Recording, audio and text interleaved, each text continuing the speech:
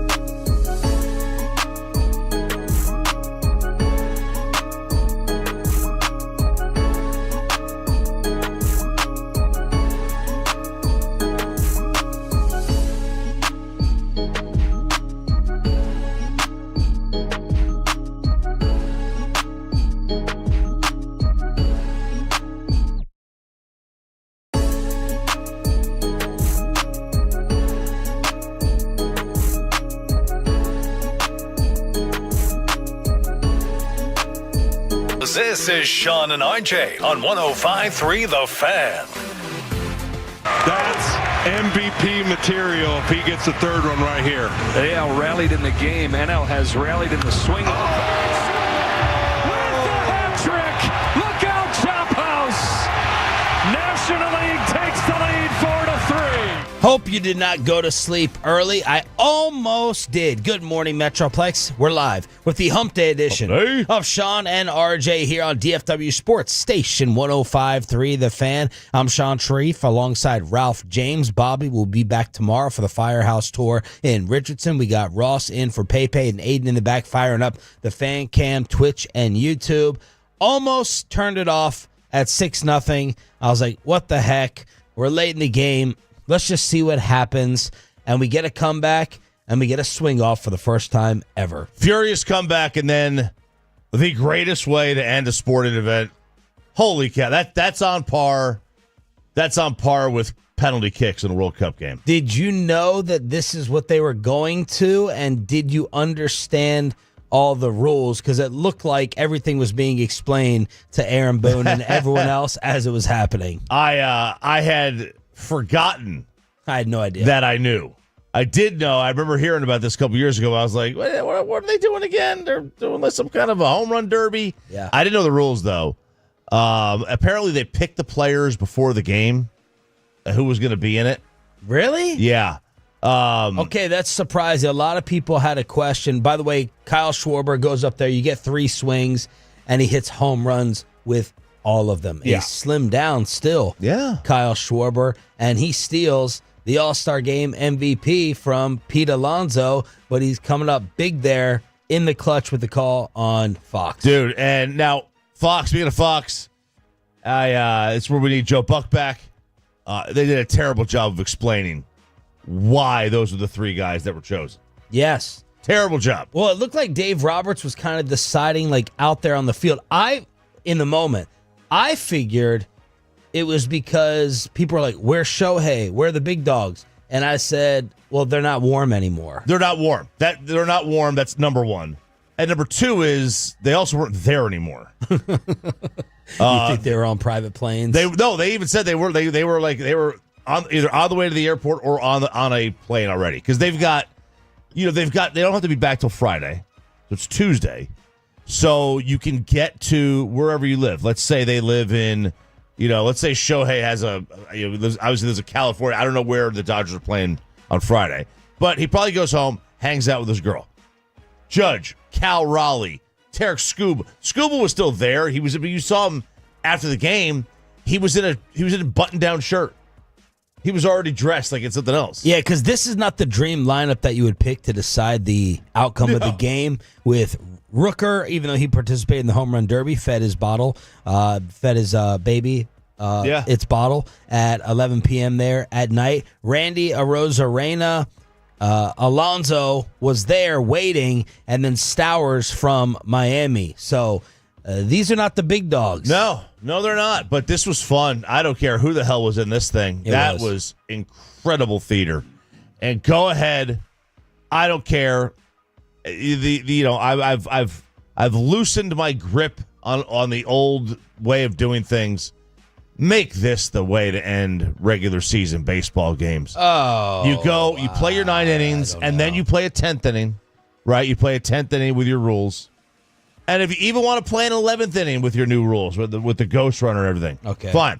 After you get past 11, because even in college football, you get past the second overtime, they just go for 2.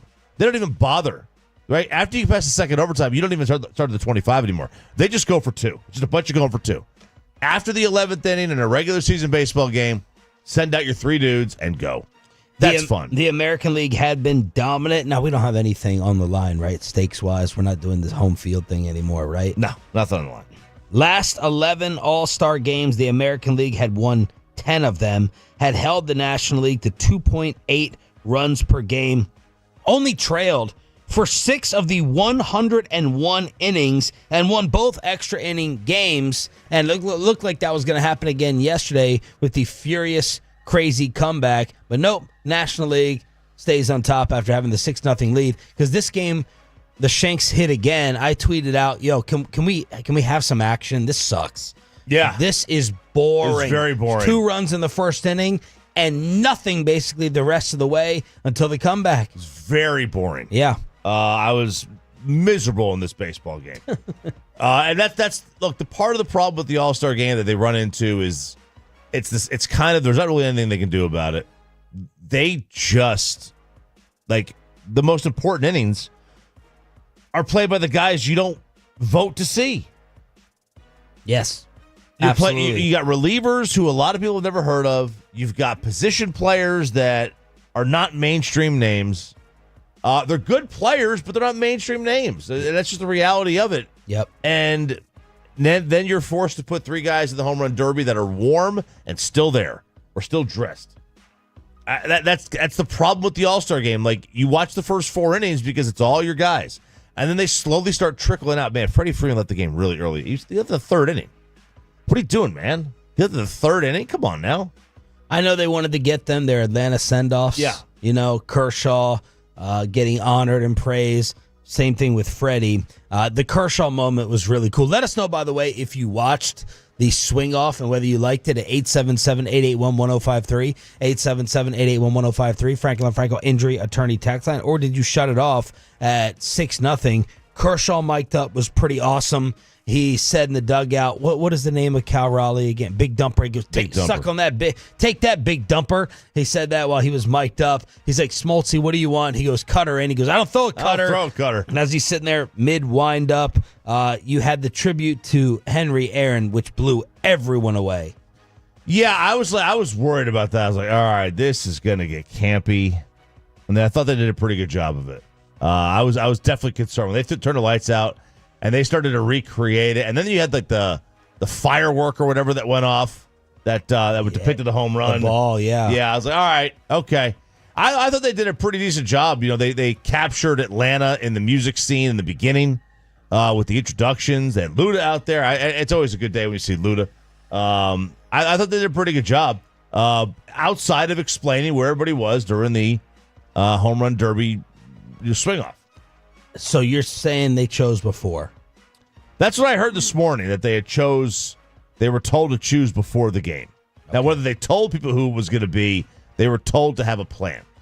And then you had the added element of the robo-umps. Yeah. With the immediate challenges. What did you think? It actually worked out quick. It was quick. It wasn't like a slow, drawn out. It was like they're challenging this. Like the tennis review. Like the tennis review. It was very fast. You see the pitcher like fist pumping. And I thought Smoltz did a pretty good job detailing, hey, listen, pitchers, be careful. The pitchers don't need to be saying that. Let the catchers decide, because the pitchers think everything is a strike.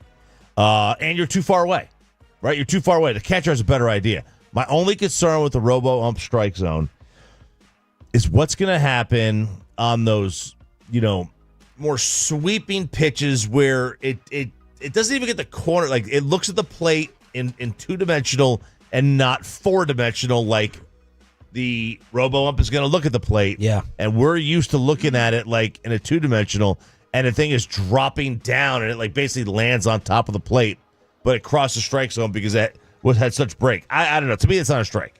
Everything last night worked against the hitters because it was like a seam of the baseball touched the outer part of the black, and it technically is a strike there. Yeah, I know. And that's, we are going to have to, just like we did in football, we had to relearn and reteach ourselves what a catch is.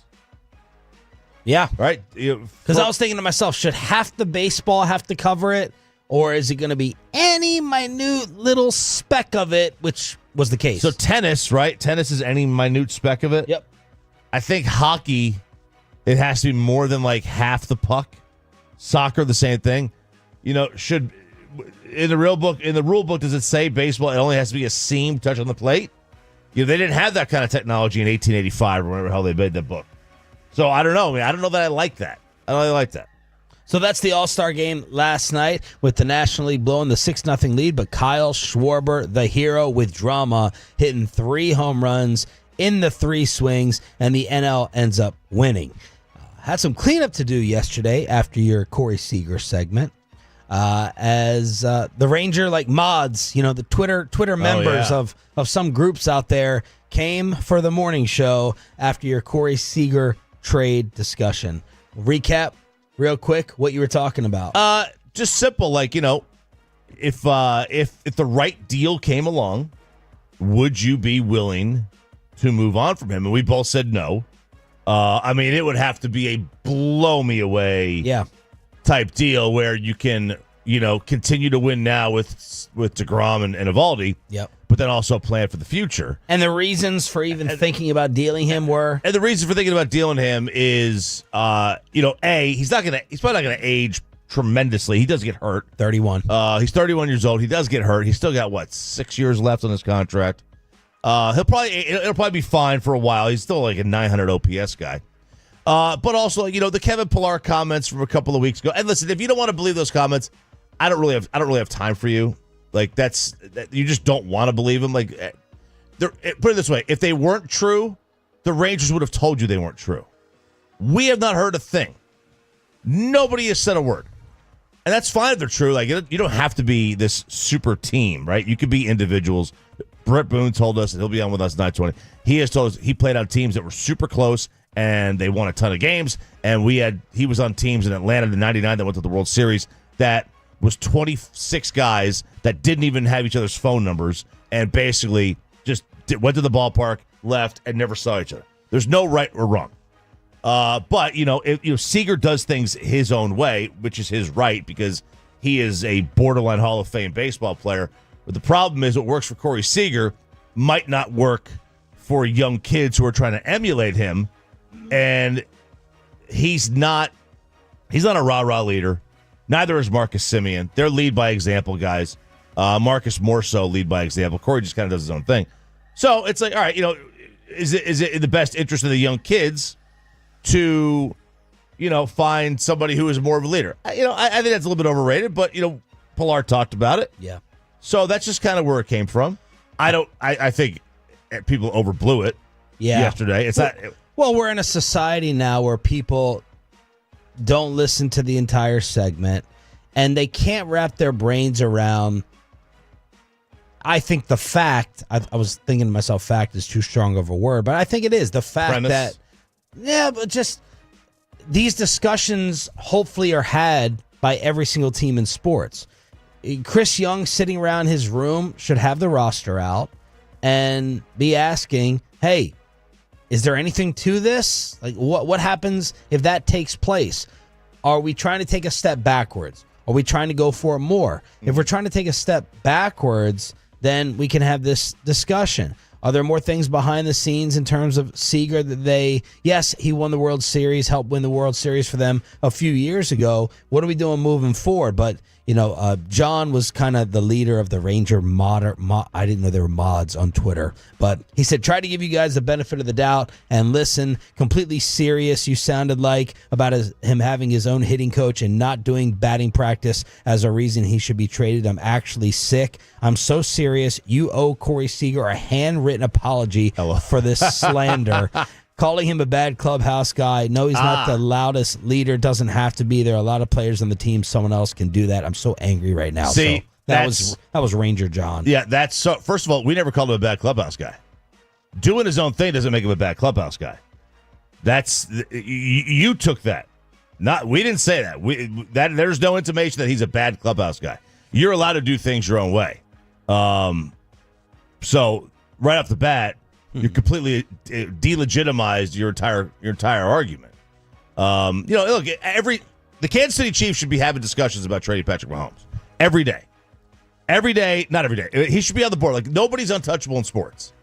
Every single player, the Dodgers, Shohei Ohtani, if they got an entire team's farm system, it would be in the best interest of the team for at least somebody to bring that up to the other people in the room to have a discussion about it. Now, that doesn't mean you do it, but you have a discussion about it. I know for a fact, I got to be careful the way I say this because maybe a year or whatever it was ago, I wasn't as specific as I needed to be with Micah Parsons.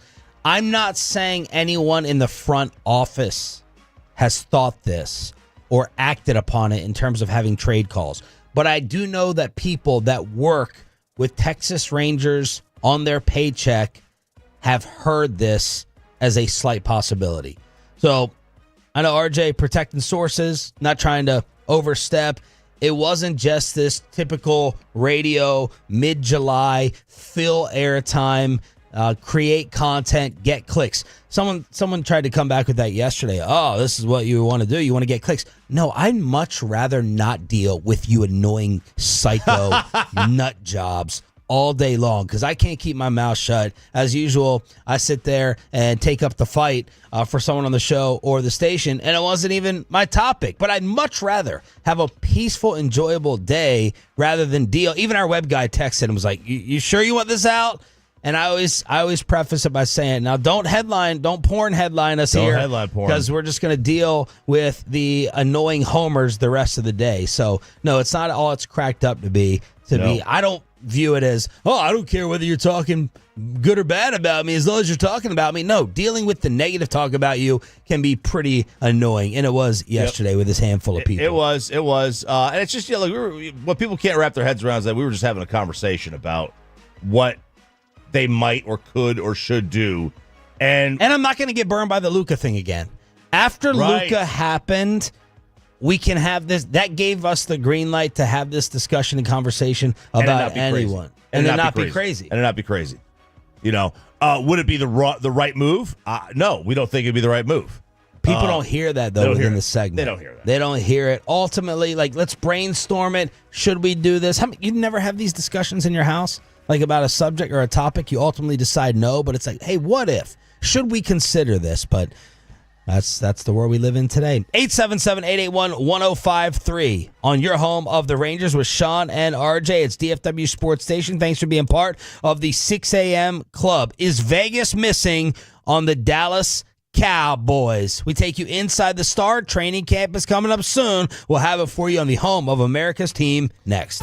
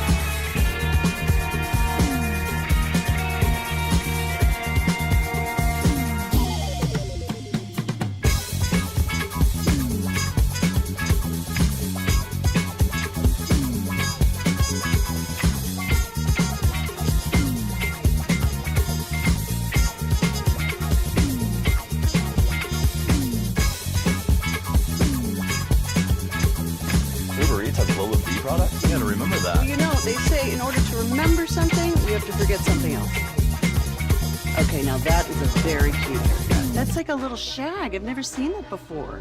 Well, I mean, of course you have. It's the Rachel. Oh, is that your name? No, I mean, your name. No, I'm Jen. My name's Jen. Right, but I just mean, this is your haircut. But that's hair on your head. I'm not saying this is your hair. Okay.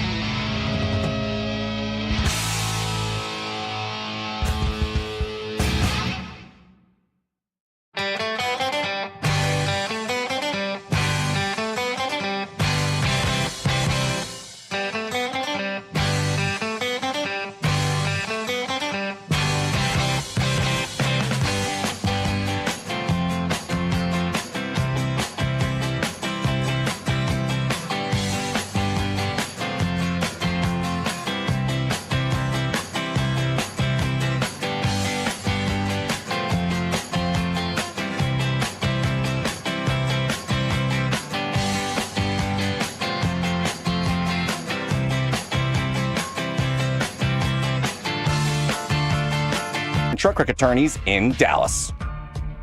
How long away until Oxnard, California?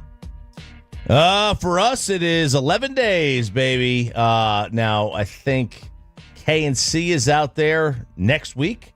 So for them, it's less than 11 days. It's like 5. But for us, 11 days. Man, I remember it used to be like, hey, just get me to camp. Get me to training camp.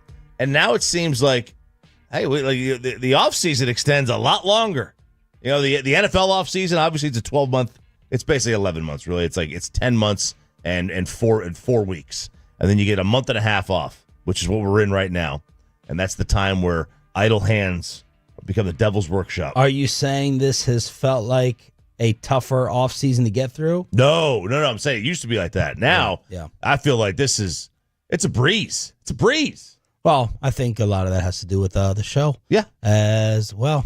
And having Bobby and Pepe fill up some more airtime. So we got a couple more deals yesterday, and RJ, of course, looking at this through a Dallas Cowboys lens. Right after paying Garrett Wilson, $31 a year, the Jets locked up the other side. Sauce Gardner, 4 for $120, becomes the NFL's highest paid corner at $30.1 a season. And then the Chiefs went and gave guard Trey Smith 4 for $94, highest paid guard in NFL history, $70 million in total guarantees. Yeah, and Trey Smith, like you said, that major deal, and they did, they kind of did the Jerry thing there. They let him get on the tag. Jerry loves to let them get on the tag.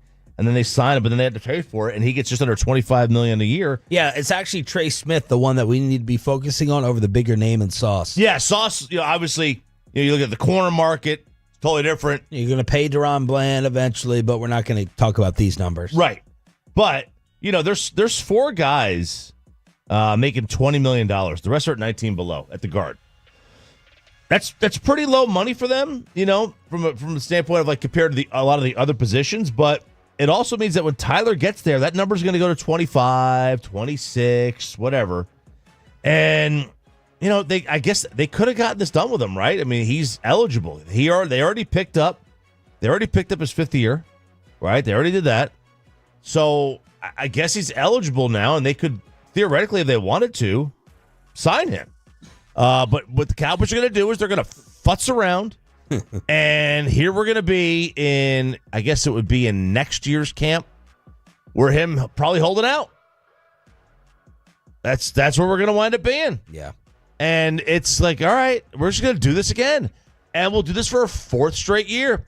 We did it with Zach, and we did it with Dak and CD last year, and we're going to do it with Micah with this year, and then we're going to do it with Tyler next year. And as Brian brought us, texted yesterday, and below the belt, you're looking like you're going to camp without 2 of your most important, your best pass rusher for sure in Micah, and now Ezeraku with this second-round problem throughout the entire league. And you're starting off without a pass rush. You are. I mean, it's buckle up, Dante Fowler. Yeah, and this is what you're always concerned with when guys miss camp is injury. You're just concerned with their injury. Now, I'm sure they're doing stuff in the offseason. I know they were here, but is Micah going to be at Penn State? Is he at Penn State right now training? Right? Is it Boston College? Is he at BC? Where are they? And where are they going to be? Are they going to be in Cabo on the driving range next to Zeke when it gets to training camp? I have no idea. Right? Shamar Stewart, Cincinnati, he's apparently down at A&M. Right? He's training at A&M. Guys are training if they're not signed. Well, Shamar may be going back. Well, he may be going back. Yeah, but they're still training. Right? That's the whole point. But there's no such thing as being able to emulate camp game speed just by doing drills and working out. Albert Breer talking about this because Nick Harris got some quotes from Micah talking at a jersey retirement at his high school, and he said, I know God's got my back. He took me this far. They're going to play out the way they're meant to play out. For me, I just try to do things the right way. But Micah talking about how he's feeling during the negotiations. I just work harder. To me, I look at it like if people don't see your value, you don't cry and lay up. You just work harder. You got to show people your value. I just think that is the difference. So Albert Breer And he fell victim. I like Albert. He fell victim to the Cowboy clique. He did. Because he it's did not his... CLIQUE, it's No. CLICK. Yeah, he said the 10 things that I think about and talk about when it comes to NFL training camps and to look at when it comes to training camp. And I'm like, okay, what are the 10 things? I don't know, Aaron Rodgers, Travis Hunter, Shedeur Sanders. Like, all those are, to me, bigger stories than Micah Parsons' contract. What's Aaron Rodgers doing in camp? Like, how's that going to work? Obviously. Travis Hunter, hey, we want to see him for the first time. Shedeur, is he going to be able to be the number one? Those are all infinitely bigger stories than Micah Parsons. But Micah's going to get the clicks, and he knows that, and they know that. But talking about his deal, and he even adds, like, this would be the fourth time in 7 years for this franchise, because Zeke in 2019, that they have done this summer-long contract dispute, and they've never been better off for it, ever. And, while They've Micah... never been better off for it. Okay, so they haven't won out doing this. Right. The team has never won out doing this. 2019, they got Zeke in camp to help Jason. That was kind of a disaster year. Dak and CD last year, that was kind of a disaster year. Zach the year before, he was had one of his worst years. So it's never really worked out for them. But, Parsons showed up for some of the OTAs and the mini camp. So that's good. That's good. But this is another situation where, Jerry steps in it, saying he never heard of the agent, and that they're not going to get a deal on the contract. They're not going to get some great low ball rate because Micah doesn't have to, and he knows that, and they know that. Yeah, I don't care about this story anymore until I know it negatively affects or impacts him and them during the season. Mm-hmm. Once he comes out and he's like CeeDee Lamb and says, no, it hurt me. I'm rusty. I'm behind. I missed my assignment. I wasn't around training camp to get used to Eberflus's system. Then I'll care. Then I'll be ticked off about it. Otherwise, I'm sure like many people, just tired and done with it. What is Vegas doing with us now? Man, I think Vegas is missing the boat here. Cowboys are, I got this from a text from my handicapper. He said Cowboys are plus 750 to win the NFC East. I was like, that seems a little low. Yeah, especially after for 25 to 30 years, it's a guaranteed winner. Mm-hmm. Yeah. They alternate winners, so there's no way Philadelphia, based off history, wins it again this season. No chance. No chance they win it again this season. That's a given. We know that. That's already set in stone. They're not going to win the division this year. So then you bet the 750, or are you just scared of Washington? Well, I'm not really scared of Washington either. I'm going to bet the 750. All right. There's no doubt about that. But for reference, this is how low that is. The Titans are plus 800 to win the AFC South. Wow. Now, putting us next to Tennessee, basically? Yeah, now divisions matter, right? Divisions matter. You can get the Cowboys lower than 750 other places. I think they're as low as 5-1 in some spots. But this casino had them at 750. But look, the fact that those two are so close together is basically Vegas telling us that they have no chance to win the East, which I just completely disagree on. A, they're still pretty good when healthy. B, when they have their quarterback, they win 10 games a year for the most part. And then C, this division never has a repeat champ. So whether you get the Cowboys at 5-1, 7-1, 8-, it doesn't matter. It's a value bet at this point. You are to have a quarterback that is pretty clearly, when he's healthy, a top 12 player in the league, have odds like that, implied odds like that. That's where you find your best values. So what's the over-under right now with wherever you bet that you could get them on? And if you had one bet to make, them winning the East at plus 750 or over 8.5 wins, which one would you jump at first? I think it would be over 8.5 wins. Me too. If I was going to bet one. Yeah. Because you don't have to worry about other people. Like the Eagles go out there to go 14-3. All right, you're not going to. This Cowboy team's not going to win 14 games. But yeah, I think that would be it. All right. If Bobby was here, he would just be shaking his head at the Washington Commanders because the Terry McLaurin deal will keep it inside the East. It's still not done, and he sounds very, very disappointed. I want to be here. I want to make that clear, but it takes two to tango, and I'm just confused. Like, when you have the type of production that I have, I would just like things to be upfront and honest. So he's kind of talking about a lack of transparency, but he updated the Commanders media and let them know things are not looking close to being done for the Commanders receiver. Coming off 82 catches, 1,000 yards, 13 touchdowns at the age of 29 still. Man, I'll tell you this. This is kind of the power of the Cowboys. We've barely heard a thing about Terry McLaurin's contract in comparison to Micah Parsons. Yeah, no, not even close. Not even barely, yeah. No, barely. And, that's a really, really good, number one wide receiver. You think he's a good one? I mean, no doubt one. He's a one in the sense that... he's a special two, but what is a one? Who were we arguing about with Bobby as being a one a few weeks ago? Oh, Pickens. Yeah, George Pickens. Pickens or McLaurin? He's better than Pickens. He's better than Pickens. I agree. He's a one in the sense that... I'm trying to think who I would compare him to.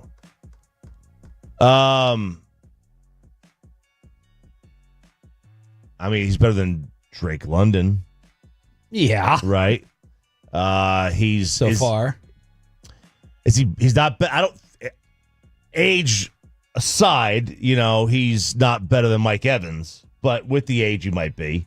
Although he's not young either. I don't know. Is he on the level of like what Keenan Allen would be when healthy in his prime? That's a difficult thing for me in this discussion is where to slot him. Yeah, I think a lot of his. So let me just go down the receivers, and then you stop me when you tell me where he fits. Jamar is at 40. No. Jefferson, Lamb, DK's at 33. Like, Terry McLaurin could argue. I could make that argument. He could argue, like, I want 33. I have better numbers than DK. I'm more consistent. Garrett Wilson's 32.5. He could argue. He's done more in his career. He could argue. So that's the difficult thing. Yeah. Like, he's not a top 5 receiver, but you're sitting there in that 32, 33 range. Amon-Ra is at 30. Ayuk is at 30. And he can say, he's the same. I'm kind of the same. That's what's tough about him. Yeah, it is difficult. Because also, again, Amon-Ra's had a quarterback. Ayuk has had a quarterback. Garrett Wilson's not. McLaurin's not. Some of those guys, if they haven't had quarterbacks, then how do you really know what they are? All right, we have the golf apology and story being told. The explanation the entire world was waiting on, and Shaquille O'Neal's threat towards RG3. The audio you have to hear with Sean and RJ next.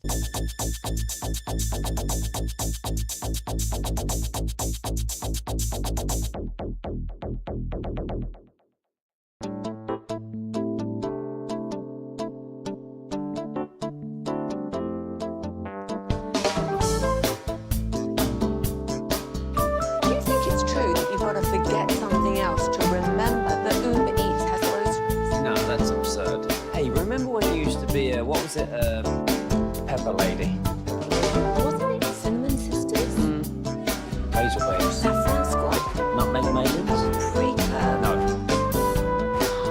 Nutmeg Maidens? I just said that. Was it Spice Girls? Doesn't sound right. Was it Saffron Squad?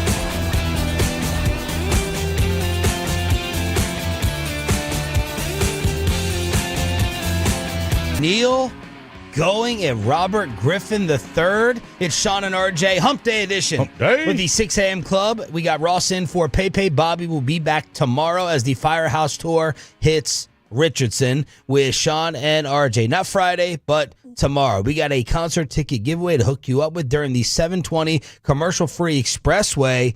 But Shaq coming out with threats. RG3, of course, giving his commentary and opinion that overall I agreed with when it came to Angel Reese versus Caitlin Clark. Now, what you need to know, and I know this having watched the Reebok Netflix with Shaq and AI, trying to relaunch the company, Angel Reese signed with Reebok. All right? LSU girl. Yep. Shaq went to LSU. Shaq is like president or in charge of Reebok now. So Angel Reese is a partner, a client, friend, daughter type, whatever you want to say. And Robert Griffin III basically said, I'm paraphrasing, and there was a lot. RG3 tweets a lot. And they're long tweets.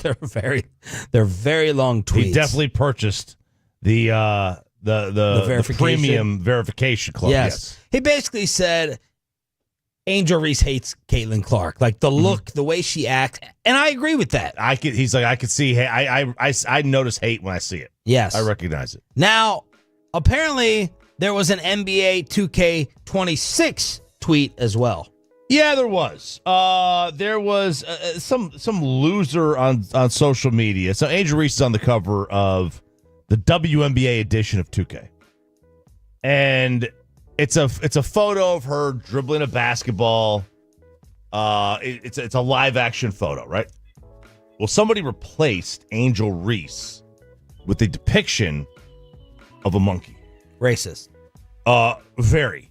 And this is one of those posts where there's like, there's no getting out of this in context. No. Right. There are other posts you get at. You can play the context. There's no context here. Yep. The only context is that you're garbage, right?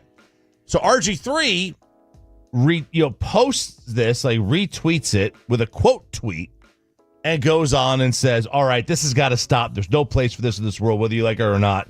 Angel Reese should never be called or depicted as a monkey. Goes on in a very long thing, talking about how people in Angel's inner circle called her and told her that he was right on the Caitlin Clark and that Angel has grown to hate Caitlin because of the media always asking her about it. But stop the hate. If you hate Angel Reese because she's black, you're the problem. If you hate Angel Reese because you're a Caitlin Clark fan, don't turn it racial. There's no place for racism in this world. So he posted that. And he's denouncing it. He's denouncing the photo. He didn't just retweet it. He quote tweeted it, gave his commentary that this is wrong. Well, that is completely lost in Twitter because there is not a single person who is coming out in defense of RG3. They are saying, you're a bigger loser than I thought. Denounce this without coming on here. Why repost it? You could have said what you wanted to without the graphic. You just wanted a reason to post Angel Reese as a chimp. You're a disgrace. Wow. The original tweet had 22 likes and 6,000 views in a day. Your resharing has 500,000 in 2 hours. You did this for clicks. This is not advocacy. This is giving a deplorable graphic more oxygen and reach. You're a loser for this. I'm just reading right in a row. I can't believe it because they're stupid. This is you can. How do you denounce something that nobody knows what it is? Exactly. If you just say, I denounce the graphic posted of Angel, nobody knows what the hell you're talking about. Yep. The photo is what plays. Totally If agree. you say, like, how much worse, I'm trying to think of an example here. How much worse did people think of Ray Rice after the video? Much worse. Had to see the video. He kicked her on the ground. Like, she was on the ground. That was the problem. Yeah. He kicked her. Like, how much worse was it? I can't remember the football player. He had the girl in the apartment and he threw her against the TV. Oh, yeah. I can't remember. How much? You hear the word domestic violence, it's bad enough. You see the video, it's like, what are we doing? Yep. You have to show the context of what you're angry about. I agree. Well said. Well recapped. Shaquille O'Neal did not care about any of that context as he decided to issue a couple of threats towards Robert Griffin III. Oh, speaking of man, RG3, tweet another monkey post about my girl Angel Reese. I'm punching your face. Okay?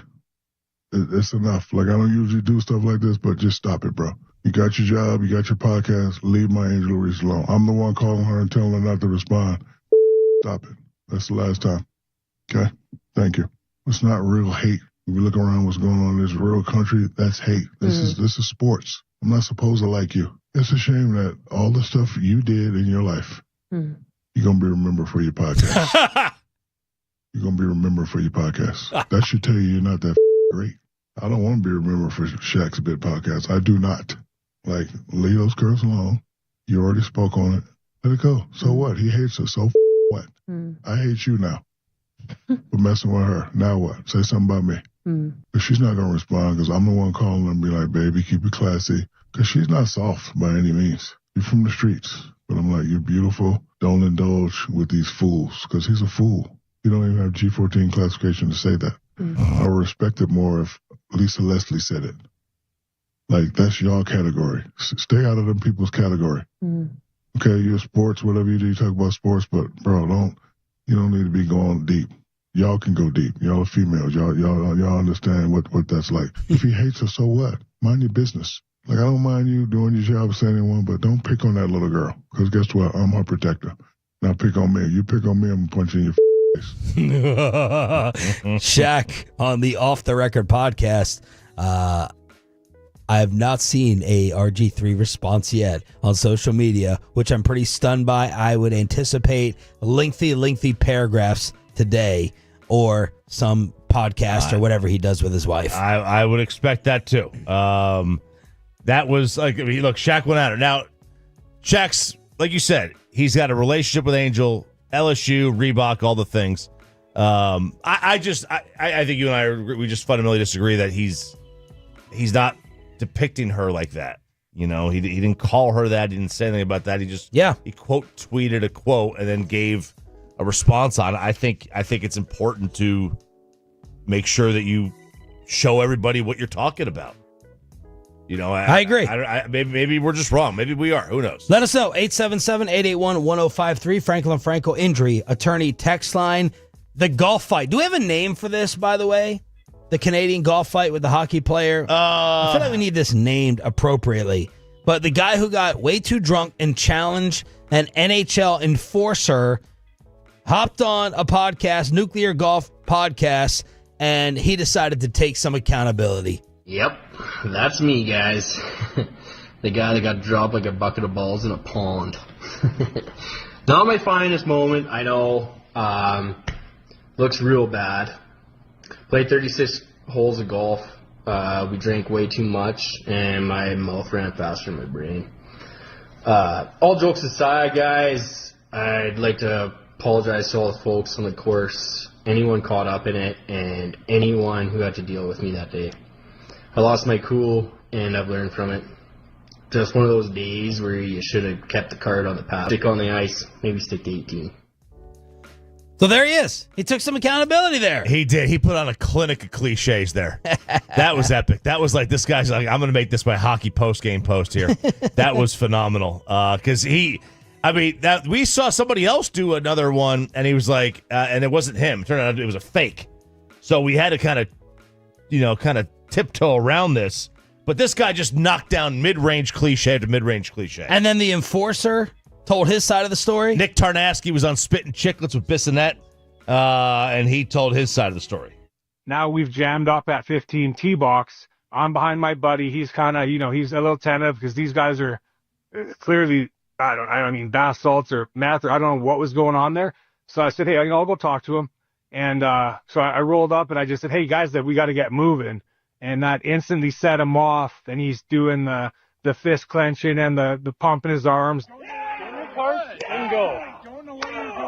And I said, that's where the altercation starts. That's on the video. By the time the video catches that, it kind of just catches him in screen. So he almost lunged at you and gave you a shove. And that's when you kind of just made the rotation and threw him in the lake.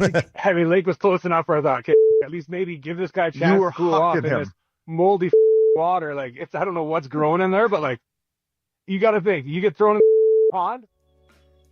Day's over right there. And what was your favorite part of the fight? The bang. Bang! Batman. Bang! Adam West Bang! Batman. Yeah, he was doing like the graphics of Batman. Whoop-pow. It's like in WWF when they punch and you hear the shh. Yeah. Like they're making the shh. Yes. They're You know, stomping on the sweat. ring. Yeah. The sweat flying everywhere. Yeah. And so Paul asked him, I was like, did you do that when you fought? And he goes, I don't know where that came from. Which makes the story even better because that guy did that very impromptu. I thought for sure. He did that while playing. For sure. He did that while playing, but he did. But the fact that it taken 25 minutes per hole, get these guys off the course, man. And then the end of the story from Nick Tarnasky, who beat down this drunk slow player. After the whole confrontation, basically what's seen on the full length video, I tell him like, you got to get better because it's not like you've made it like now there's 3 or 4 groups pounded up behind us. There's other, dad with young teens. And I'm like, hey, like you guys got to go. Like it's enough. At that point, he's completely, he has no idea now where he is. Everyone's getting a good laugh. I think the message was sent that it was inappropriate and, he got embarrassed by it. So there it is. No. Seems like a peaceful ending. Guy took accountability, explained it, but there it is. Aiden has the replay on the Fan Cam, Twitch, and YouTube. I'll be heading to Michigan here in about 4 weeks. Well, and I hope to see a fight, not with me involved. But and those accents aren't quite the same, but you could see them from there. I hope to see a fight, man. I love a good little brouhaha on the golf course. Why are people and Vegas odds makers still talking about LeBron to the Mavericks and another Maverick surgery? Are they taking place too late in the offseason? We'll have that for you. Another concert ticket giveaway, and we'll go commercial free with the Expressway, the Hump Day edition of Sean and RJ, continuing on the Fan. After we get...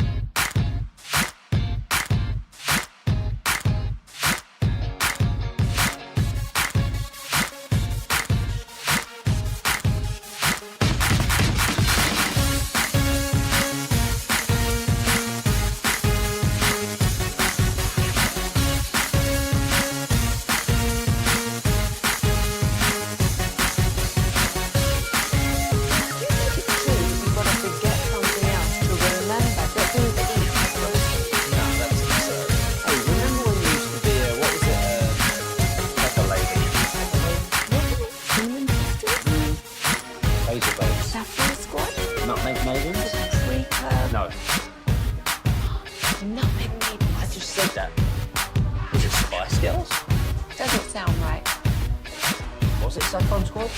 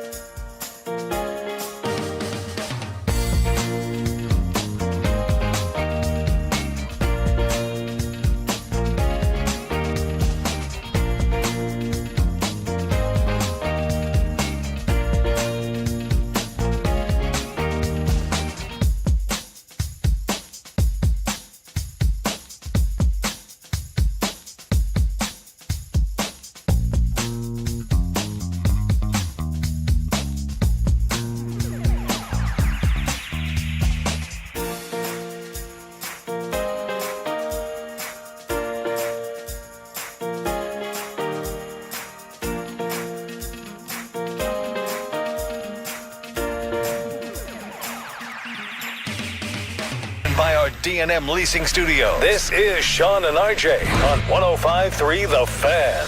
Good morning, Metroplex. Sean and RJ with the Hump Day edition.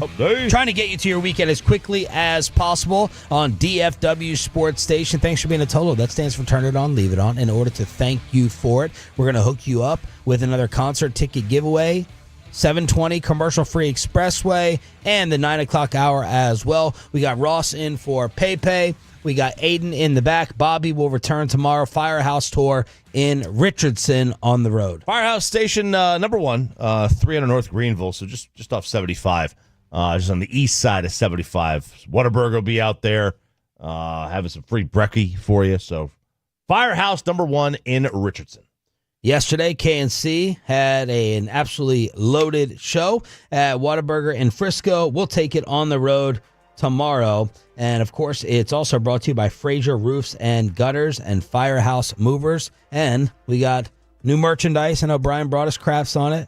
He says we have to, just come up with things in the factory in order to entice Tolos to come out. Well, and look, if that's true, we're doing a bang-up job of it because they're usually gone by 7 a.m., but we got some pretty cool Sean and RJ Firehouse Tour tumblers to give away, so that's always good. I never could have enough. And I have a full cabinet of tumblers. All right, I have maybe 40 of them. What's more difficult to find in your house? The tops to your plastic food containers to match up, or the tops to all your tumblers? Because for me, the tumbler tops, it's a nightmare trying to figure out the right one to match up with. Do you wash them and put the tops? Do you match them up like socks immediately? Because in my house, it's the coffee tops. It's the tumbler tops just set to one side, and then I got to rummage through, Ross. Yeah, I match them immediately once they are clean. Absolutely. Yeah, I do too.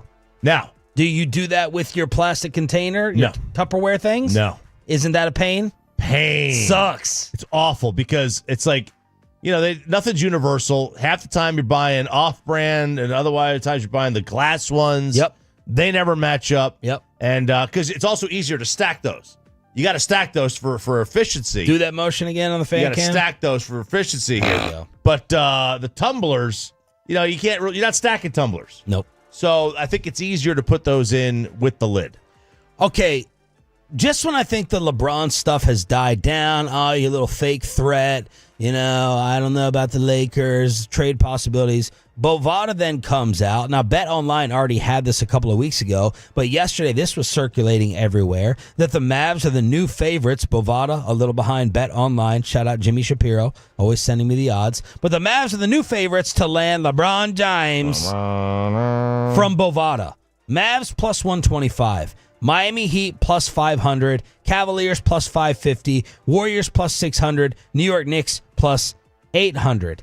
And there's a guy named Scoop Jackson. Yeah. I'm not too familiar with his work. Doesn't have the most social media following, but he was basically stirring this back up, along with some people DMing me. People are trying to be Pretty Ricky of basketball. Pretty Ricky is this NFL source. He called the Trey Smith deal, and he's kind of an underground NFL newsbreaker. He misses sometimes, but he does get some scoops and stories, and people trying to be like that, sending me the LeBron James deal is going to happen. So this is resurfacing all over again, RJ. Yeah, it is. I don't. Who the McMahon talked about this. Are the Mavs going to give up everybody? Gafford, PJ Washington, and more? Right. To go get Gut them? your roster. Yeah. And look, I mean... And Kevin Gray tweeted yesterday, talked to someone. No, it's not going to happen. Yeah, and I think you remember Scoop, right? You remember that guy. You know what? I got a wrong Scoop, because I used to have Scoop Jackson on my show in Maryland all the time. Cool dude. Fun to have on. This is another Scoop. I gotta figure out who it is. I got my Scoops confused. All right. It wasn't Scoop Jackson. I love a good scoop. I love a good scoop. My bad. But it was some other fringe NBA reporter. Yeah, this is one of those things that's probably going to be We've grown on. out of this, right? We've grown out of this dream team, super team thing. We've matured. We have. I would assume that this is a story, though, that has legs throughout the summer.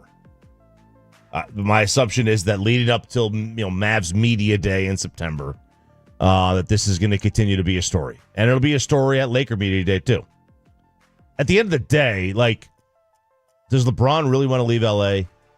His kid plays for the team. Right. His family lives out there. Does he really want to leave at that age and go play one fringe year somewhere else and ring chase? I mean, I don't know.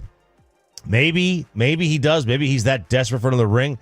But from what he said, talked about a couple of weeks ago, talking about the whole ring culture.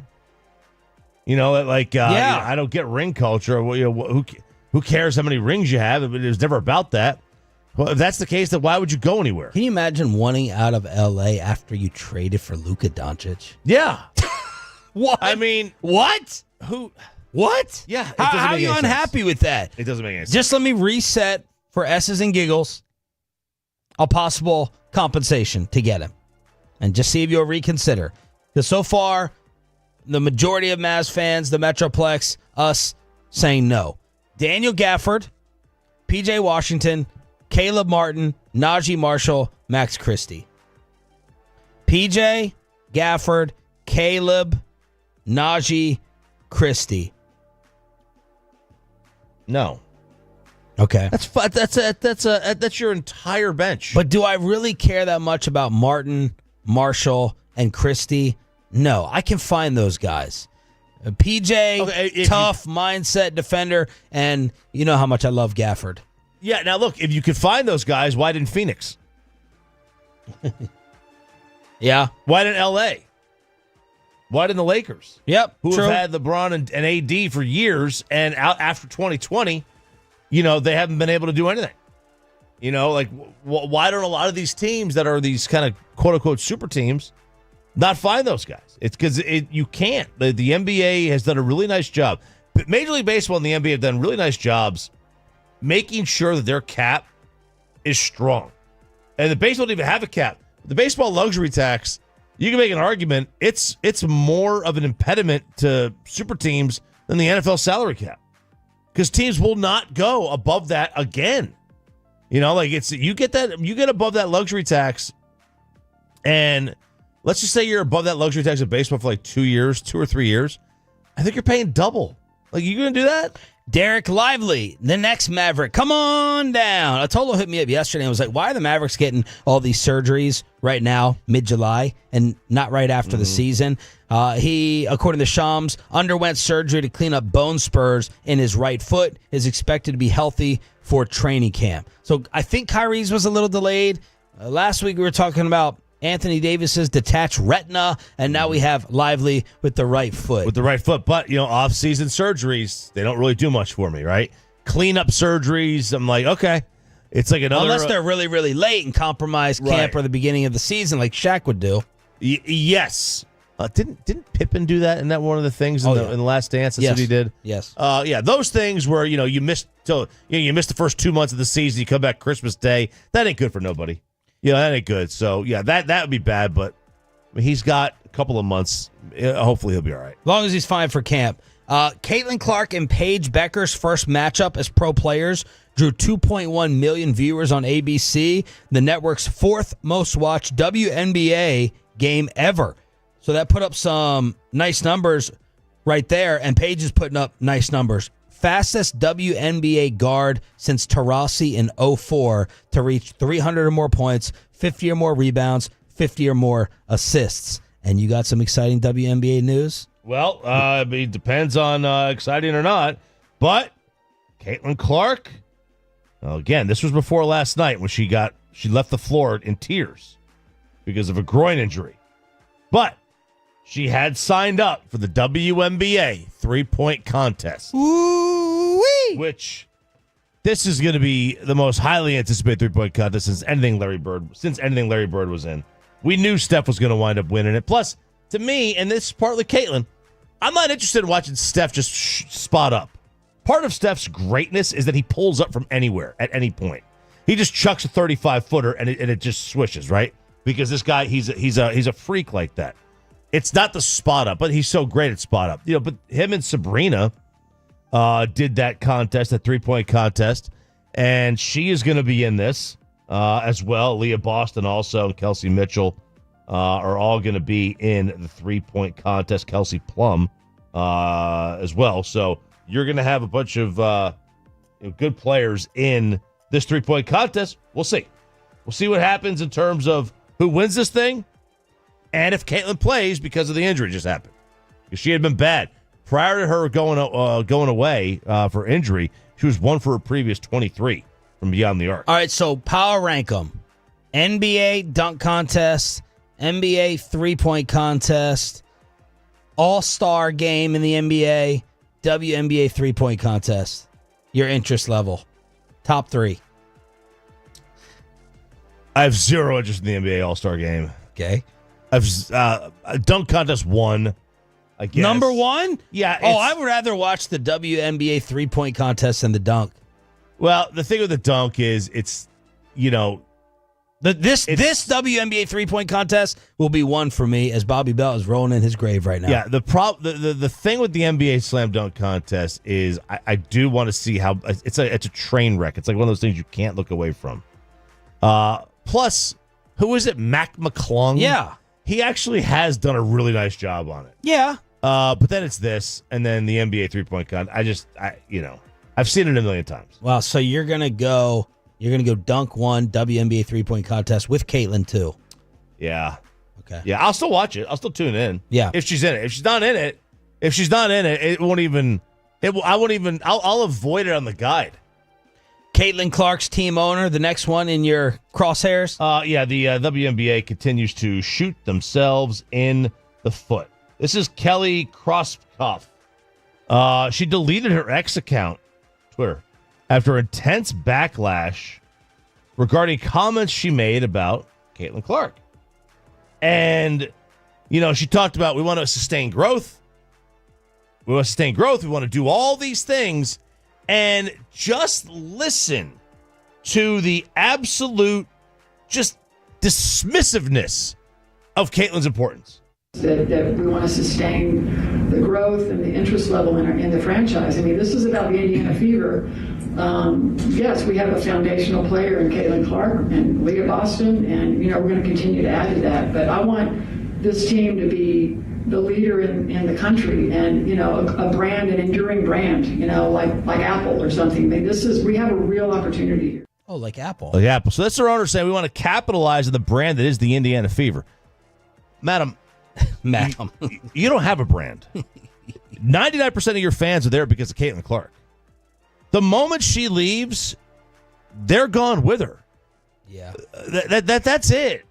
You don't have a brand. The NBA doesn't have a league. They have a player. I think the Fever's jerseys suck, too. All these NFL creamsicles are coming out. The old Redskin jerseys. Yeah. The Chargers had some new ones. They got to come out with a better, flashier jersey. The Fever jerseys are awful. The nerve on this league just to completely ignore and have no awareness as to why they're on TV. Like, it does not take a lot of dot connecting, dude, to figure this one out. Yeah. I'm trying to think what other player in sports took their league to the next level of pop. Like golf, Tiger. How many players at the time hated on Magic and Bird? I think Rodman said if Bird was not white, he'd be just any other type of player. I mean, look, it'd be foolish to think that there wasn't a racial element to Bird Magic. Sure. That doesn't mean that Larry was not. That doesn't mean Larry was just another player. Yeah. Larry was nasty. Yeah. All right, so there it is. Little recap of what else is going on in the sports world here with Sean and RJ. It's DFW Sports Station, your home of the Rangers and Cowboys, and the 720 Tolo ticket giveaway. Let's send you to another concert when we go commercial free. We'll chop it up at 740, but give us your feedback if you stayed up, watched, enjoyed, or hated the All-Star Game swing-off. Choppy has it as part of Diamond Calves on the home of the Rangers next. After we get you over to QC.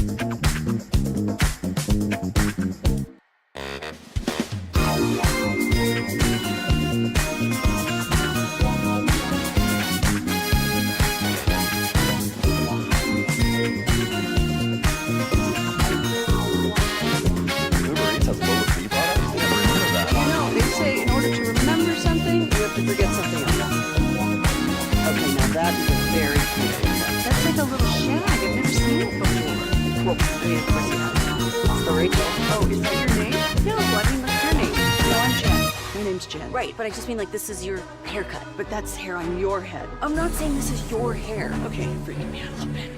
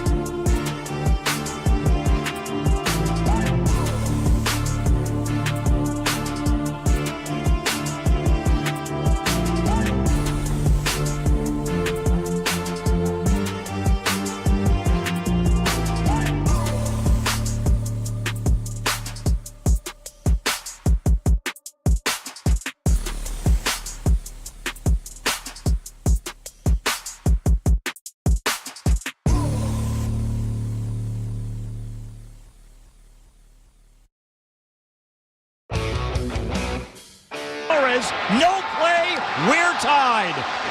Steven Kwan does what Steven Kwan does. You're an idiot and you don't know baseball. Ranger fans, you're not dreaming. How can you not be romantic about baseball? How can you not be romantic about a swing-off in an all-star game? That was phenomenal. That was phenomenal theater, great television. In the National League, fresh off of three, I said three, Kyle Schwarber bombs in. The swing-off goes, and they win the all-star game. Clutch. Very clutch. Very clutch. So what they did is they rolled out the BP pitchers. You know, whoever threw BP, I'm sure, before the game. Yeah. And, each team obviously gets, they got three, each player, I should say, got three swings. They named three players to do it. They were all players that had been in the game in recent innings. The guys who started, for those wondering why Ohtani and Judge and Acuna and Cal Raleigh were not in the home run derby at the end, the swing off, it's because, let's be fair, they most likely were not at the game. They had already gotten showered. Tarek Skubal came out. He was in street clothes. They're not going to throw him out there in their loafers. My favorite part of the All-Star game growing up, and even though I think it's too participation trophy-esque, the part about including everyone from a team, except for not subbing Evaldi for DeGrom, is you learn about other players, especially in baseball. I need that. I know the least about really good baseball players than I do any other sport besides hockey. Give me the player last night that you learned the most about, or you're like, oh, this kid's a stud. This kid's got talent. I like this individual. Now, you love baseball more than I do, so this may not apply to you. I got to see the Miz pitch more than I had. Yeah. That was good to see. You know who I really liked and kind of went down a rabbit hole of after he was mic'd up in the outfield? Was Rooker mic'd up? No. PCA. Oh yeah, Pete Crow Armstrong. Pete Crow Armstrong. I was like, let me do some homework on this guy. Kids love him, man. They love he's got a nickname. You got to have a nickname. PCA. Got to have a nickname. He's going to wind up having, a really good, maybe a 40 home run, 50 stolen base season. That's going to be a really good year. And then, unfortunately, some of the athletics stood out as well. Some of these A's. Oh, yeah. I mean, Jacob Wilson is really good. Brent Rooker is really good. They've got some solid young players on this team. Rooker looked like he was going to be the hero in the swing-off. Yeah, he did. I mean, he had a pair of them, 2 out of 3. They're good. And the problem with that is that they might be coming into money here in a couple of years. They might be able to keep some of these guys if they actually do get this Vegas not the players thing. coming into money, the athletics come in. The athletics. Because, they're moving to Vegas, they're hoping, they're hopeful. Look, they're making this move to Vegas not to lose money. They're moving it to make money. So they're hopeful they'll get more cash. Now, their owner still is a cheap SOB, so maybe he won't be spending money, but maybe they get him out of there. That could be another kind of talking point, but that was last night. And for those wondering why it wasn't Ohtani and Judge and Raleigh, like I said, those guys were likely gone. And they surely were cold. They'd been sitting around for 2 hours. Because I'll be honest, that was a boring baseball game for a long time. Oh, yeah. Really And boring. Part of the All-Star Game's problem, and I don't know what they can do about this, is that the guys you vote to see are gone by 8:15. Well, you talked about the over-under yesterday, and we're like, that's too low for an All-Star game. It's like 5.5. It's like, what are we doing? And it was 2-0 for the majority of the way. Right, and the pitchers have been so good, though, and that's Because I wonder part of how many turned it off at 6-0 fan text. Did you?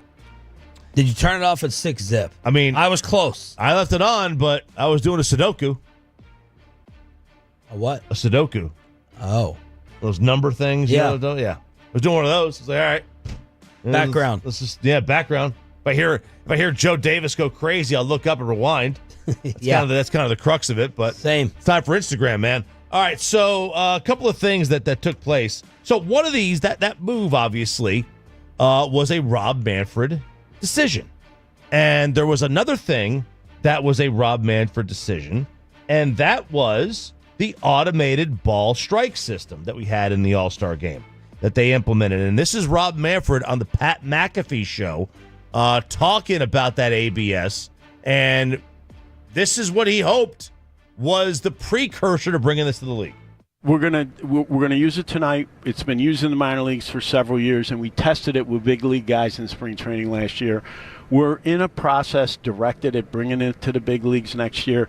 The great thing about it that we didn't fully understand, the rendition on the board afterwards is like a fan friendly. Yeah, like tennis.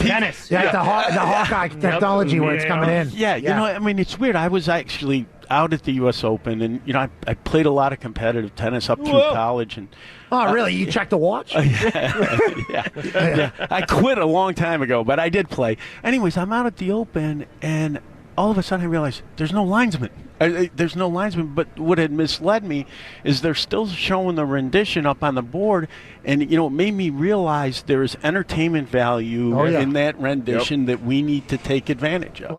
So I did think last night that when they showed, it was very quick. It was very quick when they showed the replay. I was like, okay, I can see how this is cool. And again, the problem is going to be you are going to lose somewhere along the way strike 3 of a World Series to end it. That's what you're going to lose. And you're going to lose the jubilation because the immediacy. So we're never going to go to this just calling every pitch. It's going to be a challenge. Challenge system. It's you tap the helmet. Okay. If you're the hitter, you can tap the helmet. You tap your head if you're a pitcher or whatever. And once there's going to be limits to it. You can't have a million challenges. There's going to be limits to this. The operation of it was pretty good yesterday. It was fine. It was seamless, man. It was really, really quick. And they did this in the Atlantic League a few years ago, which is a minor league. And it was terrible. I mean, it was you had guys getting called for strikes, and because they had it with the umpire had like AirPods in, and it would just whisper to them, strike, the ball. And they would call it, and the guy's like, what? Ball was in the dirt. How the hell are you going to call it a strike? That would be my concern about it. Is you got to retrain yourself what a strike actually is. But I think it worked. I think it worked really, really well. And I also think the home run derby swing-off worked really, really well. Another Rob Manfred move, along with the pitch clock, along with the larger bases, along with banning the shift. Oh. And A-Rod had a comment saying that we should see Rob give it a speech before long at the Hall of Fame. I agree with you. I'm a big Rob Manfred fan, and I think he deserves a lot of credit. Little single-handedly, I mean, with the changes he's made the last 2 or 3 years to really save our game, he probably belongs in Cooperstown. But the reason why I like this, Colin, technology's made the game better. Anytime you make players and umpires more accountable, it's a great thing. Going back 10 years, that strike you see right there on the screen, 83% of the time, the umpires were getting it right. 10 years ago. Today, that number's ballooned to 97%. So it's a much better quality, much better game, much better accuracy. All those things are good. Now, the application of it, we have to go see how it works. I know they've been doing it in the minor leagues. I am really looking forward to tonight to see how that plays out, because I'm a little bit on the fence, but I'm more pro because I think Rob Manfred deserves some credit. He's built some equity here over the last 3 or 4 years with his changes. And I think the game has the gift and the curse of being so married to their history. I think some of the other leagues have really pushed the envelope. Wow. Rob Manfred, Hall of Famer. Whew. I'll say this. I mean, first of all, if the umpires are getting that call right 97% of the time, why do we need robots? Right? Just keep it the way it is. But look, I mean, the changes that he has made to the sport, I think most people think they've been solid changes. Yeah. You can nitpick whether you like is that enough to make you a Hall of Famer? I mean, I think Bud Selig is, and he had a work stoppage. What did you lose? Right, you the extra innings. If you don't want to maybe you don't like the extra innings. I get it. Bobby doesn't, but Bobby hates fun. Yeah, I don't love the extra innings, but it's also like, dude, how long do you want these games to go? No, extra innings. Go for it, man. I like the extra innings. Yeah, let's go for it. Right. This, if they were to do the 10th and the 11th inning as is that they have right now, and then go to a swing off in the 12th, I'd be fine with that. You know, we don't need 13 innings on a Tuesday. Yeah, I agree. But I like the extra bags. Stolen bases are way up, way up. You are going to see Byron Buxton. He's 17 for 17 this year. There's only a handful of guys that have stolen 20 bases and never been caught. Oh. There's only a handful of guys, right? He was flying into second last night. Yeah. So you've got, speed is back. It's not a slow, old man type power game. They're bringing the speed element back. I think those are all good things. Yeah, I'd be okay with the idea of Rob in Cooperstown. I think Rob has generally done a pretty good job. He did say the Rays have been given permission to play their playoff games in Tampa at the minor league park if they'd make it. Why don't they just move them to Miami? That's the problem. Just move them to Miami. Let them play their games in Miami. They also are doing everything right in terms of getting the players to play in the Olympics in 2028. This is the next step. So we got the WBC coming up next year, and then there's talk of the players playing the Olympics in 2028 when they are in LA. Now, the one thing with this is they can obviously play them at Dodger Stadium or the Big A or maybe even down in San Diego. How long are you going to pause the season for? Yeah, man. Are you taking 2 weeks off, 3 weeks off, and then do you have to ramp back up, or are you just going to take these players and say, all right, look, we're going to continue the season. You're going to continue the season without these players. All right, okay. I think a lot of teams have issues with that. Also, are you going to reduce games? You can say, okay, this year we're playing 150 games. Well, that screws the record book up. What if you got a guy at 60 home runs after 150 games? You're not going to let him play the final 12? So there's a lot of ins, a lot of outs, a lot of what have yous. I love the idea because anytime you put Team USA on a jersey, people watch. People tune in. So I really, really like that idea. I just don't know that it's feasible. Diamond Cavs here on 105.3 The Fan. Tom Verducci. By the way, these sideline interviews are so freaking cheesy on Fox. I mean, Jeff Passan too.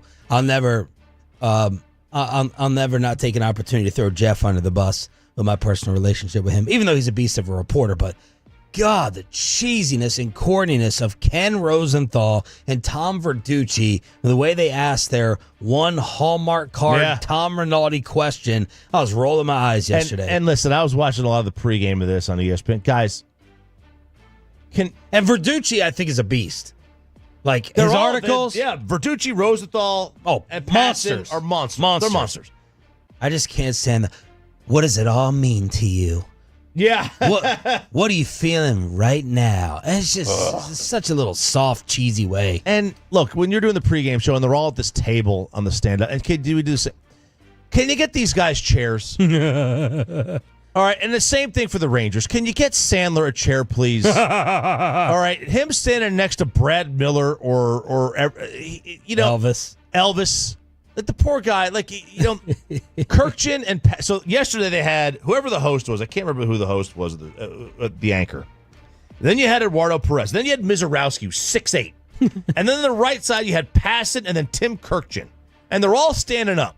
And this table is nipple high on Kirkchin. Okay, could you get him a chair because the two guys on the right didn't even look the same species as the three guys on the left. I thought we always used to do this. We evened out TV height. Even it out. They do it in Hollywood. Get him a chair. Yeah. Get him a chair. Come on. It looks awful. I felt so bad.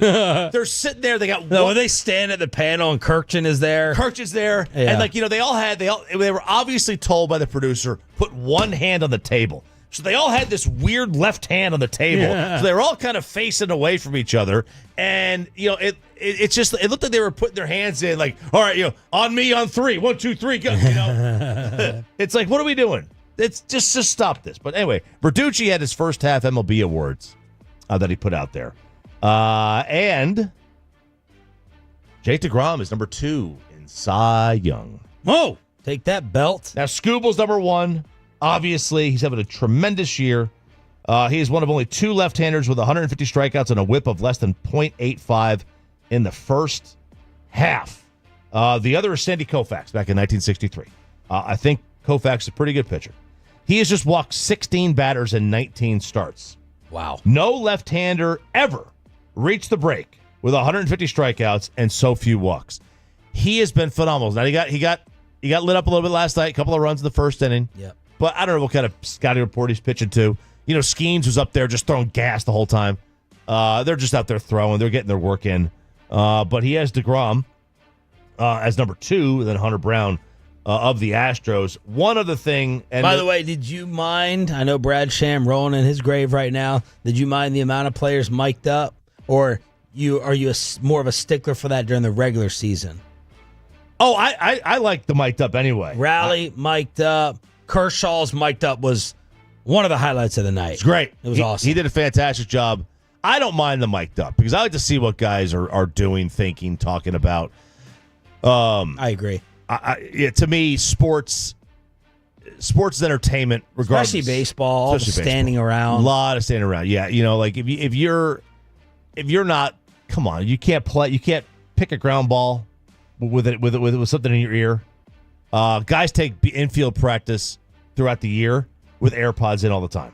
It's probably more comfortable for them, to be honest with you. AL Rookie of the Year, this is bad thing. Jacob Wilson, A's. Nick Kurtz of the A's. So 2 athletic guys are going to be top of the AL Rookie of the Year. And then you get the Comeback Player of the Year, and that is Jacob DeGrom, number 1. He's already thrown more innings and won more games in half a season. That's an easy one. Than he did in the previous 3 years combined. And it had been 6 years since he threw as many pitches and made it through 19 starts without breaking down. He's thriving. In 2021, he hit 100 miles an hour 185 times. This year, he has only done it 5. Whoa. And he is second in the league in ERA and second in the league in walks plus hits to innings pitched, which is whip. 185 to 5. 185 to 5. True pitcher. Yep. And then he's got the NL MVP as Shohei and the AL MVP as Aaron Judge. He's just like basically the gap between Judge and Raleigh with the offensive numbers is just too great for anything defensively that you would get out of the catcher, and he's right.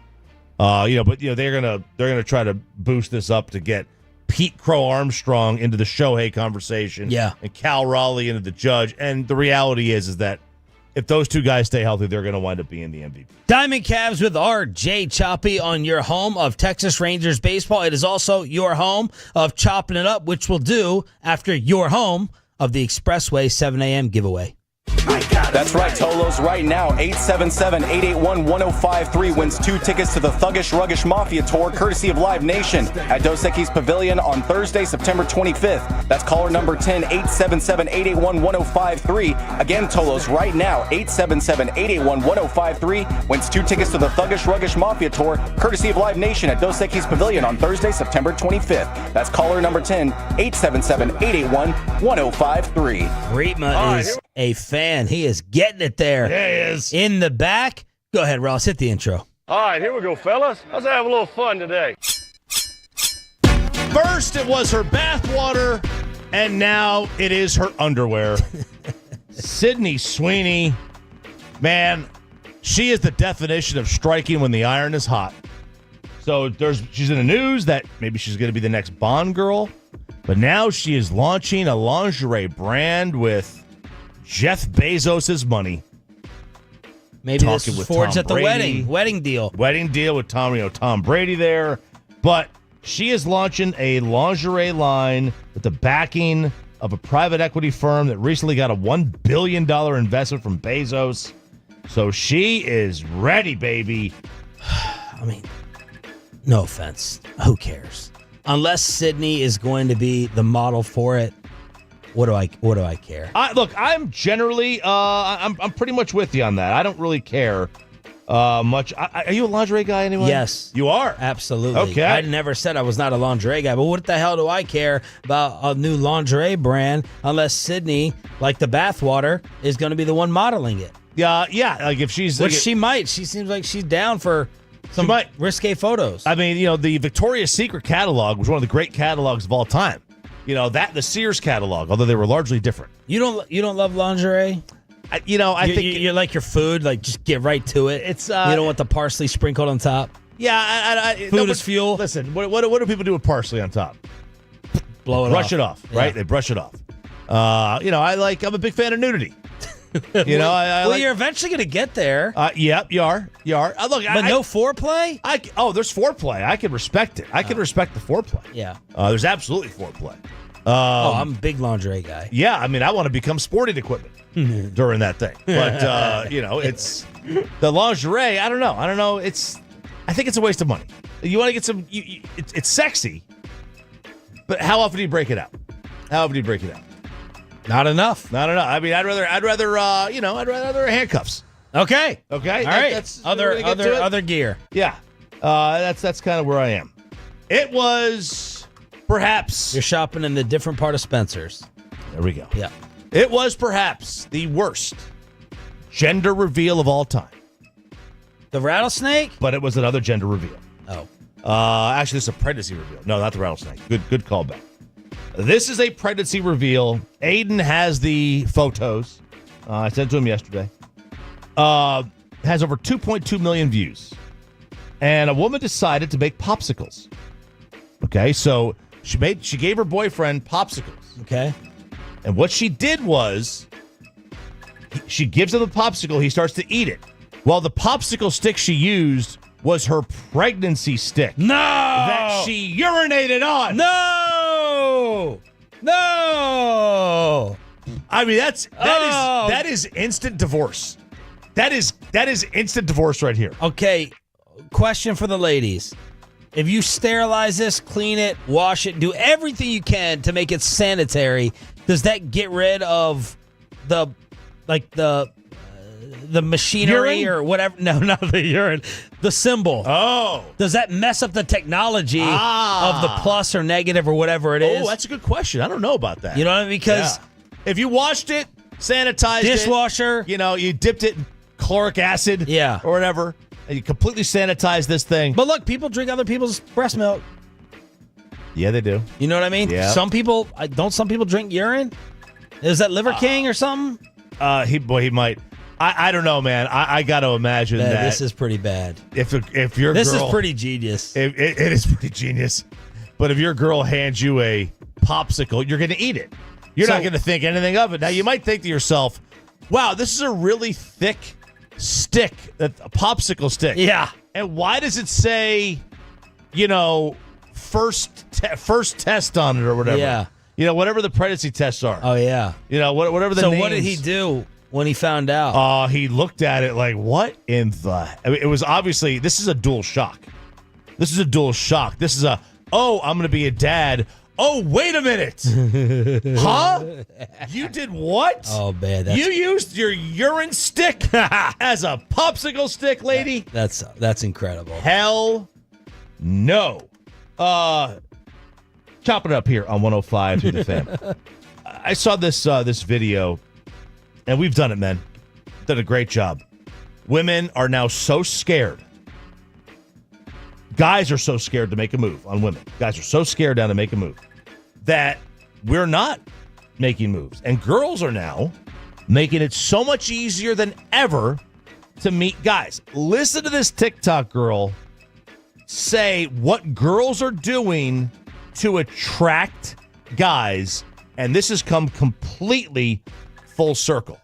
The dating scene is getting so bad in New York City that I am seeing on TikTok there are girls going into Midtown during the week and stealing Finance Bros salads for lunch. And then looking their name up from the salad order on LinkedIn and then messaging them through there and being like, hey, oh my God, so sorry, I grabbed your salad. Like, let me just make it up to you and buy you a new one. What? And that's how they're like sliding in, which honestly, smart. Why are we stealing men's salads? Like, why can't they just come up to us at a bar? Like, why is it getting to this point? Men, just please step up or your salad's gonna get taken. Your lunch is gonna get taken every week. Like, I'm seeing girls get so creative these days. Like, they're making bracelets with their phone numbers on them and giving them to you guys at the bars. What? Okay, so whose salads are getting stolen? So, like, they go to Wall Street, right? Finance district. And they go to a restaurant. Guys or girls? Girls are going to the restaurants and they're saying, hey, because they put the orders. A lot of times these places put the orders in these cubicles. Yeah. So you have to go there. You just grab it. And they're just looking at it. They're just grabbing it. And they're hoping that it's some finance dude who makes $400,000 or $500,000 a year. Okay. And they look him up because it's got their name on it. They look him up on LinkedIn or whatever. And all of a sudden they create a relationship out of thin air. Or they're having these like Lance Armstrong bracelets with their phone number on it. And they're handing it to him. I'm old enough to remember that if you were a guy and you ordered a salad, no girl would talk to you. That's right. And now they're stealing them to find a way to get involved with you. Again, the biggest dating problem is just that invisible, imaginary barrier over who's approachable or not. Yep. And it goes back to my tag system. Like there needs to be purple dot Friday or green square Thursday. Yes. Where when you're wearing that or a necklace, universal necklace guys and girls can wear, it's signaling while out and about in public, you are free and available and down to talk. Yeah, I love that. You should, right? yes. Ross, are you taken? No, single. All right, how old are you? I hate that I have to think about it. I turned 29 this year. Okay. So what's your dating current scene right now? I mean, when's the last time you had a girlfriend? A girlfriend, man, believe it or not, before COVID. I believe it. Yeah, it's just been a long time. Aiden got it. But okay, so are you on the apps? Like, what are you trying to do? Yeah, so I'm on the apps. I go on dates. I think I've been on, 3 dates this summer? Whoa. That sounds about right. This summer just started 2 weeks ago. Attaboy. Well, Attaboy. Once the sun comes back out, that's when Rossi gets out and about. Rossi. I like it. Okay, so what is it like? Is it tough and as bad as everyone says? Honestly, it really. Wait, is Aiden nodding his head? Are you single too? Oh, we might have to get these guys in the studio for an expressway. Yeah, we got to. Go ahead, Rossi. Yeah, I mean, it is honestly pretty tough out here because just like you're saying, there's just an invisible barrier, and it's really hard to know if someone's interested. Like, I went on a date not even a month ago, and I thought we were vibing. And she messaged back the next day, I did the customary, hey, I had a great time, hope to see you again. And she was like, yeah, totally, would love that.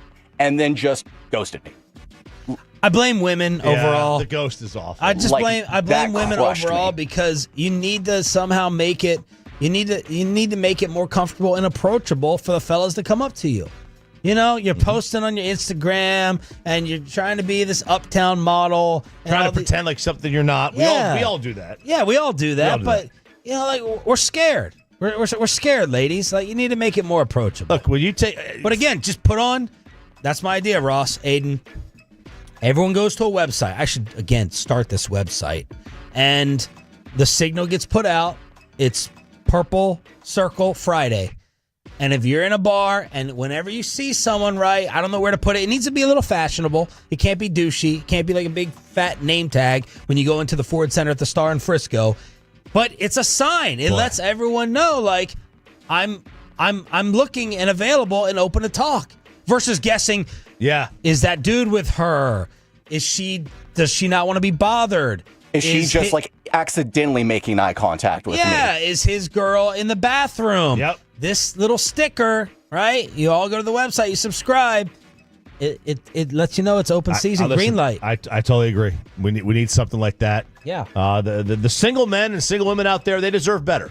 They deserve better than what's going on out there. Chopping it up here at 105. But is it worse now than like 4 or 5 years ago? And if so, how? I mean, I would say yes, but only because of everything that this audio clip just told us, It's so tough. And just like you were saying, like, are you finding the meeting part the most difficult or like the vibing part? Like, people are just different when you're getting to know them. I mean, it's tough because, like, obviously I started dating before all the dating apps. And I tell everyone this, I'm like, it's so hard to know, like, say, like, after the first date, date went really well. Do you go in for the kiss? Do you ask for the phone number? Like, these are all things that I feel like are really murky in the online dating world these days. All right. Need the Peyton Russell School of Dating. Yep, absolutely. For Rossi and Aiden. That's right. Here we go. Chopping it up 105 to the Fan. Tell me what you would do here. I am on the woman's side here. A Florida woman is in trouble with the law. So she works at a horse clinic. A horse clinic? Horse clinic. Well, the horses like go in for checkups? Yeah, it's like a veterinarian, right? So she's making $60,000 a year. Well, she received a vet's salary accidentally on her paycheck for a couple of paychecks in a row. Oh. And she never said anything. So she made about $80,000 over a series of a couple of weeks and months. That was supposed to go, I guess they paid both. They paid the vet and they paid her. Okay. So now, but she spent the money. She already spent the money. And now she has been in trouble with the law. So we are talking about like jail time. She said she admitted she knew she was being overpaid, but thought she was receiving a bonus from the company. My stance on this is it is not my problem if you made a mistake. It's not my problem. Is this like finding the cocaine on the beach? Boy, if I found cocaine at the beach, I would. You ain't got to do nothing. Shut up. I'd look, it's hard to move material like that. It's very, very hard to move product like that. Yeah. But it's not my, I don't know. Am I crazy here? It's not my problem if you made a mistake. I feel like there's a money amount. Like, I'm kind of ignorant to the paycheck. Like, if it was off by, I'm sure Odyssey's never taken advantage of this. Right. If it was off by like $300, $250, I wouldn't notice. I wouldn't notice. If I had a $4,000 increase, like seriously, what would you do? Now, you complete ignorance and be like, I don't check my account like that. Right. You could say that. And what trouble is she in? Well, I mean, she's going to have to pay the money back. There's potential jail time because it's theft. Oh. Yeah. Oh, this is a fascinating one. Yeah, it's so how much extra arrested. How much extra was she getting? She got $80,000 extra. That's a lot. Yeah, that's a lot of money. Like I feel like you got to go to the boss if it's that much and be like, do you know why I'm getting this? I don't know. I would love to stay quiet and keep collecting. Yeah, I'd be like, I'll give you your money in 6 months. I already put it in a CD. Can't get it out. What are you gonna do? I don't know. That's just it's a tough one because it's like you didn't. How are you gonna arrest me? You just put it in my account. Right. That's right. No notification. What's the exact charge? Theft? It would be theft. How's a theft? I didn't wire fraud, probably wire fraud. Ooh, I need the vote on that one. 877-881-1053. 877-881-1053. Franklin Franco Injury Attorney text line for chopping it up here on DFW Sports Station. Thanks for being a Tolo, y'all. That stands for Turn It On, Leave It On. We'll have another 9 a.m. ticket giveaway for all of y'all checking it out. We're on the road tomorrow. Richardson, Firehouse #1, and we're going to feed you some breakfast from Whataburger. I got to call out Kevin Hagelin next. Over the best NFL team in the last 25 years. We'll take you around the National Football League with Sean and RJ after this.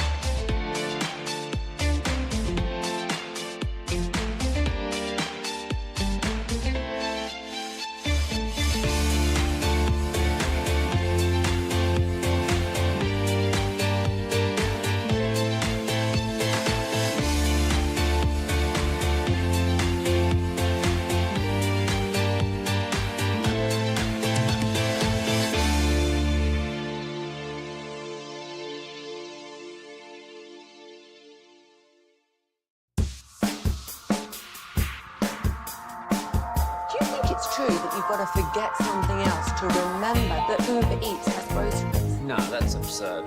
Hey, remember when you used to be a, what was it, a pepper lady? Pepper lady? Wasn't it Cinnamon Sisters? Basil Babes. Saffron Squad? Nutmeg Maidens? Paprika? No. Nutmeg Maidens. I just said that. Was it Spice Girls? Doesn't sound right. Was it Saffron Squad?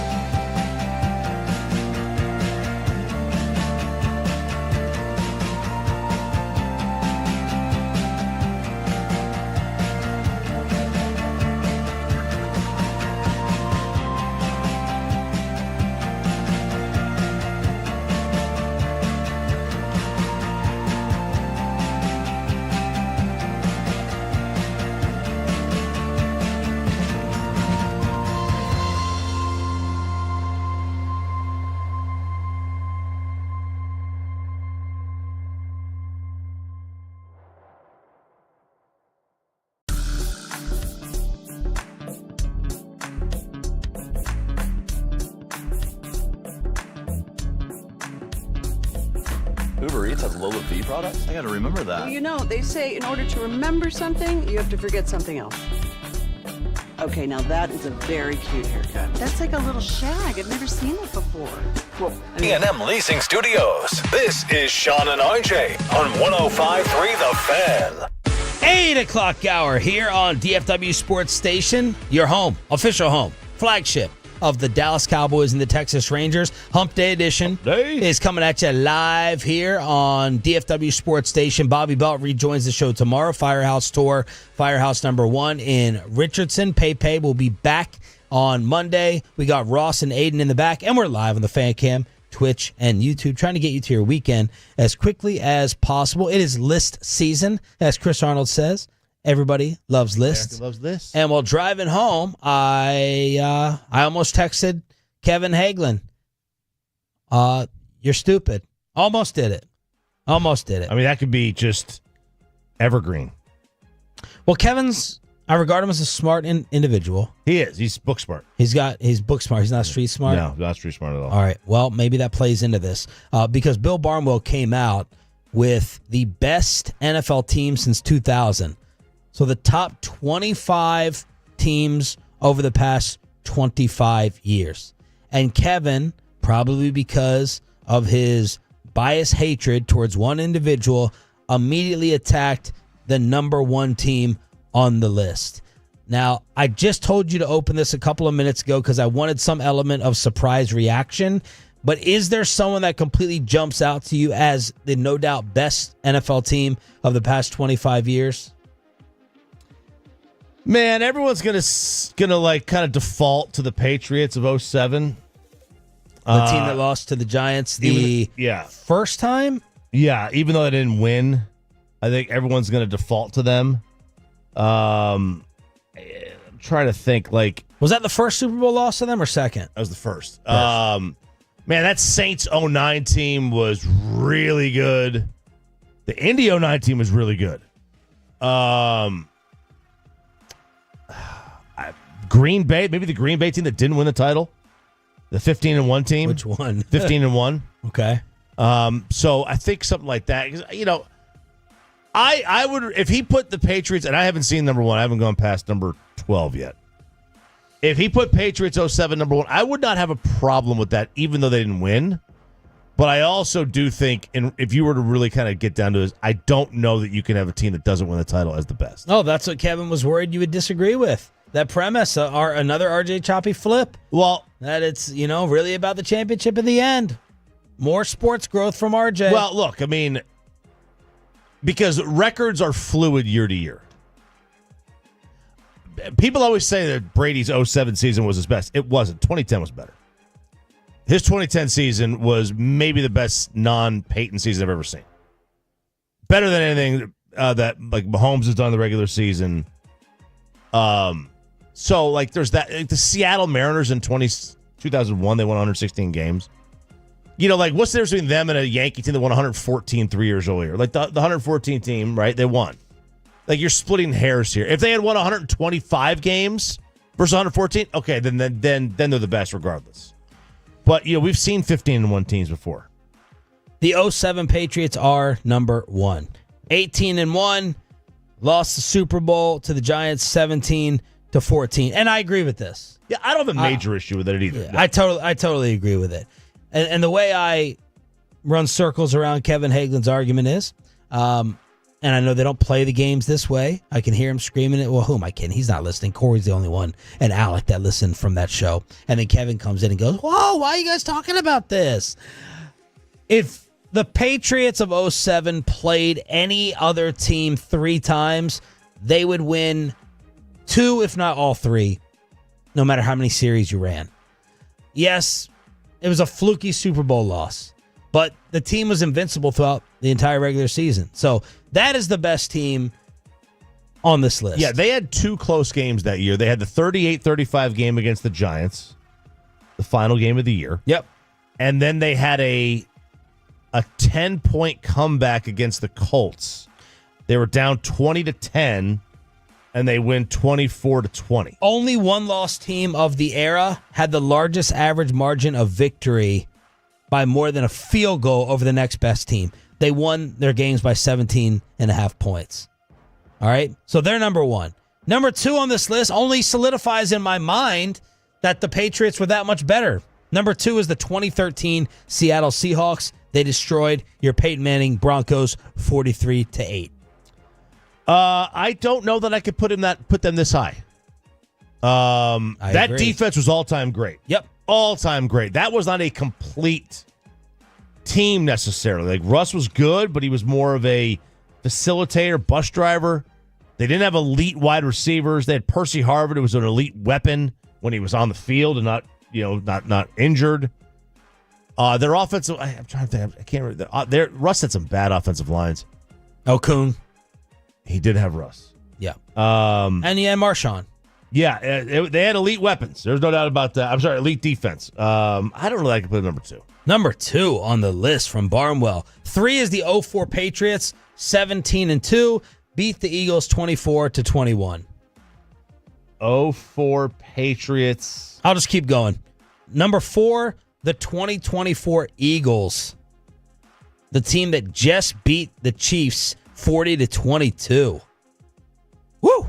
So that's recent. Yeah, it's recent, and it's also, And then 5 is the 2017 Eagles. All right, here's the problem with the 2024 Eagles. The Nick Foles one.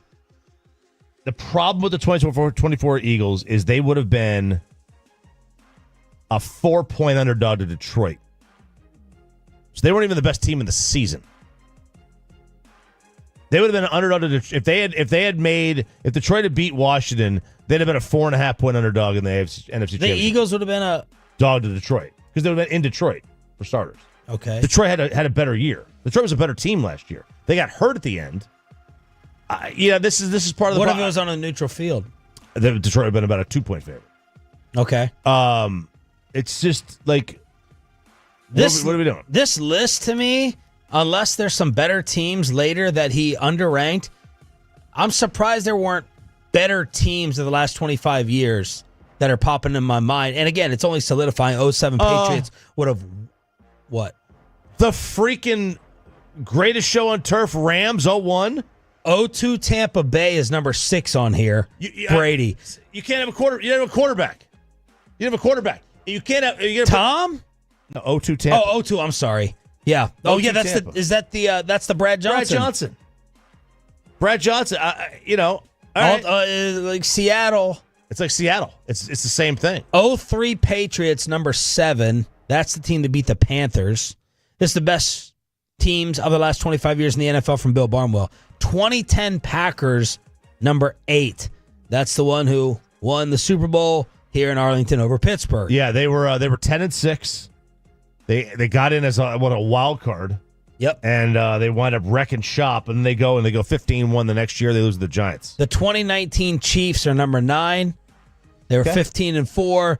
They beat San Francisco in the Super Bowl. Number 10, 01 Rams.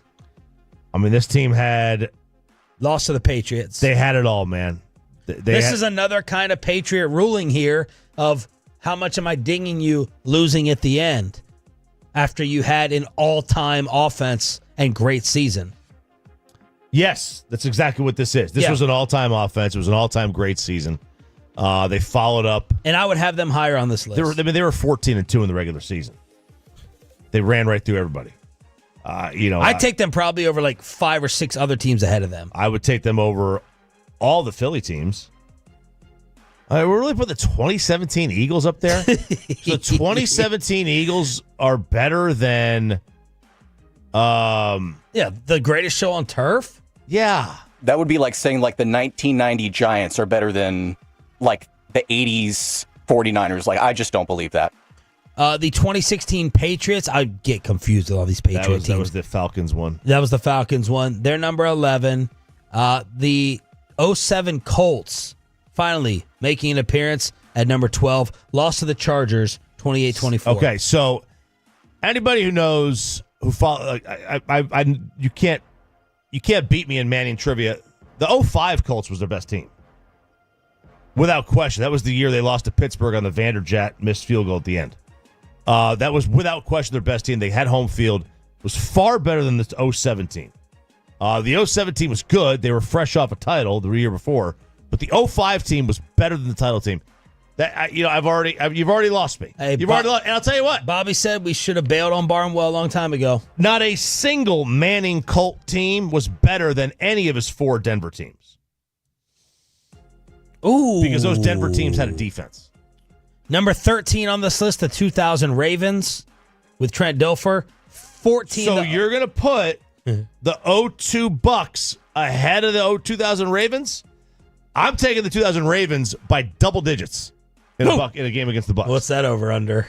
10. It'll be 10-zip. 09 Saints, number 14 on this list. Number 15, the 2013 Broncos. They got smoked by Seattle. Here's the problem with the 09 Saints. How are you going to put a team? They were a touchdown dog in the game. They were a 7.5-point dog. One of the largest Super Bowl spreads in the salary cap era. They won. They won the game. See, I knew you'd be able to recite all this, but no, they are better than this. That they're better than 14. They're really good, but I don't know that you could put them even above the 09 team, Colts team, because they were. The Colts were favored by 7.5 points. The 2022 Kansas City Chiefs come in at number 16. They beat the Eagles in the Super Bowl 38-35. By the way, they did the 2013 Broncos team that lost to Seattle at 15. Yeah, I read it. I know, but like that I understand again with it's the was 07. that Peyton's all-time year? Yeah. His first year there? Yeah, He had Demaryius Thomas and Vaughn. Yeah, it was his first Super Bowl. I don't know. That was a great team. It was. That was a great team. I guess he's following along with it. Doesn't matter if you won. Number 17, the 2022 Eagles that lost to the Chiefs 38-35. The 2023 Ravens, number 18, lost to the Chiefs 17-10, AFC Championship. Then the 2015 Panthers, then the 2011 49ers, then the 08 Steelers, then the 2022 Buffalo Bills, and then the 2014 Seattle Seahawks, ending with 04 Pittsburgh and 2018 LA Rams. So there you go. All right. The 2018, this is just a lot of what's wrong? He's using metrics, your analytics, and a lot of this. Okay, I love the analytics, right? But I don't know what analytics he's using. But the 2018 Rams, so the team they beat, the team that beat the 2018 Rams is not on here. Those Patriots. Right. But the everyone come out as one Patriots. But everybody come out as one Patriots won. The 2015 Panthers are on here ahead of the team that beat them. It's just not consistent. The 09 Saints are on here ahead of the team that they beat, even though a lot of perception was the team that they beat was better than them. There's a lot of none of the Giants teams got put on here as they should have. As they should have. I agree. Now, after resetting your mind, refreshing you, I should say, over all the teams, how do you feel about 07 Patriots 1 now? To me, it's not even close. I don't have an issue with it. It was a tremendous team. It still had a lot of the same defensive players. Who else would you put up at 1? It's not even close. No. You put any of these teams on the field with them in a series, you're not taking any other team, beating them in a series. No way. No. That's the way I think you have to judge it, in my mind. I'm not doing this Kevin Hagelin one-off of, well, you didn't win. You can only win. You can only be up here if you won the championship in the end. My eyes saw the dominance over the amount of games. They played 2 close games that year. They played the Giants and the Colts. Yeah. So you're thinking is it would have to be a team with an elite pass rush or I'm not even talking about matchup wise. I'm just talking about you got to take it for the full season. Yeah. Is there would there be one of the Seattle teams or one of the Manning Denver teams? Maybe. But I don't think you can make that argument. I think the 07 Patriots team is the best team I've seen in this last 25 years. If you've been thinking of going to see Spider-Man, an all-time sports great/clown says don't. We'll ruin your weekend plans with Sean and RJ next. Hey, if you missed any of the fan this morning. Your name? No, I mean like your name. No, I'm Jen. My name's Jen. Right, but I just mean like this is your haircut. But That's hair on your head. I'm not saying this is your hair. Bring it down for me.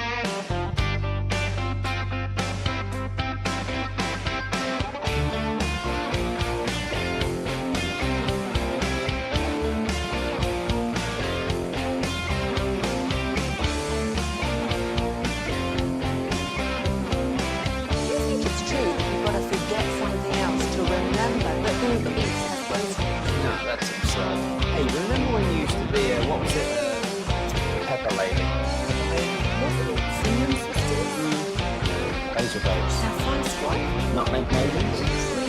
No. Nutmeg maidens. I just said that. Was it Spice Girls? Doesn't sound right. Was it Saffron Squad?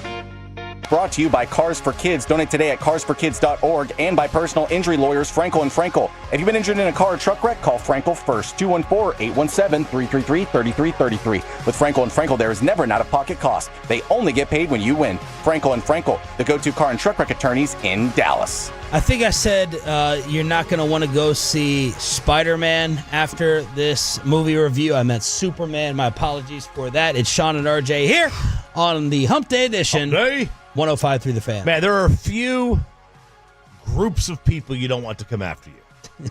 One of them is DC Marvel Bro. I don't know which one's which. Yeah. Are these DC or Marvel? Superman is DC. See? That's the thing.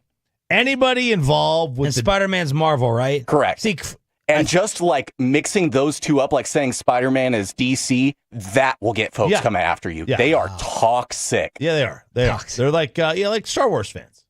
Look, I'm gonna not as bad, but yeah. I'm gonna put my kid in front of me as the shield, just like Nick Sirianni at a press conference. I'll use my kid as the excuse. My kid's obsessed with Spider-Man. All right, so that's all I say. I mean, he's not watching Superman yet.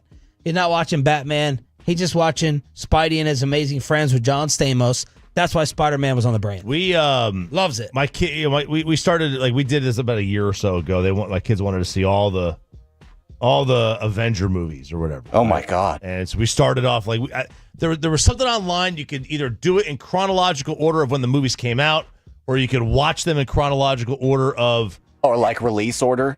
So either release order or like how they would chronologically fit. So the Captain America for the 40s would be the first one. Right. I don't know how we did it, but they liked them. They're good movies. All right, we'll get to the movie review in just a second. Let me throw one more list at you that a lot of people are talking about because they're not upset. Or excuse me, they are upset. Bleacher Report top 100 NBA players of all time, and the reason I even looked at this for a second is because Luka ended up number 57. He's the only player under 30 years of age in the top 60. So pour that in your Mavs wound with the salt and vinegar to sting even more. Top 100 NBA players of all time. Stop me when you want and see fit. 1, Michael. 2, LeBron. 3, Kareem. 4, Magic. 5, Russell. 6, Shaq. This is pretty high. Shaq doesn't usually make it this high on a lot of those lists. Look, Wilt is already 3 spots too low. You can't have Magic over Wilt. You can't have Shaq over Wilt. You can't have Russell. Why? We'll have fake stats going back to high school. Or see, y'all, you cloud seeders out there. You're what? Cloud seeders. All right, what's that? Is that a? Well, no, that's a real thing. Cloud seeding is a real science. What is it? It's like where you throw crystals in the air to manufacture weather, but they do it for like drought prevention and stuff.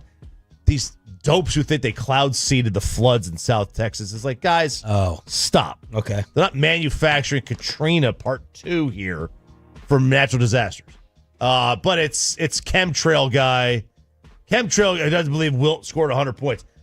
The NBA was a nothing league. It was a nothing league. That game was in Hershey, Pennsylvania. It wasn't in Philadelphia or New York. Nobody was driving out there to go film the game. They probably didn't have power. If you've been to central Pennsylvania, you know it's basically Mississippi. And Mississippi and Kentucky and Arkansas and the Podunk area in the middle of the 1950s barely had power. My nephew grew up in central Pennsylvania. Well, my sister lived in central Pennsylvania. My niece grew up in central Pennsylvania. I love them to death. They're barely people. Okay, they are barely people out there. Hershey, Pennsylvania. Probably you had somebody riding a bicycle to get the lights to go on. All right, it's probably one of those things. So that's why they didn't have power to the game. All right, video. So Shaq came in at 6, Tim Duncan at 7, Larry Bird 8, Wilt 9. Get ready here. Here comes the part of the outrage. Steph is 10. Kobe's 11. I don't see, who does Kobe have to be over on that list? Bird? Steph? You could say Steph for sure. He has to be over Steph. Has to be over Steph. I mean, look, you can make an argument Duncan. You can make an argument Bird. You can make an argument Magic. You can make an argument Wilt. All those guys. Russell, I think he has to be over Steph. I think Kobe's higher than 9, 10, 11. I think he's higher than that, but I haven't heard. First of all, I don't know that you can put Shaq over Kobe. I think Shaq was more dominant. I think you could. See, Shaq likes having his own category. He likes saying dominant. And Bob Ryan, who I think is the best basketball historian, okay, he says you should not have centers involved with the best player ever. Why? They should be separated. Why? Because they were. It's the way the game was played pre-1990. Yeah, it's impossible to quantify that to today's world. Like, let me ask you this: You're starting an all-time draft tomorrow, and it's Shaq or Kobe on the board. All-time draft. You got the player for 10 years. I'm still taking Kobe because he's got ball in his hand. Okay. Now, I guess it depends on the era. Remember when Jordan was drafted, they all said, well, he's not 7 feet tall. He can't win. Right. So Kobe's 11. Just buckle up here, right? Like, just get ready. I'm just waiting for when they're going to put the shoehorn Kevin Garnett in. If you thought his Hershey, Pennsylvania rant was good, this is why I had to do this before the Superman review, Marvel. Hakeem, 12. Durant, 13. Oscar, 14. Jerry West, 15. The big ticket, 16. I mean, Kevin Garnett. Kevin Garnett over the Diggler. Completely ignoring, the fact that one guy had a full career and one guy had a weekend. A weekend. He had a weekend in June in 2008. 17 is the Joker. 18. You can't put Durant ahead of Joker. How many MVPs? I'm sorry, not Durant. Garnett. How many MVPs? You can't put Garnett in front of Joker. Right. How many MVPs did Kevin Garnett win? Maybe one. I would say 0. Okay. Maybe it is 1. Joker's going to have 4 or 5 when his career's over, and he has a title. Garnett won it in 04. 17, 8. Oh, wow. With 17 and 8. Wait, let me make sure. PJ Washington won an MVP. Let me make sure. That's adorable. Adorable, Kevin. Let me make sure I'm getting that right there. No way it was only 17, 8, 3, 1, and 2 blocks a game. Yeah, I mean, Steve Nash won it with like 18 and 10, right? Wow. Okay. So then Dirk comes in at number 18, then David Robinson, then Dr. J. That's your top 20 Bleacher Report. I don't know that I can't put Garnett ahead of David Robinson. David Robinson, underrated. He was awesome. Yeah. He was incredible. I mean, he had one flaw. It's called Olajuwon. Yeah. Right. So that's the list. Bleacher Report. What do y'all think? What are your biggest issues? I think Luka's a little low at 57. 877-881-1053. Is there anyone you would put Luka above of that top 20 I just named? KG? Would you put him above Garnett already? That's too early for that. Okay. Listen, I'll be brutally Luka honest. over Dirk? You're going to end up with Luka over Dirk? You're going to end up with it. You're going to end up with it when it's all said and done. There's a major problem. Joker is we're going to have a top 10 discussion with him. Like I don't disagree. You like can't Joker versus Olajuwon one day. Yep. Joker versus Steph. Shaq. I mean, I know Steph's got more titles, a lot more, and Joker will never catch him. But individually, Joker never had. Is a Joker going to have 3 times the MVPs? All right, set us up for this movie review. This is Superman movie. Why is this guy still talking? I thought he retired 3 times. He's such a whore. You can't retire. He is such a whore. You can't. Nobody can retire in this business. You hang on. I can. Give me Mike Francesa's money. I'll show you how to do it. Yeah, hang on for dear life. I promise you. You would retire and you would have a podcast in a week. All right, you'd have a podcast in a week. So Francesa's on his Bet Rivers or whatever it is podcast. I don't know. He's got something, and he never. I remember this. Because they said they said, Mike, what do you think of Stan Lee died? He goes, Stan Lee? Who's Stan Lee? And he said who he was. He goes, Cass. So now Mike is all in. He's bought all into the comic books, and he went and saw Superman, and he gave a 6-minute movie review. I pulled about a minute of this. This is incredible, and I found a new way to say the word Green Lantern as well. What I'm getting into is this stunk as for someone who's a old-time TV show Superman guy trying to get entertained for a couple hours and wants to see Superman. This movie was pure torture to sit through. Torture. I mean, I'll tell you this. If my name was on the credits, I'd hide it. That's how bad it was. This was 2 hours of this new Superman. It was he wasn't Christopher Reeve, but he was okay Superman. 2 hours of him getting the crap beat out of him. Who wants to see Superman get beat up for 2 hours? He's getting beat up by everybody. Plus, you have other superheroes in the movie. I didn't go there to see some guy named Mr. Terrific. I didn't go there to see the Green Lantern or some lady named Hawk something or other. I don't even know who she was. Okay, these other superheroes who he calls on.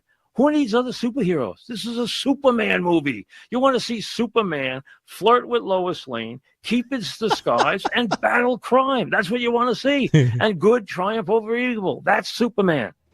Man, the Lantern. I heard 3 reviews that day. I heard you had one. Yep. Ross, you went? Yeah, I loved it. I've heard rave reviews. It's fantastic. One of the highest Rotten Tomato reviews ever. Tim Collins said he was in tears. In the movie Tim's theater. in tears over every now, movie. I, too, was in tears at one part. Really? Oh, yeah. It's good. Green Lantern. That's the new record. It's the new record already. I'm a little worried about Mike. I've never heard of somebody having awake apnea. But listen to that voice, man. AA. He's got awake apnea there. Awake apnea. I mean, hasn't he fallen asleep? He was falling asleep sometime, but I mean, he's got a deviated septum like crazy. Awake apnea. Awake apnea. RJ Choppy on fire. Hershey, Pennsylvania. KG over Dirk, KG over Dirk again, and then awake apnea from Mike Francesa. The wide receiver list is out. How high up is CeeDee Lamb on it? Below the belt on the home of the Cowboys. Brett Boone will join us at 9:20 as well, and another 9 a.m. ticket giveaway all on the way with Sean and RJ. All that rhymed.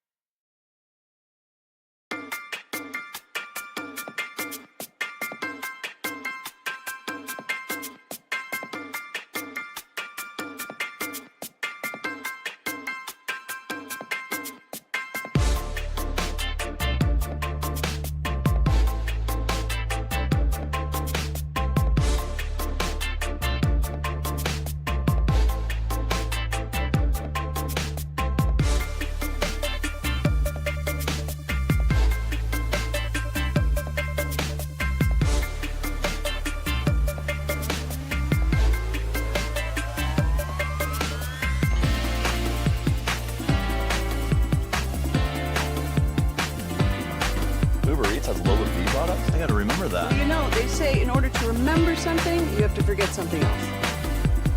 Okay, now that is a very cute haircut. That's like a little shag. I've never seen it before. Well, I mean, of course you have. It's the Rachel. Oh, is that your name? No, I mean like your name. No, I'm Jen. My name's Jen. Right, but I just mean like this is your haircut. But that's hair on your head. I'm not saying this is your hair. Okay, freak me out.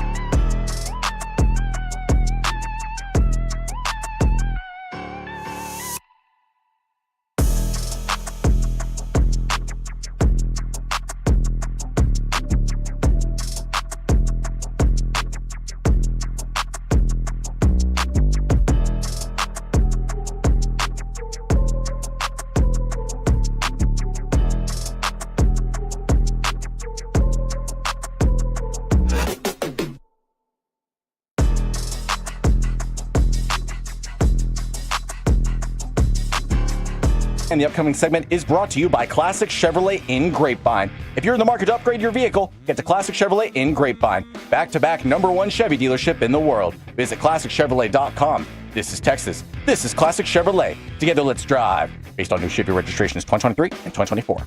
The great Bobby Belt. Bobby Belt is an idiot. Don't make me take off my belt. Don't make me take off my belt. We're not. Over to you, Bobby. And Roberto will join us tomorrow from Firehouse #1 in Richardson. The show is on the road with Sean and RJ. Below the Belt is brought to you by D&M Leasing. And I just went and looked at Bobby's timeline yesterday to see how much he was itching and scratching and just dying to get back to work.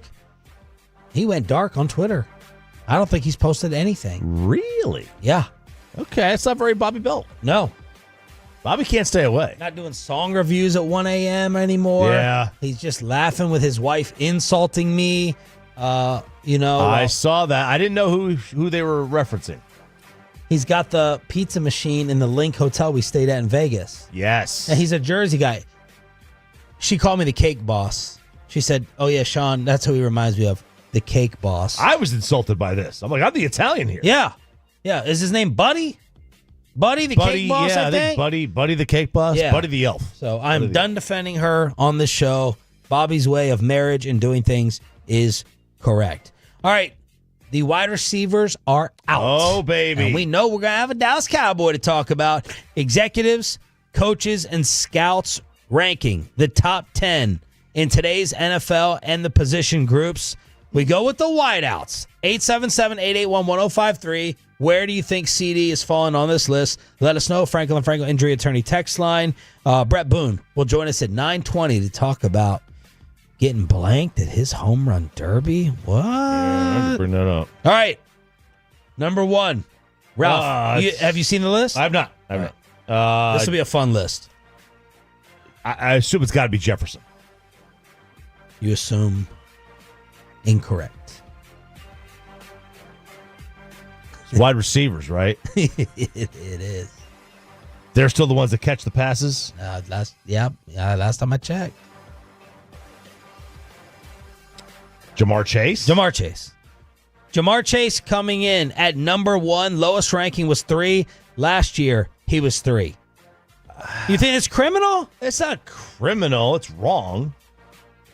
Like, I mean, if you had a choice to who to draft, like, are we not? I don't know. I mean, am I just? No, I don't think you're crazy. I'm taking Jefferson. Look at what he did with Sam Darnold. Yeah, I love Jamar Chase. I think Jamar Chase is elite of elite. Won me fantasy last year. But I would think that Jefferson is number one. As one NFL. All right, let's hear what's separated.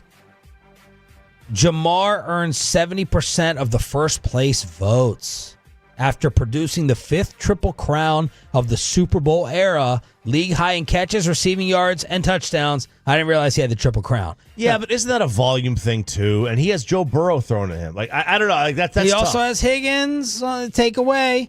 Or help by giving one-on-one. True. Personnel executive, quote, honestly, it comes down to Chase is a B to cover. We're super aware of him and have played him a bunch and been torched by him a bunch. More explosion, better after the catch, more powerful. That's where he gets his edge, said a personnel evaluator. Justin Jefferson, number 2. RJ, someone voted him as low as 4. So that means that's to me more stunning than Chase 1. Someone had him as the 4th best receiver in football. Quote, he's the best route runner and probably has the best hands. The way he gets in and out of his breaks and uses his body to maneuver, it's just really hard to get a handle on. No wonder why Aaron Rodgers wanted to play in Minnesota, said an AFC scout. He would get one of the best play callers in O'Connell, plays in a dome, and he gets Jefferson. And then another personnel evaluator, he gets more open than anyone. That is the separator. 4? So what do y'all? 4's too low. What do y'all put him at 4? Nope. So that means you would have put A.J. Brown ahead of him, and then I don't know, CD, Puka, Amon-Ra. Who's 3? A.J. No. CD. No. Amon-Ra. Nope.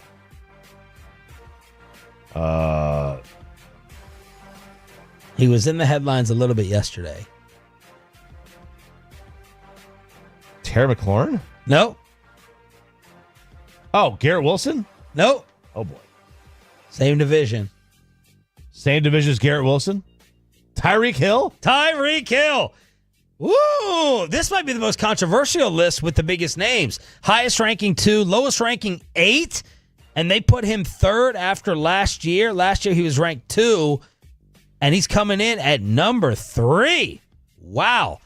The reason is simple, according to the experts. Attention. He commands it. His mere presence changes the math on the field.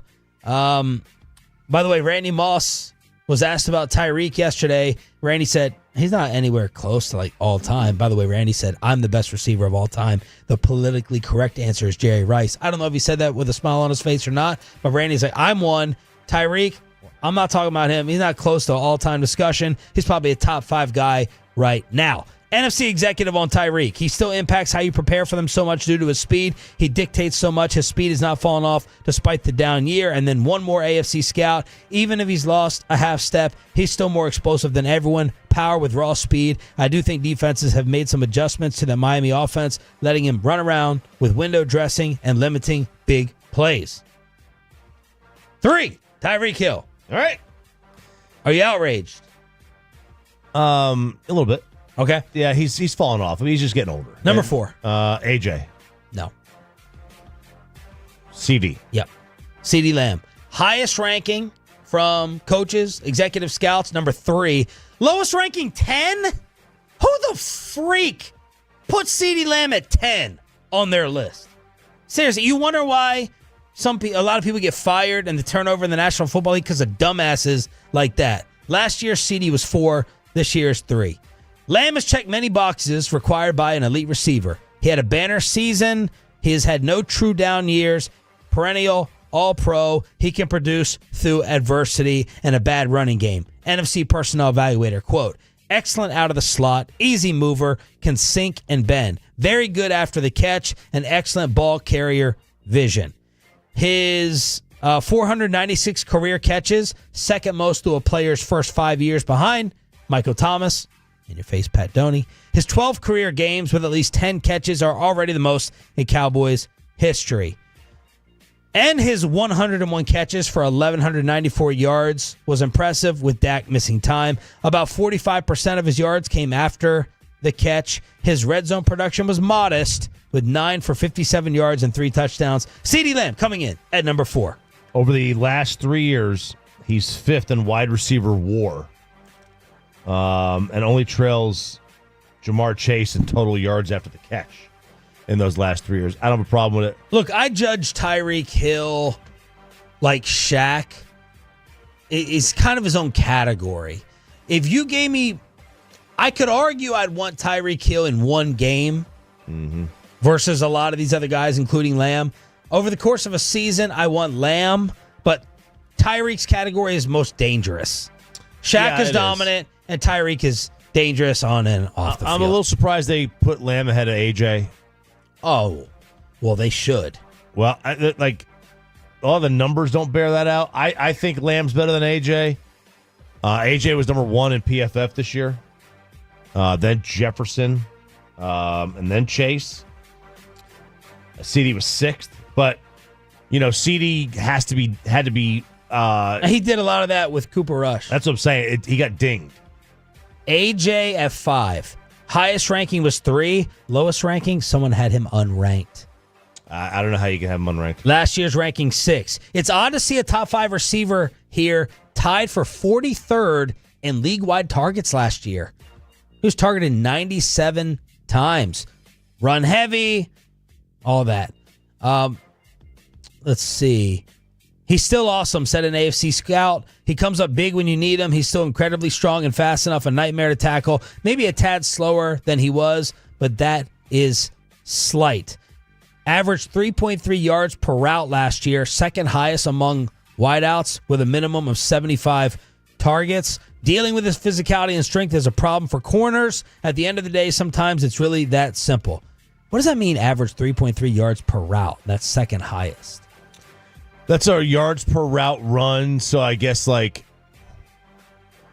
it's. I think it has to do with your total yards and then the total snaps. I don't understand it. I don't know. I'm like, he's not going downfield 3 yards per route, is he? But no, if you play 60 snaps in the game and you get 60 yards, then your average yards per route runs 1. I don't know. I guess that's how it works. Amon-Ra is 6. Highest ranking 3, lowest ranking unranked. You need to cut it. 7, Malik, my boy from the Giants in fantasy. Malik over Puka. 8, Nico. Highest ranking 4, lowest ranking unranked. Number 9, Mike Evans. The slow and steady wins the race, future Hall of Famer. Number 10, Garrett Wilson, who just got 31 a year. And on the other side, Sauce Gardner got 30 a year. Highest ranking for Garrett was 6. Lowest ranking, unranked. Honorable mentions, Terry McLaurin. Washington quarterbacks put up a 133 passer rating when targeting him last season. One NFL GM said, quote, criminally underrated. And he's still fighting with the Commanders over his contract. Puka, honorable mention. Brian Thomas Jr., Jacksonville. DK, T. Higgins, and Devontae. So that's your list for the wide receivers that came out. Jeremy Fowler, scouts, executive coaches, ESPN.com. I have some qualms with it. I have a major issue with it, but I've got some, I would have Puka higher. I think Puka's better than Nico. I think Puka's better than Malik. I think he's better than Mike Evans at this point. Not all time, Mike Evans all time, but Puka's a machine. I don't know if I'm agreeing with you, but I'm complimenting him. I'd have Tyreek lower.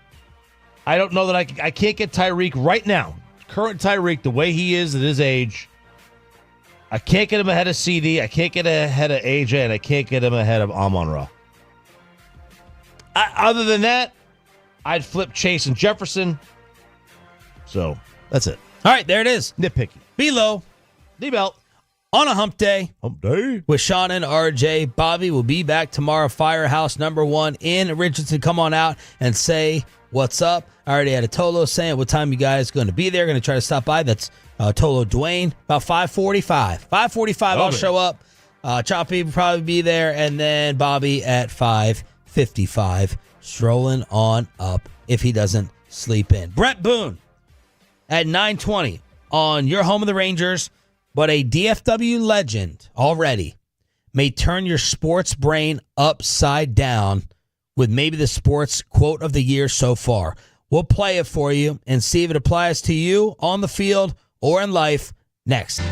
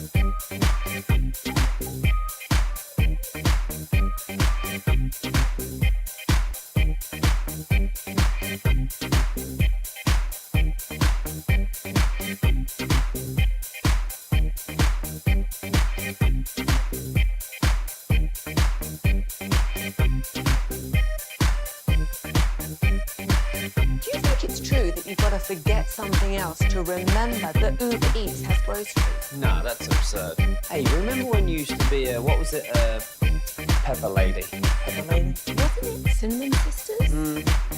Basil Babes. Sapphire Squad? Nutmeg Maidens? Paprika? No. Nutmeg Maidens. I just said that. Was it Spice Girls? Doesn't sound right. Was it Saffron Squad?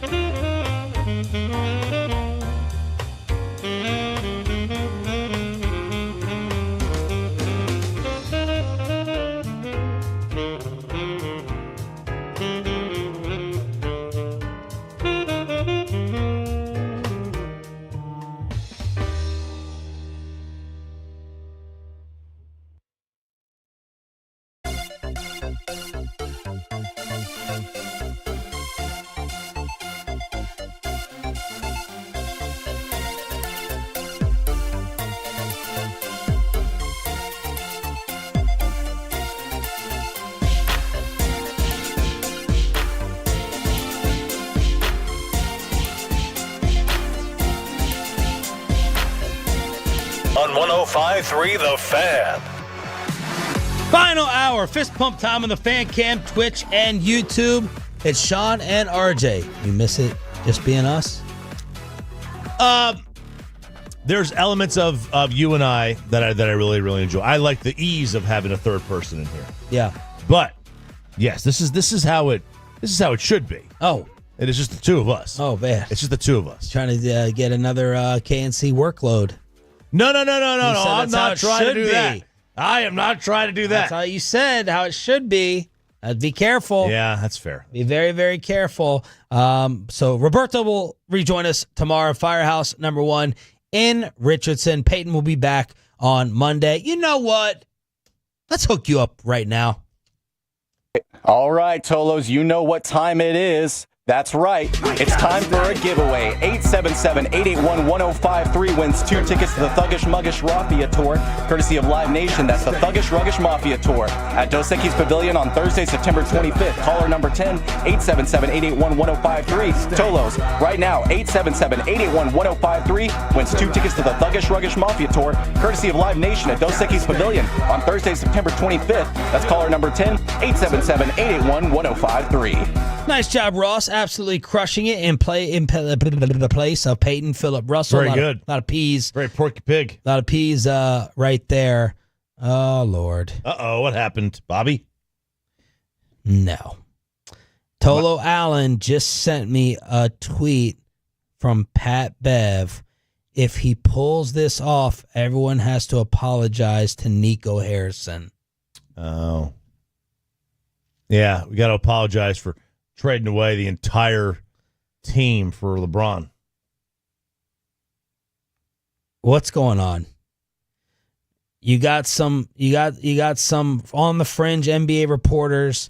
You got some NBA fans. You got Bovada in Vegas all of a sudden coming out again yesterday, putting LeBron and the Mavs together. What does Pat Bev know? If he pulls this off, everyone has to apologize to Nico. Yeah, see, that's where Pat Bev and I think national media just wouldn't understand the market. They just don't understand the market. Well, forget about that. You know what? With all due respect. And so neither is Nico. Well, the hell with understanding the market. Let's talk about the move. What it would do. That's what the market does matter, but let's talk about getting LeBron James on the Dallas Mavericks for real. You know what I mean? Like, you don't not do it, this move, because fans don't like LeBron. No. Yeah. Are you winning a title? How long can you compete? Is it worth giving up your depth? And then we can talk about the likability of the squad. Yeah, no, this has nothing to do with LeBron. Nothing to do with LeBron. You know, like over the last 20 years, you would have gladly taken him here. Yeah. This has to do with, like, you know, Pat Bev, Nico, they don't understand that we would have rather have lost for 10 years with Luka than buy a mercenary team and win one title. Yeah, I know. That's what. So there would be no apology because we still. Well, you know what I mean? It's easy to say that now too, before the hype of being in the finals and winning a title or winning back-to-back titles. No, look, you can still if you're Nico Harrison with this 2 to 3 year. First off, is the 2 to 3 year timeline thing done with Cooper Flagg? Yeah. There's two parts to that. Yes, it's done because of Cooper's youth, but is it done for Nico's mindset before he rolls out of here? Who knows? I don't know. Maybe not. I don't think so. If the goal is to win a championship next season, just trade Cooper to L.A. for LeBron, and then, you know, like, you can have Luka and Cooper in the same spot. If a goal is to win a championship next season, can I make the argument it's better to trade your depth for LeBron than wait for Kyrie after the All-Star break? Maybe at least after the All-Star break, like Chuck Cooperstein told us the other day, and maybe not have full Kyrie at all, and next year be a waste. You have many people thinking, no, the Mavs' real only opportunity is 26-27. Mm-hmm. Not next year because of Kyrie. Yeah, a lot of teams take gap years now. Doesn't that justify getting LeBron more than going into this season? Like, if you put LeBron on this team next year and you trade Gafford, PJ, Caleb Martin, Najee Marshall, are you giving that team, in your mind, not Vegas, Are you giving that team better title odds than this team right now with Kyrie's status?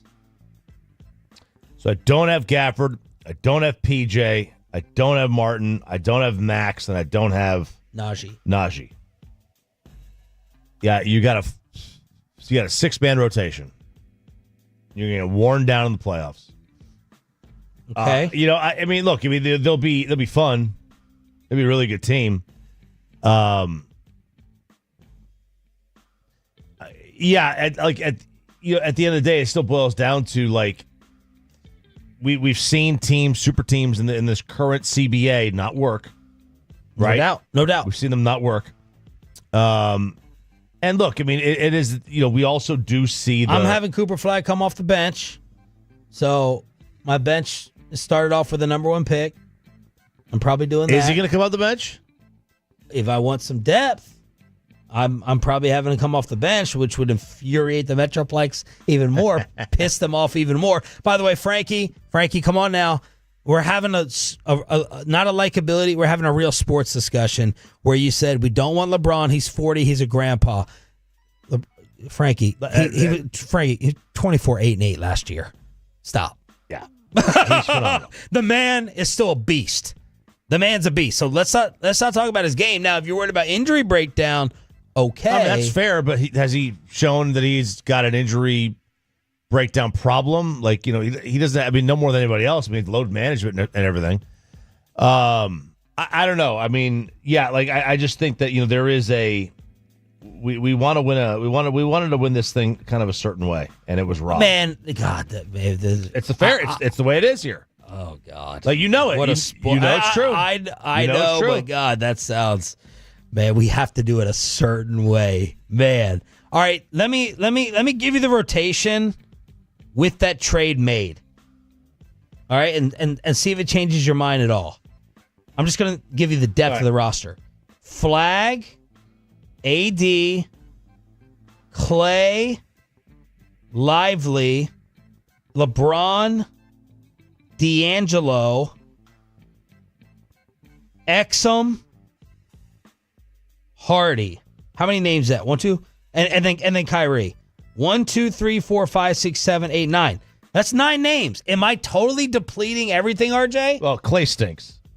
Megan may be listening. Chill out. We don't know what Kyrie is going to wind up being. I mean, look, that's not terrible. All I'm saying is I'm not 5 deep. Laker Mike just texted, please take Lestat's. Okay. He's a Laker guy. He's a Laker guy. Yeah. Trusts his basketball acumen. But I'm not 4 or 5 deep. Again, this is Pat Bev saying he's hinting towards Nico pulling off something. There's been underground, they'd be obviously really underground whispers. Yeah. And then Vegas, for some reason yesterday, even though we knew this weeks ago from Bet Online, LeBron to the Mavs is the favorite again. They obviously are a better suited team to win a title tomorrow if they trade for LeBron than they are right now this year. No doubt. Because of that. But they also are a complete house of cards.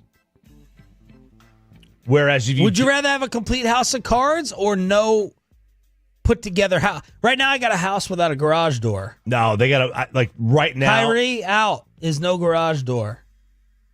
Okay, but he might come back this year. We don't know. And you brought in Russell to kind of alleviate some of the strain. True. In the meantime. Yeah. This right now is a pretty darn good basketball team. I agree. I don't think part of what makes them so strong is their ability to have depth. They can withstand injuries. You're going to have injuries. Anthony Davis is going to miss 20 games. Yeah. You're going to have injuries. You've got to be able to withstand that. We have no idea what Lively's going to come back with after the surgery. Like, their starting 5 with LeBron is obviously a better starting 5. And LeBron would be the best player on the team. Look, if LeBron's the best player on your team at that stage of his career, he's 24, 8, and 8, RJ. Before you, I know what you're going to say. But next. 24, 8, and 8. Are those empty numbers? I didn't watch enough Laker games. I don't know. your starting five is better with LeBron. Your team is probably not, as a whole. All right, Tolos, 877-881-1053. Something simmering behind the scenes. Thanks to Tolo Allen sending that over from Pat Bev, and then you got like your pretty Rickies of the NBA saying, I'm telling you, it's about to go down.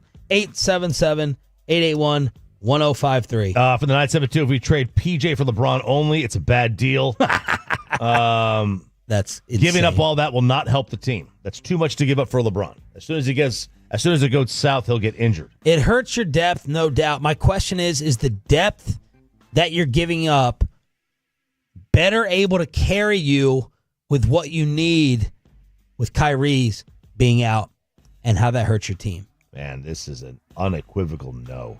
I know it would be. And I don't think, yeah. But I'm not 5 deep. I just wanted to write down the roster. Okay? I still got Exum. And you're losing the strength of your team too with your size. You're losing your size, you're losing your defense. Like you're matching up with Houston, Denver, and now San Antonio size-wise. All in the West. Uh-huh. And Lively, I'm scared of Lively's health, as you mentioned. Lively health. I wouldn't do it for the record. Clay's an old man. Kyrie's coming up the injury. Exum's always hurt. Yep. So now, like, I don't know. I think and you're gonna retard Flag's growth, slow it down. Yeah, you are, and you're gonna be older. I mean, But what % chance do the Dallas Mavericks have of winning the title next year? We're putting the whole house of cards on Kyrie's return. Yeah, and I think they have that may end up being we could look back on this day and be like, we're stupid for thinking that Kyrie could come back and be himself for the playoffs. Defensively, when you factor in the defense, they're probably better without him. When you factor in defense. I know, but how am I going to score? Anthony Davis, for his entire career, can't make up his mind whether he wants to score 24 a night or not. He can. He can any night he wants, but we know it doesn't always happen. And then that's a lot of pressure on Flag. It's a lot of pressure on Flag. We know Clay is fading and streaky. And then Russell's not going to do it. D'Angelo Russell, he can pop off. He's going to have nights where he pops off for 27 here and there. Yeah, but he's also have nights where he scores 8. I'm worried about scoring to start off this season. To start off, I could see that. Playoff time, the defense. And it may not be start. It may be. I do have to make the playoffs still. If Kyrie doesn't come back before the postseason, I still have to be a top team seeding wise. Or we know that this is a guaranteed playoff team.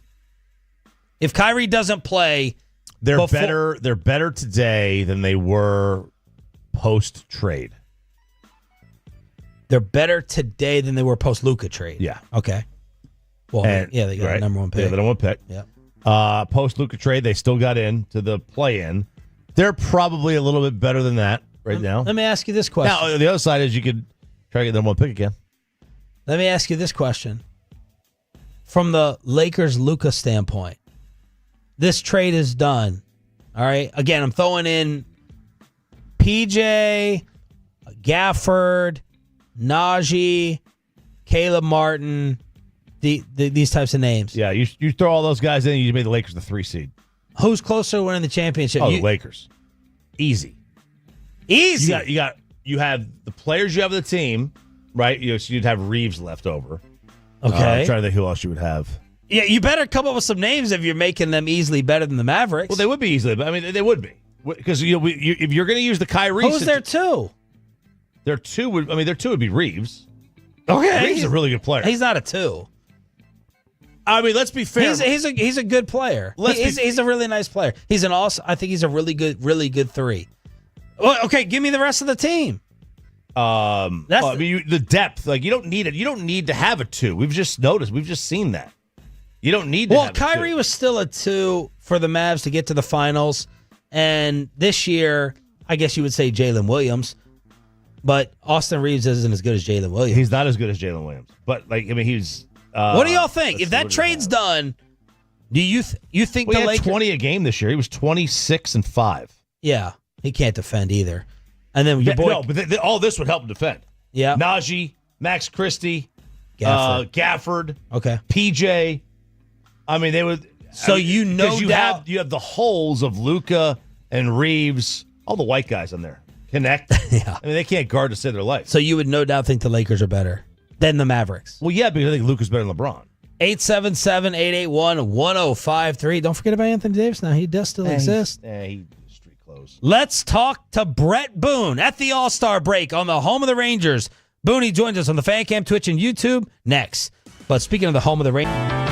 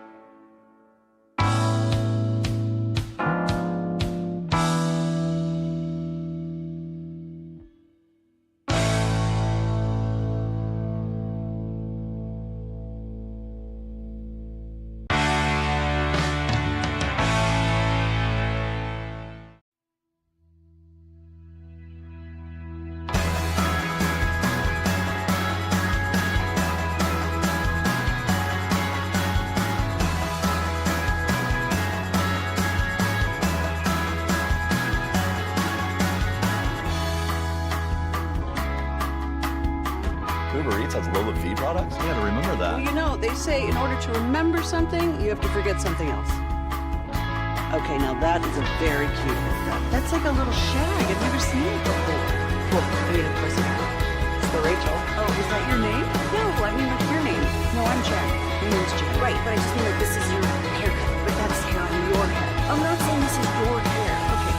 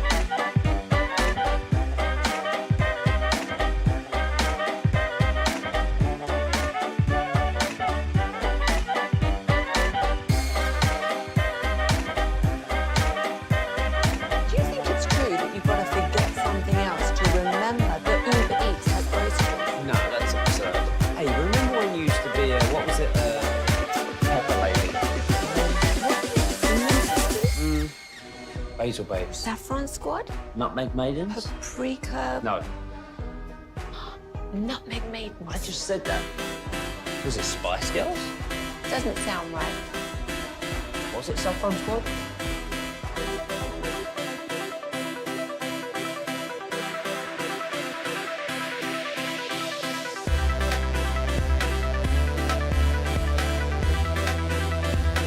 In a car or truck wreck, call Frankel first. 214-817-333-3333. With Frankel and Frankel, there is never an out-of-pocket cost. They only get paid when you win.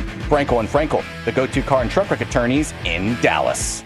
That's MVP material if he gets the third one right here. AL rallied in the game. NL has rallied in the swing. With the hat trick. Look out, Chop House. National League takes the lead 4-3. Epic performance on Fox. The swing off owned by Kyle Schwarber, hitting 3 home runs, and the National League, they dodge a big embarrassment after blowing the 6-0 lead to this man's brother. Brett Boone, Rangers hitting coach, looks like he's finally back home, joining us on Sean and RJ 105.3 The Fan. Good morning, man. What's up, guys? How are you? You enjoying the break, or this isn't really a break for you, is it? No break, and it's more difficult. There's no sports on generally. Did you watch that last night, or did you totally unplug? I didn't watch it. It's no. I said have a good time, guys. Uncle Aaron, I hope you do great, but I'm out. I went to dinner. Okay, well, good. And then, when's the last time you've been home? When's the last time you've been in that room?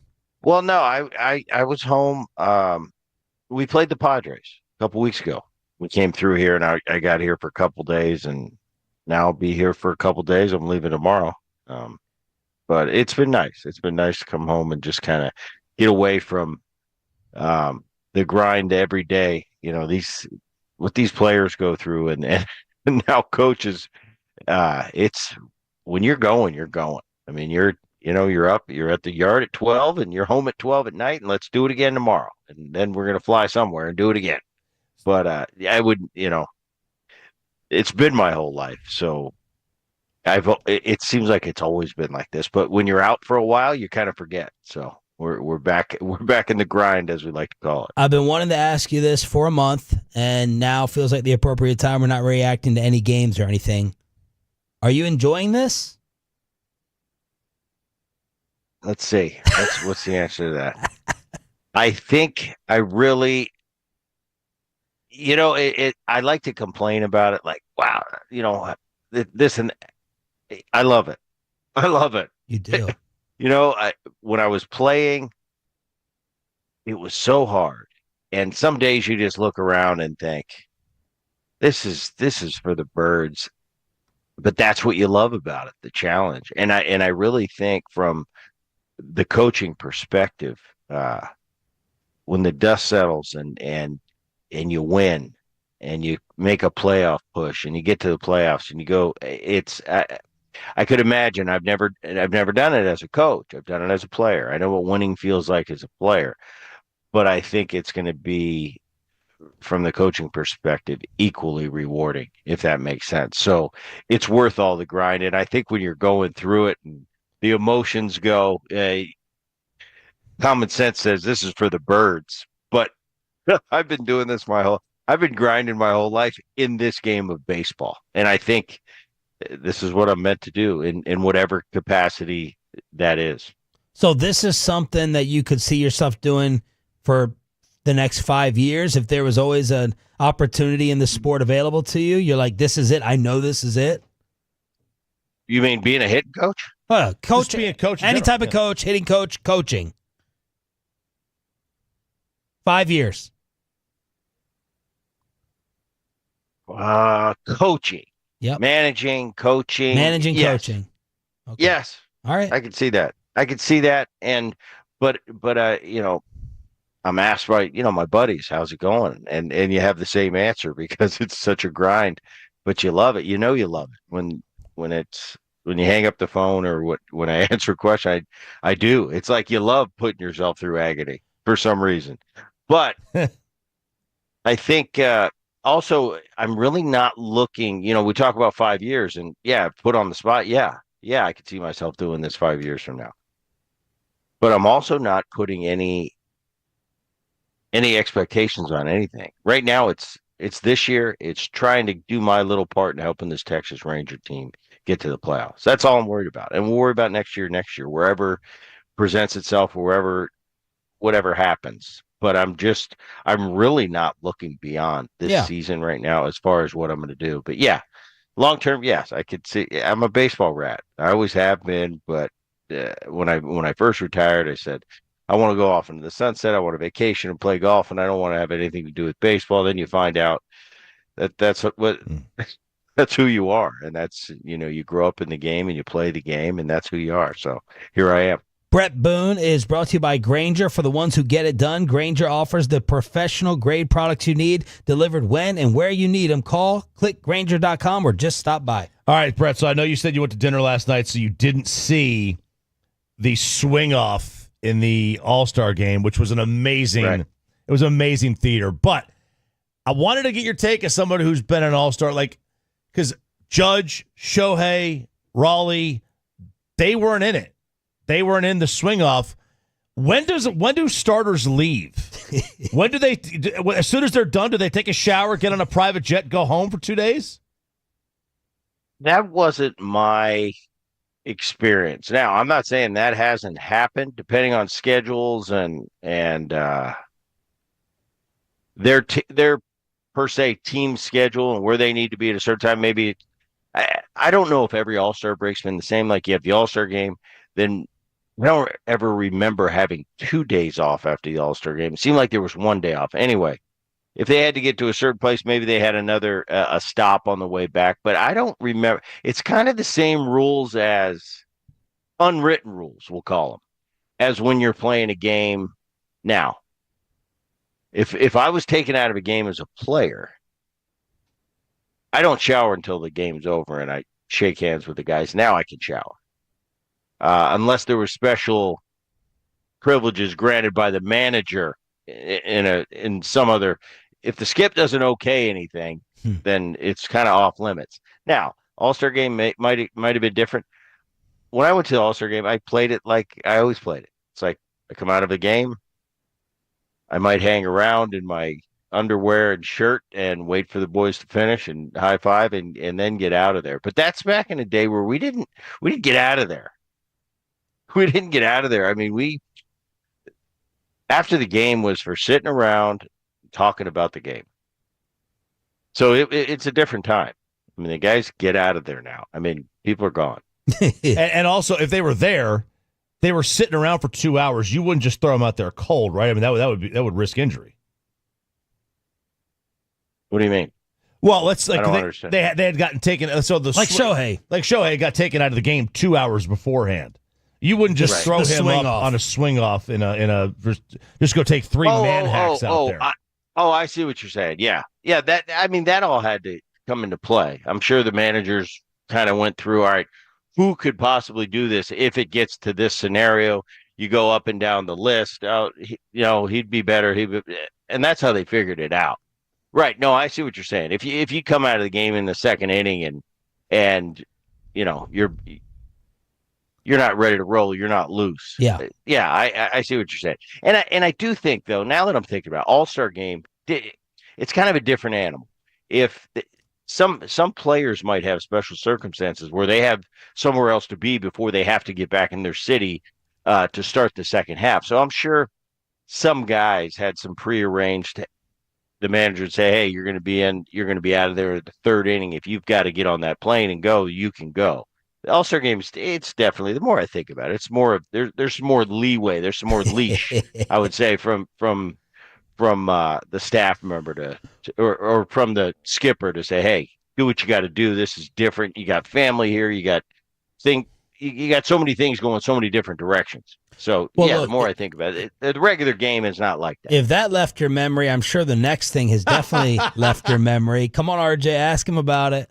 The goose eggs. All right. Is it true? So we saw you. Absolutely. He knows where I'm going with this already. Not one in your derby? Not one? I got a great. Wait a minute. Let's preface that with I was in 2 derbies. Oh, well. You didn't go 0 for 2 with never hitting one. All right, I got a good story about that. So it's 0-1. I get asked to be in the home run derby. That was a privilege back then. That had to do with how many home runs. We were the leading home run hitters at the break. That's how you get into the home run derby. So there's 4 of us. Heck yeah, I'm going. This is an honor for me. I go to the derby. It's in Seattle. And the rules were completely different then. You had outs, and then you hit home runs. As soon as you had 8 or 10 outs, I think it was, you're done. So it wasn't rapid fire, hit 100 homers. If you hit 6 home runs in a round, that was a big deal. That was good. Oh. Rules have changed. They throw a little more excitement into it. Probably better for the entertainment value. But this is right back when derbies were kind of new to everything. So anyway, I do the derby. I hit a couple in the upper deck. I'm at my home stadium, so I've got that crowd. It's awesome. I saved face. I wasn't planning on winning anything. I just said, don't embarrass yourself. Hit a couple homers, get the standing ovation, move on. If you move on to round 2, that's great. So I hit 2 or 3, and I did good. I get out of there. Sammy Sosa, I'm against him. He hits 3. The rules back then are the guy that you're head-to-head with. If you tie, it doesn't go to a swing off. It goes to who has more home runs at the break. Sammy had like 26. I had 22. Sammy gets the nod. He gets booed out of the stadium because it's in Seattle. I don't mind because I still save face. Yeah. And I did good. Anyway, that particular home run derby, Troy Gloss for the Angels at the time, he hit 0 homers. And I think he hit the camera in front that films us from, in front. And I'm laughing at him afterwards. And he felt so bad. And I said, Troy, it's not a big deal, man. You're an all-star. You're having a hell of a year. He's coming off a 40 home run season. We as players certainly don't look at you if you hit no home runs in the home run derby and kind of like, oh, how can you do that? It's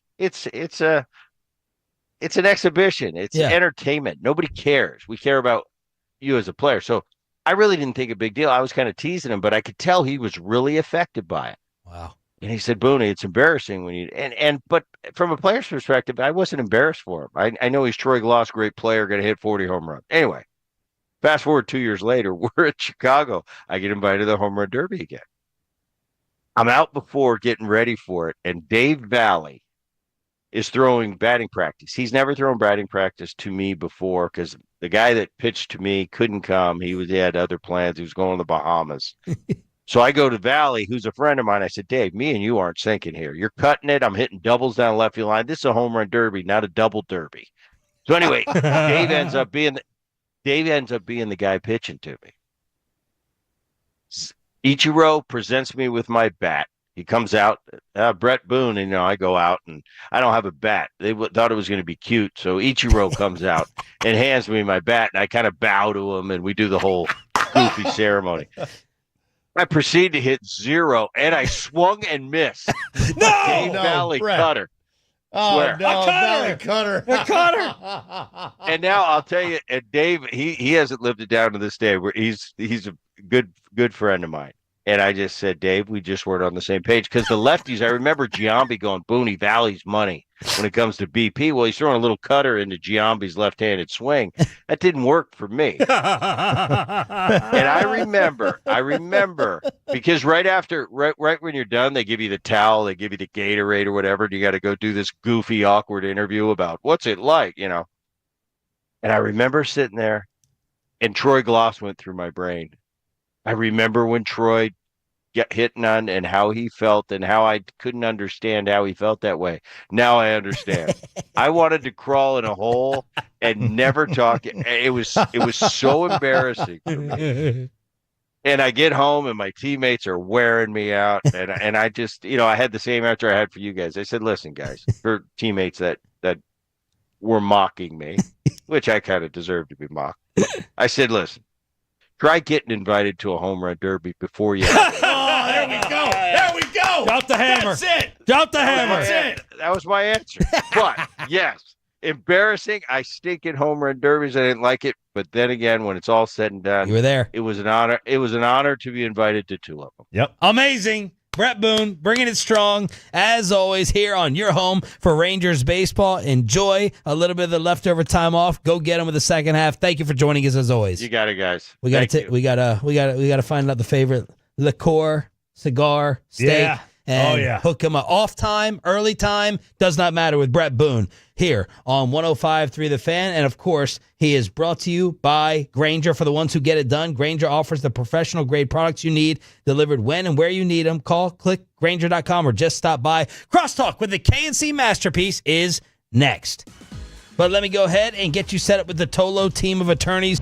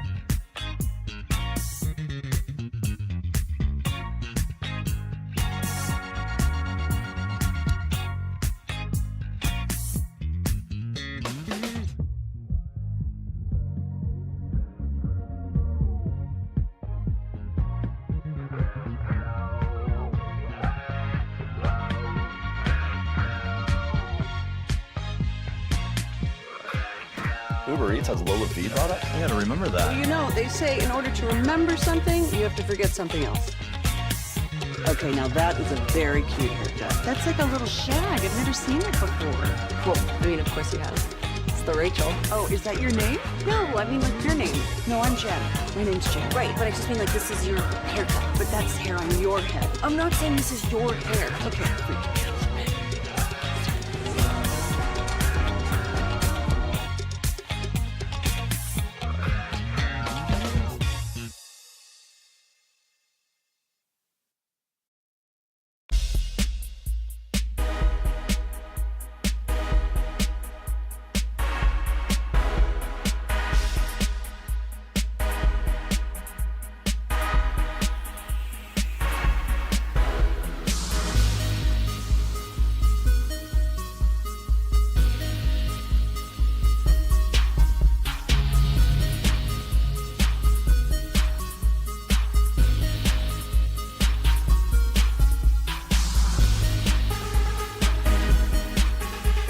Classic Chevrolet in Grapevine. If you're in the market to upgrade your vehicle, get to Classic Chevrolet in Grapevine. Back-to-back #1 Chevy dealership in the world. Visit ClassicChevrolet.com. This is Texas. This is Classic Chevrolet. Together, let's drive. Based on new Chevy registrations 2023 and 2024. I don't even know where to start in this crosstalk with the K&C masterpiece here on 105.3 The Fan. You're looking at me this time. I'm always usually looking at you because you're usually interrupting the crosstalk. True. So I was just waiting. Good morning, Corey Majors. What's coming up? Guys, we're going to have our friend Matt Hicks on today at 12:30 to talk a little Rangers. He's our friend, too. Yeah. Well, the station's He's friend. a nice Speak for yourself. He's a wonderful man. Oh, man. That was a roller coaster ride between you two. Oh, I love it. He's a Maryland guy. He's the only other guy in the state that can talk about Maryland with me. That's right. Yeah, and some more Cowboys questions that matter as we waste away for training camp. We leave Monday. Yeah, you Are you do. going to be sad Monday without after the us? show. You leave Monday after the show, so you're there Tuesday to Friday? Tuesday to Friday. Why are you leaving Sunday? I didn't make the flight reservations. I mean, I don't. How do I get on that schedule?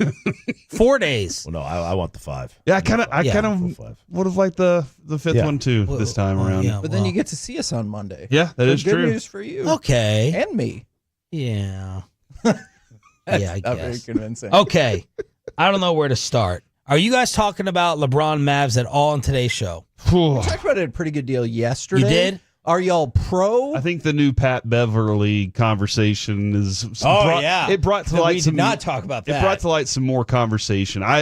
What he's saying, if Pat, by the way, Nico's Pat, right. Pat Bev just saying. Oh, sorry. You Go were ahead. going to recap it. No, my bad. Go ahead. If Nico is right, then everybody's going to owe him an apology. If he pulls this off. If he pulls this off, everyone's going to owe Nico an apology, and I think that's something of conversation for sure. What was the launching point for y'all bringing you back up yesterday because of Bovada? Yeah, the massive switch in the betting odds. And so, to Beverly's point, if you want to get into that as well, I'm a little conflicted on that because I think Anthony Davis and LeBron for Luka is probably more of a fair trade.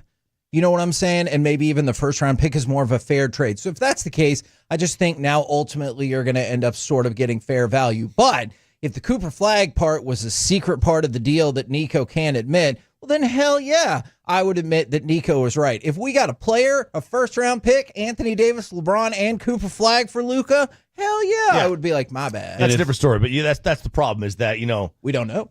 Well, yeah, and also, like, I don't. This is my quirk, because I don't do apologies like this, right? You have to prove to me that this was all part of the plan.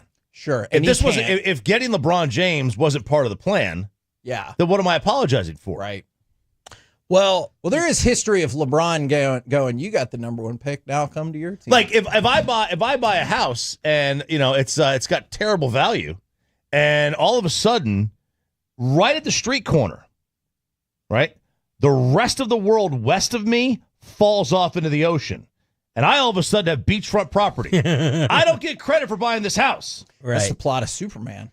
There's so many. The original Gene Hackman, Christopher Reeves. Right? Like, that's not. You're not like some soothsayer out here who can. Oh man, I'm not Jerry Jones figuring out that Frisco is going to be something someday. But he, as he said, he can't prove it to you. He can't. So he they can't just say made an it. apology. He can. Guess what? If he just that said word, those two words, I'm sorry, doesn't come out of this mouth. If he just says it was all part of the plan, is that enough proof? Like, we kind of had this all along. The closest I thought was when they got Cooper Flag, fortune favors the bold. And I was like, is he telling us, like, hey, this is part of the deal? We know the fans are against it, at least our Tolos this morning, and for weeks. For the general trade package that we've all kind of been discussing, are you doing it? Both of you. What's the general trade package again? I think so. Gafford, PJ, Kayla Martin, Najee Marshall. And this is all to make the money work, right? Yeah. Who else we throwing into it? Child was there. Max Christie, I think. Max Christie. See, I kind of wonder if you would drop Najee or Max Christie and go with Jaden Hardy and Omax, since it feels like maybe their spot has not been solidified. Okay. So either way. Yeah, but I think I would, and I understand all the reasons that people would be upset, but one of the things that I think LeBron brings you is more relief at handling the ball for those first 4 to 6 months, whatever it ends up being. And scoring. Yeah, and I think it makes your season more viable on the front half than, obviously, when Kyrie comes back. Is that Gafford contract to help this money match? Yeah. So, yeah. And, like, that was one of the things. Because he's now, what, That seems like part of the plan then. Yeah. Look, Shut up, Corey. He got. Can you even trade him after you just Yes, sign him? Because you sign and slotted trade? him in. No, you slotted him in. I'm not kidding. At the max value for a contract that could still be traded. So yes, you can still trade. And are you doing it? Yeah. I mean, you're bringing too much, star man. power to the DFW. It's chaos for us. Yeah. Like, I love it. Selfishly, it'd be phenomenal for us. And I think it could be a good. But fun why basketball would this team. work when all the recent super teams have failed? So I think one of the reasons that I'm more optimistic about this one is I don't think you're going all in for just now, because you still have Cooper Flag as your backup. Yep, like a lot that's of the these future. other super teams were like, hey, we need to win in the next 2 years. And I realized that the Mavericks would be constituted to win in the next 2 years. But if they didn't, I would still hope that I've still got my franchise player, even if AD Well, you moves do on. still have your franchise player. Exactly. I think the issue is, though, if you give up Gafford, PJ, all that, I mean, the number one thing this team has is depth, defense. I agree. Like you're really kind of giving that away. We saw Denver play with and outplay Oklahoma City in a large part of that series and get completely worn down in the fourth quarter. Because they only had 6 players, maybe 7. Yeah, I get that. That's a problem. But I have D'Angelo, I have Clay, I have Clay Jaden, sucks. Stop with Clay. I You don't have Clay. Exum, Dwight Powell. Brandon Williams, I think, has shown he can do something. I'll have a 3-point contest with Clay tomorrow. Shut up. Just kidding. How much? Where is this coming from? You don't like Megan Thee Stallion? Is that what this is? I had nothing against Megan Thee Stallion. Okay. Clay, Bobby and I talked about this before. Well, you were gone. Like Clay was kind of booty cheeks last year, and now Hey, you he's know got what, booty guys? cheeks. and now he's got booty cheeks. He was a little Cut the buzzed. crap. Let's go to your 8 o'clock segment. I Here it is, right here. was 07 listening. Pats. I was listening. The world's about to end. RJ's about to Also- beat front property. Will you do your impression of Kevin again? Actually, I do kind of want to hear that. So, the point is, RJ's going to kill me for this. All right. So you guys needed 24 hours for your response. That's okay. I'll take 1 hour. Just come in. Dude, I didn't 2 even- p.m. yesterday. My response. I saw this article 3 seconds before we went on. I know. That's true. I had no response. This is the top 25 teams in the NFL over the past 25 years. 07 Patriots, number 1, lost to the Giants. Kevin said that's ridiculous. I said it's absolutely right. Let's fight. All right, let's fight. Let's talk about, you guys said, that Patriots team was a juggernaut. Man, you guys were right. They beat 6 whole teams that were above 500 in the regular season. Whew! What a brutal schedule. 6 out of 16 that were above 500. Oh, unbelievable. Can only play the schedule, Kevin. Okay, that's fine. Juggernaut. Can't be stopped. Nobody can stop them. Let's look in the playoffs where you played a 10-6 team, an 11-5 team, and whoo, you won by an average of what, 9 points? Good for them. And then, RJ, let's talk about one of the arguments you had, and let's tie it into this. You said the 09 Saints can't be considered an all-time great team because they were 7.5-point underdogs in their Super Bowl. All right, so you care more theoretically about what the game should be than what actually happened in the game. And then you said 7.5 points was one of the largest point spreads in salary cap history. You're right. You know what was even bigger? That Super Bowl where New England was favored by an extra 10 points. Was it really 17 and a half? Yes, it was 17 and a half. It was that or Super Bowl III that were the biggest point spreads in history. And you seem to think that's a positive for your team. They were so dominant. They lost to a crap-ass 10-6 New York Giants team that people think is the worst Super Bowl champion of all time. And that's your king? See, I told you he was smart. He was smart. Unfortunately, I do have my counter back. Unfortunately, we're out of time. My 8. Yeah, 42. Okay.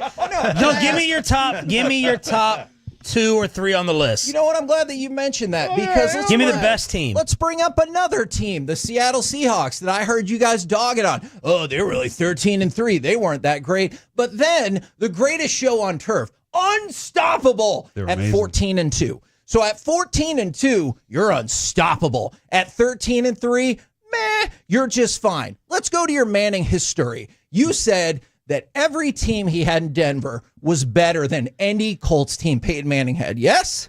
Except for maybe 05. Okay, but except for 05. Which didn't win. Yeah, but then you said that first Broncos team, that's a great team. Great team. You know what happened to them? They lost by 5 touchdowns to the 2013 Seattle Seahawks in the Super Bowl. 5 touchdowns. So the 2013 Seahawks are your number 1 team? Correct. Okay. Good presentation. Thank you. Very impressive. All off memory. You're wrong. We'll see you, Richardson, tomorrow with the return of Bobby Ross. Fantastic job, Kay. Aren't you just happy I was listening? I was happy. That's the big win in all this. None of us are losers. We won because Kevin tuned in. Out.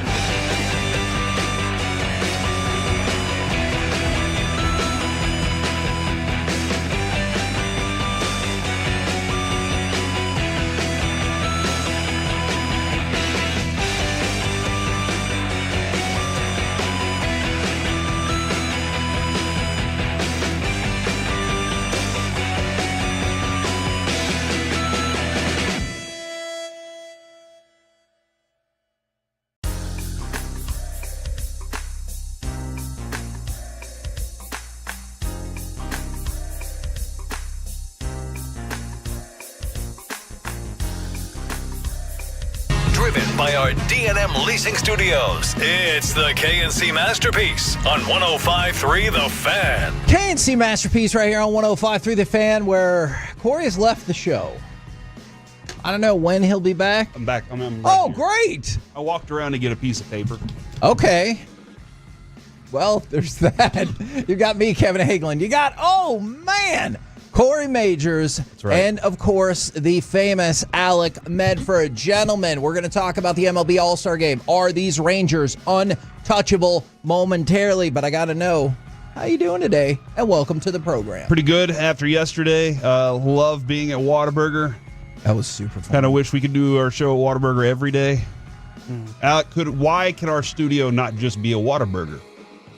You know, I've actually seen in some random areas of town where it's like an abandoned Whataburger building that they turn into like a pharmacy or something. See? Why can't we build a studio in one of their old buildings? Yes, that's a great idea, and then bring back the Whataburger. Then we can supplement the company's funds with Whataburger money. We're like, we're a Whataburger, we're a Chevron McDonald's, we're a Whataburger radio station. Kind of like the Bear. See? I get what you're saying. Yeah. I love how you can tell the old Whataburger because they were just used to like triangles. Hey, let's just make it to the most giant point that you see on Campbell Road or like whatever regular street you're driving on. You're like, wow, look at that. It's Whataburger. All right. Do you guys want to start with Rangers? Do you want to start with MLB All-Star Game? Let's start with some All-Star Game, dude. That was a fun game last night. All right. Give me the All-Star Game. It looked like the game was out of reach, but I believe when we get to the 7th, things start to tighten up. But go ahead and give me cut number 4,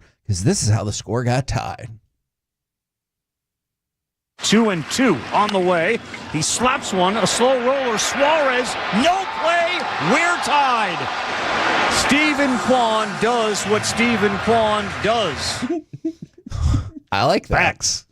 So it was 6-0. Obviously, the AL chips away the Brent Rooker home run. That was a bomb, It dude. was. Ties it up right here. And it feels like it is set up for the feel-good story or the comeback story. I don't know if it's a feel-good story, but the comeback story. But then we go to the swing-off, which...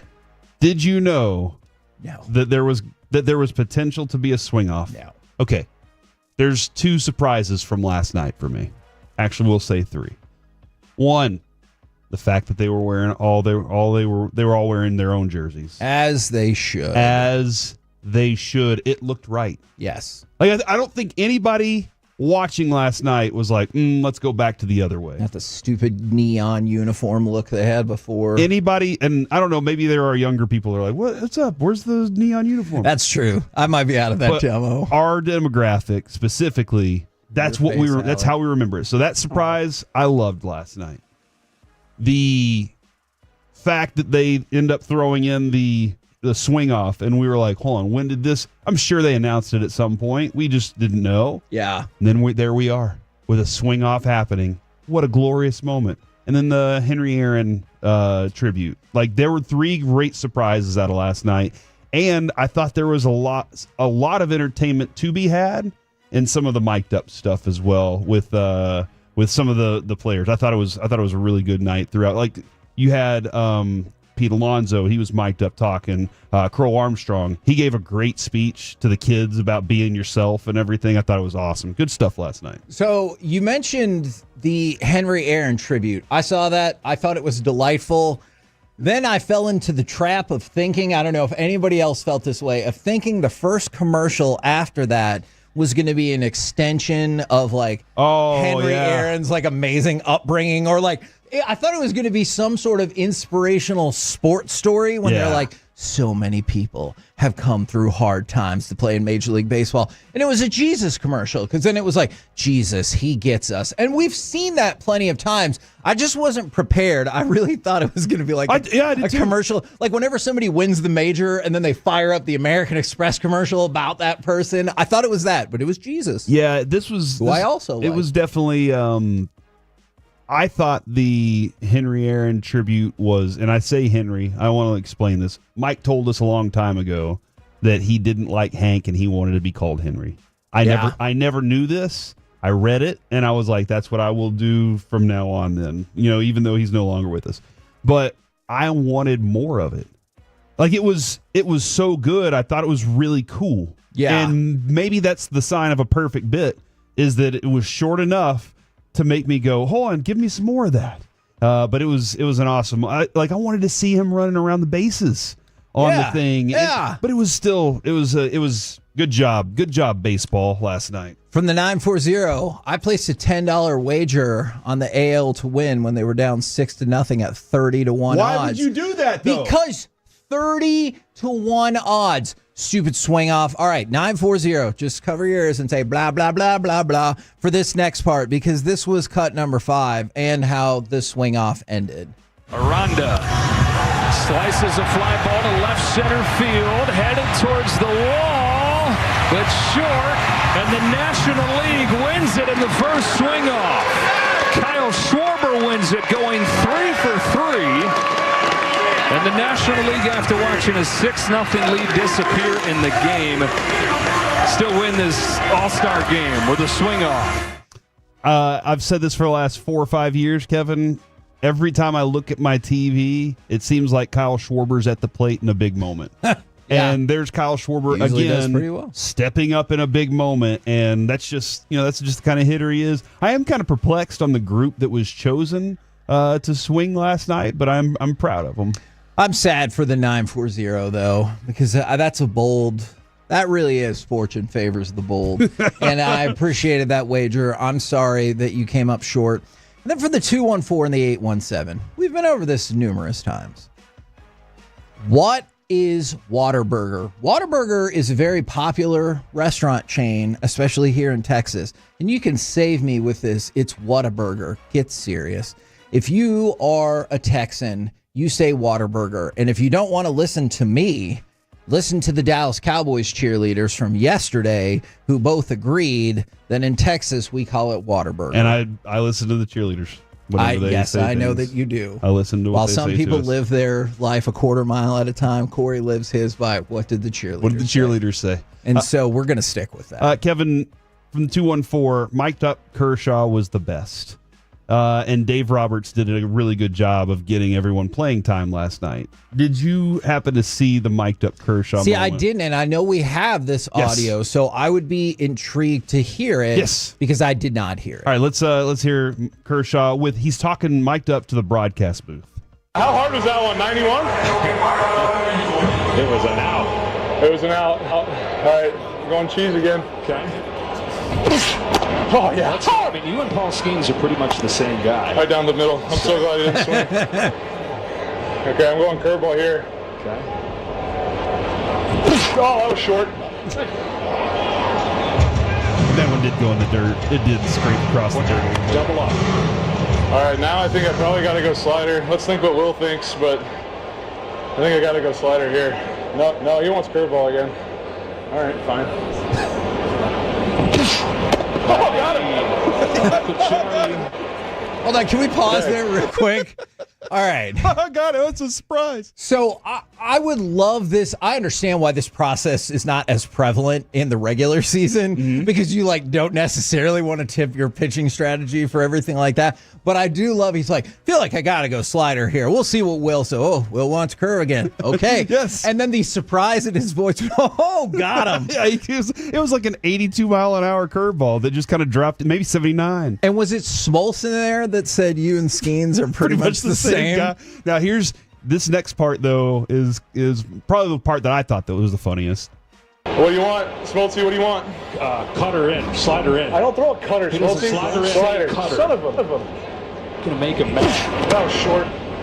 He tried to throw. How about this splitty? Break out this All right, what's the count? 2-2? Yeah, this is so weird talking to you guys. It's kind Holy of cow. too.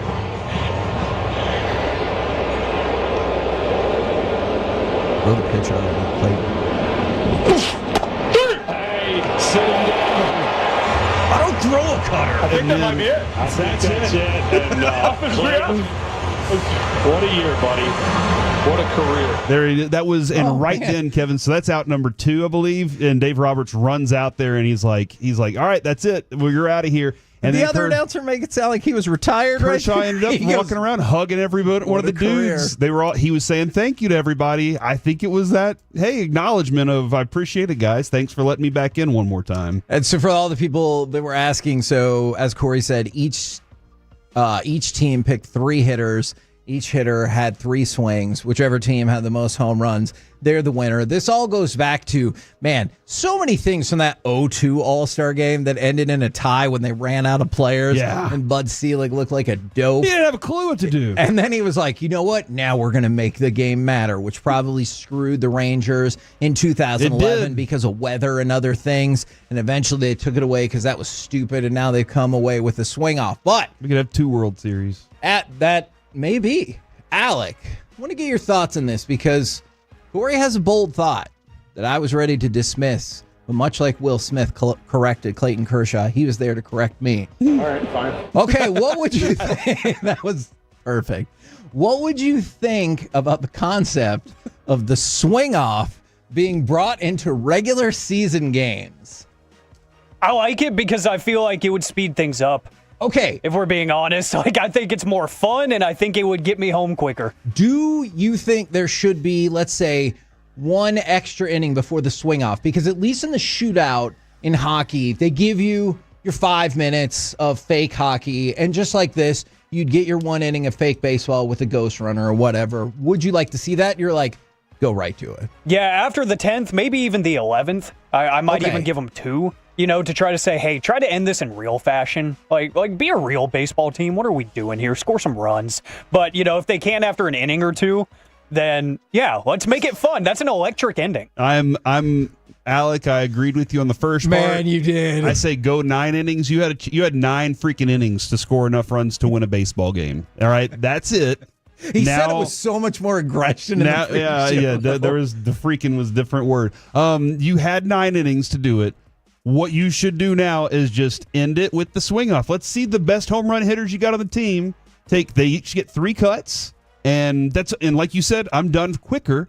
And I don't need this stupid ghost runner situation that's confusing people who haven't watched baseball for the last couple of years now. I have been watching baseball. No, not you. I'm talking about people we know that were like, hold on, what is this crap? So the guy in the suite was like, what the F is this? And I was like, oh, man, I really wanted to tell him it had been happening for a while. Like, he felt like this was the debut of that concept of the game we were at a couple of weeks ago. And I was like, it's been going for a while. That's why I'm just like, let's go ahead and end it. 9 innings. Now, I guess the weird thing is extra innings stats. How do we go back and asterisk those, like Curio suggested with center? Yeah. So that's what we got to figure out there. But I'm totally down with a shootout style in hockey. I know they do the extra time, but no, let's go ahead and get done with it, man. I like it. Okay. Man. Plus, we dig the long ball anyway. I'm amazed at that. Like, your first line of thought, Alec, was right in line with Cory when he goes, you had 9 innings to figure it out. Whatever. All right. Were you guys invested at all in who won the game? Because I remember when I was younger, or as a kid growing up, I always wanted the American League to win because obviously my team is in the American League. I don't feel like I have such passionate rooting base anymore because I didn't feel like if the AL lost yesterday that the Rangers were doomed starting on Friday, But like, do you still have that rooting interest? When the National League was up 2-0, and granted, hell, when they were up 6-0, I was like, all right, American League, let's pull it out. That was what, okay, now, so I started rooting for the underdog. No, I don't care. I actually, yesterday, when we were talking about how stacked this National League team was, I was like, man, what a dream group that is. So I want to see them do something special. But I did like to see it be fun and competitive and fun. Fun was the key word for last night. We're the KNC Masterpiece right here on 105.3 The Fan. Coming up next, more Cowboys questions that matter as we waste away waiting for training camp. We'll do it next, right here on The Fan.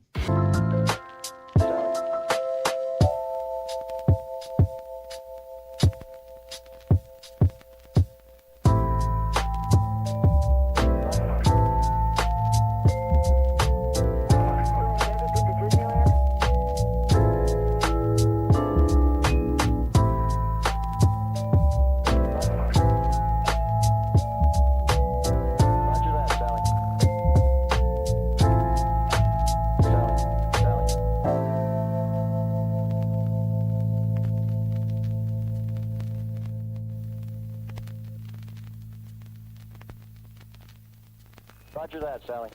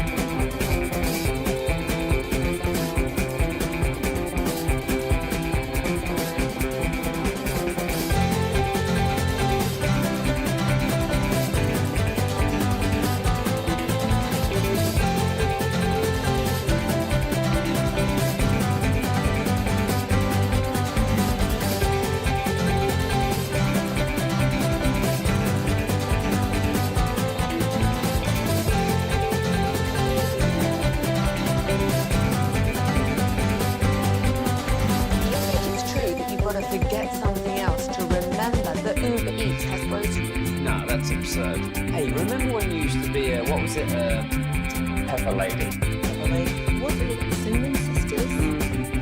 Basil Babes. Saffron Squad? Nutmeg Maidens? Freak. No. I just said that. Was it Spice Girls? Doesn't sound right. Was it Saffron Squad?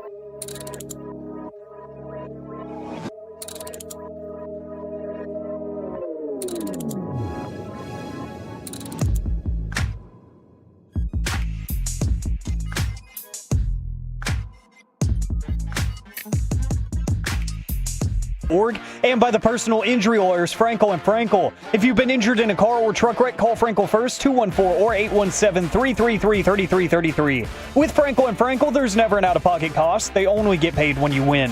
Frankel and Frankel, the go-to car and truck wreck attorneys in Dallas. 1:23 to go on a 2nd and 9. Pickett Lines up a deep ball. Separation.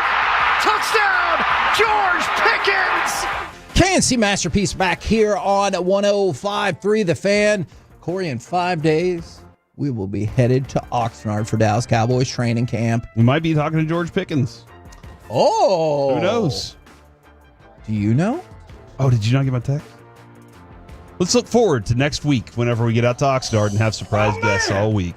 Okay, I am excited about that. Now, couple of Cowboys questions that matter as I'm going to continue to say, just count down the days until training camp, even though it feels like a much more reasonable amount of days. I was texting with Woolchuck yesterday, and I was like, good Lord, can we get football soon? He was my yes, gosh. please, I need it in my veins. And so Joseph Hoyt, who was on the G-Bag Nation yesterday, he put out an article about make or break opportunities in training camp for the Cowboys. So I actually wanted to start by hitting on two particular players in here. What's up? Suggest that. Yes. Is this a make or break training camp for Mozzie Smith? Season. Okay. I think that the season training camp, like to solidify who he is on this team, yes. Otherwise, he's going to be a rotational piece. See, yeah, I think if he doesn't show out in training camp, he's just going to be slotted as like, hey, maybe, like Corey said, rotational piece. Is that how you view it, Alec?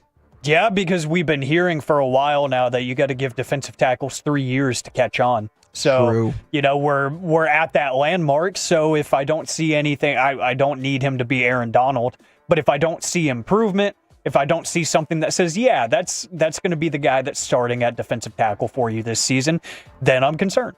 Now, it's a really interesting article. I would recommend go checking it out.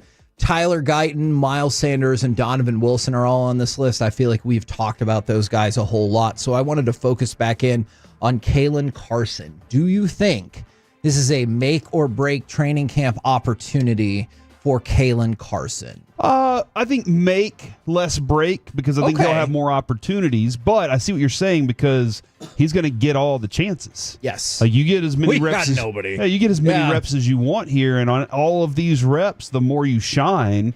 We see it all the time. A good catch in practice can set the tone for what you are for everybody in that room. So I think more make than break. But yes, the opportunities he has to take advantage of, he should take advantage of them. There's wide open cornerback spaces available. And the tough thing for him, because he's like, yeah, no kidding. How do you ensure that? Is he has to stay healthy. Like, I know he's like, well, I didn't plan to get hurt. That? I know, but you can't. But like he has to stay healthy, or else I feel like maybe the book's going to be written on him. Okay, I can understand. Like after only in his second season? Yeah, just because in his first year, the Cowboys are like, we desperately need somebody at this spot. And he played well, but then he got hurt. So now you're in the second season, and the Cowboys again are like, we desperately need somebody at this position. Is it the same for Overshown? Or different because of the talent? That is a good question. You know what? And man, that is a good question. I think it's different for Overshown just because the rest of the league, as well as the Cowboys, already acknowledge his talent, as we referenced yesterday or the day before. Number 8 off the ball linebacker in the league. So I guess probably higher ceiling potential, it seems like, for Overshown might make it different. But that's a great question. Thank you. There are. Yes, they're good. As Alec and, well, as they say, not Alec, as they say. Yeah, they do agree with you, Corey. Yes. They often say that. Yes, exactly. All right. True. So humble. I love it. All right. What are your expectations for George Pickens this season? So I get it. 1,000 yards and 10 touchdowns, or 1,200 yards and 10 touchdowns. Hey, that'd be great. But do you have a statistical expectation for him, or is it not only showing up in the stats, but like, hey, I saw CeeDee Lamb get way more single coverage? Or like, how would you define that? I'm at 950 and 6 is where I am. Like I just kind of, if he gets to 900, I'm pretty happy, because I'm feeling like the Dak had a pretty good season and was able to help out with CeeDee Lamb too. But the other part is being a good teammate. Showing like hey, I'm blocking downfield, I'm doing all these other things. My expectation for him is to be an elite teammate because of what he needs. He needs a contract. Yeah. And so I think that you have to be your best version no matter what. So my expectation is amazing teammate, leader type mentality, dude who's not out there ripping teammates down, and also he's out there producing. So I think big season ahead for him. I'd say I like Cory's stat projection of 6 touchdowns, 900 yards range, but if we're going to look at something a little bit more specific, I think his yards per catch is going to be a bit higher than a bit higher than you would expect from him, because last year he was averaging about 15, but in his best season in 23 he was averaging over 18 yards per catch. If he's in that neighborhood again, then I think you pulled off something that you expected to happen. You pulled off something that's going to make the fans happy, and you pulled off something that's going to make the quarterback happy. So ideally, and all of this boils into it, I guess, you would like to see a scenario in which the Cowboys and the fan base would like to re-sign him at the end of the year. Whether they can or they can't, you would like to see a season where you're like, oh, yeah, I want him back. I would like him to be so good that we want him back, but we also know that he just it's too rich. Yeah. And and Kevin, here's the other thing. And it's okay because our guys have a plan already in place.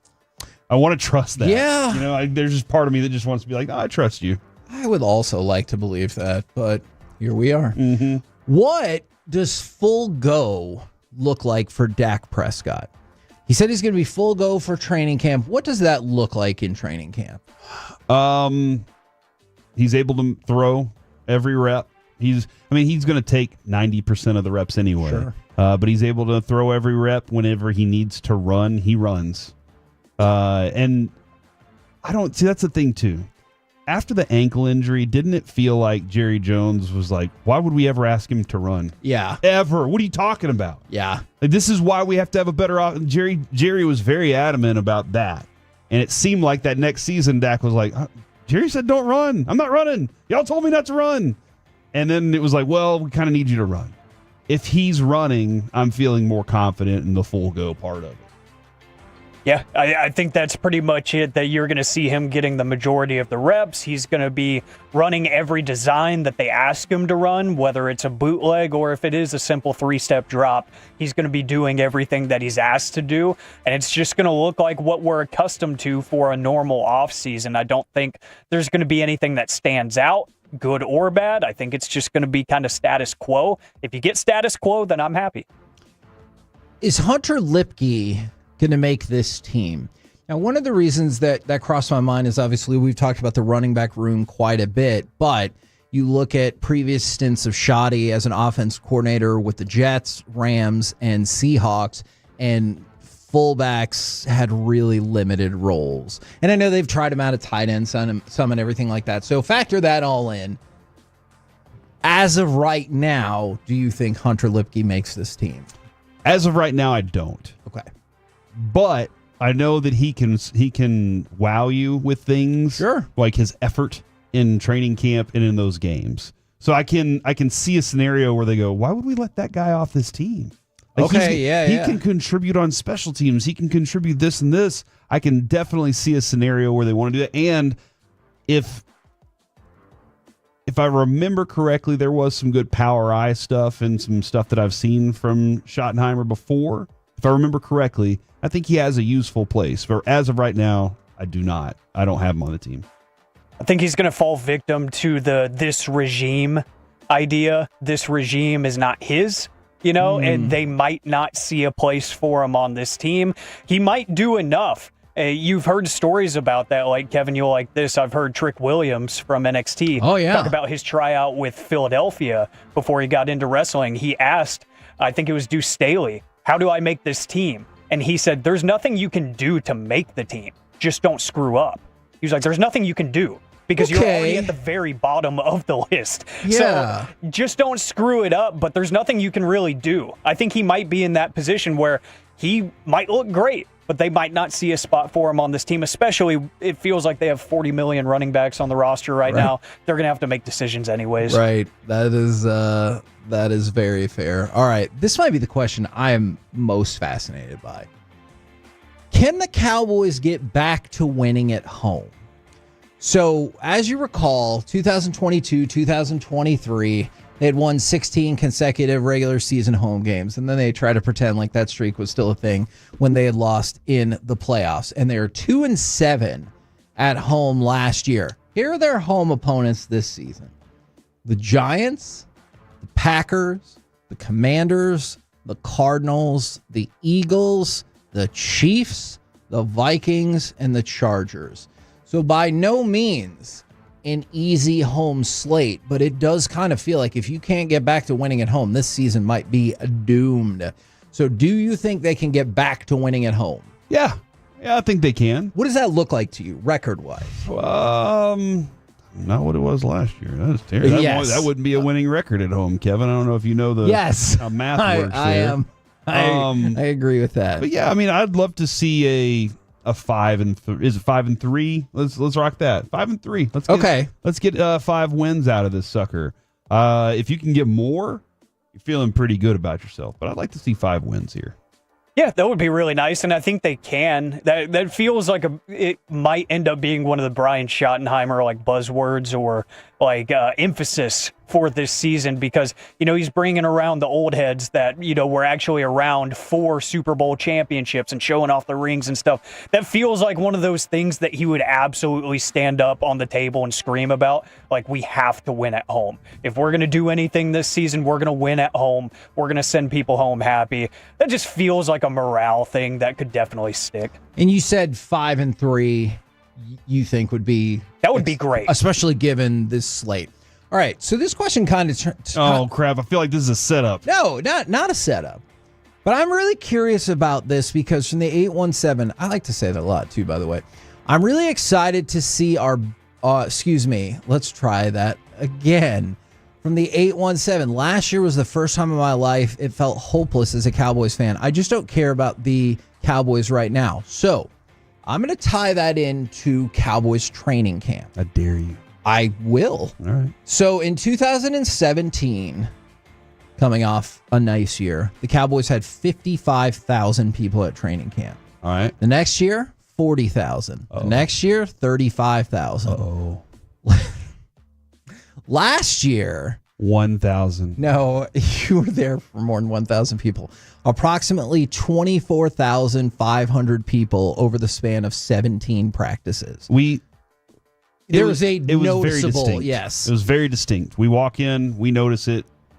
When we're done with our show is usually the time where it starts to fill up or is very busy. Yeah. And most of the time, Kevin, we were like, what? Is anybody here? Yeah. And now I'm not trying to offend the Cowboys in any way, shape, or form. They've had a lore of winning and greatness and excellence. That's why people show up. And last year, people were down on it because they don't have that lore anymore. Yeah. And so they got to figure a way out to get that back, and those fans will show back up there. I do wonder if there is a difference in travel over the last few years, if there's something going on there. I don't know that in particular, but last year definitely was a sign that y'all got to do something to entice people to show up to the circus. And that right there is essentially the question. Will more folks show back up at training camp? You might not care. I might not care. The listeners might not care. But it feels like if the Cowboys are going to make a change, I think a lot of people agree with this. The change is going to be when the TV ratings drop and the attendance drops and the money stops coming in. Oh, yeah, that's the real. As opposed to not winning. So do you think we'll have more people at training camp? Or, to kind of go along with that text, we might see more of the same. I think a little bit more. I don't think it's going to be anything to write home about, but I do think you'll see, just because the nature of change itself excites people. Okay, so yeah. maybe they say, you know what? I'm going to hit the reset button on this, and I'm going to try again. I am going to pack up and head out to Oxnard and see what this looks like, see if the energy is different, if it's more fun. There's going to be that group of people. I don't think it's going to be a massive group of people, but I think the ultimate way to change that is to win football games. So if they can do that in the first year, you're going to see it continue to grow. Thank you, gentlemen, very much. Excellent answers today.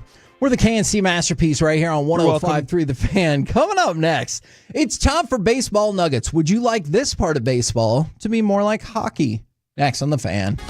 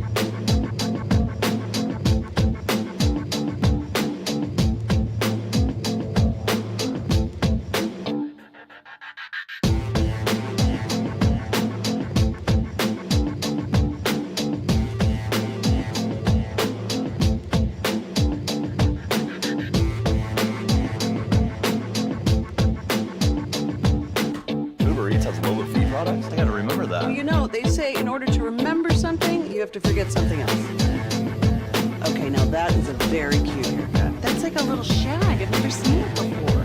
Well, I mean, of course you have. It's the Rachel. Oh, is that your name? No, I mean your name. No, I'm Jen. My name's Jen. Right, but I just mean like this is your haircut. But that's hair on your head. I'm not saying this is your hair. Okay, freaking me out a little bit.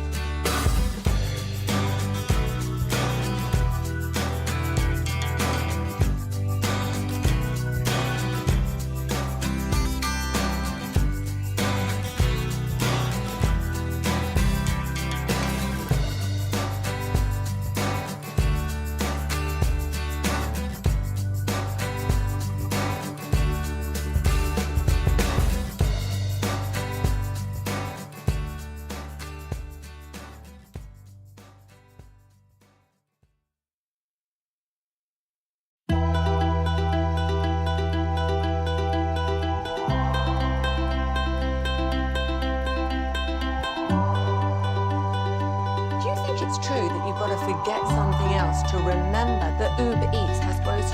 Nah, that's absurd. Hey, remember when you... This segment is brought to you by Classic Chevrolet. If you're in the market to upgrade your vehicle, get to Classic Chevrolet in Grapevine. Back-to-back #1 Chevy dealership in the world. They've got more new Chevys than anyone, all priced to sell. Visit ClassicChevrolet.com. This is Texas. This is Classic Chevrolet. Together, let's drive. Based on new Chevy registrations 2023 and 2024. Ian Donovan, the base runner, and Alonso sends one to right. This one is deep towards the wall. It's gone! A 3-run home run for Pete Alonso off Chris Bubich. KNC Masterpiece back here on 105.3 The Fan. Guys, would you like me to read an email on air? Oh, are we going to reply all? Or should I just reply to it? The only person who he wrote it to, it appears, is me. Oh. This seems like private information. So you think I should just respond to the email? Who is it from? Atolo? Yes. Are they upset with you? Yes. I kind of want you to read it now. Are you going to read it in I will read it in regular voice. That's a good question, though. You've enticed me enough. All right. Read the damn thing. I'm only going to read the parts that are pertinent to us. You're going to edit it out. I see what's happening. See, because I don't want to mention any other shows. Gotcha. What's their email address? From Robert. I'm not going to tell you that. The entire 105.3 The Fan on-air staff needs to take a baseball 101 class. All right. Hearing you guys refer to Tim Foley as Tim Foley is the reason. Okay. Take note, if Tim Foley And they spelled it out phonetically, which I appreciate. Ever comes up again. He played on Pittsburgh 1979 World Championship team and was a Rangers third base coach under Bobby Valentine. All right, so a couple of things. The defensive back for the Dolphins? I don't think so. All right. I feel like this could have been phrased nicer, but since it wouldn't, I will respond here and probably email him back. I am 1,000%, no, 100% confident that Tim Foley does not come up in any Baseball 101 class ever. And you're right.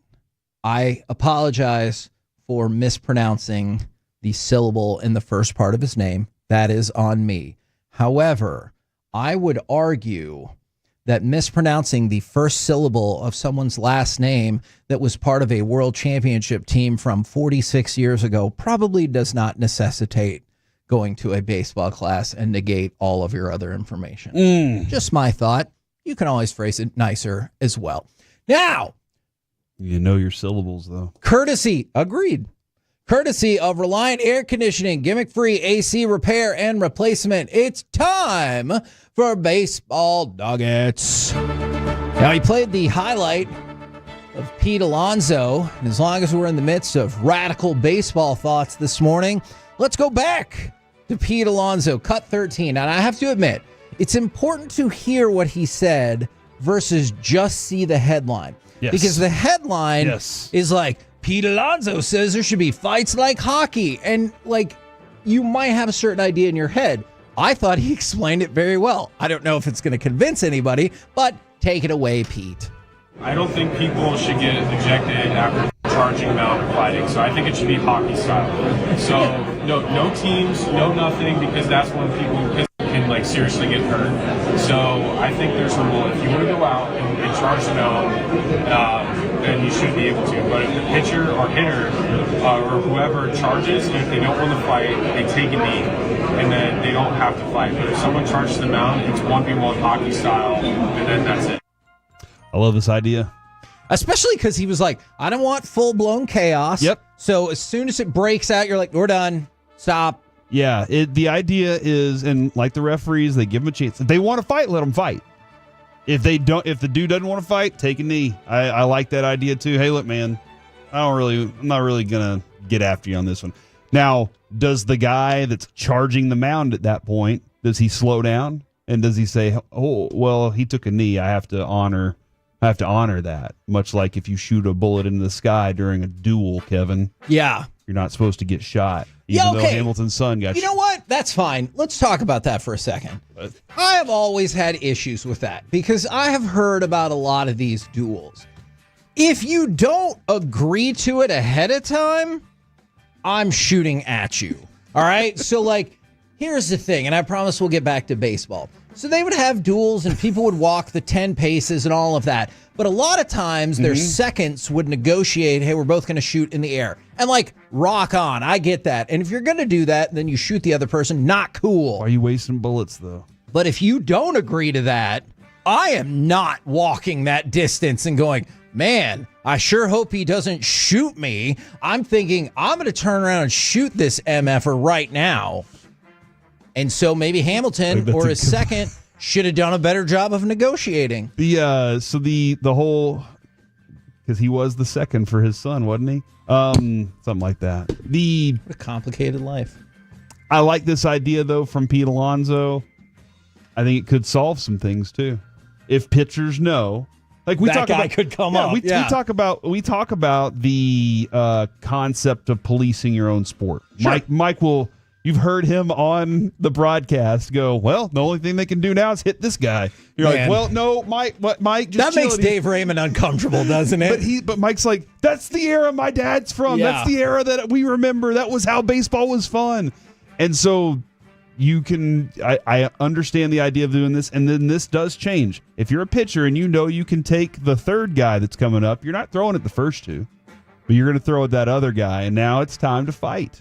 I don't think people would let it happen, though. I don't think owners would want this to happen because they're like, I don't want my $600 million pitcher breaking his wrist. And that's down the road, Kevin. That's very far down the road. I don't want him breaking his wrist trying to protect himself in this situation. Yeah. I mean, But if you have a dude that can fight, you're sending him up, and you're like, I dare y'all. Like, I feel like Jamie Benn. I'm like, yeah, Jamie Benn will sucker punch you, dude. That being said, you don't see any way that MLB like even has this discussion. MLB is like, you know what? We've always wanted good. There is no way. We've always wanted to have some tough guys in the league. So let's start getting some hockey players in here. The San Francisco Giants are reportedly the front runner to host the 2028 All-Star Game if players compete in the Olympics. So there's a few different things at play here. So next year, it's going to be in Philadelphia, which makes a lot of sense. 250th anniversary of the country and all of that good stuff. Word is that Wrigley... I feel like it should be in D.C. Was it Philadelphia, the first capital? But do we recognize Philadelphia? I mean, I recognize that it exists. Do we have to? But I mean, I'll leave that to you. So do you want to make them like the Athletics? So you only say we're playing the Eagles and not the Philadelphia Eagles? That's exactly. I like that. Okay. Well, we'll put a petition in. And so Wrigley is looking like the host in 2027. But while all this is going on, MLB is working toward allowing players to participate in the 2028 Olympics. Okay. And so that would be July 14th through July 30th that the Summer Olympics take place. And so this would make pretty good sense to have the All-Star Game just adjacent there in San Francisco, since the Olympics will be in Los Angeles, especially if Major League Baseball players are going to be in the Olympics, which we said they are working on that. From the 806, I do like this question. If that's the rule, who on the Rangers are you throwing at? It's not Adolis. Oh, hell no. You know, if he's you throw the Adolis, last person. He'll knock you out, and then he'll hit a home run at the next at bat. Yeah. So it's not Adolis. Would Adolis be the last person? That's the last one I'm picking. I think so. At the moment. And nobody can charge, so nobody can go protect a Josh Smith. Would it be Evan Carter's frail? Yeah, he's frail. Look, my answer is none. He might be feisty on purpose because I'm a sportsman, but I can see how perhaps some. You imagine Wyatt Langford? No, got some. Yeah. He can throw those hands. I don't know not. if he can or not, but if he could, I'd be terrified. You know, we talked a few different times on the show about like if you didn't live through this particular player or this sometimes shorter era, you might not know who this is. So the White Sox put up a statue of Mark Burley, and I meant to talk about this the other day. And I know Mark Burley by no means had a short career, but there was a period of time that I feel like people might have maybe sort of forgot about, where Mark Burley was just an absolute stud, man. Yeah. I wouldn't say like most dominant, but you were just like every team wants a Mark Burley on their staff. For sure. And he was key for them for sure. And and he was a big part of the World Series championship team. But there was like a 3.81 ERA for his career. Okay, yeah. Like he's good. I went back and looked at Clayton Kershaw stats last night, and I was just like, jeez Louise, this guy, how were we so lucky to have this dude while we were alive? And that's the thing. But I think that will stretch through generations and generations. If you weren't like locked in as a baseball fan from 02 to 06. He wasn't a 200 strikeout guy. Yeah, and you probably like don't necessarily recognize how good he was in that run of baseball, and it was obviously clutch for the White Sox winning the World Series. He was a double digits win guy from age 22 to 36. So he got at least 10 wins, actually at least 11, 12, at least 10 wins every year for that stretch of time for Mark Burley. See, I was going to say he kind of sort of reminded me of Mike Mussina, but I think Mike Mussina had a run that was significantly better than that. Mm-hmm. So that's probably not a good comparison for Mike. And then somebody did say not being dominant and just really good for a couple of years, is that really statue worthy? I mean, I will have to admit, like contemporarily or even for the whole time,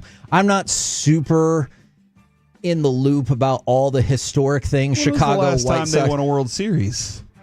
I mean, the last time they had been in the World Series, I think, was 1959, because my grandparents went to that and they gave me the ticket stubs, but they didn't win that World Series. Wow. So, like, that's a significant thing.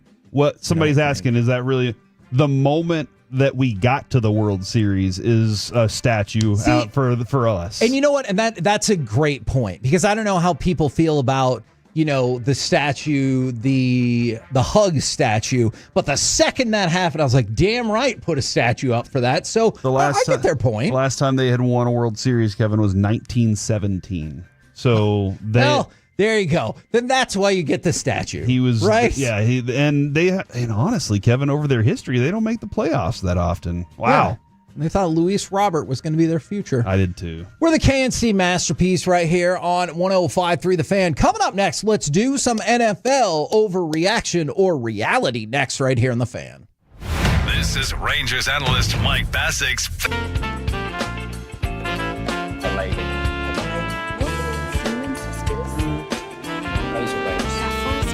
Nutmeg Maiden? No. I just said that. Was it Spice Girls? Doesn't sound right. Was it Saffron Squad?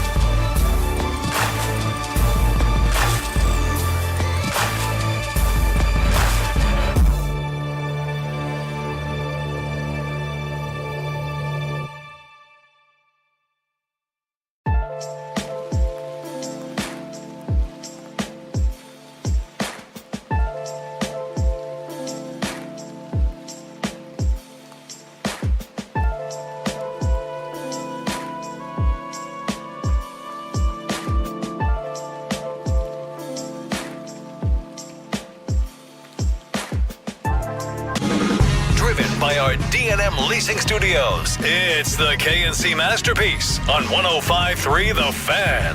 KNC Masterpiece right here on 105.3 The Fan.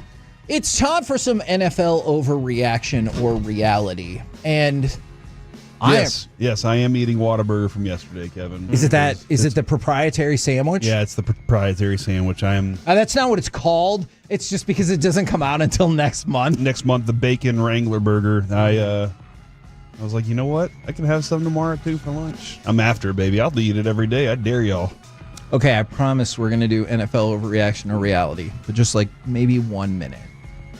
I wanted to say thank you to the Tolos in general, because y'all show up and support us for like everything. So Corey just pointed out the good people at Whataburger, they were like, hey, this burger doesn't come out for like a month.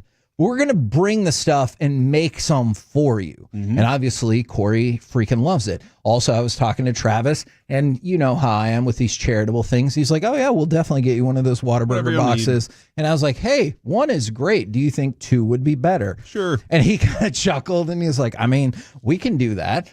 We had folks show up from Seraphim's, the flower shop, because they wanted to deliver flowers for our wives. We had Tolos out in full effect, packing that place, people making trading cards. It's so cool because like we haven't done a remote in a minute. Right. And Alec, it kind of reminds me of like that wrestler coming back from injury and you're always worried, but then the crowd pop is insane. Is like whether it's the Firehouse Tour tomorrow in Richardson for Sean and RJ, you guys show up and support us everywhere on the fan text. And I get it. There are plenty of people who like sometimes don't agree with us, or maybe they're mad about a particular opinion and they want to let us know. But I think that's part of the deal too. And for another consecutive month, you've made us the most listened to midday sports talk show in DFW. So thank you again very much to you, Tolos, because we could not do that without you. And I like what you're saying, Kevin, because I think Alec got to see that full force during the winter, whenever he was filling in and got to go do the Buffalo Wild Wings. Yeah. The place was packed, and there were people talking to us the whole time. And I know it's like it's a different environment whenever that's going on, but it's always you get to walk away from it going, that was fun, worth my time. I liked it today. Yeah. So I'm sorry, I know that's not content specific, but I just wanted to thank you guys and from yesterday and the broader audience. Appreciate you guys very much. Now, there's been a lot of best of the past 25 years list. You know, we talked about. I love them. I think they're so much fun. Okay, so I'm really intrigued to see what direction you guys go with this. We talked about the top 25 teams in the NFL in the last 25 years yesterday. Sean and RJ were displeased with some of my thoughts, and they let me know about it this morning in the 8 o'clock hour. We talked about it in Crosstalk. So I wanted to bring you this NFL overreaction or reality. The 2014 Dallas Cowboys are the best team they've had in the past 25 years. So I think there's a handful of viable contenders. I think 07 is certainly an option. 14 is an option. 16 is an option. So I think you have a handful of options, but I'm going to throw it out there and you can shoot it down however you like or support it. Overreaction or reality. The 2014 Dallas Cowboys are the best team they've had in the past 25 years. I think you might be reality on this one. Okay. That's the team, Kevin, that I do believe would just not go away. Yes, and that was the Dez caught it. Yeah, I call them the very similar to what I call the Eli Manning Super Bowl teams. They were zombies. Tony Romo, you thought you got rid of him, and he just would like, no, it's fourth quarter. I calmly am about to walk this team down the field for either a game-winning touchdown or a field goal to put us over the top, and they could. DeMarco Murray was described as a steam train. He was like, he's a locomotive. He's on time. Whatever you need from him, he's going to get that. It might not get you 10 more yards, but he's going to get you exactly what you need. And for Jason Garrett, that was perfect because Jason Garrett needed to kind of know exactly what was going to happen. Mike was very right about this. I think at halftime, he was like, I don't know what to do after this. I got a great plan, but I don't know how to respond whenever we get hit in the mouth. But if things were going the way he thought they would, man, they were good. And that team was that. And what happened? A wrench gets thrown into it with the Des Cottet moment. I thought that team that was one of the best defenses we've seen in a while, and offensively, you couldn't stop them from running. If they wanted to run the ball, they could, and that was the reason that Tony Romo was able to do what he was able to do offensively as well. It's hard to disagree. I'm going to go with reality because on paper they definitely are. The only thing that came to mind for me was 2016, just because it felt like that team was special. And I'm with you on that. It felt like the team of destiny, right? There's no way to measure that. It's totally unfair to say because there's no way to actually put numbers or math behind it. And I know you're a big math guy. So I'm going to go with the 2014 team because, like Cory said, you can run the football at will. DeMarco Murray was averaging 115 rushing yards per game. He was incredible. Yeah. Tony Romo was special that year, almost 70% completion percentage on the year. That team was just so good, and they could do whatever they wanted, it felt like, at will. And I still think if Des Cottet didn't happen, you were winning the Super Bowl that year. Man, and I obviously, in the history of the Metroplex, that's going to be one of the all-time great what-ifs, in addition to, the referees called normal whistles in the 2006 NBA Finals. But about the 2016 team, I think that's the team I thought of ahead of 07, but those are like the three I thought of. You go back to that Pittsburgh game when Zeke's just breaking off runs, you win that game, now you're up to 8-1. I knew you'd eventually get to 11-1. That team did feel inevitable, and I remember there was a sense, especially when we went into Peace-a-thon, that like Zeke and Dak were without question the hottest thing in the NFL. Like there's no doubt about it. And I thought, man, we're going to be set for many, many years, and it didn't play out how I thought it would from there, but that was a super exciting time to be a Dallas Cowboys fan. It was. I remember all the parties I got to host. Mike and I, you and I. Yeah. It was during those playoffs. I was like, man, I hope they go further because this is a lot of fun. We were going around to Redneck Heaven and hanging out and doing parties. And those places were packed, Kevin. Yeah. I'm talking Mike doing ball sack impressions and everything, and the whole crowd's going nuts and buying shots, and we're running up and down the aisles of restaurants, high-fiving each other. Yeah. Everybody was so stoked for that time. It was fun. Now, I want it back. Okay. Bring it back, Cowboys. Okay, we'll see if we can do that. NFL overreaction or reality, Arch Manning really isn't thinking about the 2026 NFL draft. Now, obviously, he's going to get barraged with these questions probably all season. He said, I'm focused on this season, not the draft, which I think should be his answer. And I also don't think he's going to be in the next draft. I think he's going to stay at Texas. But my question is, NFL overreaction or reality, Arch Manning doesn't really think about the 2026 NFL draft. I don't think he is. Okay. I think he understands, the steps that it takes to get to a certain place. I honestly think that if there's a team that he wants to play for that's in the top, that he might consider stepping out and everything. But you can be a legend at UT. In Texas, you can be a legend for a couple things. And he's already kind of scoffing at the idea that he's a Heisman favorite. He's like, what are you even talking? Like scoffing at it. Which is good. Yeah, no, exactly. So I can see... I don't think he is. I think he's very focused on trying to be UT's quarterback. I'll go reality. I think that being the king of Austin, Texas is something that he's not taking lightly because to be the king of a city in terms of like being a pro in the NFL, you got to do a lot. It takes a lot for people to really hail you as that guy. Look at Patrick Mahomes. He had to win a few Super Bowls to make that happen because his draft slot and everything, nobody really thought of much whenever he got into the league because Alex Smith was still around. So the situation has to be perfect. And the situation is perfect for him right now. He's making a ton of money. He's going to be the guy this year. He's got a chance to really assert Texas as a force in the SEC by winning a bunch of games. He's making a bunch of money. I think he's happy where he is right now. Yeah, no, I'd be inclined to agree with you on this. This one I'm really fascinated by. NFL overreaction or reality. Lamar Jackson has gone from once being overrated to now being underrated. So this will go back in part to the ESPN list. He's listed at number 4 in quarterbacks. For a while, it felt like some people overrated him. Now it feels like he's underrated. I disagree with this because he's still. I think he's the audience is just split, and whoever is right now is the loudest. And so that's where I think that I understand him being dropping down on this list, but there's good quarterbacks out there. Yeah. Like the other quarterbacks have taken a step into those positions, not that he got knocked down for it. Like I think USA Today took particular offense to Joe Burrow being ahead of him. Do they really? Yes. Well, I mean, sorry, USA Today. Get over it. What are you going to do? It's a ranking. Jeez. It's not affecting anybody's salary. For one, that's true. Nor their records in the Super Bowl. Lamar's doing fine. So but I think that just the loudest audience right now is correct because he hasn't won.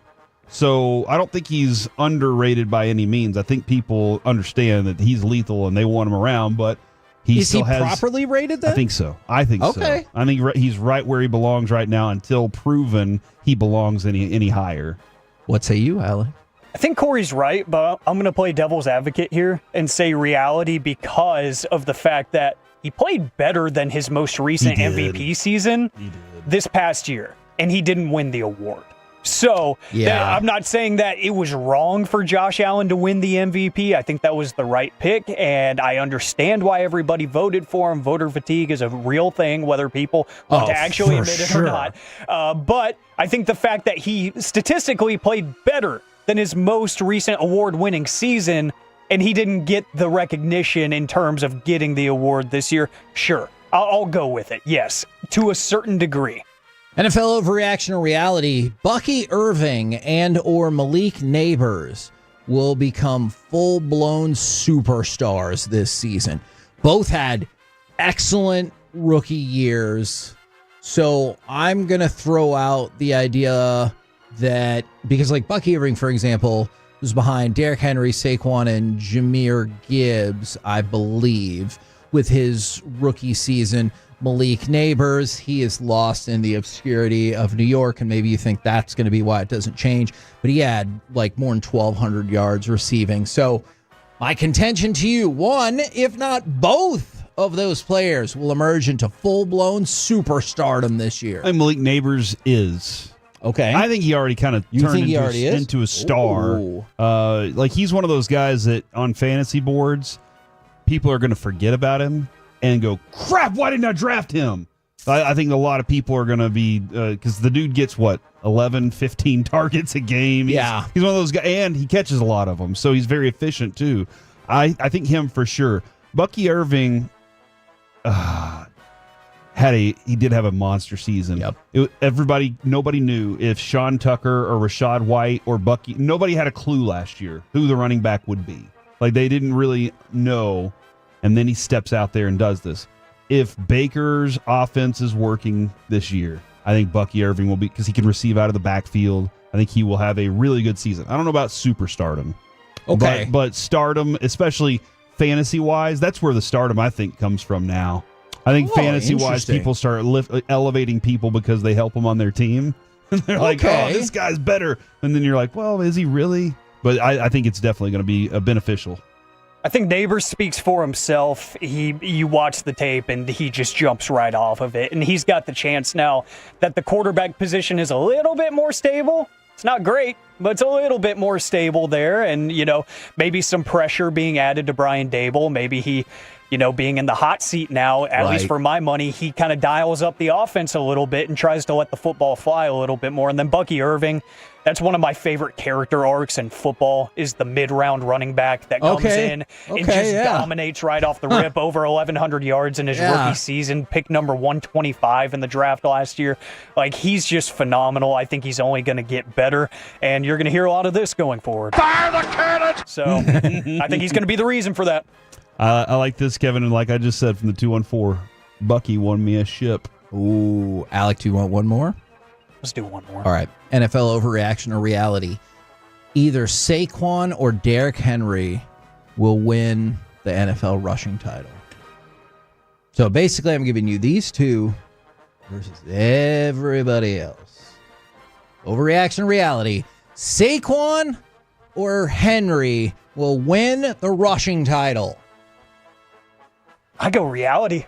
I get it. I take them versus the field. They're just both so good individually. I feel like it has to be one of them.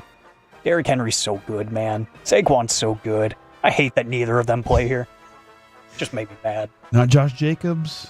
You can have him as part of the field. I'm going to go with the field. All right.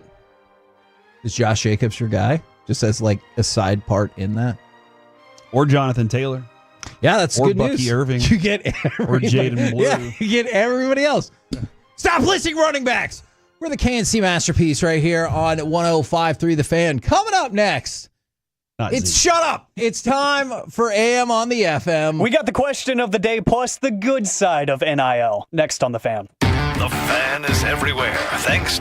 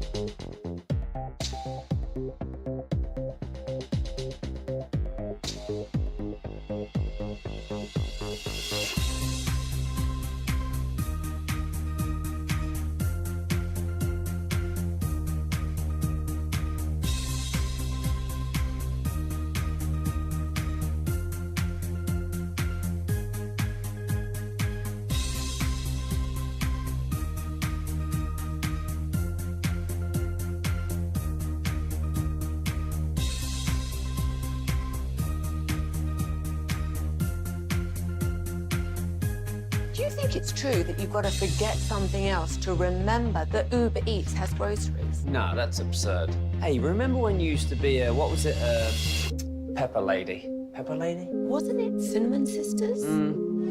Basil babes. Saffron Squad? Nutmeg maidens? Paprika? No. Nutmeg maidens. I just said that. Was it Spice Girls? Doesn't sound right. Was it Saffron Squad?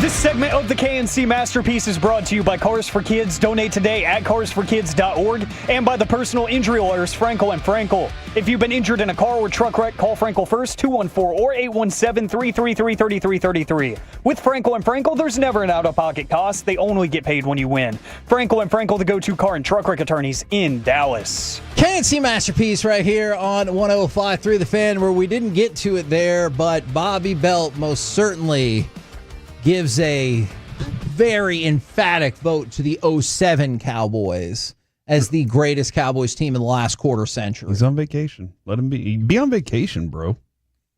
I mean, he's still texting. I appreciate you, Tolo. I know. We're the KNC Masterpiece right here on 105.3 The Fan. Yesterday, you got to hear it twice. We'll see if we can match that again today. But for now, it's time for this at least once. What does this button do? Please, please, do not push the button. You have no idea what it... Alec, you be quiet. Alec, that was awful. 1 for Alec, 0 for Peyton. Don't you dare touch that dial. Don't you dare do it. It is time, 4 a.m. on the FM. My name is Alec Medford, the man that they call the pride of Mansfield, Texas. Alec, I love that intro. I'm not going to lie. At least every other day, it makes me sad when I think that's Jared Sandler that goes, Alec, that was terrible. That is. Or that was Jared awful. Sandler. Yeah. It kind of bums me out a little bit. Oh, because you think Jared's a better person than that? Huh. Is that why does it make you sad? Because he's taking a shot at Alec. Oh. I don't remember the context behind it, but Ruben actually emailed that to me months ago. And I think it is funny, though. I think it was during a commercial break of a Rangers broadcast. You know what it was? I think it was the Golden Chick song that was playing. And so Jared was like, sing along with me. And I sang it with him, and he goes, Alec, that was awful. Okay. See, now you know. Yeah. Do you think that it's okay now? I think that's the context. I think it can be okay and still make me sad, right? Sure. Two things can be true at once. Fine. Oh, I don't know why that beat him down so much. Sounded like Back Clayton to you, Kershaw. Alec. Yeah. 877-881-1053, the Frankel and Frankel Injury Attorneys text line to answer today's question of the day. Twitch and YouTube, of course, as well. You can get in on the fun. And then a heartwarming story, the good side of NIL. A cool story that came out of SEC Media Days that we'll get to here in just a little bit. But I was thinking about something the other day, and it kind of got me into this conversation with some friends about a more broader question that I'm going to relay to you guys. What is a rule, or maybe some rules that you followed throughout life that ended up being totally false, total BS? Because I thought about it the other day when I was in the car and I turned on the dome light. Yes. That's it. So I swear to you, for the longest time, I really did think that was illegal. Yeah. And if a cop drove by, I'd be like, oh, hell no, and like slam on the brakes, get behind you and pull your car over. I thought that for sure. Because I remember the first time my mom ever let me sit in the front seat with her when she picked me up from vacation Bible school years ago in her little Pontiac. I was like, I've never seen this before. This is crazy. All the buttons and stuff. And I turned on the dome light because it was dark. It was like 7 o'clock. So I was like, I can't see. And I was trying to reach something. I don't know. And she was like, no, do not touch that. And I'm like, why? And she was like, you'll get in trouble with the law. And I'm like, huh? How did all parents come together and decide this was the worst thing that could possibly happen? Can it be annoying? For sure. But they acted like it was this blinding light from like a lighthouse that you could not conceivably see the road with that happen. Well, that's the thing. I'm also at a point now where I do turn the radio down to see where I'm going. I do that. I'm guilty. But why? I'm I don't lost. know. Crap, I need to turn the radio down so I can think a little bit, I guess. Yeah, it's dark. Turn the music down. So you flash a light, and I'm instantly distracted. And you can't distract a driver. Okay. I saw somebody driving this morning with their phone in front of their face. Don't do that. She almost hit a wall. Oh, my gosh. I know. She's okay, though? You don't know if it was a lady? It was. Okay, so I will tell you this. The most useless the navigation ever is, and it's because I don't always go this way, it's when you have like 3 options to continue down 30 or break into 35, and they're like, all right, you need to stay in the second from the left lane to go center and turn right. And I'm like, I don't know what that means. Yeah. And then I always miss it, and they're like, hey, stupid. You're supposed to go that way. And I'm like, yeah. You're not a good guesser, huh? Yeah, I'm not. You're better whenever you have facts. Yeah, that's why now I just really look at the map because I'm like, all right, I hear them saying I'm going to the left, but that curve's about to go to the right. So I'm going to follow where that road's going. Yeah, and some of these maps haven't updated after years where they add a lane or something or there's a new exit. And it's like, no, you're wrong. I trust my gut because I drive this every day. And I know it's ridiculous, but since we talked about mispronouncing names earlier, do you ever feel better than the navigation when they're like, make a left on Naaman School Road? And you're like, stupid, it's Naaman. You didn't even know that. You dummy. Like, I don't know why. Spotify had one of my friend's bands is called South FM. Okay. And they're local. And they say Southam? And he goes, that was Southam closing it out. And I'm like, no, dummy. You dumb computer. This is why we'll never lose to you. Oh, man. Oh, Corey just staked his claim against AI. Fact. Look at that. I'll be dead before that happens. Oh, wow. Okay, now that I do believe. That was morbid. Did y'all ever swallow chewing gum? Oh, yeah. And you thought you were screwed. Yep. Because it not only, and it wasn't just that it was going to stay in your body for 7 years. It felt like people would make like not so subtle insinuations that like, is it sticking to your lungs? Is it like they made it sound like it was going to gunk up the insides of you like you were a machine. Mm-hmm. And then you kind of are. The other one was I never cramped after jumping in the pool after just eating as a kid. Oh. I would eat my sandwich, eat my Ruffles, jump in the pool, swim with my parent, and it was always a parent around. I was like, you got to wait 30 minutes. I'm like, why? And then I never cramped up. So I think that's a lie, too. It is false, by the way. Oh, is it? Yeah. It is possible to feel tired and fatigued after overeating. So maybe avoid swimming because of that, but no cramp. It won't cause cramping, they say. Oh, can you still like ride a bike and a horse and stuff? I can't ride a horse. Mm-hmm. Because I'm allergic. Gotcha. But you can swim. That's good. I can swim, and I can ride a bike. That's good. Back to you, Alec. I don't understand what's happening. That just went to a place. Do you know what I'm... Okay, never mind. Keep going. From the 214, I also turn the radio down when I put the car in reverse. Yes. That way I can hear if a car's coming down the alley. That's actually kind of smart. And though. dude, all right, so are y'all at a point now where you just trust the camera? No. Not 100%. I am. And it's ridiculous. I'm just like, that's you know why what? I got the camera there, and I've backed up a couple times, and just because there are people walking from the side, that's almost gotten me a couple times. That's what Jessica, she was like, that's what the camera's there for. I'm like, you never look at, she goes, Why would they put the camera in there then? So you can see exactly what's behind you and then look. That's what it's for. You check behind you because that's going to get your blind spots. Then you look in the places that the camera can't get. I have learned that the warning signals on the car are more sensitive than probably you need them to be. Yeah. Because it'll be like, beep, beep, beep, beep, beep, if you're just turning into a parking spot. And I'm like, dude, I had plenty of space. Like, what are you talking about? I swear, that's why I hate driving my dad's car, because it has so many safety features. There will be nothing within 500 feet. Yeah, it's like I'm complaining about something that could save my life, but there will be nothing within 500 feet of me, and just because a leaf blows by, I'm getting 5 different sensors going off, and I'm like, I see what is around me.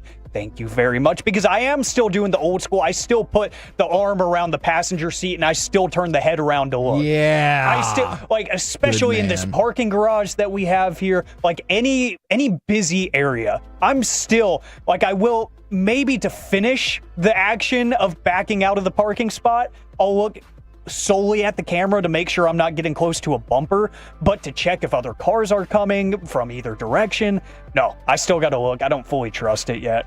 But technology is great, so I'm not going to complain about it too much. Smart. 877-881-1053, the rules that you grew up with that ended up being total BS. And I've seen this come in a few times, and this one got me forever because, again, my parents told me not to mess with this stuff. When you get a pillow or furniture that has a tag on it that says it is punishable under a penalty of law if you remove this tag. And it's like, well, you know, I'm probably going to have this mattress for a while, so I think it's okay if I remove this because, you know, it's just not aesthetic or it's bothering me. And you know what? I don't think I need the warranty after a few years because it's already expired. But were you a little nervous that first time? Yes, and then you found out that was for the manufacturers, not for you? Yes. And I'm like, okay, that changes everything. So yeah, I thought that was a direct like threat at me. Like, hey, you simpleton, do not touch this tag. If you do, you're gonna get arrested. And so like, you know, 10-year-old me, whenever I got a new pillow, was like, oh my God, my pillow pet. If I cut this little tag off, I'm going to be in so much Pillow trouble. Pets were awesome. They were awesome. They're still awesome. I don't have any, but like, if you're not, this is safe space. I think they were all donated. If we bought you a pillow pet, would you use it? Absolutely. Yes. I'm not afraid. What flavor? Flavor. What kind? Yeah. What kind of pet you like? Strike me as a frog guy.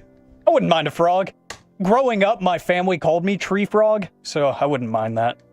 Dude, there's lots of options now. Yeah, yes, we've advanced. Like we had back in the day, whenever my kids got their first one, it was like a bumblebee. Like that was the only option. Yeah, there was like 5 animals. You get Bluey and Perry the platypus. Perry the platypus. And I wish I could do the teeth chattering thing. I've always wanted to. I had a friend in middle school that could do it perfectly, and I was like, okay, like either you're going to be the greatest voice actor known to man, or you're going to be a threat to society. I don't know which. Still undecided on that, or have we picked a lane? No, they ended up like getting a college degree and getting a good job and everything, so I think they're all right. Take that voice actor. Oh, step on a crack and break your mom's back. Yep, I believed that for a while.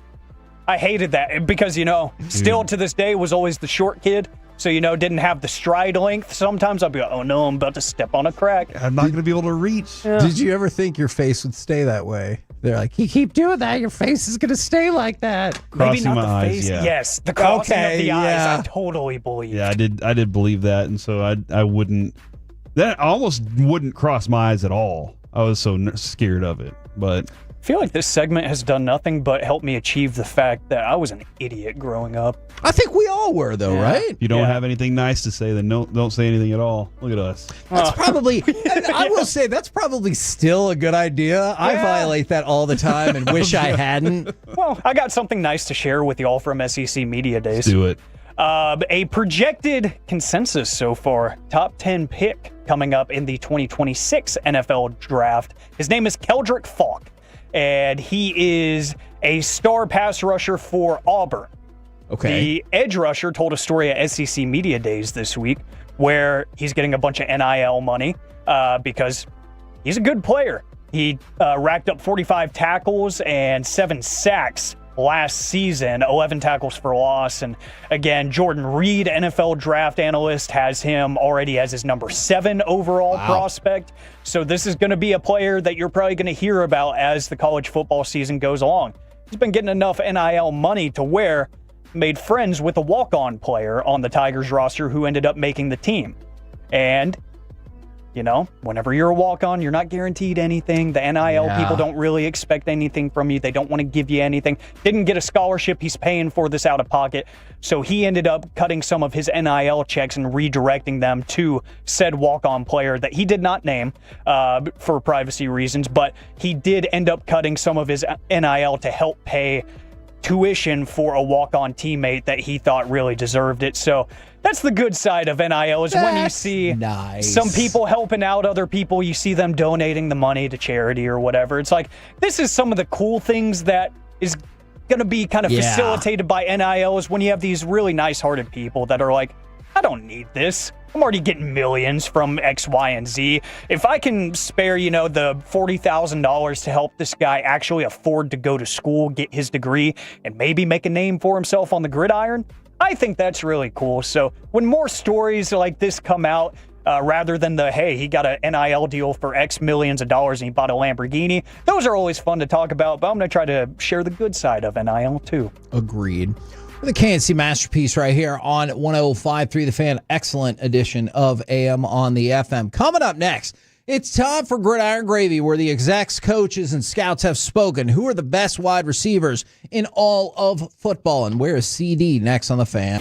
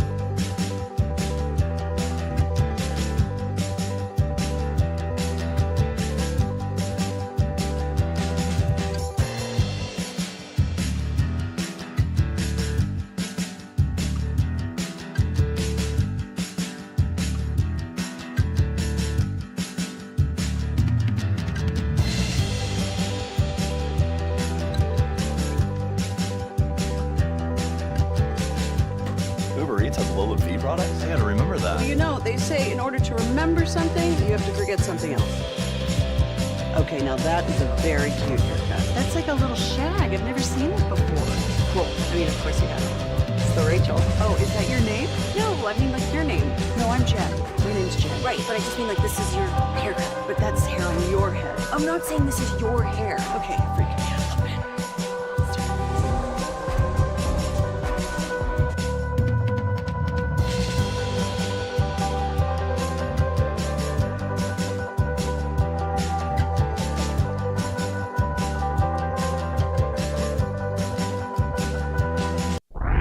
This segment is brought to you by Classic Chevrolet. If you're in the market to upgrade your vehicle, get to Classic Chevrolet in Grapevine. Back-to-back #1 Chevy dealership in the world. They've got more new Chevys than anyone, all priced to sell.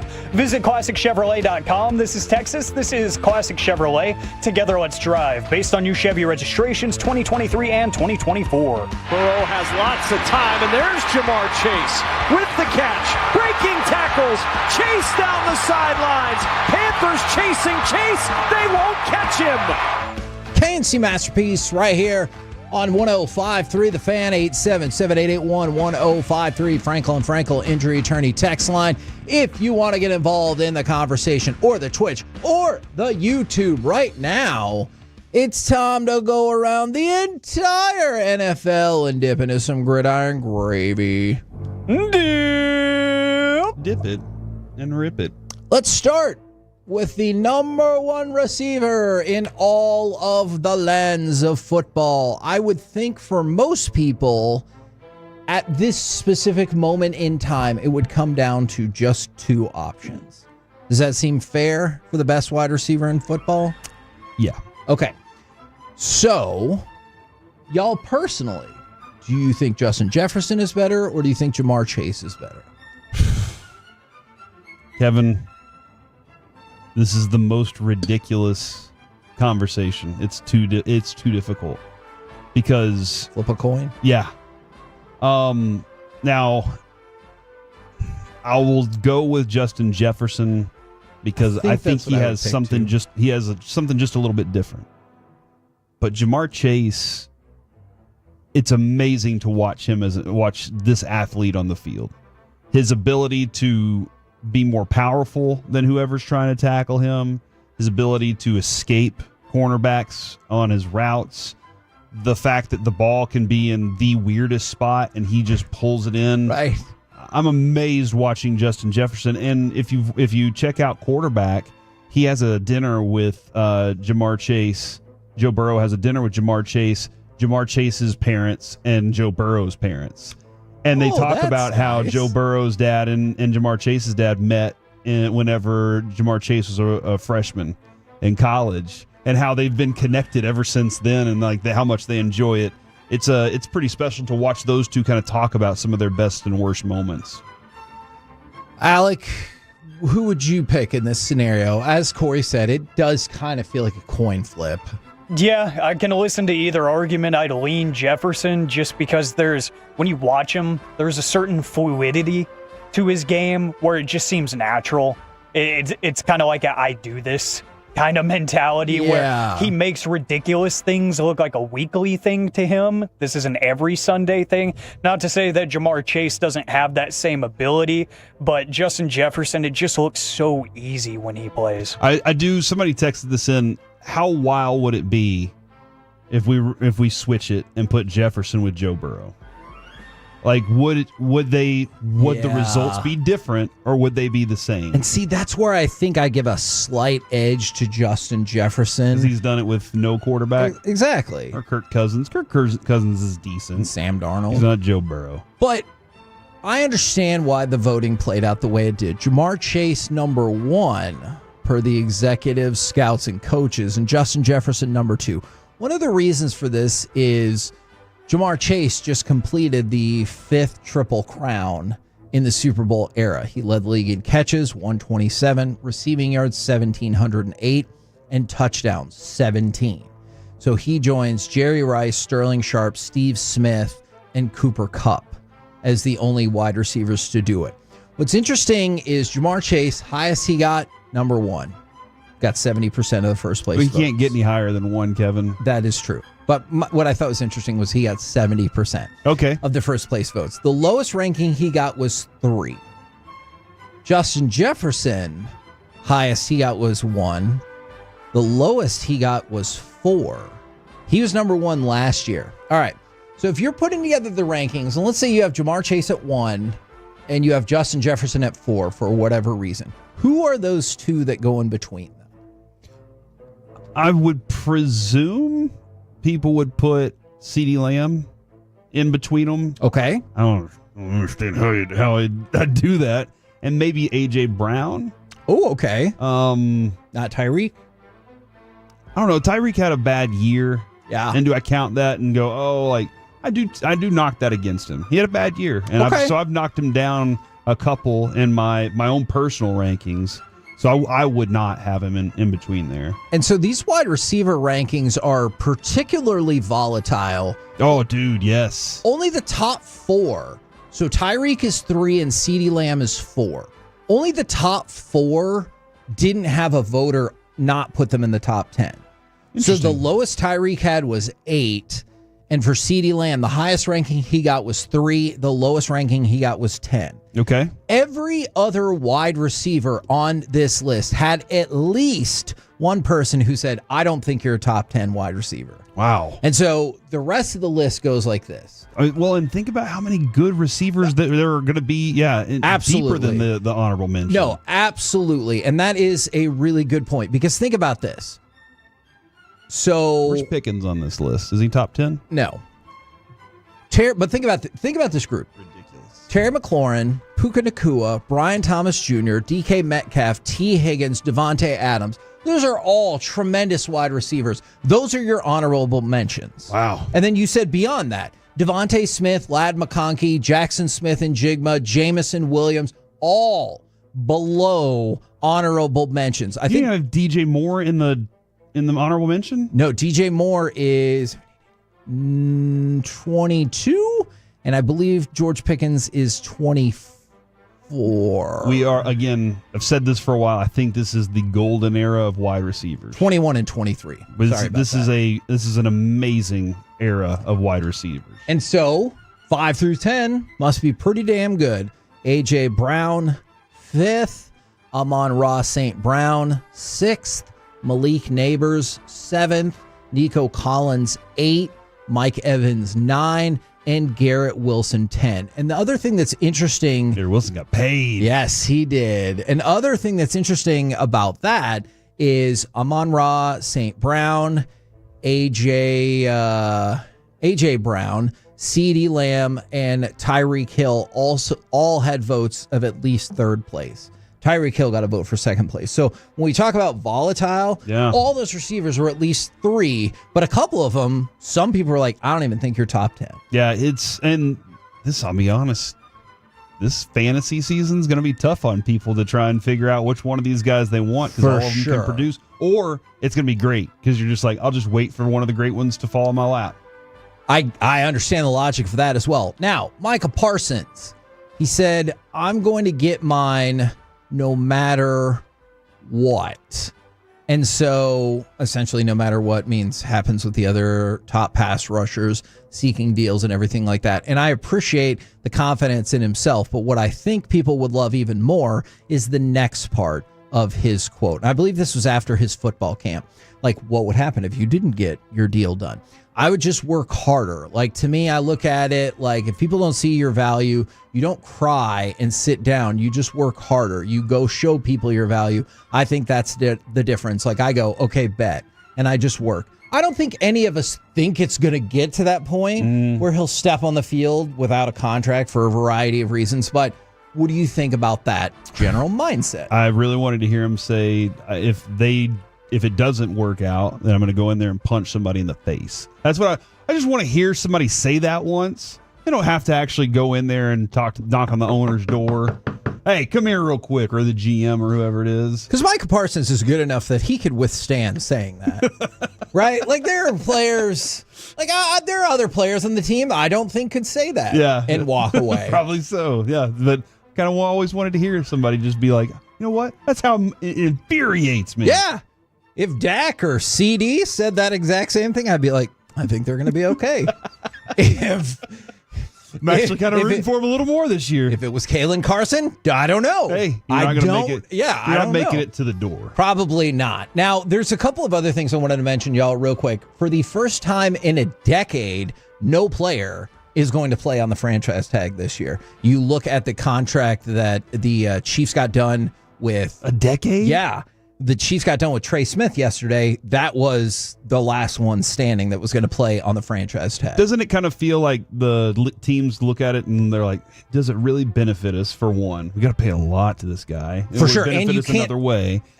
And they're kind of trying to, they want to phase it out. I think both sides want to phase it out and come up with a different solution. So the interesting thing that I think teams hate the most, like you were just kind of saying, it's not just like the monetary value. It's the fact that much like with a fifth-year rookie option, you can't manipulate that money. Yeah, exactly. Like it's for Micah, it's $24.007 million. You can't change that. Whereas tomorrow, if you gave him 4 years, $164 million, you could be like, but you only make $12 million the first year. Right.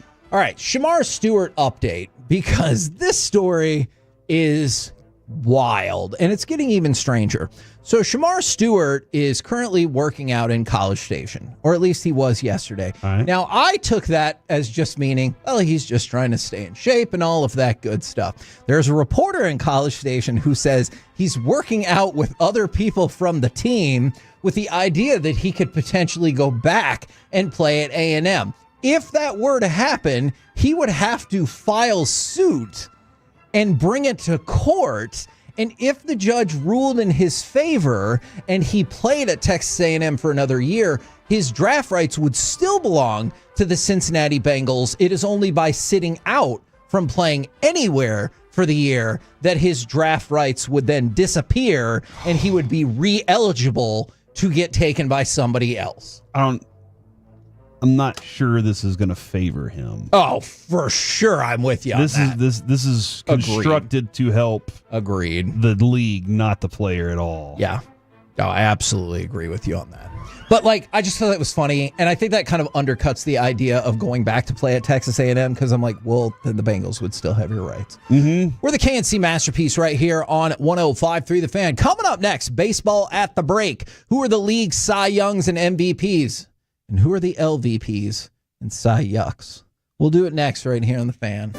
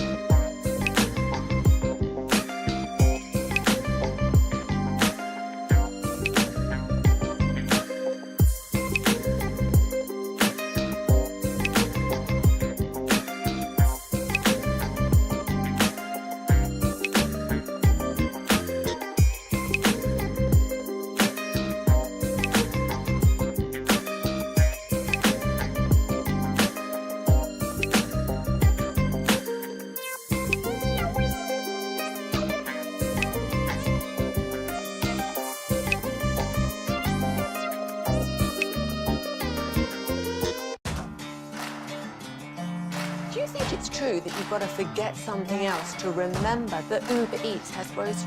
No, that's absurd. Hey, remember when you used to be a, what was it, Pepper Lady? Pepper Lady? Wasn't it Cinnamon Sisters? Those are those. Saffron Squad? Nutmeg Maidens? Pre-curb? No. Nutmeg Maidens? I just said that. Is it Spice Girls? Doesn't sound right. Was it Saffron Squad?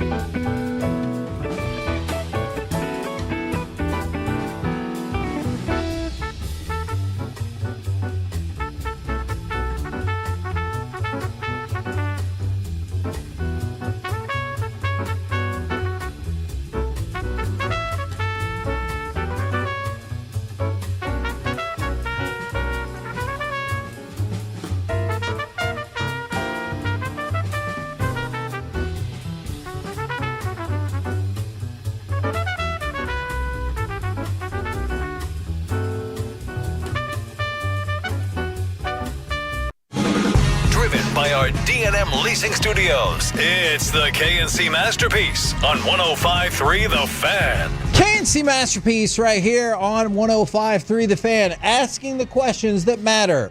Like, did Corey send me an email that just says Woody Harrelson dad? Mm-hmm. Yes, he did. I have not read it yet, but I will. Was a hitman. Oh my gosh. So I think that I found that out while he was doing Natural Born Killers or whatever, and I was like, oh my gosh. Yeah, well, that checks out. All right, so baseball at the break. Wanted to talk about a variety of things. We still got a couple of days until we get back into action. Rangers and Tigers, which, by the way, I believe G-Bag Nation will be doing their show out at Globe Life Field on Friday. And then tomorrow, the Sean and RJ Firehouse Tour trucks on in Richardson. if you want to go up there. I believe they're going to have tumblers to give away. All right. Who is your AL MVP of the half year? I guess it's going to be Cal Raleigh with the way that he's going about things. That one person's right now. going to be mad at you. Did you see that his dad hit him with a ball in the home run derby? Oh, no. Yeah, his dad was pitching to him, and he hit him in the elbow. Oh, dear. It's funny, though. Well, that's not what you want. But he ended up winning anyway. All so right. maybe it just sparked him. The Athletic thinks that your answer is stupid. Okay. Actually, they said he's the runner-up, so they don't really think it's stupid. I guess, so Aaron Judge. But they're going to say Aaron Judge. I've got Aaron Judge fatigue. Is like the voter fatigue that Alec was talking about earlier. Yeah. Well, that aside, Aaron Judge did get the nod here from the Athletic with Cal Raleigh being second. But I believe it was John Morosi who was on with Sean and RJ. Is like, yeah, Cal Raleigh hits 60 home runs and they make the playoffs or win the division. He's the MVP. Seems like it. So I'll be curious to see how that plays out. All right, so the rest of the top five, it goes Judge 1, Raleigh 2, Tarek Skubal 3, Jeremy Pena 4. So you'll probably be able to guess who the Cy Young is. Jeremy Pena 4 and Bobby Witt Jr. number 5. Who is your NL MVP of the half year? I feel like it's still Shohei. Like he's just like, oh yeah, don't forget, I'm the best. Okay, question then.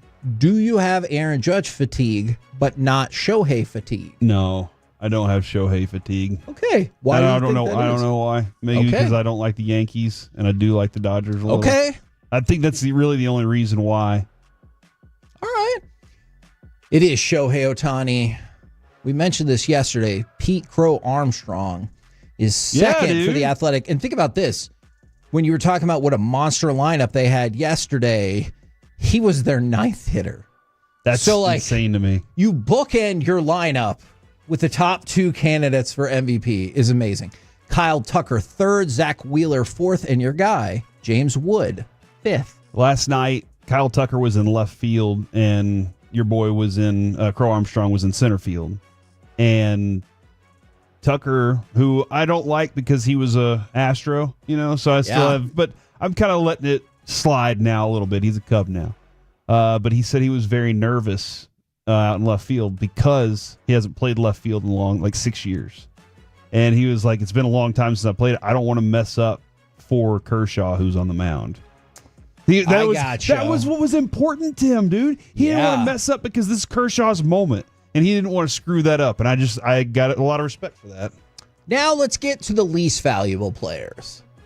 Who is the least valuable player in all of the American League, and why do people want to trade him to the Rangers? Oh, I thought Jock was already that's a good answer. There is a Ranger in the bottom 3. And it's not Jock? Nope. Man, I would replace this player with Jock Peterson for sure. That's a good answer. Who's the worst team in the American League? It's your guy. The guy you always talk about when it comes to them. It's Luis Robert, isn't it? Just for the record, I said I do not want to trade for Luis Robert, but you are correct. Luis Robert is the American League LVP. You want to guess who has the worst batting average of any AL hitter with at least 275 plate appearances? You should probably guess Luis Robert because that is correct. He is hitting a robust 185. Oh, dude. And if you're worried, you're like, you know what? Maybe it's a split issue. It's not. Sitting 197 at home and 174 on the road. So I realize those numbers are different, but I'm not going to argue that has anything to do with it. However, there is this. He has 47 hits this year and 89 strikeouts. So that means he is twice as likely. Dude, that's miserable. I know. He is almost twice as likely to strike out up at the plate than he is to hit a home run. That is miserable. Do you think I could tell you a stat that's worse? Yes. Yes, I do, because you're asking me that way. Smart answer. Luis Robert has led off an inning 60 times this year. 6-0. He has 8 hits. Why is he allowed to lead off innings? I think that's probably just the natural order of the lineup. I would. Why is he in the lineup? Never mind. Don't know. He's going to go out there. I'd just say, never mind, dude. Just come sit back down. We're taking you out for the game. All right, I'm a little tired of you bad-mouthing him. We know what's going to happen. Let's talk about when the game really matters. The 9th inning. There you go. Luis Robert has been up to the plate 28 times in the 9th inning. There you go. 28. He has 3 hits. 3? And 11 strikeouts. Oh, my God. Which means in the 9th inning, he's the least clutch. He is almost, at least more than 3.5, but close to 4 times as likely to strike out than he is to get a hit. He's unclutchable. He is unclutchable. Yeah. Agreed. Setting up. So he leads the way for the AL MVP, followed by, again, not my list. I don't agree with this. Adolis Garcia. I would put Jock Peterson second. And Anthony Rendon, who gets a Career Achievement Award for the least valuable player. Jeff Passan just posted something regarding the Rangers. Did we get Shohei? No, we didn't get Shohei. We didn't trade for Luis Robert, did we? We traded for Luis. No, we didn't trade for Luis Robert. Oh, my God. Would you have changed your tune? Yeah, I'd have been like, I love this guy. Sorry, Hicks, you're canceled. Get CY on the horn. He's amazing. He's my favorite player, actually. Every question would be, but why? Is this a cool gesture by the Texas Rangers? The Rangers gave Evaldi the $100,000 All-Star bonus in his contract, even though he didn't make the team. Yes, I love it. He deserves it. Absolutely, he deserves it, right? Yeah. He absolutely does. And yeah, I look, man, they'll never admit it, and I can never prove it. But in my mind, I've told you this for 3 years now. I think Evaldi takes a rest in the middle of the season so that he can be ramped up for the end of the season. I'm always into sandbagging, all right? I'm always believing that there's a bigger plan. We all figured it out. So I believe that. And if he did, then he couldn't make the All-Star game because he sacrificed games in the All-Star game for his team so he could be healthy for them. And so they should give him that $100,000 for that. Look, and we talked about it. He's only 6 innings off of being qualified for all these stats, of which he would immediately. You think that's good for team morale? Yes, 1,000,000%. Because also I kind of wonder, I don't know this to be the case whatsoever, but I kind of wonder if Evaldi's like, parties on me. You know what I'm saying? Like for the rest of the team. He's that kind of dude. Yeah, and you can still have tons of cash left over. He was the first ever millionaire. Ooh, maybe. Well, it was only $100,000. Now, send him over. He had 900,000. Yeah. Did you include for inflation? Nope. Okay. Why would I? There you go. Because it just happened. That's a good point. All right. Now, I know you're thinking, well, that's the worst any player could possibly be. Yeah. I present to you. Oh, my gosh. The NL least valuable player of the half year. Do I have a really cool rookie card of him that's an autograph patch? Yes. Michael Harris II for the Atlanta Braves.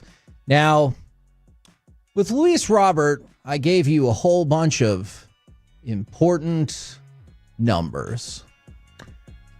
For Michael Harris, I'm going to give you but one string of numbers. And I want you to think about this very carefully.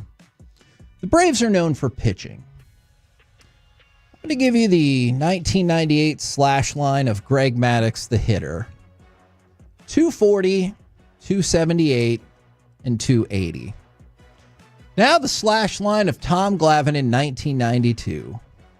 247, 272, and 286. Hopefully by now you can see where this is going. Now the slash line for the offensively dominant John Smoltz in 1999. 274, 232, and 313. So there's the greatest trio of pitchers in modern time and what they did hitting. Let's compare that to Michael Harris. His slash line is 208, 232, and 313. I would put all of those numbers below John Smoltz, and in some cases, more than 100 points below John Smoltz, and both of those first two numbers are significantly lower than Greg Maddux and Tom Glavine, the pitchers. Kevin, are these numbers also lower? Okay. 131, 269, and 238. Yes. That's Jock Peterson. What about this one? 150, 225, 225. Yes. That's Ezekiel Duran. Oh, my. That's a struggle. And then what about this one? 167, 288, 227. Yes. Alejandro Osuna. Oh, my God. That's your guy right there. He's basically Luis Robert. Hold on. How many games did he get to play? I'm going to need to defend him. 66 at-bats. Oh, well, okay. We're not to 100 yet. 28 games. By the way, if you think that he's getting better, at least, he's not. Michael Harris, since June 1st, is hitting 144. The rest of his slash, 157 and 246. Dang.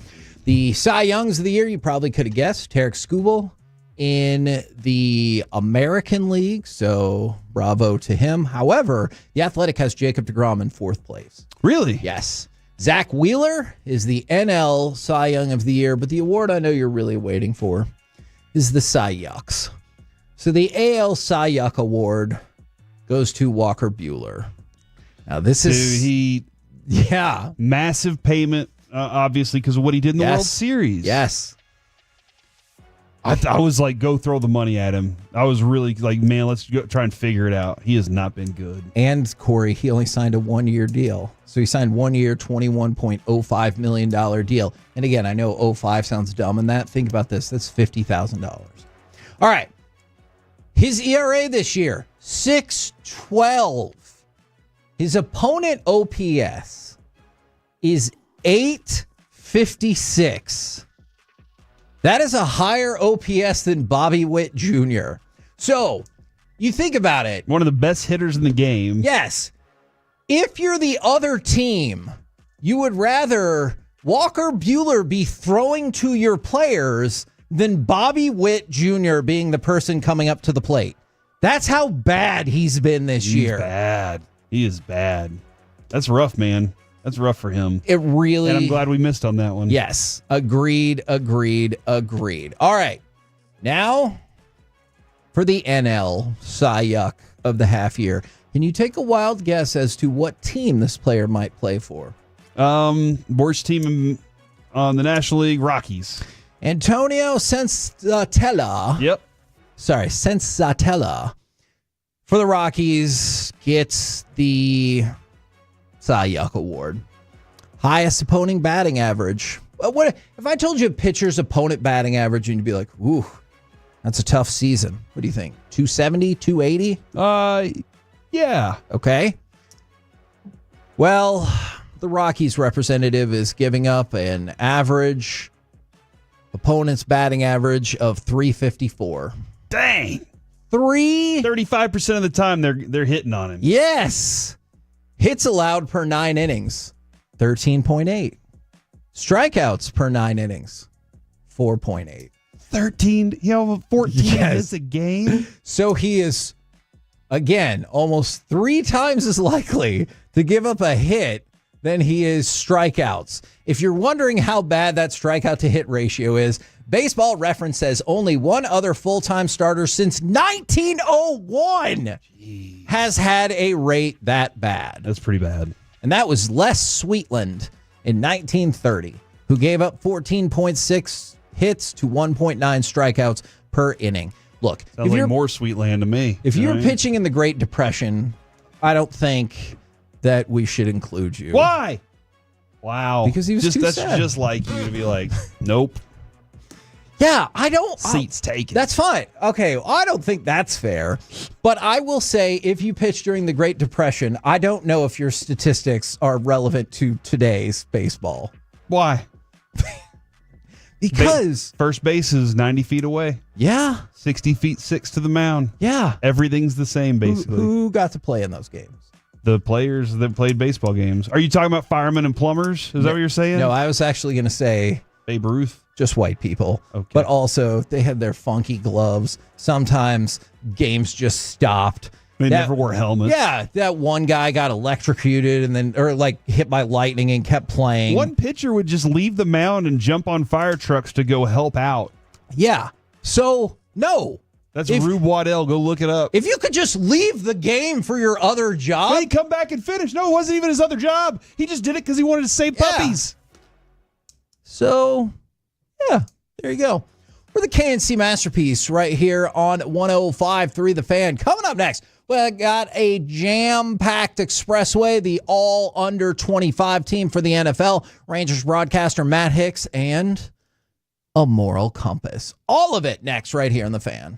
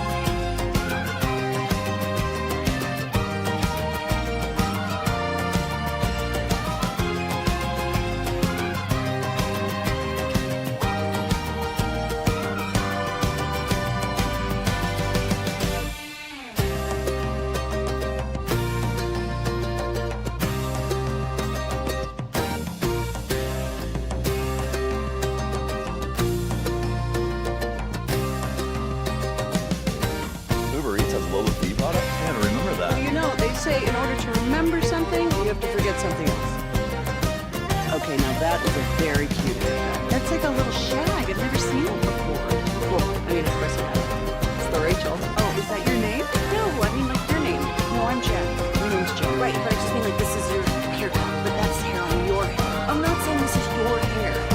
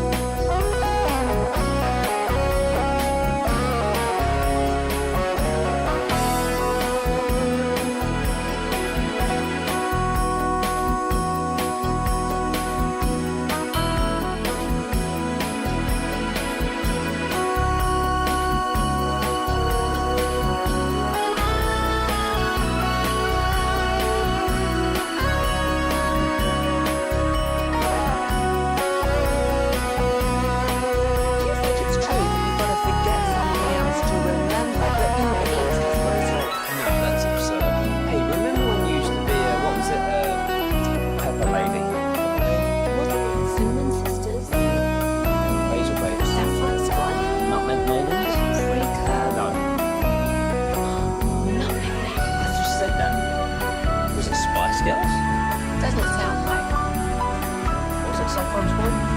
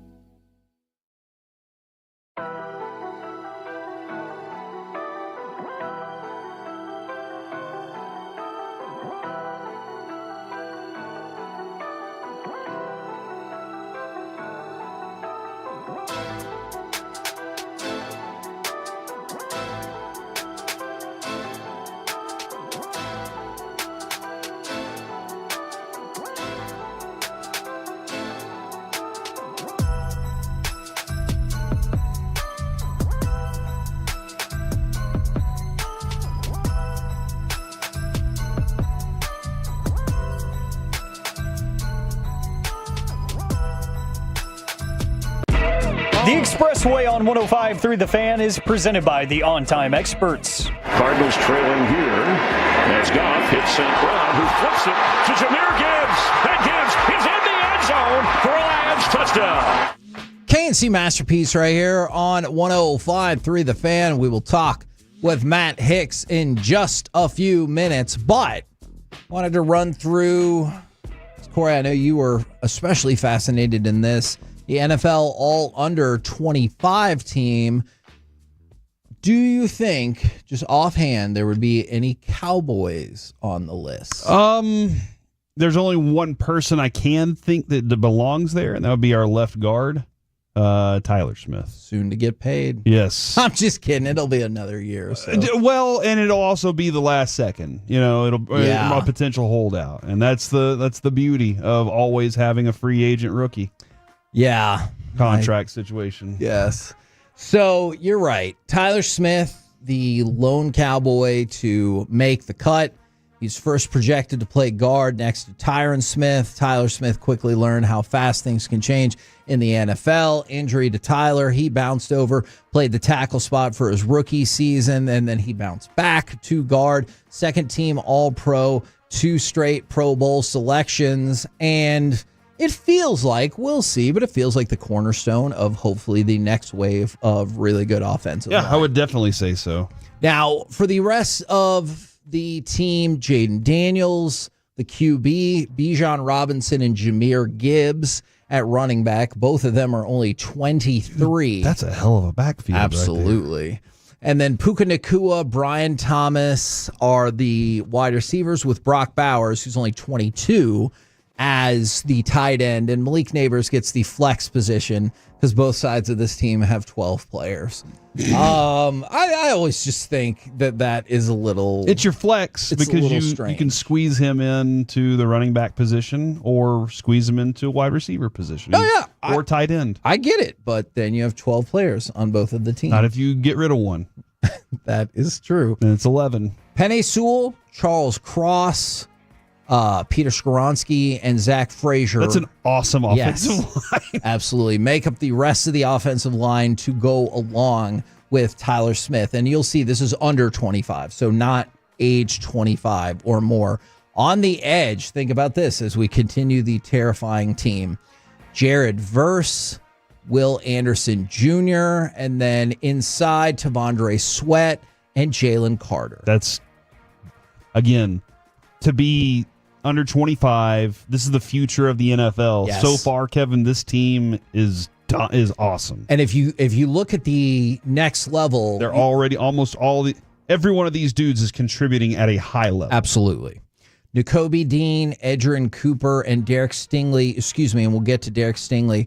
But right there, that's 2 in the front, 6, 7, depending on how you're playing it, for the Eagles. The Texans are well represented as well as we move into cornerback. You got Derek Stingley Jr. and Trent McDuffie, so another standout for the Chiefs, as well as Kirby Joseph and Kyle Hamilton at safeties. That is a tremendous pair of safeties. And then, not to be lost, Brian Branch is your flex player. Is that 4 Lions? Yes. So I was looking through it. Jahmyr Gibbs, Penei Sewell, Kirby Joseph, and Brian Branch. The Lions, who are already excellent in the regular season. Now you have to cross into the next level.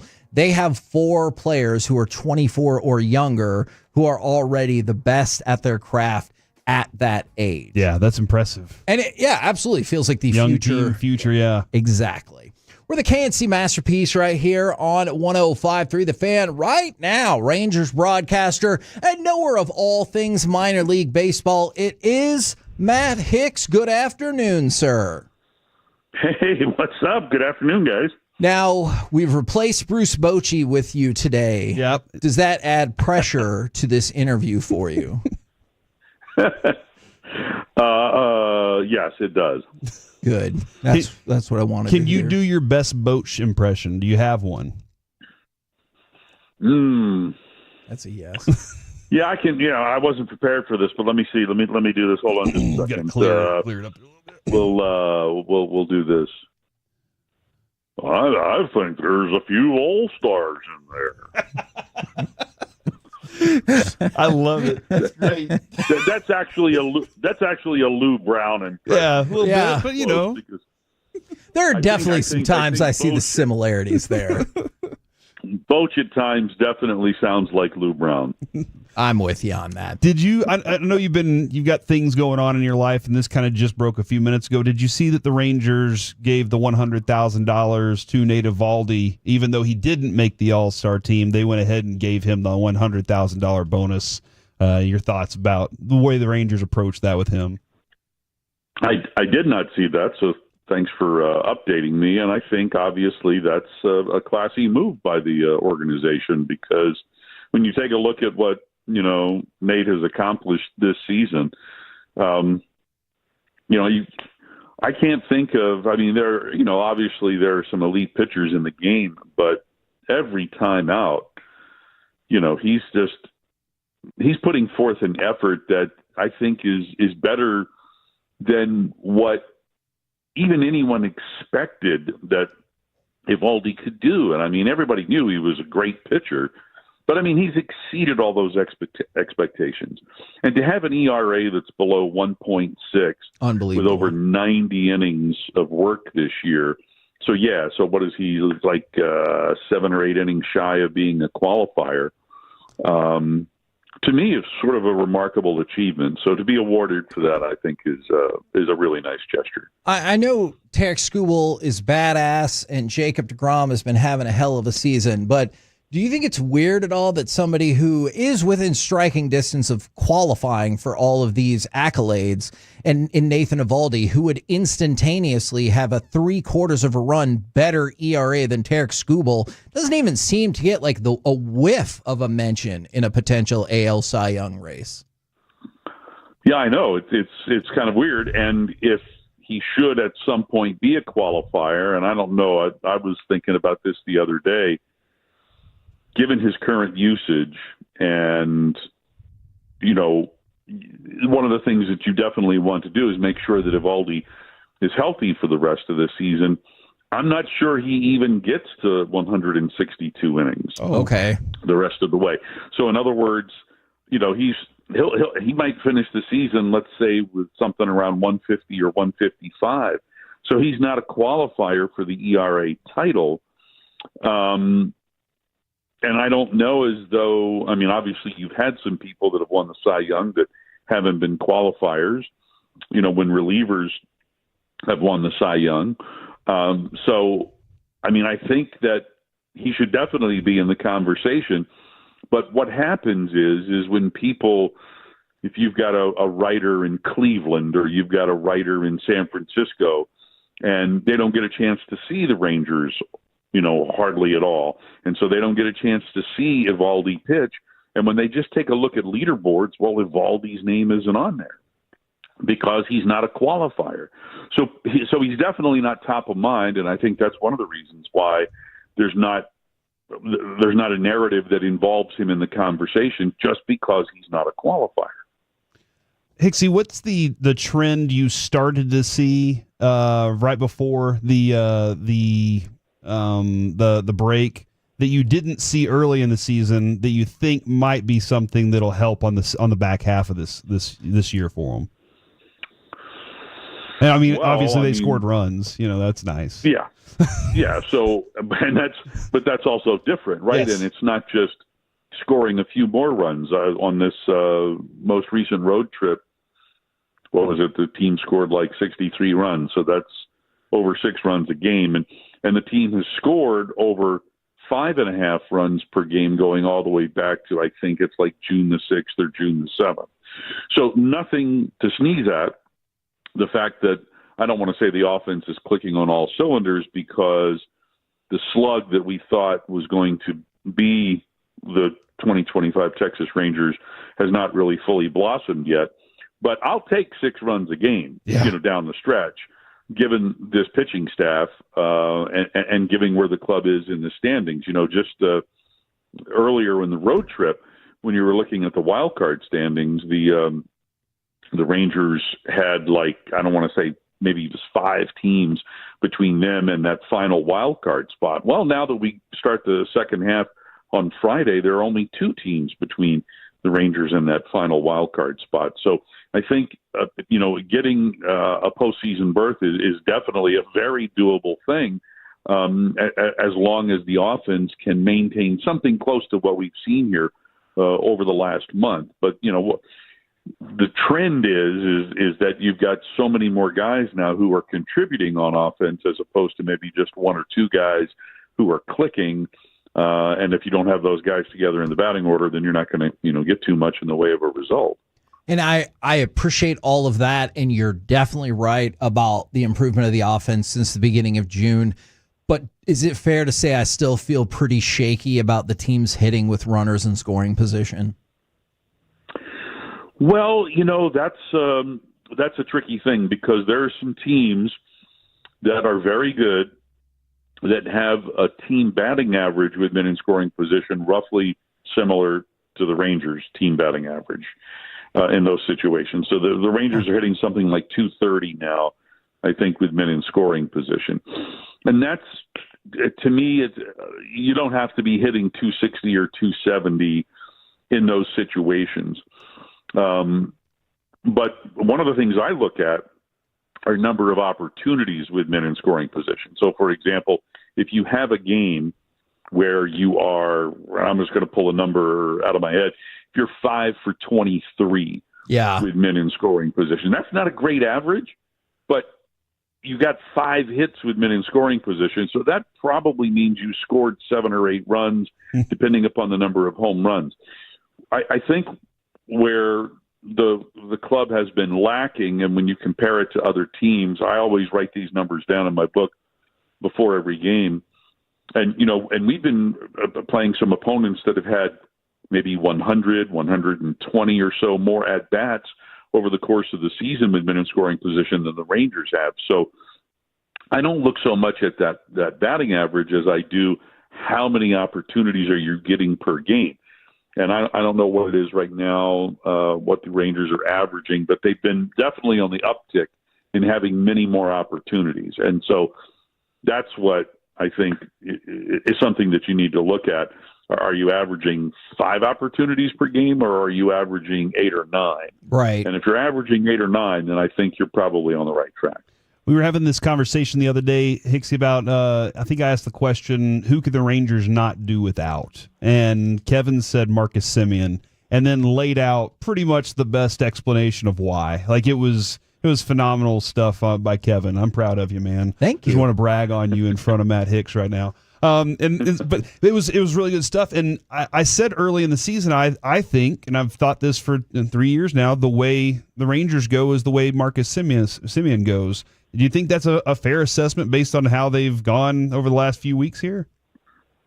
Yes, I do think it is a fair assessment, because Marcus is a leader in a variety of ways, and most definitely by example, and how he goes about his work, and how, he comes to work and does the same thing every day. In that regard, Cory Seager, same thing. These guys do their work prior to game time so that they're ready for the game. And we've seen the results from Marcus now for almost a 2-month period. And traditionally, he's better at this time of the year, June, July, August, than he is early in the season. Some other guys fall into that category as well. One of those guys whose bat has really started to uptick here recently, Kyle Higashioka, is a guy who traditionally has been better June, July, August. So you have some of those guys that are sort of, filling in what you would expect based upon, their previous track record. But, it can't just be Marcus. It can't just be Marcus and Cory. It can't just be those two guys and a couple of role players who are contributing. I think that one of the key guys for the club here in the second half of the season offensively is going to be Wyatt Langford, and what he can do, because he has so many different talents. And so keeping him healthy and keeping him productive, I think, is going to be a big factor in the Rangers' second half success. Because it's been a disappointing second season for Wyatt, has it not? Well, I don't know if I would slap the label disappointing, to this point in the season. I think that, number one, having him on the field. So he hasn't, played the entire season, but having him on the field on an everyday basis is key. We have seen great things from him so far. I think I mentioned this the other day in the broadcast. He's one of only 13 players in the major leagues to this point in the season that has at least 15 home runs and 15 stolen bases. So there aren't a whole lot of guys with that sort of combination of power and speed. And, that doesn't sound like a very big number. But again, there's only 13 guys in the big leagues that can make that claim. Yeah, and Shohei's being ridiculous with 50-50, like what are we doing setting that kind of unrealistic standard there? We don't. We're not going to see that. But I mean, it's obviously well within reach that he could do 20-20 and maybe even 25-25. That'd be nice. And so, if he does something like that, I think that you can't say that it's been a disappointing season. The other thing you have to remember is these guys are young. Wyatt Langford is 23 years of age. Every time I think about that, I look and I'm like, gosh, my son is like 3 weeks older than Wyatt Langford. Right. And I'm just like, okay, we can cut this guy some slack because his level of experience at the big league level and in professional baseball overall isn't all that great. And he just continues to make amazing plays in the outfield. His bat is really something that is, there aren't a lot of guys that can swing it like him. I think he still has a ways to go in terms of, strike zone discipline and swing decisions and whatnot, but he's getting there. So he's learning, he's progressing. So, I would definitely not label this to this point in the season a disappointing year for him. So, and not to be difficult, but with all of the positives you said, I think that's raised expectations as to why I think disappointing when I see, like, whether it's Jacob Wilson, James Woods, whoever you want to pick there. I think that's why I use that word, because we all agree he is so talented. I just thought you'd see a decided jump up from year one to year two, and you still could. But at this point in the season, I guess I'm not really feeling that. Yeah, no, and I get it, and it's like it's just human nature to go, oh, okay, so this is our guy compared to those names that you mentioned. So how come our guy, isn't in the All-Star? Yeah. How come our guy isn't, achieving at a level that these other guys are? And in a way, that's kind of unfair because everybody progresses at their own rate. And I just think the future is incredibly bright for Wyatt Langford. And I don't want to say to fans, "Oh, you have to be patient." I enjoy what Wyatt is doing now, and hope that that the vector for him continues to be upward, because I think that sky's the limit for a guy like Wyatt Langford. I'm with you, man, and I'm hoping we see that sky on the second half of this. What is that biggest Me decision? too, for the record. I don't just wanna- agree. yeah. I don't believe you, Kevin. I think you're lying. my gosh. But what is the on the second half? What's the biggest decision that Chris Young, Bochy, and company have to make? Whew, that's a question that's well above my pay grade. I think obviously the first decision that needs to be made, and right now, given where they are in the standings, and you'll pardon me for not having them in front of me, but I think we're like 3 to 4 games out of the final wild card spot, maybe so. Something like that. So you've got 63 games remaining. So the first decision is are we in? Are 3.5. we, 3.5, by the way. 3.5. How far in are we in terms of what can we do to enhance this club's chances? What do we need to go out and get? And the thing of it is too is you got to remember that the club essentially is not going to put itself in a position to where at some point they are going to exceed the amount of money they're paying these players as far as the tax threshold and the tax penalty is. So I think that there's a limit as to what they can do in terms of adding to the ball club for the remainder of the season. And in terms of addressing a need, our bullpen has been, I think, much better than people certainly thought it was going to be, but it's also been a very taxed bullpen in terms of work. Yeah. So I think maybe the bullpen could use some help, but where is that help going to come from, and can you afford it given the constraints that you put on yourself financially? So, it's not an easy task.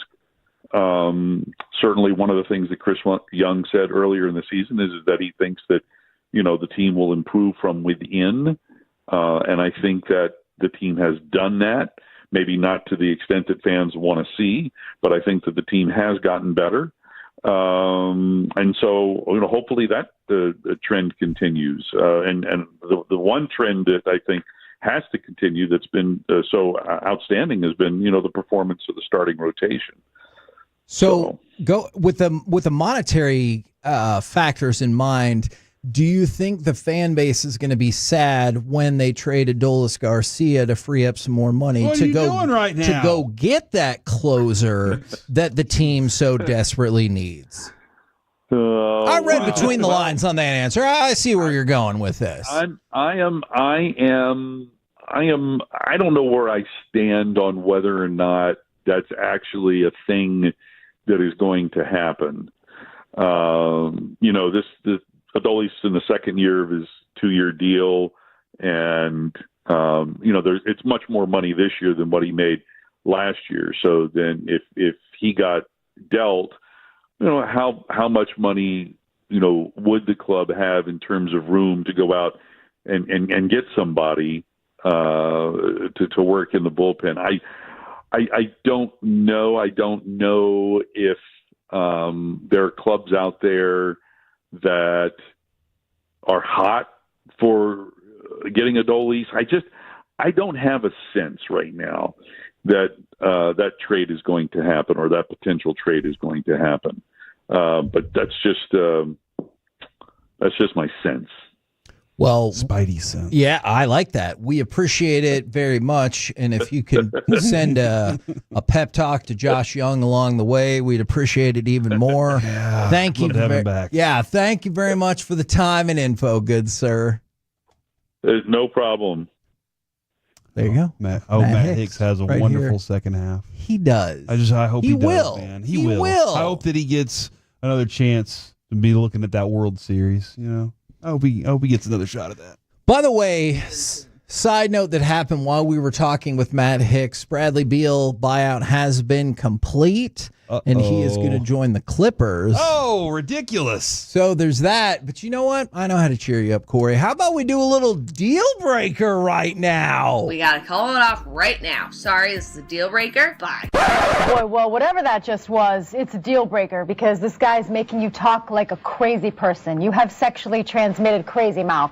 Deal breaker. Deal Breaker right here on 105.3 The Fan. And it's born from the world of sports. 49ers rookie offensive lineman Drew Moss has gone social media official with Brock Lesnar's daughter, Maya Lesnar. Now, this isn't about the daughter so much as my question is Drew Moss son of Kevin Moss? They spell it differently, so I'd say probably not. Randy? You know, I don't know the answer to that question. I think that's more likely than Kevin Moss. Have you ever been deterred by a parent or sibling in a relationship because Maya Lesnar probably going to go win a gold medal in the shot put, but I would be terrified of running afoul of her because then Brock Lesnar is coming down to find and potentially kill you.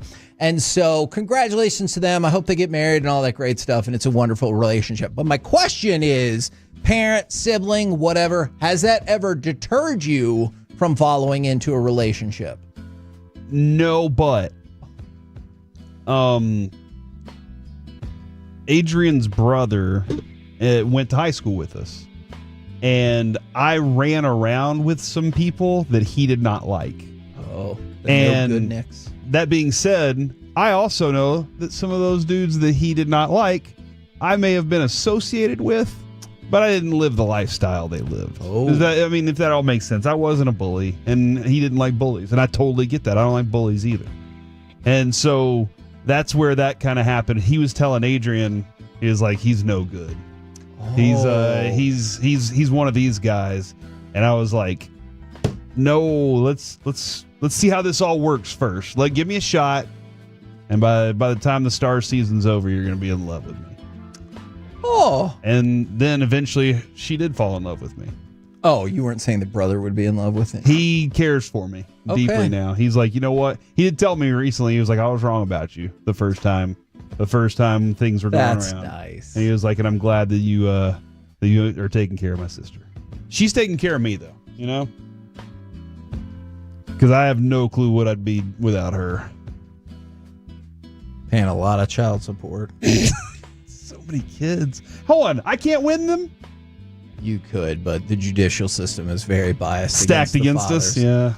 Alec, have you ever found yourself in a scenario where perhaps the parents, siblings, whatever, deterred you?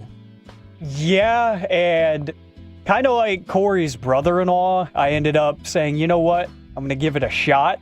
But at first, definitely, because there was an ex that I had heard things that siblings might have been affiliated with certain groups and whatnot that I was like, probably not a great idea for me to step into. But then once I kind of found out, well, one of them was a little bit overblown from what I had heard from other people. It wasn't really as true. Game of telephone. It wasn't exactly the right thing. The right idea was there, but it wasn't really true. And then one of the other brothers didn't even live in the country. So I was like, I don't really need to worry about that. So I'm going to go ahead and go for it. But the stories about that one were definitely true.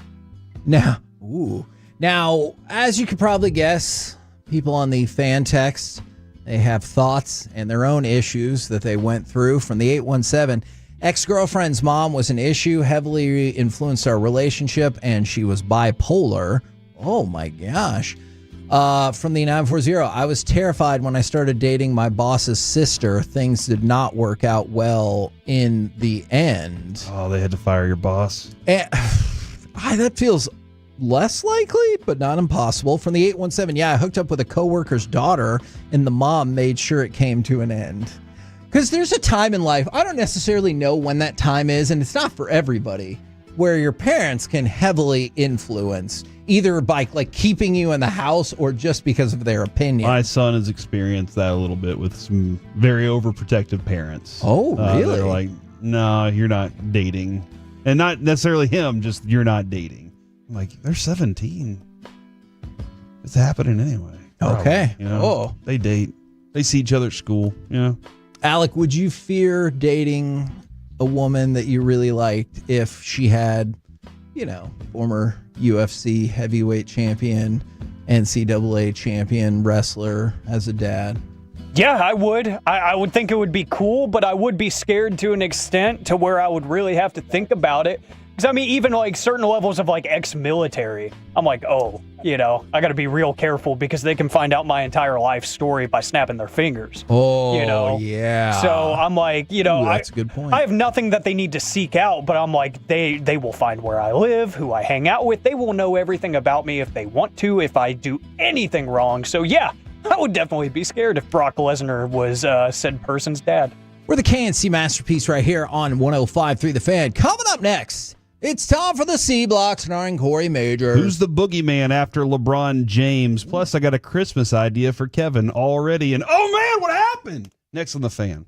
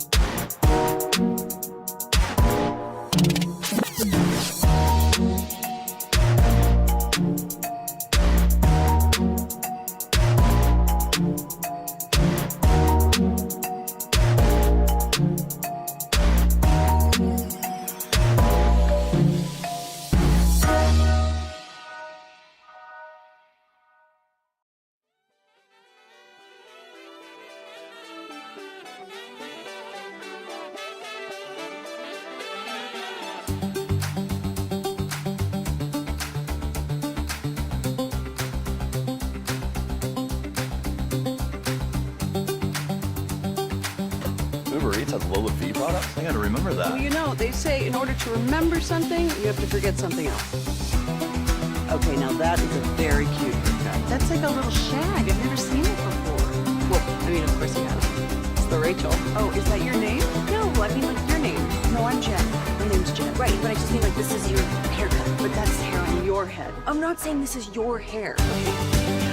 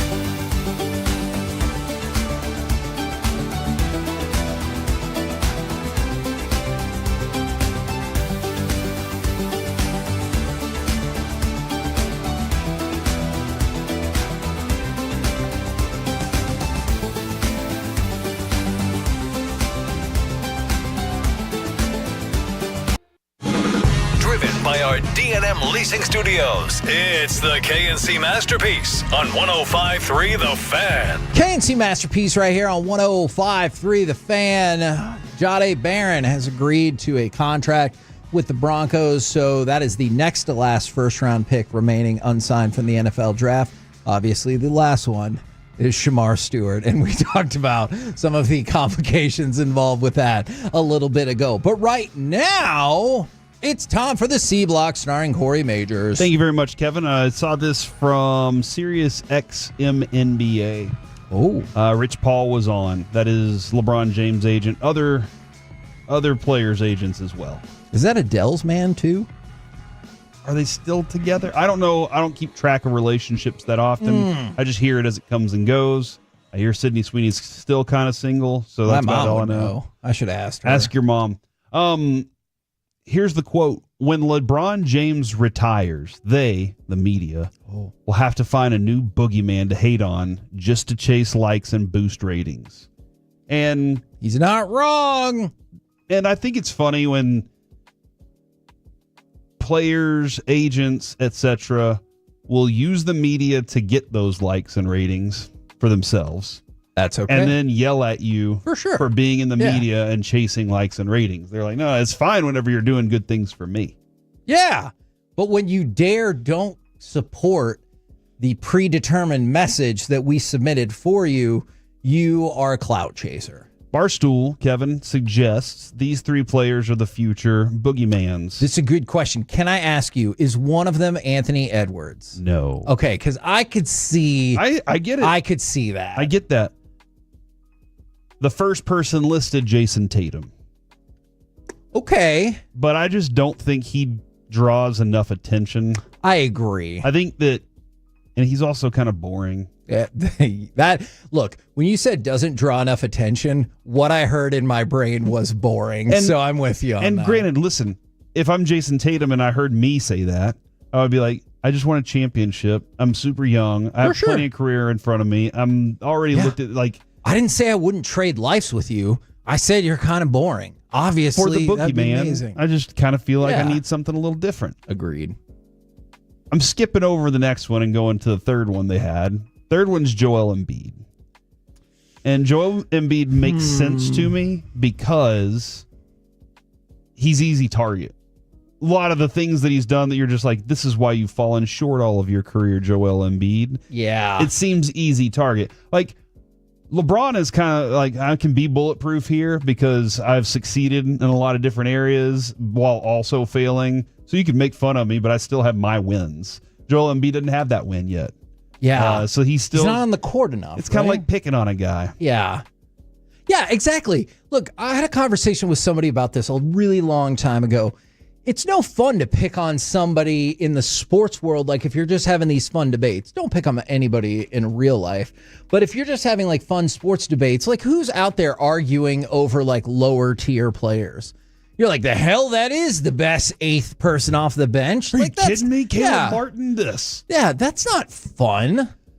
And then the third person they threw on this list, and there's plenty of other ones that could be, but they did throw Luka Doncic as a potential future boogeyman. I could definitely see that. And I think he's going to haunt our dreams for a long time.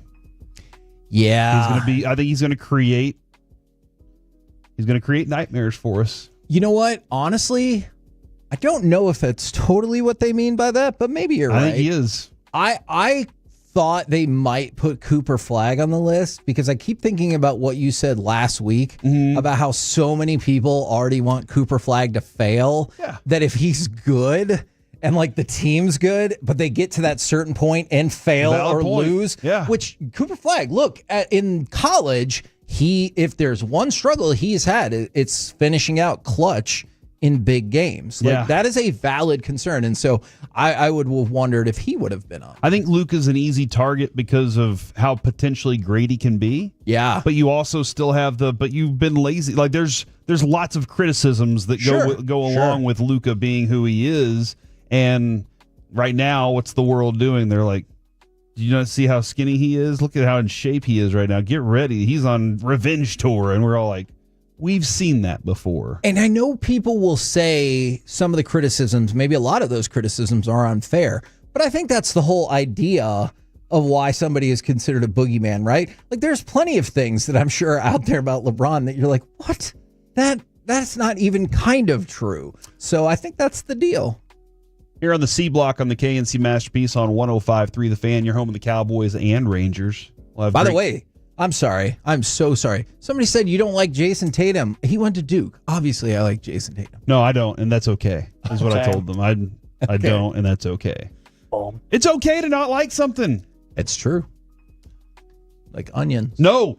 Onions make... never mind. I'm not even getting into this with you right now. Hold on. Why is it okay to not like Jason Tatum, but you can't not like onions? Well, again, different conversation, different time. That's such a random combination. Are all golfers broken? Oh, no. We begin with Wyndham Clark. Now, and we're going to get to my favorite story in a minute, though. Wyndham Clark has been banned from Oakmont Country Club after he damaged his locker following a missed cut last month. Okay. Yep. In a letter sent to members this week, the president of their club said the club has reached that decision and he's out of here. According to Lynch, that's his name, his letter, the ban could be lifted if Clark pays for damages, makes a meaningful contribution to charity selected by the Oakmont Country Club, and undergoes counseling and or management therapy. Oh. Lynch also said several of you have inquired about the situation. Following this discussion, this is what we're rocking with. Decision will remain in effect unless formally reconsidered and approved by the board. So they got to reconsider it and approve it.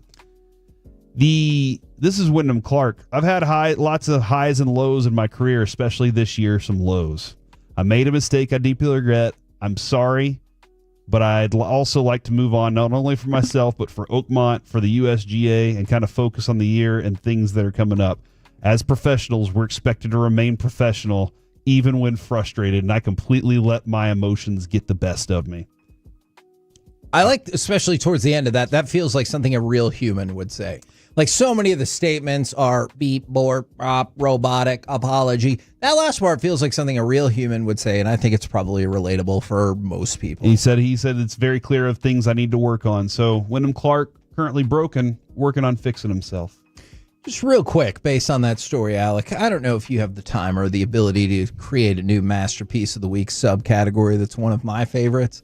Is when Corey has all of the information for a very interesting story, except for the very last part of the title of somebody's job, when he's like, he's the Oakmont course president. And like you can tell he like maybe didn't see it straight away, or didn't care that much. Yeah, I would believe that how much too. does a title matter? I would Take believe- that, Oakmont. I would believe that too. I don't care, but I just always think it's funny the way you pause and say it in a different voice, and you go, "President." I'm just glad I get to make you laugh, Kevin. It works. Because That's nice. that is what I aim to do most times anyway.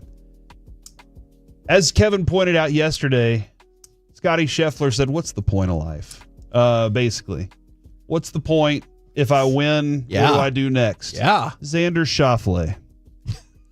Or it could be Schauffele. I say Schauffele. Man, I kind of like the fancier, but it also makes me think of souffle.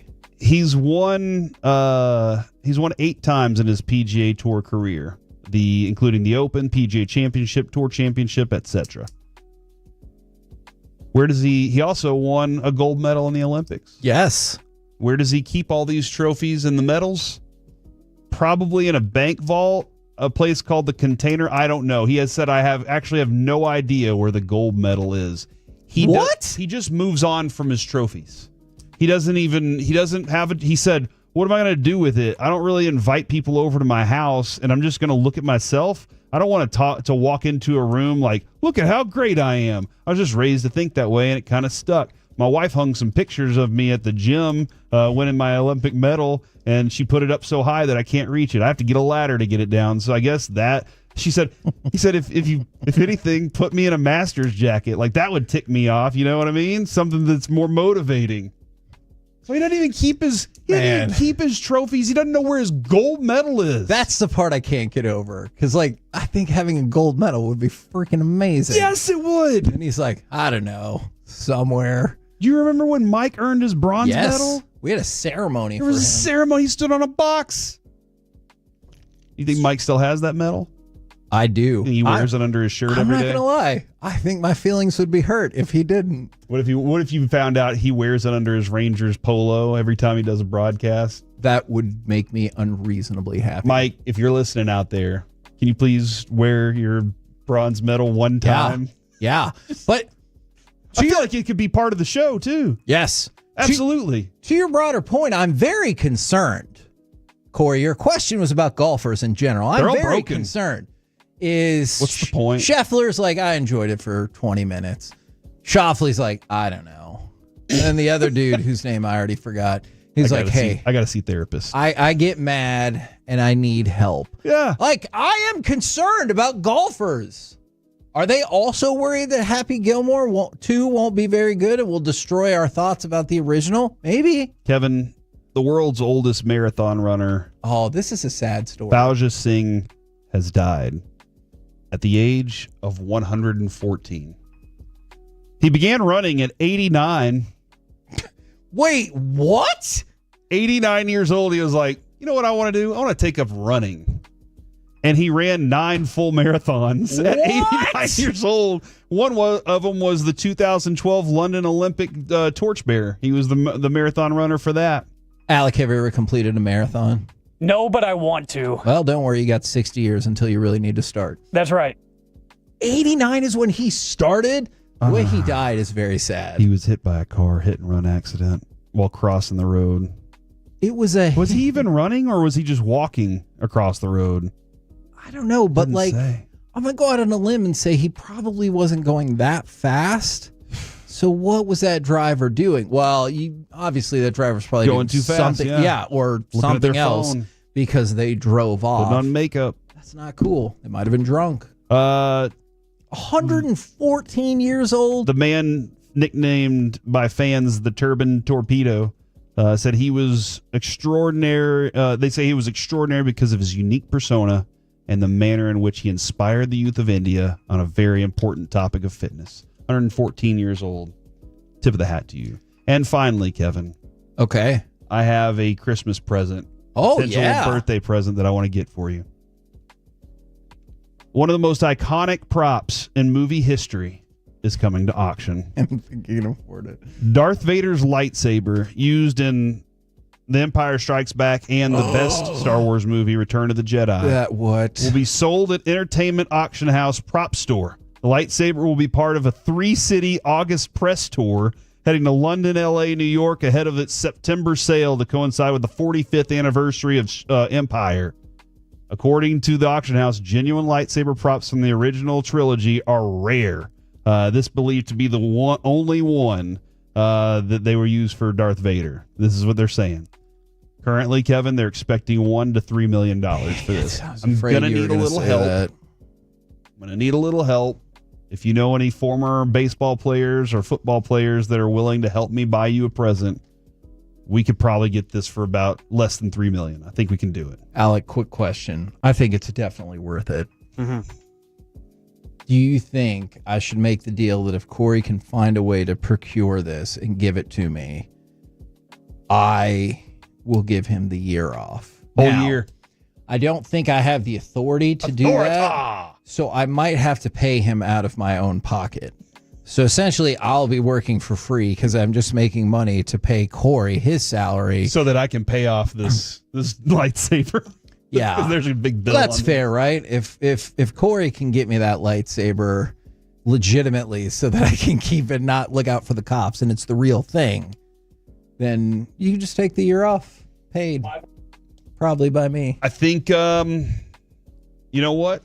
I'm as motivated as Derrick Henry now. Derrick Henry wants to be in an Adam Sandler movie, and I want a full year of paid unwork. Paid unwork.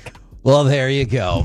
We're the KNC Masterpiece right here on 105.3 The Fan. Coming up next, how about we do My Buddy is an Idiot? We will also talk with FC Dallas forward Tarek Scott next right here on The Fan.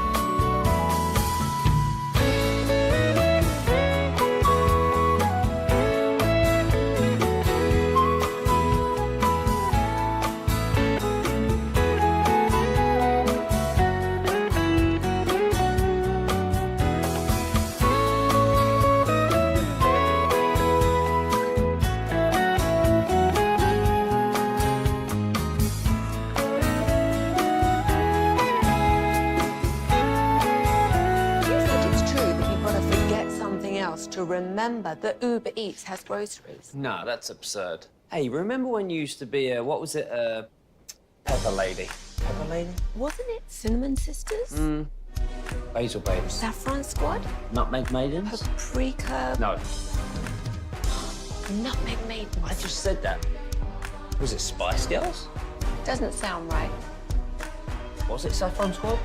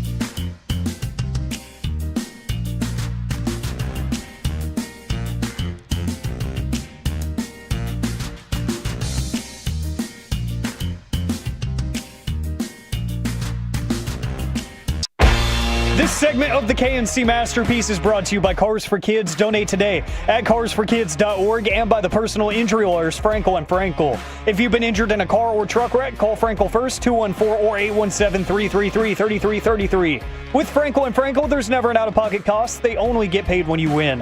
Frankel and Frankel, the go-to car and truck wreck attorneys in Dallas. Terrific ball for Lamine. Lamine Yamal! That is a sublime goal. KNC Masterpiece back here on 105.3 The Fan. We're going to catch up with FC Dallas in just a few minutes. But first, it's time for My Buddies and Idiots. 877-881-1053. Does your friend have a terrible sports or pop culture opinion? Or did they perhaps have an inappropriate birthday party? I got questions. Okay. I learned from this story how to properly say this. So, Lamine Yamal, not that part. Lamine Yamal, who already looks like one of the greatest soccer players in the world. The trajectory for him is insane. Had his 18th birthday party, and there was more than 200 people there, like rock on. That sounds really fun. He had a gangster-themed party. So there were several FC Barcelona players there, influencers, musicians, and close friends. However, the backlash erupted when it was revealed that people with dwarfism were hired purely for entertainment purposes. That is how it is described in multiple stories. If anyone wants to get... No, I was just watching Alex's eyes. Oh, yeah. Didn't see that twist coming, did you? It was a twist. And even when I read the headline, I was like, what? So it was I was just watching to see if it would catch his attention. It did. And so they were like, they didn't hire them for like historical accuracy and recreating this or that. They hired them to entertain them of like, hey, look at this guy. And so people have really gotten upset about this birthday party. Corey, you said you had questions. So this is where this goes. Spanish radio station RAC1, of course. That's if you're bad at school. Had an interview with someone claiming to be one of the entertainers from the party. Oh. Here's the quotes from this person. No one disrespected us. We worked in peace. I don't understand. That's nice. I don't understand why there's so much hype. We're normal people who do what we want in an absolutely legal way. We work as entertainers. Why can't we do it? Because of our physical condition? We know what our limit is, and we will never exceed it. We are not fairground monkeys. We dance, we distribute drinks, we do magic. There are many types of shows. Everyone had a great time. Now, that's a fascinating thing you just said there. How often in society, and I think this should be looked at way more often, do people get offended for other people who are like, I'm not offended? Right. And if it's the person who's involved, like if it is the folks suffering from dwarfism, and they're like, it was fine. We got paid great.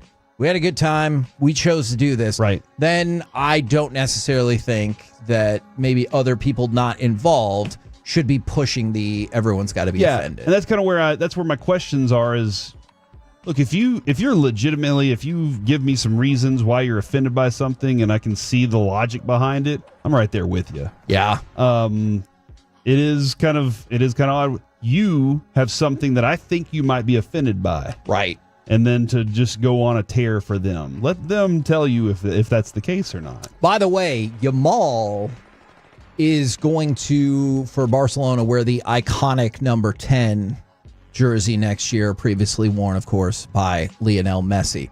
Now, I don't have an issue with the content of this article whatsoever. This headline, though, I think is shockingly incorrect. Who will be the face of the WNBA in 5 years? ? Says Isabel Gonzalez on CBS Sports. Page. USC's Juju Watkins gets large share of the vote in anonymous player poll. You'll see that. Absolutely. All right. What percentage is that? So what is a large share? 85, 90%. All right. That's a large share. That is a large share. She got 17.9%. Okay. Who was the next? Was she the highest? No. What? In fact, Caitlin Clark by herself got more votes than every other player in women's basketball, professional, college, or otherwise combined. So this is a hype up for Juju. And that's fine. And the whole article is about her. And I have no issue with that whatsoever. But shouldn't the headline be something like, not even in the WNBA yet? Mm-hmm. Juju is seen as the next alternative to Caitlin Clark, as the, however you want to phrase it. And instead, Juju Watkins gets large share of vote in anonymous player poll. That large share is 17.9%. That is actually a pretty significant chunk. Well, you said 85 You're to right. 90%. You're right. When you say large share, I'm like, oh my gosh. If I just read that headline, I'm walking around telling everybody. Yeah, dude, Juju's she's the most loved. And she might be, but I think that is very misrepresentative of what the actual votes were. Like, if somebody's in first place and they got more votes than every other person on the planet in that sport combined, yeah, I don't think you can say somebody not that person got a large share of the vote. Just my general thought. I generally agree with you on that. Okay. You love to hear it. You love to hear it very much. All right. Now, this should be an interesting start to this interview because we have already had several debates off air about this. Let's give it a shot. Right now, FC Dallas forward Tarek Scott joins the show. Welcome to the show. And how did we do with that pronunciation? Because we've had several debates off air about this. Not too bad, actually. I mean, as far as, like, people hearing it just being hearsay, it's pretty good. I mean, the actual pronunciation is Tarek, like the A in Apple, but I stopped really caring about pronunciation a couple years ago, so it's not too much of a deal to me. Hey, Tarek, he talked himself out of that. He heard Tarek, and he was like, I think that's it. And I was like, I think it is, too. And then somebody else suggested something else, and he talked himself out of it. He would have gotten it right. At some point, the FC Dallas announcer said Tarek, and I was like, maybe I'm wrong, and I'm sorry for starting this interview off terrible. I promise I put a lot of thought into it. No, I completely understand, man. No love lost. What is your, obviously we're curious. It's been a tough season and we can get into that, but for you, what is your game day routine like? For me personally, we have like obviously the team routine on the weight trips, but usually I start my day by getting up, start my day with prayer if I can, and then getting into a little just prayer, meditation in myself. And then from there, it's literally just coaching through the day. I usually have a wife at home, so I usually spend time with her. And then from there, I started thinking about different gameplays I can go through. I watch videos on different plays that inspire me. And then ultimately, from there, I just dial in and try to focus on the game as much as possible throughout the day. What players do you watch that inspire you? Yeah. Obviously, like the Brunies, the Neymars, the Ronaldos, the younger clips of them where they're much younger, more faster than those type of clips. So I try to give myself that because the confidence they played with, I try to mimic that in my game and then go from there. Hey, as long as you acknowledge we all eventually slow down. That's all I need. Just acknowledge that for us, right? He said maybe y'all do. Yeah, that is fair. Now, how are you feeling coming out of Saturday's game? Because you had your longest run of minutes in the game on Saturday. I know, obviously, like this sport is nothing new to you, but at this level, how did you feel after Saturday's game? I mean, obviously the result wasn't the best, but to be able to have that trust from the staff to put me in the game and to play as much minutes as I did, it was definitely a confidence booster. They're happy with the energy I put in, so I just want to build off that. If I get an opportunity this next game is to go in with more energy and then hopefully to make an impact. Are you friendly to yourself when you critique your performances, or do you feel like you're particularly harsh on yourself? I would say I tend to be more harsher because, at the end of the day, I'm one of the few people that I can really be real with myself and let me know if I'm not doing good or if I am doing good enough. But, I mean, sometimes it's a little too harsh, but, sometimes that's what you need to be able to grow and be a better player. Now, I don't know how much of a foodie you are, but I did see you like oxtail. I've made it a couple of times. The first time I screwed it up by putting way too much red wine in there. What's your feel on oxtail, and how do you like it prepared the best? To be honest, I have no idea how I like it prepared. It's I just just the way know it that my mom makes it the best. There you go. And then I have an aunt down in Houston that makes it the best as well. So they're fighting for the number one spot, but I think my mom has the winner on that one. I feel like I'm going to have to find that recipe because I want to make it right. I want to do it the right way at some point. That being said, game day meal, like what is soccer is a sport where I was covering once and one of the coaches goes, these guys' bodies are well-oiled machines. It doesn't matter what you put into them. And I was like, okay, so do y'all like wake up and just throw all the waffles on the plate and say, let's rock today? I would say you'd be surprised about how many meals we've had pancakes for breakfast. But for the most part, we have the morning breakfast, but the pregame meal is just straight pasta. It's trying to get the body as in shape or as ready for the game as possible. So a lot of pastas, a lot of quick carbs to be able to get the energy boost for the game. Who do you think dropped the ball along the way that allowed pancakes to become part of our life? Because it's like another version of cake, and then you pour syrup on it to start the day. Like, how did parents and the adults in our world allow this to happen? Someone really got away with that. I think they just all got it together and they just ran with it a little longer than we anticipated for. It's wild, too, because we were talking earlier in the show about how our parents used to tell us, like, if you turn the light on in the car, it was against the law and the cops would pull you over. And I was like, so you're concerned about that, but you don't care if we pour pure sugar on cake in the morning to start our day. That feels weird. It really does. Now, I've always been curious about this since obviously MLS has such a huge business relationship with Apple TV. And I know this is a weird question, but do they at least give you guys a free Apple TV subscription and maybe give you some shows that you could watch in the off season? As far as I can tell, we do get a free subscription. Nice. I don't know if I'm allowed to say that or not, but yeah, they do allow the players to get that much at least. That seems like it would work. That seems like something, and that also seems like something that you'd be like, "Hey, we're not going to tell them that until they start asking." And then you start. Look, if you get in trouble for this, just send the complaints to this number. All right, we got a good relationship with people in the club. Now, speaking of the club, I think a lot of people in the Metroplex are really excited. Y'all just announced the launch of the Dallas Burn third kit. I know this probably goes back, especially since you're younger, to before you were following the club and everything like that. But what do you think about it? And, because a lot of us in the Metroplex, it started out as the Dallas Burn, and we're excited. I mean, I think it's awesome, being able to have the jersey. First of all, the jersey is a really amazing design. I love the jersey, me personally. But also just to have that heritage aspect, that we've been here a while, as we've been building this legacy. The Hunt family has been building this legacy. So we have all that kit to bring it back and to have that face showing again of where it all started. I feel like it's good to just know where we're at, but also to know where we came from and to go from there.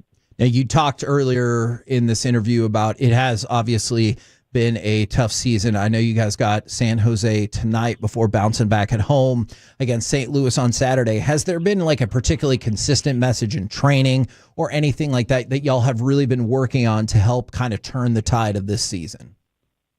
I mean, it's literally just how much we want it. It could be as cliche as you want it to sound, but at the end of the day, no one's going to save us besides us. We're the only ones on that field when that whistle blows, and then we're the only ones on it when the whistle blows to the end of the game.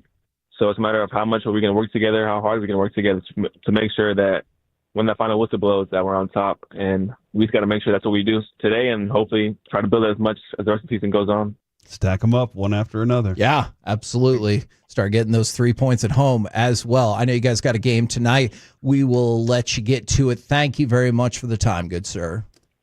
Perfect. Thank you guys so much for having me. I loved it. Dude, he's awesome. You don't think we got him in trouble for the Apple? He's definitely going to get in trouble for that, but it's okay. What? He's going to say that it was worth it, to get that out there for the people. Okay, well, FC Dallas tonight is at PayPal Park. They're playing San Jose. You can, of course, watch that game on Apple TV. Look at that! See, that's how it kind of all bring it all together. Kind of all ties together. We're the KNC Masterpiece right here on 105.3 The Fan. Coming up next, let's chat with those fellas from the G-Bag Nation. Next, right here on The Fan. Coming up Thursday.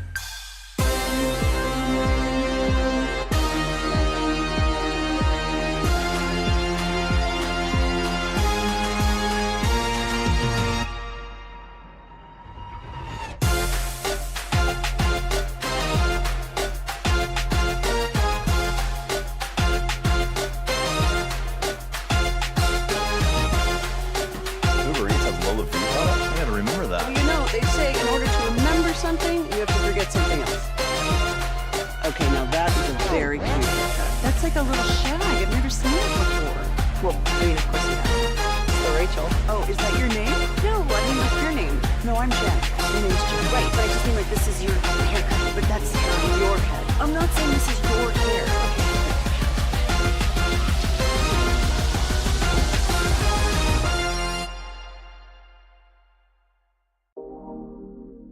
Okay.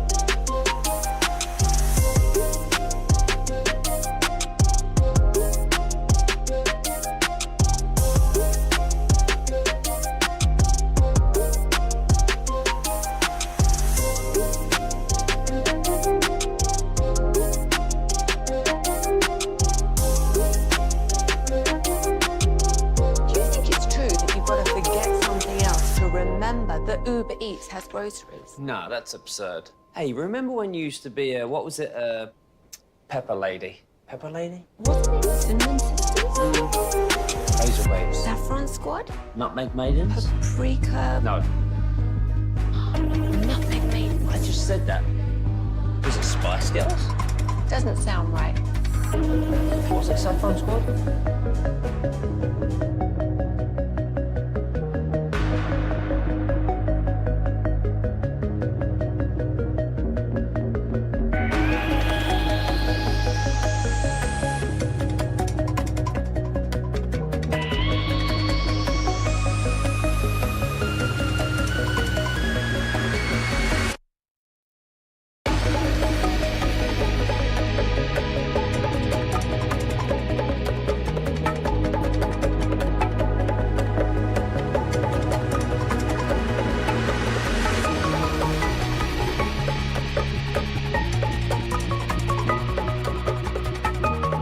This segment is brought to you by Classic Chevrolet. If you're in the market to upgrade your vehicle, get to Classic Chevrolet in Grapevine. Back-to-back #1 Chevy dealership in the world. They've got more new Chevys than anyone, all priced to sell. Visit ClassicChevrolet.com. This is Texas. This is Classic Chevrolet. Together, let's drive. Based on new Chevy registrations 2023 and 2024. Chance for Rooker to change it. Swings and drives one deep to left field. It is high and it is into row number 2. Brent Rooker goes yard and the American League has cut the lead in half. It is 6-3. KNC Masterpiece back here on 105.3 The Fan. Right now, courtesy of D&M Leasing, it is time for our chit chat with those fellas from the G-Bag Nation. Gentlemen, How is you today? Terrific, Hagee. How are you? I'm doing very well. Thank you for asking. Were you guys plugged in to the MLB All-Star Game? And if so, do you watch because you just like it, or do you watch because like maybe there's not a whole ton of sports right now? I was not plugged in immediately after leaving here. Went to Abby's soccer practice, and it was there till 9. Took me 40 minutes to get home. Oh. And while I was there, I had a phone call to take, and then I was talking with another dad there for quite a while. So by the time I got back, it was over. And my first exposure to it was mic'd up Clayton Kershaw. Awesome. It was awesome. Fantastic. It was beautiful. Yeah. Let's see what Will thinks. Oh, okay, curveball. I loved it. Yeah, I don't even throw that. I don't. Yeah, he come on, Smoltzy. Smoltz, like, I don't even throw that. He's like in the middle of the windup. He goes, I don't throw that. Like, when he was so fired up going back to the dugout too, he's like, "Take that, big dumper!" Oh yeah, just talking to it was fun. I did turn it off because I was watching The Fall Guy with the wife. Great the movie, by the way. Yeah, yes, I was late to the party on that. One. Really enjoyed it. But then I turned it back on as soon as the rally started, and the swing off was a lot of fun. Yeah. Do you think they would ever, because we were talking about it, and at first I thought it was absurd, but I think people think shootouts are absurd, and eventually we put that into hockey. Could you see a scenario in which they either go right to it or play the 10th or 11th inning, and then they go to the swing off, and they're like, we need a winner?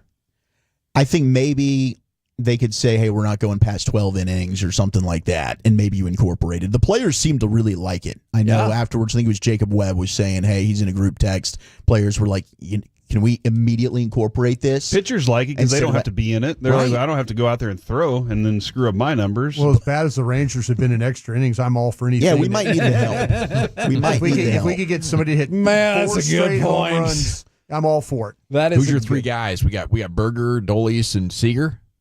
Yeah, I'm definitely putting Seager in there. I think you put Langford in Simeon there? with how hot he's been right now. I might consider Simeon because he's a straight pull hitter. Okay. And he knows how to elevate that. It's just, where the fastball is. We're using the batting practice pitchers? Yes. That's what we're doing? Yeah, it was batting practice coach. Yeah, it's basically like home run derby. I think I might want Langford Dolis not in there? Is he not a part of this thing? Well, he will have been traded by then. So. What are you doing right now, dude? Stop. Look, I'm trying to prepare the Metroplex. Okay. Wow. So we're trying to trade Seager in the mornings and Bombi in the middays. I'm not. No. What the hell are you guys do? We're trying to buy. We're trying to find our closer. Well, yeah. What are you buying with? We're signing David Robertson. You don't have any money. You can't afford him unless you traded Dolis. Or maybe some other people. Those 2 wins in Houston bought us millions of dollars. My opinion. Get a DFA jock. I just don't think you still have to pay that money. You know what? It doesn't. It's not the same. It is the same. It's exactly the same. There's a way we can convince Ray that it's not quite going through the luxury tax threshold. Since we DFA'd him, he's not going to know the rules. It's fine. And if the morning show was talking about trading Cory Seager, we've talked about that. I just think you'd be shocked at how little you would get back for it. It doesn't make sense to me. I'm not saying they should or should not trade Adolis Garcia. I'm just preparing people because if you want to pick people up, you have no money. You have maybe $2 to $4 million to spend. How's that going to get you David Robertson? It's not. You're going to have a hard time picking up assets unless you shed more salary, and that guy, I think, makes sense. What did David Robertson make last year? 10, 11. So you're paying a guy for less than half the season? True, but even if you prorate that, don't you think he's still going to want at least $5 million? If we have $4 million and he'll do $4 million, I would love that. The issue is if you get in a bidding war with other teams. And he's an East Coast guy. Yeah, and there are the Mets are interested in him, so it is possible he could raise the price. But at 40-something years old and for a rental, it's come on, D-Rob. The issue I've continually heard is he's an East Coast guy. He's 11.5. Yeah, and so he's not looking to give a price break to somebody here. The Mets, screw him. Maybe. Don't want him anyway. Okay, fair. I do. If you have other super cheap options, I am here for it. Booker just had a great block on TV. I'm watching here, Alabama highlights. Oh my gosh, they're running the ball right behind him. Next week. All right, we're digging this. Go ahead. No, I like it. Hey, the offense is back, Hagee. I don't know if you watched the last 7 games where they led the big leagues in scoring. Yeah, we did a deep dive on this yesterday. What happened? Were you watching? And dude? since you June don't like 1st, runs, the offense has taken off, and that is the exact trajectory that Marcus Simeon has taken off. Let's go. So what do you think is going to happen in the final? What do we have? 65 games of the season, undefeated. Right, we're going to crush. So why are we trying to get rid of Doley or Siegs or anybody? Don't back down, Heggie. Because is Adolis Garcia a big part of that offensive Use that resurgence? Big brain. Let's go. He had an OPS of 728 last month. So when the Rangers were crushing, it's not like he was leading the charge. Yeah, check out those defensive runs saved, though. That arm is Gold Glove caliber. DRS, brother. Yeah. Glass half full. Plus, who do you want at the plate? Who do you want at the plate in the bottom of the ninth with the bases loaded? Not him. Not me. Josh Smith. Actually, that might be. I know he's going to hit a ball on the chalk, and it's going to score 2. And so, once you make the playoffs, you are going to face the Astros. Okay, checkmate. Hey, look, okay. Since this. 2021, nobody owns the Astros more than Adolis Garcia, and that's a fact. But I'm telling you right now, if the choice in front of you is you have to move on from Adolis Garcia to get a real closer, what do you do? Okay, so what's my outfield going to look like? I would assume they would go with more Osuna. I think you bring in Jankowski. He's out there.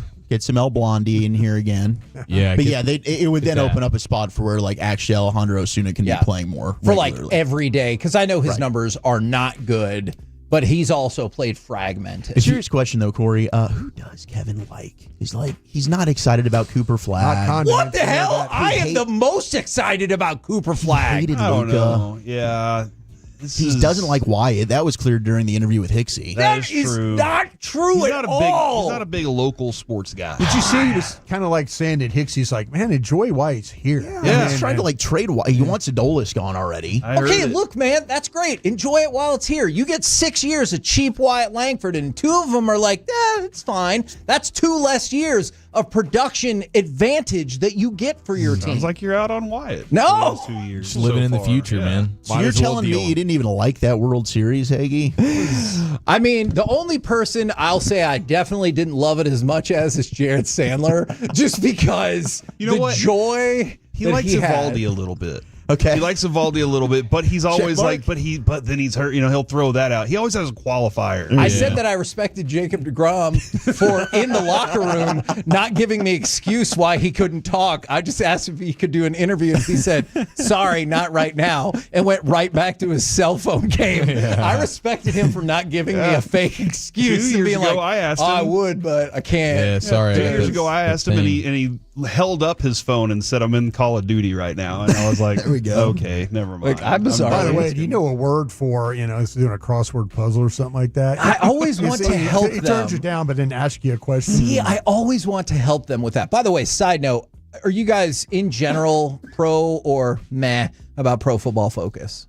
I like a lot of the people over there. I think it's fun content. I'm meh on their overall grading of stuff. Okay, then this will probably not surprise you whatsoever. What do you think about CeeDee Lamb being their 36th ranked player and their 6th wide receiver behind Puka Nacua and almost equal to Nico Collins? Nico Collins is 37, and he is. CD is 36. Yeah. So they're like this close together. That doesn't feel right. I think that perfectly puts into frame what Pro Football Focus is. It's close enough to put CD kind of in the ballpark, like 35th best player. Okay, that's damn good.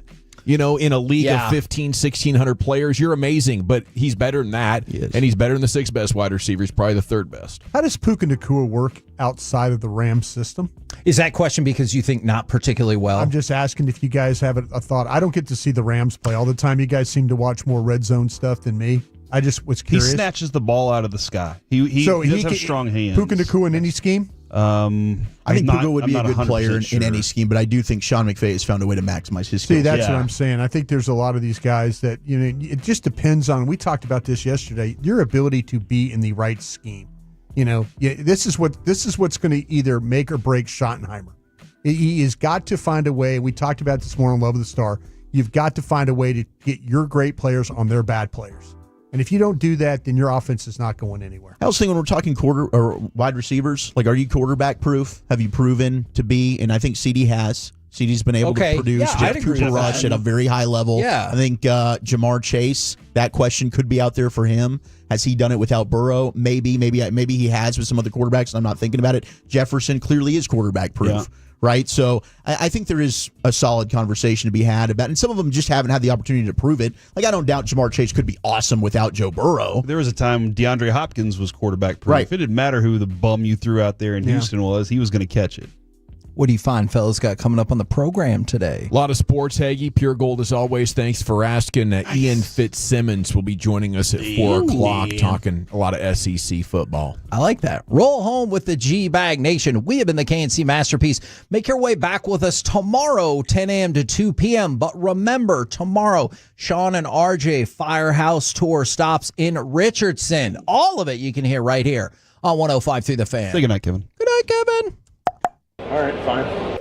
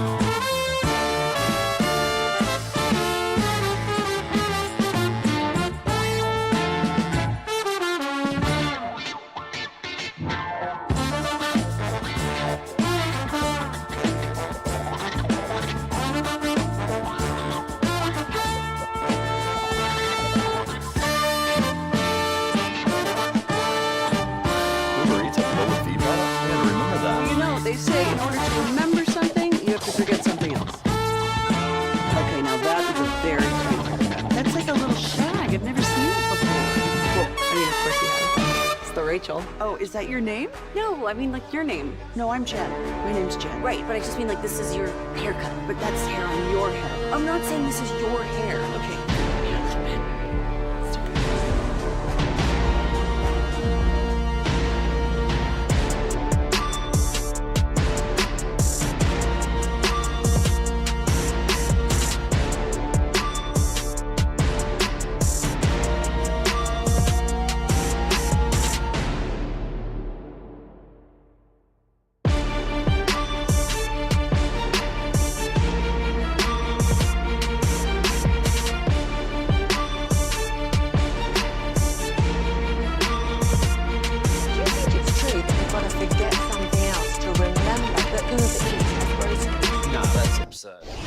Driven by our D&M Leasing Studios, you're rolling with the G-Bag Nation on 105.3 The Fan. Here we go. It's hour number one of the G-Bag Nation on 105.3 The Fan. Thanks for making us part of your day. General at your service. There's Broadus, the former Cowboy scout, Super Bowl champion. You got Jacob Ray in once again for Lucius Alexander there in the Pimp Cup Master Control. Probably fixing to go 5. He's got it stuck on automatic. By the way, send some love to Lucius on social. Let him know he's missed. Okay, I'm sure he'd appreciate right about now at Lucky Lucius P. Of course, you do have Wolchuk and Chia follow in the house, your Nosebleed brothers. And you got Carter Freeman, who's coordinating your video. You can watch us at 105thefan.com, Twitch, and on YouTube as well, guys. How the heck are you here on the Sports Wednesday? Feeling pretty good? Feeling great, man. Yeah. 50 days away, man, from football. That was awesome to see. 50 days away. Now, I do have a Bleep Hole of the Day nominee, and this could be Bleep Hole of the offseason. In fact, I might go ahead and print this out and put it at our table there in Oxnard so all the coaches and players can see this. Bulletin board. Yep, bulletin board material. This Bleep Hole. That Elliott Shore Park's at it again? No, commented underneath. It must be an Eagles fan. Jacob Bleep Wagon is what I'm calling him. But Adam Schefter put out 50 days until Eagles Cowboys, and he commented, wow, I didn't know the Eagles got a 4th preseason game this year. They're a little cocky. F this guy, dude. Things went great for the Eagles last year, especially after that start. They steamrolled. You know, they started 2-2 and then only lost one game the rest of the way. And, you know, they looked so good, unbeatable in the playoffs, but they're not the same team. No. They're going to get their ass kicked opening day. They lost some players, and I don't know. They're clearly still the favorite. They're the favorite of the NFC, the Super Bowl favorite. But, Cowboys have a pretty good chance to have something for them, I think, with a better offensive line, good wide receivers to attack, and who knows what their scheme is going to be. Shouldn't they have the element of surprise? This should be different than anything the Cowboys have done in a long time. Eric and I talked about it this morning on Love of the Star, and we encourage you to listen to it after we Love of the Star, you say? New episode? New episode. Let's go. Is there a chance that Micah Parsons holds out the entire preseason in training camp and then signs right before the first game, basically on a Monday, and him not play in that game? I don't know. I don't think he would miss any games. There's a chance of everything you said, except he will absolutely play the first game. And we talked about this a little bit with you last week. I will fight you on that. I don't think there's any chance Micah is missing. I don't know if they would put him out there without having a training camp under his belt. That's, and I'm not saying it's him, because I think that he'd play right now if you let him. Yeah.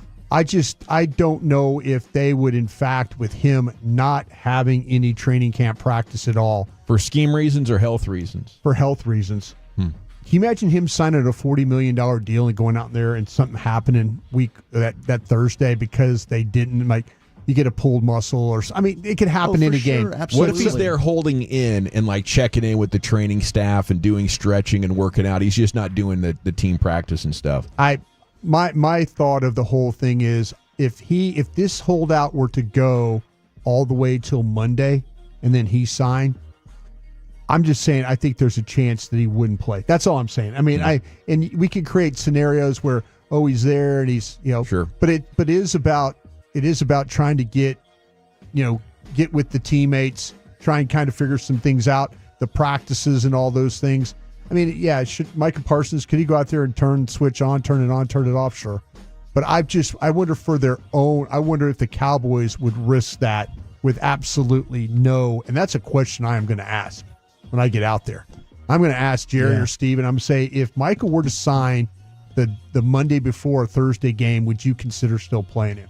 And I'll see what their reactions are to that. But there's a gut feeling to me that would say that we probably wouldn't see him until that Giants game 10 days later. While we're talking about Micah, I did want to get your guys' thoughts on how you interpreted what he said yesterday when he said, you just work harder. You got to show people your value. You don't cry and sit down. Is he talking about practicing during training camp? How do you because yesterday, I don't know how you say that and then sit out. If they're like, well, what do you think about this holdout happening, and have you lost any confidence? He's like, no, I just got to lock in and work hard, not sit down and cry like a baby. That would be sitting out, if you ask me. So you could interpret that in a way like, wow, does that mean he's going to be practicing here in Oxnard next week? I think that's a fair interpretation. I struggle to imagine that his cutthroat shark agent, Mr. Mulugeta, is going to sign off on that. Yeah. Granted, if Micah just wants to, then Micah wants to. I do envision him being there for sure. He doesn't want to pay the fines. He didn't want to pay the 50. Right? I think this is the one time when we were kind of talking about he might be the one guy that you would kind of wait on and maybe tag him because he doesn't want to miss game checks, So I don't think he's as dug in as say like CD was or something like that. You think he'd be happy to take the tag? I'd be scared. I don't think he'd be happy, but I would take a chance that he can't keep himself from not playing. That's what I would.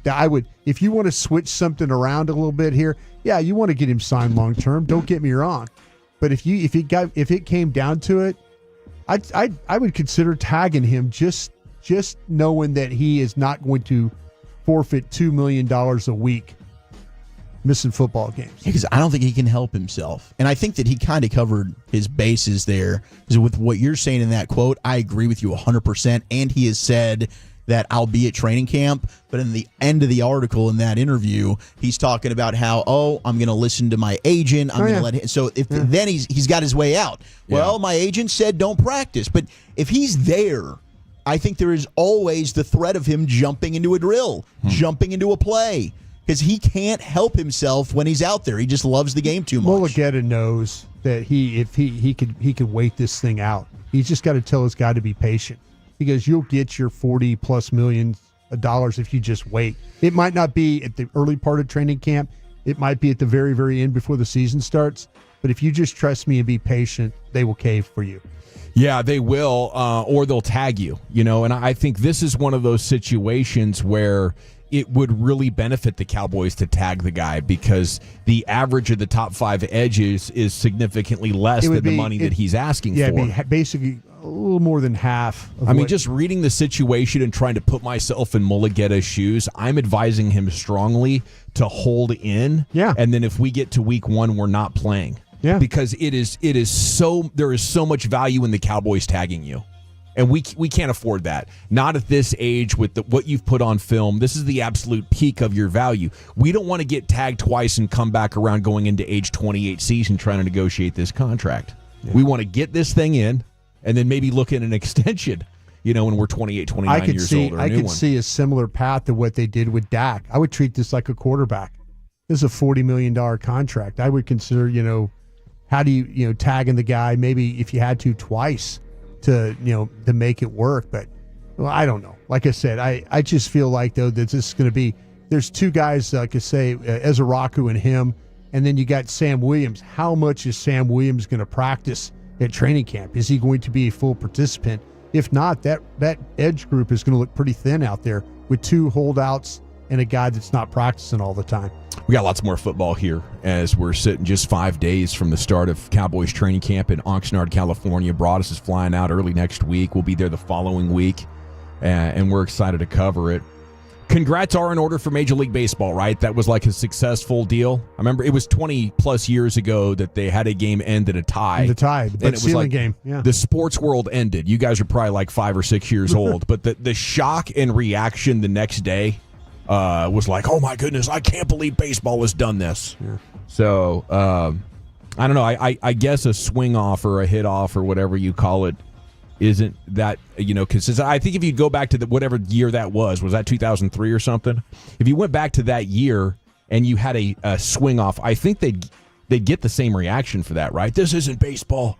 How can you win? This is a travesty to the sport. Yeah. You know, I think we're significantly less stuffy and crusty these days. Yeah, Brian. I think we're a lot less. I think we understand the speed of the pace of the game is better for the game, and I think also the zombie runner standing at second base also creates some excitement. You know, it finds a way. To me, I would much rather go that route than just running through my whole roster. You know, trying to find a way to win. 22-inning game. Yeah, up till 2 in the morning. Exactly. If you give me an opportunity to win this thing in the bottom of the 10th or win it in the 11th, I'll take that every time. Let me end this thing. But we all were worried about pitch clocks, and we were all worried about this and engagements and this that. They've actually made the game better, my opinion. All these new rules are good. You're right. And you get the robo umps in there, and it'll make it even I better. mean, the challenge system, I thought the balls and strikes worked beautifully last night. Yeah. It was a further indication to do it. My only issue is so many of the players went home. If you're going to have this as a possible way of ending the game, and the manager at the end of the game's like, hey, all right, give me my best sluggers. Yeah. And his bench coach is like, well, about that guy. See, it's getting late, and he wanted to go hang out with his family. So he's actually at dinner right now across town at a beautiful steakhouse. That's weird. That you can't have that. Isn't that weird? Yeah, it is. Yeah, you can't have players leaving the All-Star game. I guess like Sean and RJ, when they were having Boone on earlier at 9:20 today, they don't want to put in cold hitters, like Shohei Ohtani was out. He'd been out of the game for, say, 2 hours or so at that point. Sure, I get that. So it's like, would you have to rewarm them up? So I guess in an all-star format, at least you've still got some pretty capable hitters. But you do, yes. But you're right. I mean, Schwarber, I would have loved to have seen, the starting lineup. You got to get them warmed back up. out You got to get them warmed back up, or you got to bring them back to the yard. Yeah. The way I read the story was several of the players had just left. Because it's time they had to get back to their. Had to make sure they got to the airport there. Yeah. Atlanta Hartsfield. Talk about a buzzkill. Get to Atlanta Hartsfield to get on that private plane. Treating it like a spring training game. Yeah, exactly. To me, that's a PR nightmare, if you ask me. I think it'd be kind of cool, though, that they have the tie game thing, that before the game, each manager puts in 3 players in an envelope, and then you have an announcement of who the 3 guys are that are going to do the batting thing. Just the kind swing of off. The swing off thing. Yeah, just kind of like, all right, we have a tie. Well, let's open the envelopes. And then those are the 3 designated guys. Nobody really knows who those guys are going to be. I mean, if you did in the regular season, you could only use the same guys. You had to rotate them like it was in order. Well, we've kind of fallen in love. It'd be kind of fun watching the jobber try to poke one for the dub. I'm okay with the 5-minute overtime. If that doesn't decide it, I'm okay with the shootout thing. Yeah. I've gotten okay with this. It's part of my watching now. Here comes Justin Foskey for the swing off here instead of going to the 10th inning. Arch Manning displaying the family gift of being self-deprecating and clever in conversation at SEC Media Days. He says, it's weird. I really haven't deserved any of this, so just trying to play along and play ball. He's getting all the attention. Texas preparing for their August 30th showdown against Ohio State, the team that sent them packing. Most feel like Ohio State was clearly the better team last year. Are they still the better team? No. Texas is the better team now? Well, maybe I think Texas is the more talented team this year, but both of them are going to be breaking in new starting quarterbacks. That's the thing. I think that Texas has the advantage right now at quarterback. How good do you think Arch Manning's going to be? I think Arch is going to be very good. I think it's going to be very surprising what Ian Fitzsimmons says today, because there's kind of some buzz going around media day down there that Nussmeier and then our South Carolina quarterbacks might be the 2 Sellers might be the 2 best quarterbacks, and Manning might not be the best quarterback in the I would agree in the conference. I mean, I think it's silly that he is the favorite to win the Heisman.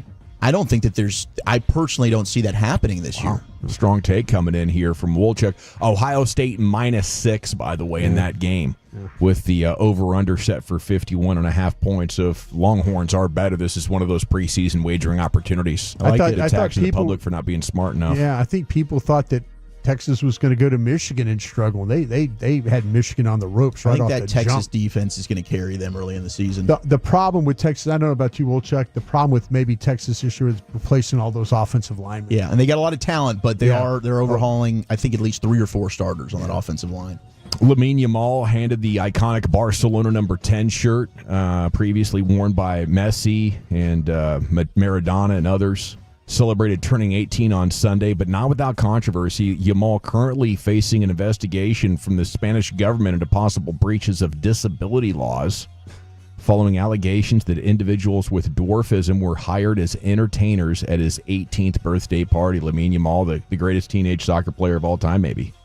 Unless you go back and harvest some film of Maradona. Apparently, he was a big deal even at 14, 15. But Sure. The most accomplished, I believe. So, yeah, he was basically doing the Wolf of Wall Street birthday with the party. Velcro. With the Velcro Stuck and on you. everything. And I don't know how you guys feel about that, but I think a number of people with dwarfism appreciate that, significant economic opportunity right there. Well, there was an outrage over, I think it was the recent Snow White movie, not casting actual dwarfs, smaller sized individuals. How do I'm they not make sure them what we're small? allowed to say and not when it comes to those words. You can say dwarf is okay. Yeah, dwarf is. We just can't say the M word. Yeah. I went Right. with people with dwarfism. I like that. But little people, big world. I think either of those is fine. Yeah, one of the dwarfs was quoted. I know Corey was reading some of these earlier. Like, we have our own contracts. We're normal people, self-employed, and we do everything legally. I don't know why there's so much noise right now. Yeah, it's supply and demand. Like, somebody's willing to pay dang good money for that. I mean, there is a price on being able to throw me. You're probably going to need 2 full-size men, to sort of sling me. But you can wrap me in Velcro and throw me if you want for, I don't know, about $20,000. Yeah, it says we do this job About because right? we want to. Nobody is forcing us to do Oh, this. damn right. Yeah. It's like the Charlie and the Chocolate Factory movie that came out with Johnny Depp. They cast one person to play the Oompa Loompas, and a lot of dwarves out there were ticked off. Well, there are a bunch of us that would love to play Oompa Loompas and get paid to do so. Let us all eat. Come on. And my DMs are open on that note. You're If you willing wanna to be thrown. I'll book Oompa me Loompa. for a corporate retreat.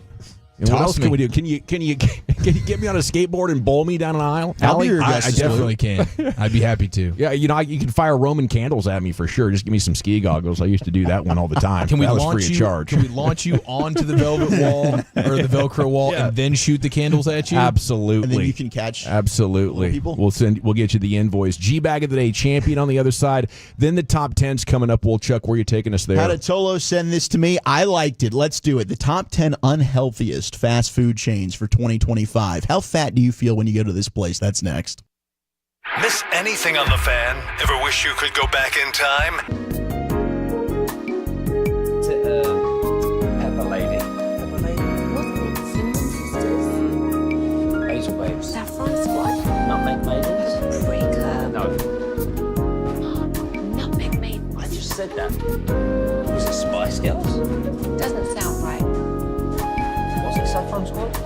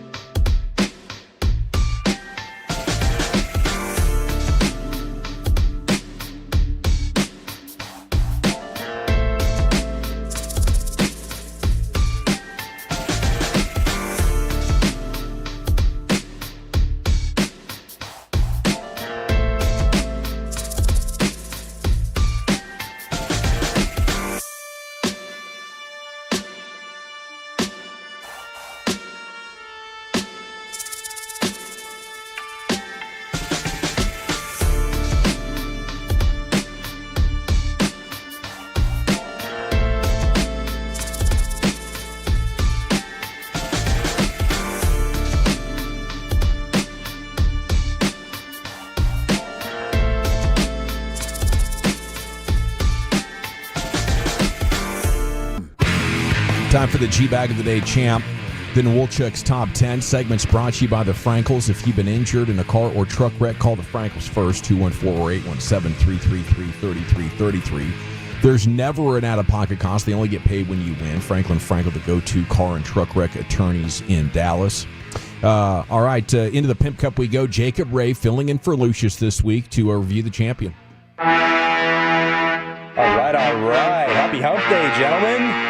Sure. Hey, Jay. Happy Hump Day. All right, so yesterday our G-Bag champ came down to a vote from the Tolos. It was a swing-off. It was a swing-off. It was Pat McAfee's introduction of the Big Dumper and Cale Sonnen's obsession with Conor McGregor's meat. And in like fashion, the winner got a little under 69% of the votes. Wow.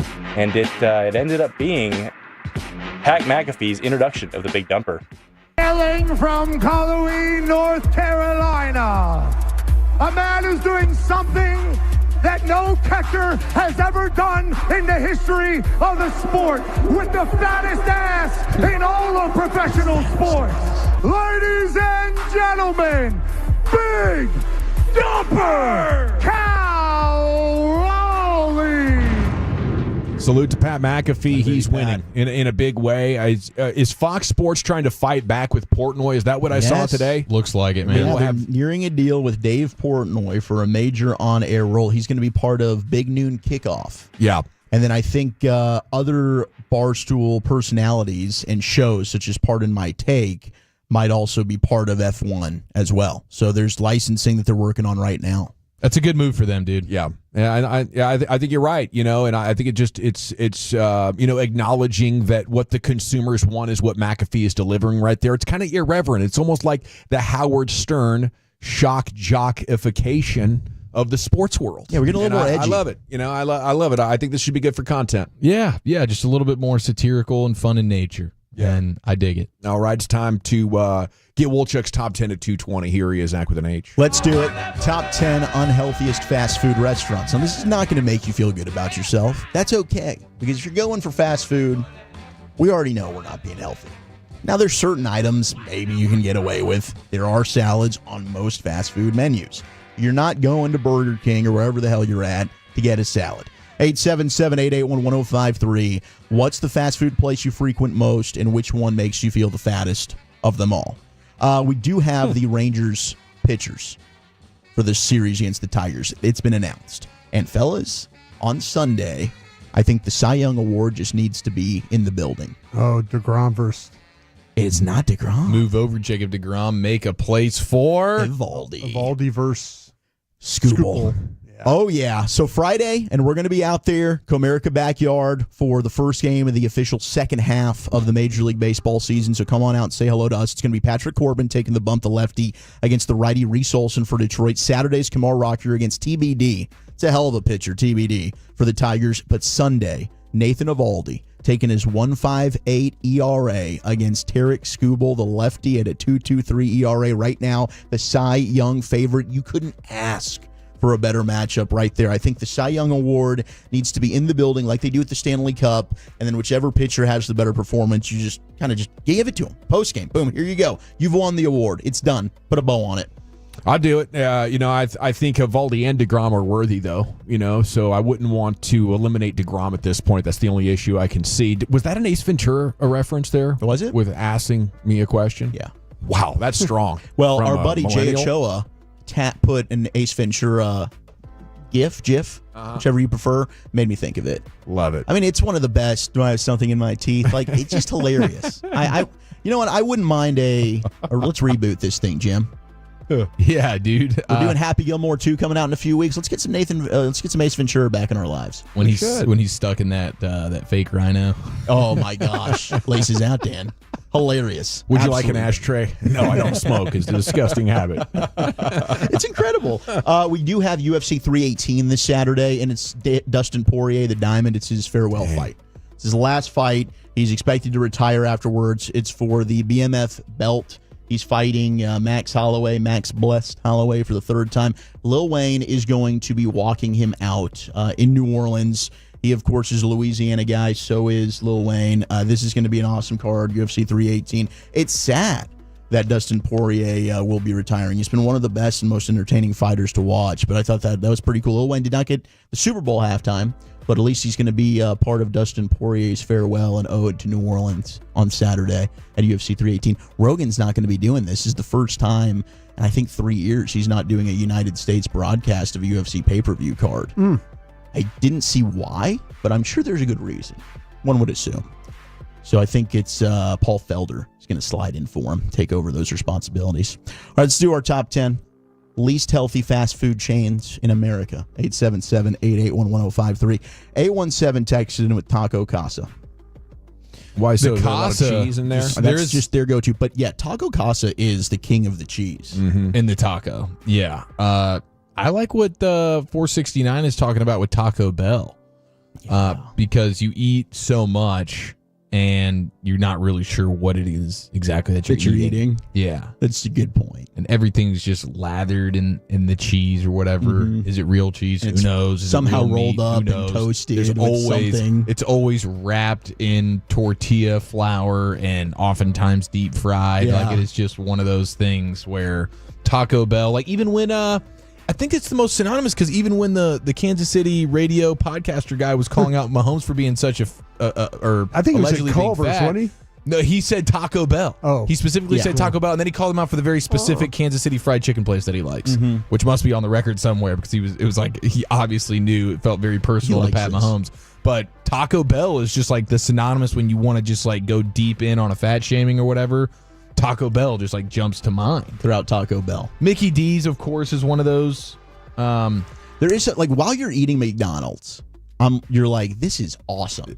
Oh, it tastes so good. But there is something about like the 30-minute post McDonald's where your body's just, what the hell did I just do to myself? Alert, purge. It's the burger, then the fries, then the drink. It's just an overload of God knows what you're putting into your body, but it is addictive. And somehow nicotine just goes amazing with that feeling. I don't know what it is exactly. I would maybe say Dairy Queen makes me feel the worst because I'm usually ending it with so much ice cream. See, that's what I'm saying. Like you're getting the steak finger basket with the gravy and all that stuff and the fries. Please. And you're right. Then you're getting the large blizzard to go. Okay, we're getting several texts. We're going over 2,500 calories Easy. this meal alone. Easy. I can't take responsibility for this. Normally I would, but what happened? Did somebody rip one? Someone said, what was that noise? Another person said, was that a fart? Someone said, was that a toot? We have 469, 903, and 817 checking in. I don't know. Check the video. I didn't hear anything. Admit that. I would admit it. If it was I me. definitely didn't. I did not. Yesterday I had one. Walchuk to open did. a seg. Yeah. That was pretty loud. Did not smell, thankfully, because nobody else noticed. Jacob, did you notice anything? Did you hear anything? Was it? I didn't. I've been doing a little something back here, but my mic's been off, so it wouldn't have been me. Oh, okay. I wasn't accusing you. I appreciate your was just honesty. Kind of trying to find out. Hit the Taco Casa on the way in. I had the Panda Express on the way in. Oh, that's good. Panda Express is good. Panda Express is a really good option for feeling extremely unhealthy as well. That could be. That certainly could be one that's mentioned here. Fried proteins and noodles. 214, Chinese food is easily the most suspect food that you can the ever buffet. put in your body. Yeah, let's go for the I think Chinese if buffet. most people are being honest, I think we would say Chick-fil-A is the one we do the most, just looking at the lines. You know? And we think that it's healthy. Yeah. But And it's so number 10 on the list. It's number 10 on the It's list for number least 10, healthy? 10th least healthy I fast food do chain it the in most because America. the kids love it. They love Whataburger, obviously. Whataburger delicious, and Whataburger not in the top 10 because it's healthy as hell. That's right. Yeah, I mean, dude, just look at the amount of ingredients that are in a Chick-fil-A sandwich, and it'll floor you. Yeah. It will totally floor you how many ingredients are in one. I mean, any of these like fried chicken places, I think, could be up towards the top of this list. Like KFC, you're going could get Chicken you, Express or whatever.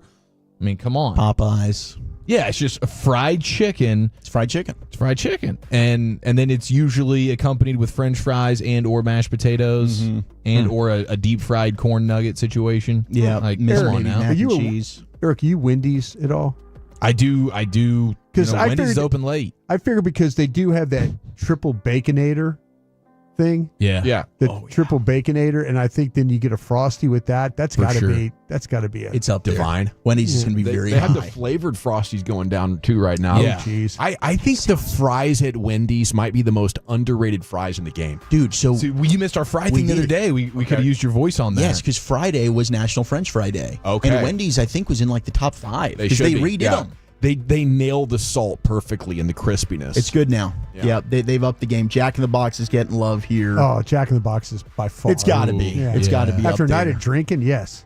Number 9 is Little Caesars, the hot and readies. Yeah, I honestly, now the more I think about it, all the pizza places. The pizza place. I think like pizza or donuts or maybe like the worst thing you could eat just because it is just bread, sugar and whatnot. Mm-hmm. There's not much like protein that's combating. We're not, and Little Caesars is coming out with all kinds of new ideas. I love their little, I don't even know, their little pizza pocket Are they roll like things. pepperoni pockets or something? Yeah, They look good. They're good. incredible. Well, because that's the hack I still have, like with my kids being so young. When they want pizza, it's like, no problem, dude. Little Caesars gets it done at the high. Might as well be Zalots. There you go. Number ready. We got Smash Burger coming in at number 8. Oh, man. I feel like we don't have enough of those around here. I don't even know where one is. There is one. I to have one right there. Did it close? I'm not sure if it's there. I just haven't gone by. Dawson was pointing out the window, folks, if you just wanted Is that to the know. Spicy Cowboy? Yeah, The on the local other side of the spicy- high school there. Yeah, that's North As you're Dallas in High School. Uptown. Yeah. Hey, the local spicy cowboy. Number 7 is Mickey D's, least healthy fast food chain in America. That's crazy because their chicken isn't even chicken. We do know that. Like their It's just a chicken Big nuggets. Mac. Big Mac and a fry. Yeah, That's- the QPC's probably. I mean, Yeah. that McRib. God knows how many calories are in a McRib. Well, and God only knows what that is as well. That's why a Big Mac's so damn good. It's so damn good. We should do a fake off between the McNugget and the McRib. Which one is more of like a science experiment? Yeah, it's funny, Eric, about that. My son called me the other day and goes, how fast did you eat a Big Mac? And I told him, and he was like totally unimpressed. Like him and his friend are like, that's nothing. Yeah, but we did the double Big Mac. Well, that's what I'm right? saying, Where though. it was like the 2-patty deal. Yeah. But yours was less than 60 seconds, right? I think it was like right at around. See, can't remember. Bennett was like, 56 seconds. Bennett was like, that's nothing, kind of a deal. And I'm like, Oh, well, then tell him to put his freaking money where his mouth is. I was exactly saying the same thing. I said, you're talking a big game right now. My man Chief can punish one of those things in less than a minute. Yeah. Let him know I'm ready to go toe to toe. Go Absolutely. toe to toe. Yep. Bring it on, Bennett.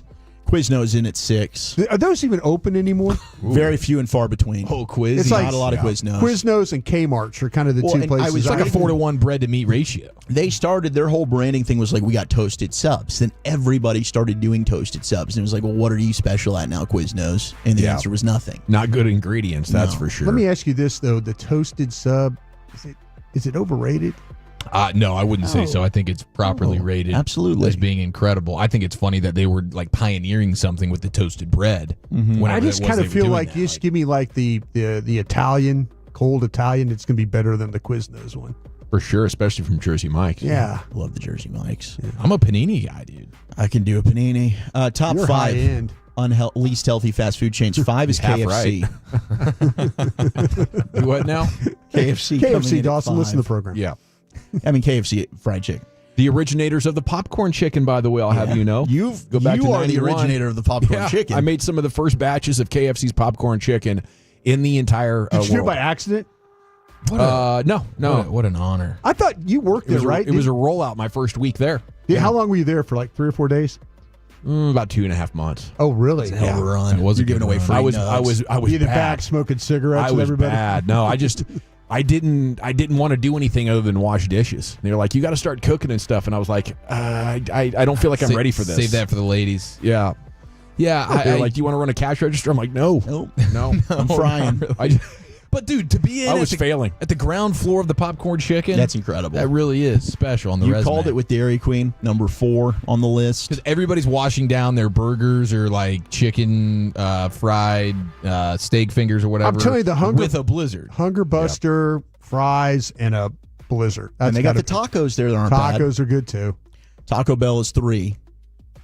I was surprised it wasn't 1. Taco Bell at 3. It's the burritos, right? Dang, so then who's number 1? Too unhealthy. Wendy's? Sonic's in there. Sonic at 2. Sonic's got to be in there. Sonic They're at 2. loading you up. Fried cheese steak. They got fried a- cheese sticks. Such a variety, Yeah. right? Well, and every drink Onion is just rings. like a sugar Yeah. drink. But number 1, the least healthy fast food chain in America is Wendy's. Yeah. Whoa! Told Shout you, out man. Big Dave. That Dude, Baconator. that Baconator. Yeah. And the Frosties, No the bacon, and the joke. Frosties. Everybody's got to get a Frosty. Got to get a You know, Frosty. you don't go to Wendy's and not. Okay. And the machine doesn't work half the time. Do they have that problem like McDonald's? I think they do. Oh, hell. I've tried to order it a couple of times here lately, and and I've kind of been grateful it has been broke, so it saved me from having to get one. Last time I went, I was going for a chocolate Frosty. All they had was the vanilla. I got the vanilla, and I was like, dang, this was a huge mistake.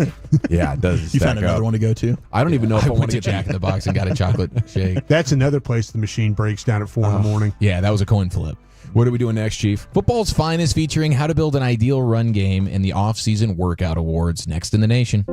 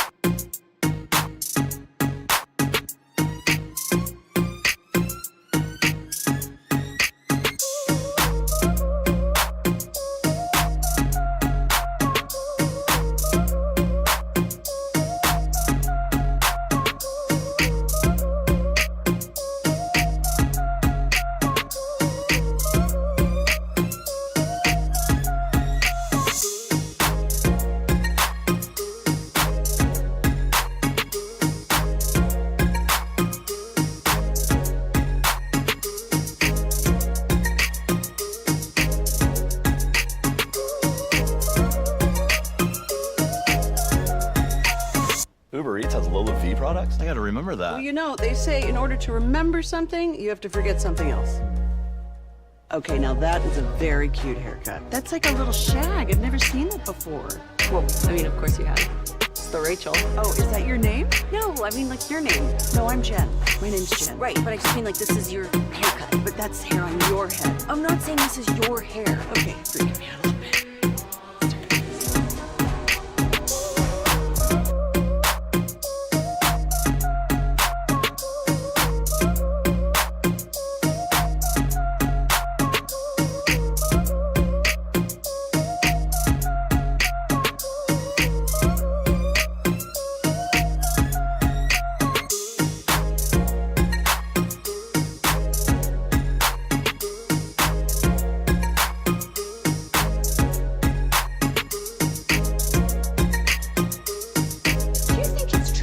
got to forget something else to remember that Uber Eats has groceries. Nah, that's absurd. Hey, remember when you used to be a, what was it, Pepper Lady? Pepper Lady? Wasn't it Cinnamon Sisters? Basil Babes. Saffron Squad? Nutmeg Maidens? Pre-curve? No. Nutmeg Maidens? I just said that. Was it Spice Girls? Doesn't sound right. Was it Saffron Squad?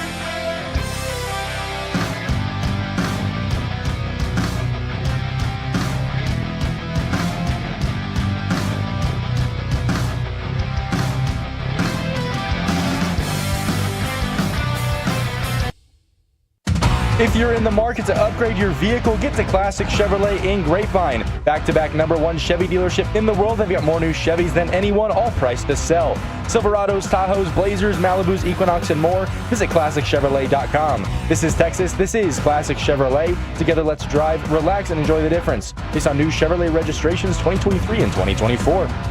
Thank you very much, Jacob Ray, in for Lucius Alexander this week. It's time now for Eric Chiafala to take center stage. Here's the Chief. Yes, sir. Thank you. Before Broadus can interrupt on the mic, I just want to remind everybody, friendly reminder that Saturday from 10 to noon, 10 a.m. to noon, you can come party with me at the grand opening super party at Alliance Hyundai in Fort Worth, featuring free Hurtado barbecue, free oil changes, Six Flags tickets. I'll be giving away Lumineers tickets, 9 Inch Nails tickets, portable car battery jump starters. We got charging banks for the portable phone deals. We got Amazon Echo Pops and $100 gift card giveaway every 30 minutes starting at 10:30. So from 10 to noon, free barbecue, free oil changes. Alliance Hyundai right there in Fort Worth. All right.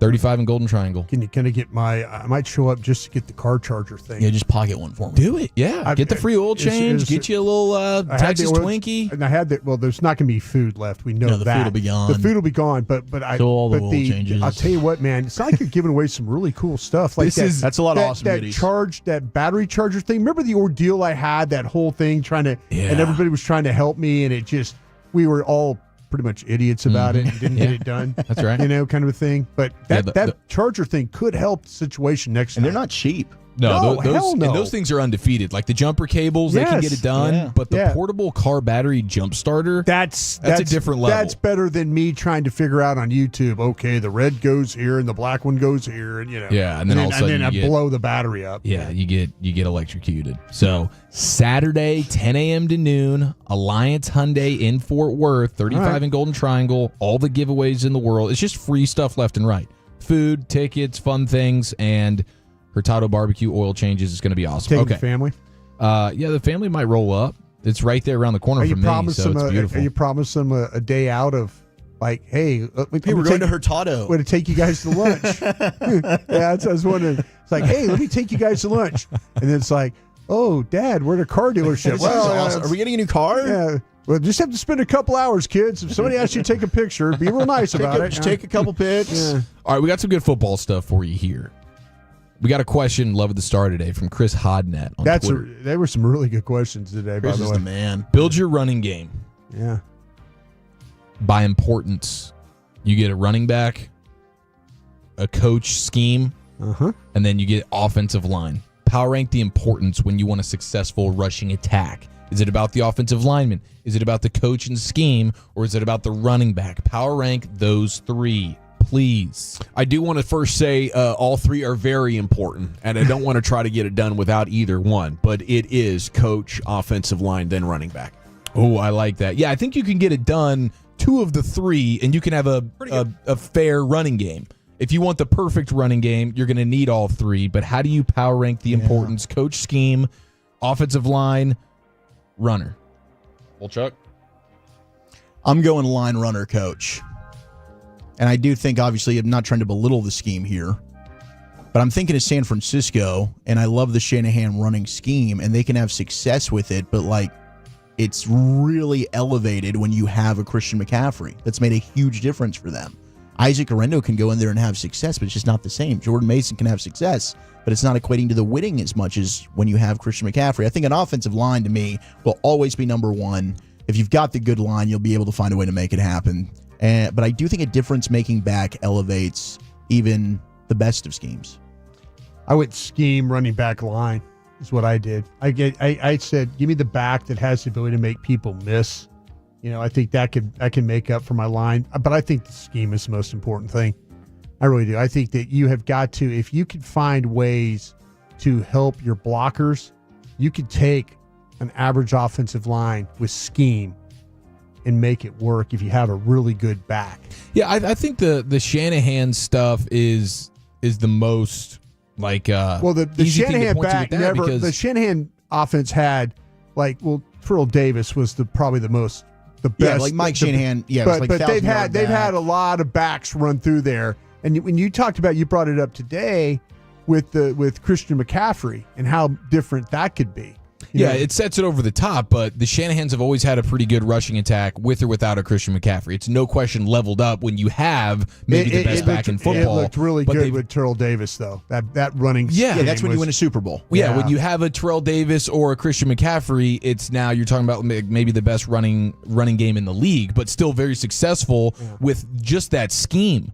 Like Shanahan in San Francisco right now, outside of Trent Williams, it's kind of just a bunch of regular dudes on the offensive line, but the scheme is good enough to where it's always awesome. And even when they have just a Garendo or a Jordan Mason, it's still a successful rushing attack. Now, obviously, when you make it Christian McCaffrey instead of those guys, it becomes maybe the best in the league. So I felt like the offensive line and the scheme is like 1A, 1B, you know? And then when you have a great running back, the thing is it's easier to find a running back who can at least be serviceable as opposed to just snap your fingers and have a great offensive line coach or snap your fingers and have great offensive line men. It's harder to find offensive linemen than it is running backs. Yeah, that's kind of how I approached it too. Like, what is the timeline of the quality of this thing that we're going to get? And if we have great coaches, that can stick around for 4 decades, as in the name of Shanahan. If I have a great offensive line, that can hold me 12, 15 years. Well, I mean, I'm going to need to find a new runner every 4 to 6 years. I'm just looking at the... Okay, go for it, Brian. The thing about it is we've all sat back and really admired what Arizona's done. Yeah. Arizona does not have a great offensive line. Right. And they have a really good scheme and they have a good runner with Connor, but they've also got a quarterback that can run too. Yeah, and they were the 8th best rushing team in the league last year.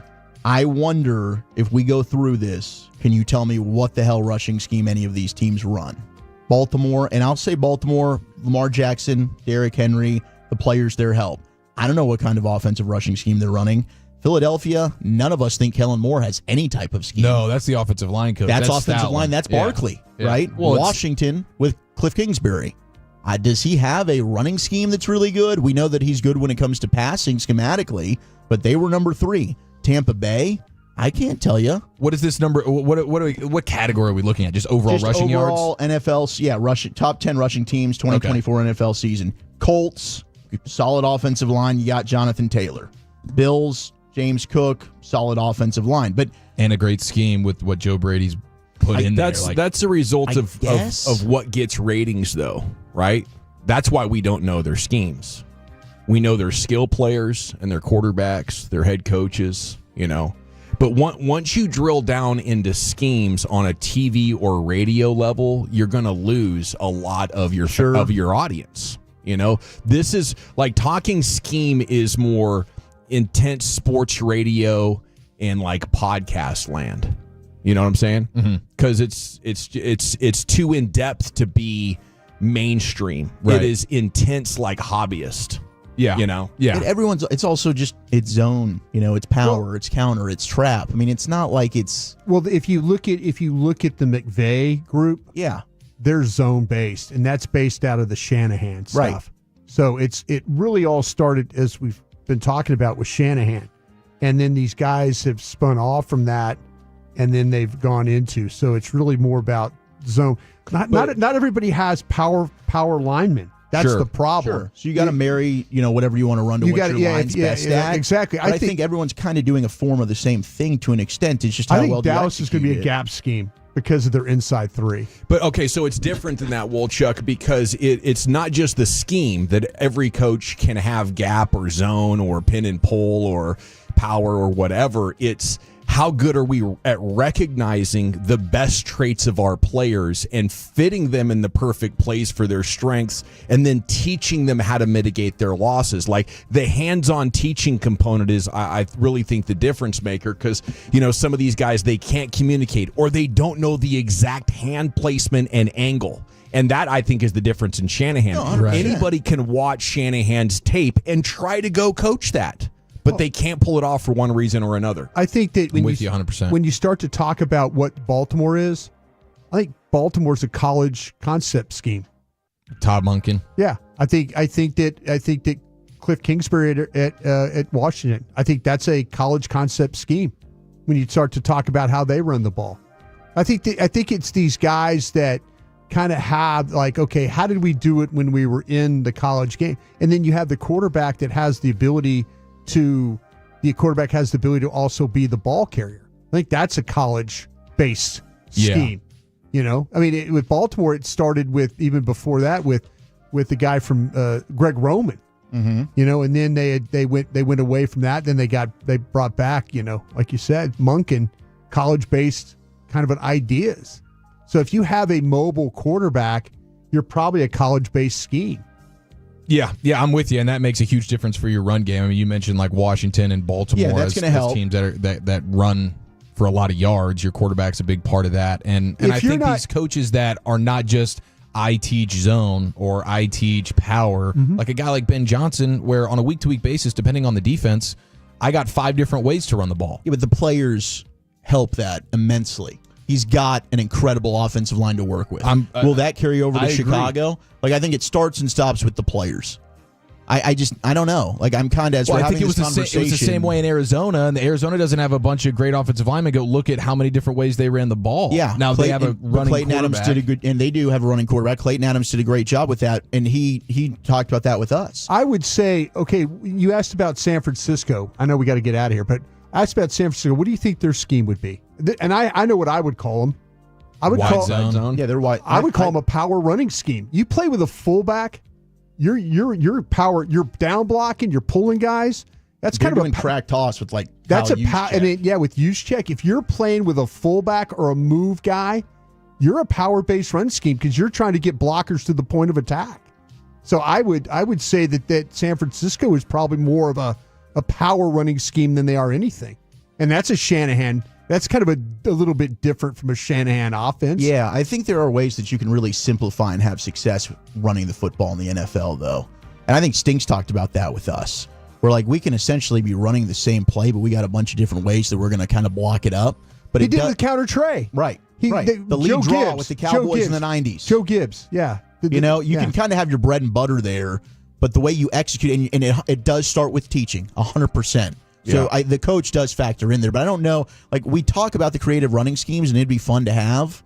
But I do think at the end of the day, like, the players probably make the most difference here. I mean, I don't know what scheme you would call it, but the thing in common with San Francisco and Arizona from Adams last year is exactly what Brian just said. We're trying to get numerical advantages at the point of attack. That's power running schemes, and oftentimes it's like vacating a position and turning a guy like Nick Bosa loose. Like, we're just going to run away from him at the snap and assume he can't catch our running back out the other side. And most often it works, and when it does, you totally overwhelm the defense there on that edge or in that gap. Okay, we got to run. Yeah. Time for the top stories at 3.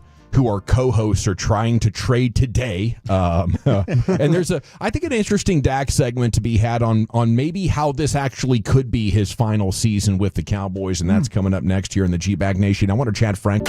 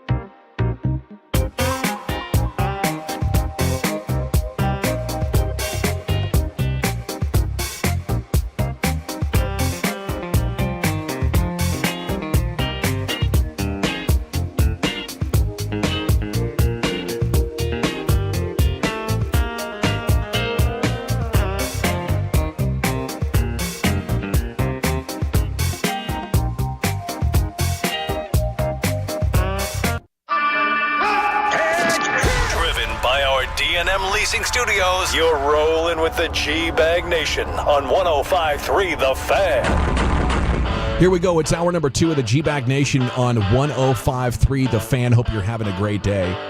Got some Arch Manning quotes. He's at SEC Media Days. We have Ian Fitzsimmons coming up. But, after reading this, it really put me on a path to investigating further. And the end of it, I was thinking, man, plan Arch Manning that could include moving on from Dak Prescott after this season is actually more realistic than I thought it was yesterday. I think we got into a debate yesterday, or maybe around 3:20 or so. And really what it comes down to is yes, it would cost the Cowboys $100 million of a cap hit, basically, or $90 million of a cap hit to move on from Dak at the end of this year. But the same thing is true after the end of 2028 because of how they've had to backload and create voidable years. Like, you're not escaping that reality. Yeah. Whenever you move on from Dak, it's going to be around $90 or $100 million, whether you do it at the end of this season or all the way at the end of his career. And I thought that was fascinating, but I wanted to give you this Arch Manning thought, SEC Media Days. Did it change your mind a little bit? Like, we had that discussion yesterday. Yeah. Yes, because yesterday, so. I mean, I was like, I just jumped in there with both feet and said, listen, you can't be afraid to do this because we've seen other teams do it and have success getting out of it. Denver's an example. Got to bite the bullet. Yeah, eat the money. And if you don't feel that's the answer, then and you got the 9th overall pick and a quarterback sitting there or whatever, I think you have to think about it. So what changed for me really is how would the Joneses look at that? They won't. Because at one point they were willing to let Tony Romo walk and have to eat about $45 million of dead money on him. Now, it's 10 years later, the salary cap has doubled, so it's a $100 million cap hit on your bad quarterback contract instead of $50 million or whatever it was as with Tony Romo. But I feel strongly that Jerry Jones doesn't want to pay people for work that's not getting done. Sure. He doesn't even want to do that $4 or $5 million. So, in the end, I don't think, it's that realistic. Yeah. But I think at some point, Dak could play so poorly. Or he could get hurt again, but still be able to pass a physical in March. Because the 5th day of the league year next year, another $47 million of salary on that contract becomes guaranteed. And then the offseason of 2027, it's another $18 million. So there's a reason those clauses are in those contracts, right? Mm-hmm. The Cowboys had to be looking at this and thinking, we need some kind of an out. Mm-hmm. And how about if you're healthy but your performance is low, we want the ability to move on maybe in March of 2026. Why else would that clause be in there? The Cowboys would want the potential out. So, I mean, if he plays as poorly as he did last year, I would think we got to get out. If he plays better but you lose in the playoffs, I would think we got to get him a tackle and a running back. Yeah, if there's positivity to build on, I'm absolutely, let's go kind of a thing. But like I say, I also think that you have to be prepared that if it doesn't work, be ready to move. Don't be afraid to try and do something different. Yeah. So what you would do is, if you post June 1 designated, it would be $60 million of dead money next year. Mm-hmm. You have no quarterback unless Joe Milton sets the world on fire. Yeah, you play with Joe Milton. You're looking at next year saying this is going to be a bad year, and then going into the 2027 draft, 2 college seasons from now, there's Arch Manning. Mm-hmm. And the way Arch Manning is talking, there's no way he's going to leave early. I don't think he is. Yeah, he was talking about how much it sucked to not be able to play, but he loved being in Austin so much he was willing to not play. I don't think that's a guy that's going to be one and done. No, my understanding, his entire plan has been start at least 2 years. Okay, so maybe even a third year after that. So, I think then the other thing is, do you think the Cowboys would ever be willing to punt on a season to put themselves in a more advantageous draft position like that intentionally? Like, here comes Arch Manning. No, unfortunately. Oh, they might naturally just be bad. That's what it would have to take. I mean, if you start with Joe Milton and you're trying to kind of get through, and you don't, and it's just CD and Joe Milton and no running game, and your left tackle is not good enough, and I mean, you could naturally, the defense still continues to have questions. Yeah, you could naturally do this without having a punt. You could, but it would be a lot easier if you accepted it as a way to get Arch Manning. Because what I'd be worried is if they'd be like, oh, we're losing Dak, we got to go get Kirk Cousins. No. Yeah, you don't accept it. You just naturally play out and see how bad you are. That's really what happens, and then it ultimately will probably cost. It'll probably cost that coach's job. It'll probably be a Dave Campos situation where you're bad now. A couple of years and they'd say, okay, we're just going to move on with a new coach, new quarterback. But the intentional thing, unfortunately, that's kind of why they are where they are. Yeah, I know you're down on Dak, Wolchuk. Do you think he'll play poorly enough to make this an interesting topic next March? I think Dak's going to have a solid year. I think he usually bounces back and plays well. I'm down on Dak once the calendar flips to January. I just don't have any belief in the postseason. I in the regular season, when he's been healthy, he has been a regular season top 10 quarterback. I don't have a doubt about him in the regular season, and he's really good against the division. I think him playing well might get you 9 or 10 wins. I mean, I'm expecting that's how tough I think it's going to be. I do. I don't think these games are going to be easy for these guys. I think Dak can play great if you give him a left tackle and a running back. But in this situation this year, I don't think this is good Dak in the regular season. I think we believe Dak was good in the regular season because he had Hall of Famers at right guard and left tackle, and he had a really easy schedule to play against. But the easy schedule is gone. Right. Mm-hmm. Especially now that the Commanders are so good. And we got to go through this stretch in the NFC East where it was one of the worst divisions. The division was really easy. I think that we've kind of overrated the fact that he's never played well against good teams in the regular season. I don't think that's accurate. They beat the Lions. They went on the road and crapped the bed against the Bills. He led a game-winning drive against the playoff game against a playoff team in Miami, and I get it, it's Miami that year, but the defense sucked. They beat Seattle. That was a winning team and had a top 10 defense that year. Like, if you go back and look at the history of his career, Isn't it's that not cherry like picking what you're doing right now, though? No, I'm not cherry picking. I think that we're just like, they don't play well against good. Like, yeah, okay. I think if you go back and look at the entire 9 years of Dak Prescott's career, he's played well in the regular season against good teams as well. I think there's a couple of times where you could honestly say going to Pittsburgh and getting a couple of wins in his career. Yeah, I mean that doesn't always happen. Though I think his first year, the wins at Green Bay, the wins at Pittsburgh, the wins at Minnesota, maybe were some that were. That you kind of look at like, oh, those are good wins. Yeah, because we're like holding on to the Super Bowl, their MVP runner-up year. And yes, when they played against like the good teams on the road and against Buffalo, they got their ass kicked. And then obviously Green Bay in the playoffs, they got their ass kicked. Yeah, the Niners. The Niners always beat Dak. Scored 16 points. They played terrible in Arizona that year.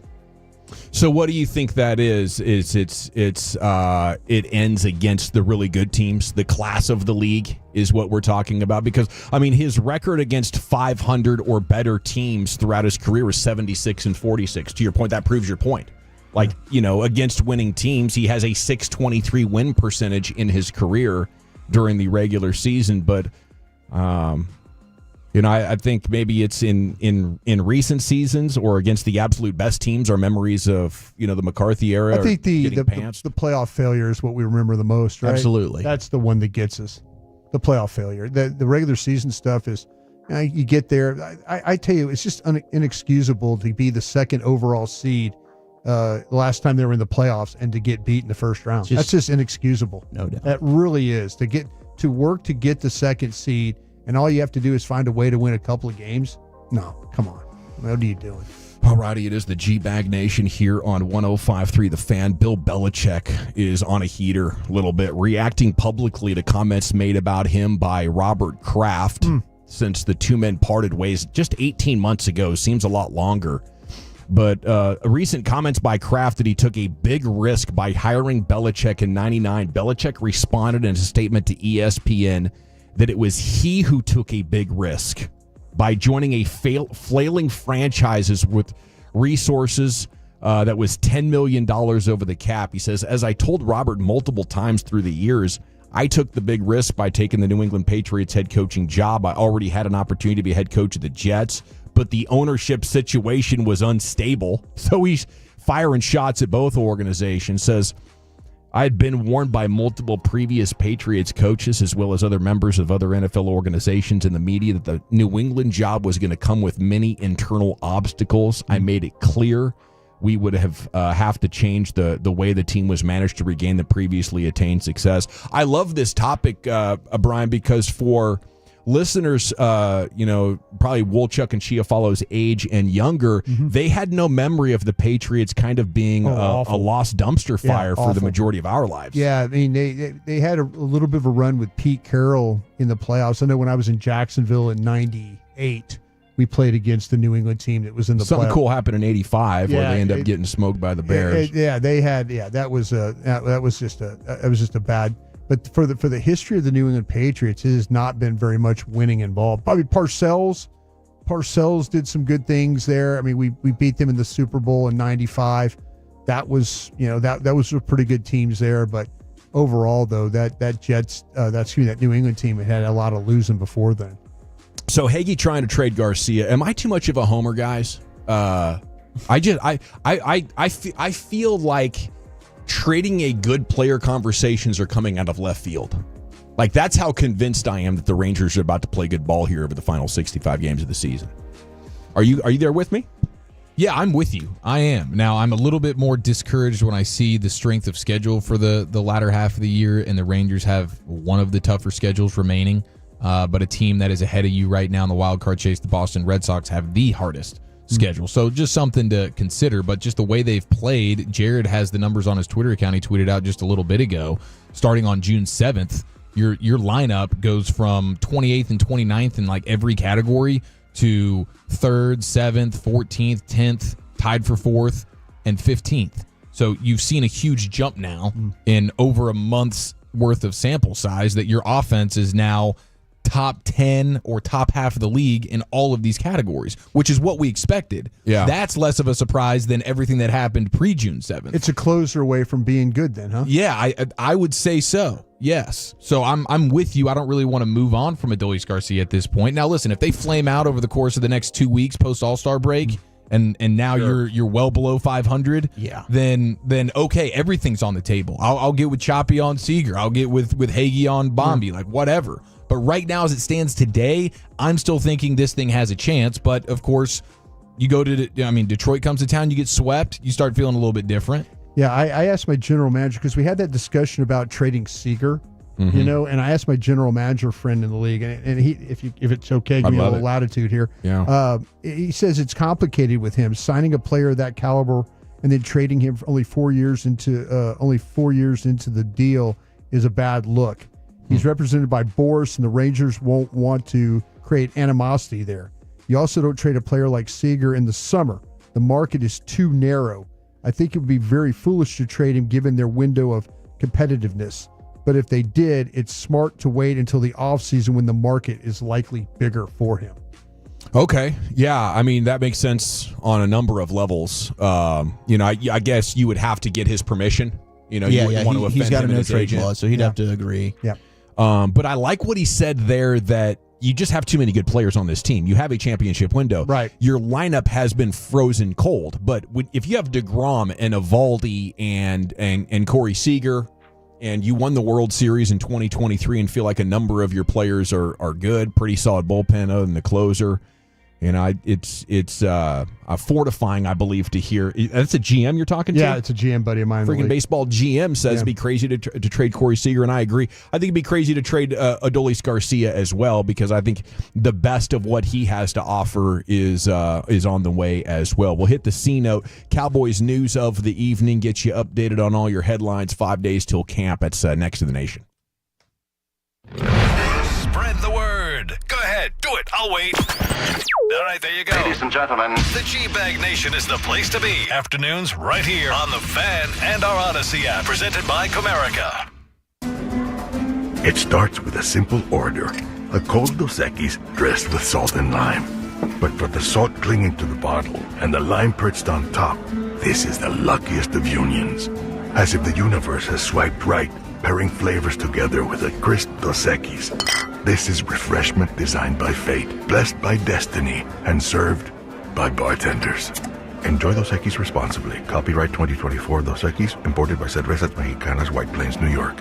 Shop seafood at Whole Foods Market. Get 20% off sustainable wild-caught fresh Alaska sockeye salmon fillets with Prime through July 22nd. Marinate them in your favorite flavors and grill for a delectable protein. While supplies last, shop in-store or online. Terms apply. It's Gavin Dawson for Window Nation. Now you can get 50% off all window styles, plus no interest until 2030. Stop procrastinating on upgrading your home. Call 866-90Nation. Hi, Zoe Saldana. Welcome to T-Mobile. Here's your new iPhone 16 Pro on us. Thanks. And here's my old phone to trade in. You don't need a trade-in. When you switch to T-Mobile, we'll give you a new iPhone 16 Pro. Plus, we'll help you pay off your old phone up to $800, and you still get to keep it. There's always a trade-in.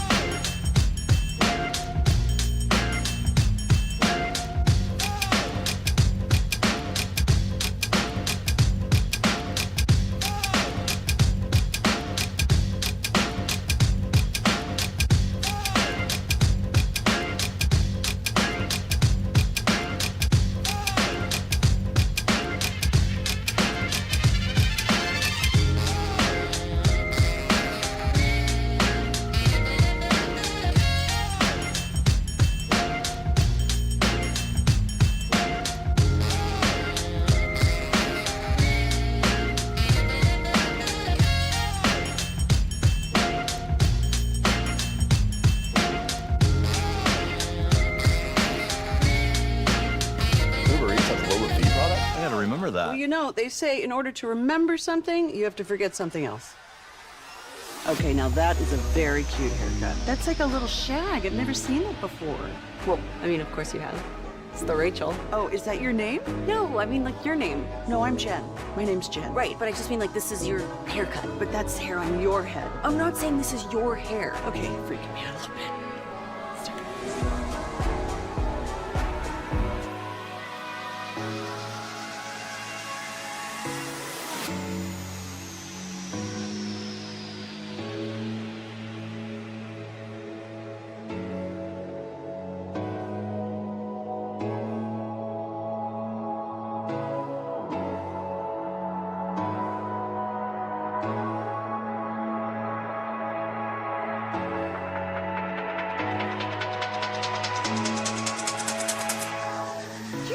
True that you've got to forget something else to remember that Uber Eats has groceries. No, that's absurd.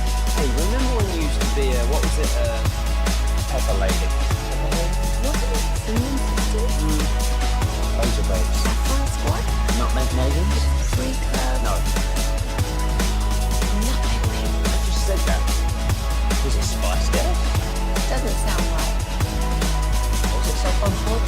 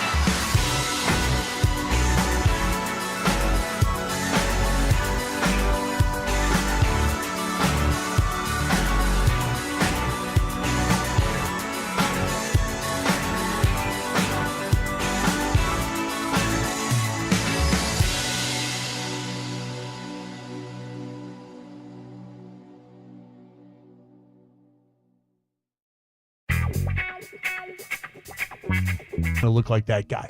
But Turpin is one of those guys that, like, you hand him the ball, and it's like a 6-yard gain, or it's an 8-yard gain. He's just so much more explosive. Yeah. Quarter second faster in the 40, right? Probably. Yeah, absolutely. It's a bummer. But I thought Deuce would be much better than he the has hope been. you had for Deuce, that when you watch Turpin, that's what you were hoping that Deuce would. And then as a pass protector, he's obviously limited with his size. Yeah, his height. This lack of height is a problem. It's just it's going to be really tough. It's going to be really tough for him to find a way. I mean, it seems like they want to give Phil Maffa a shot, and they like Hunter Lipke, and they have the two veterans and Jaden Blue. I think it's already a numbers game, and probably now is a good opportunity for Deuce Vaughn to decide if he wants to pursue playing in another league, or maybe if he wants to look at something else.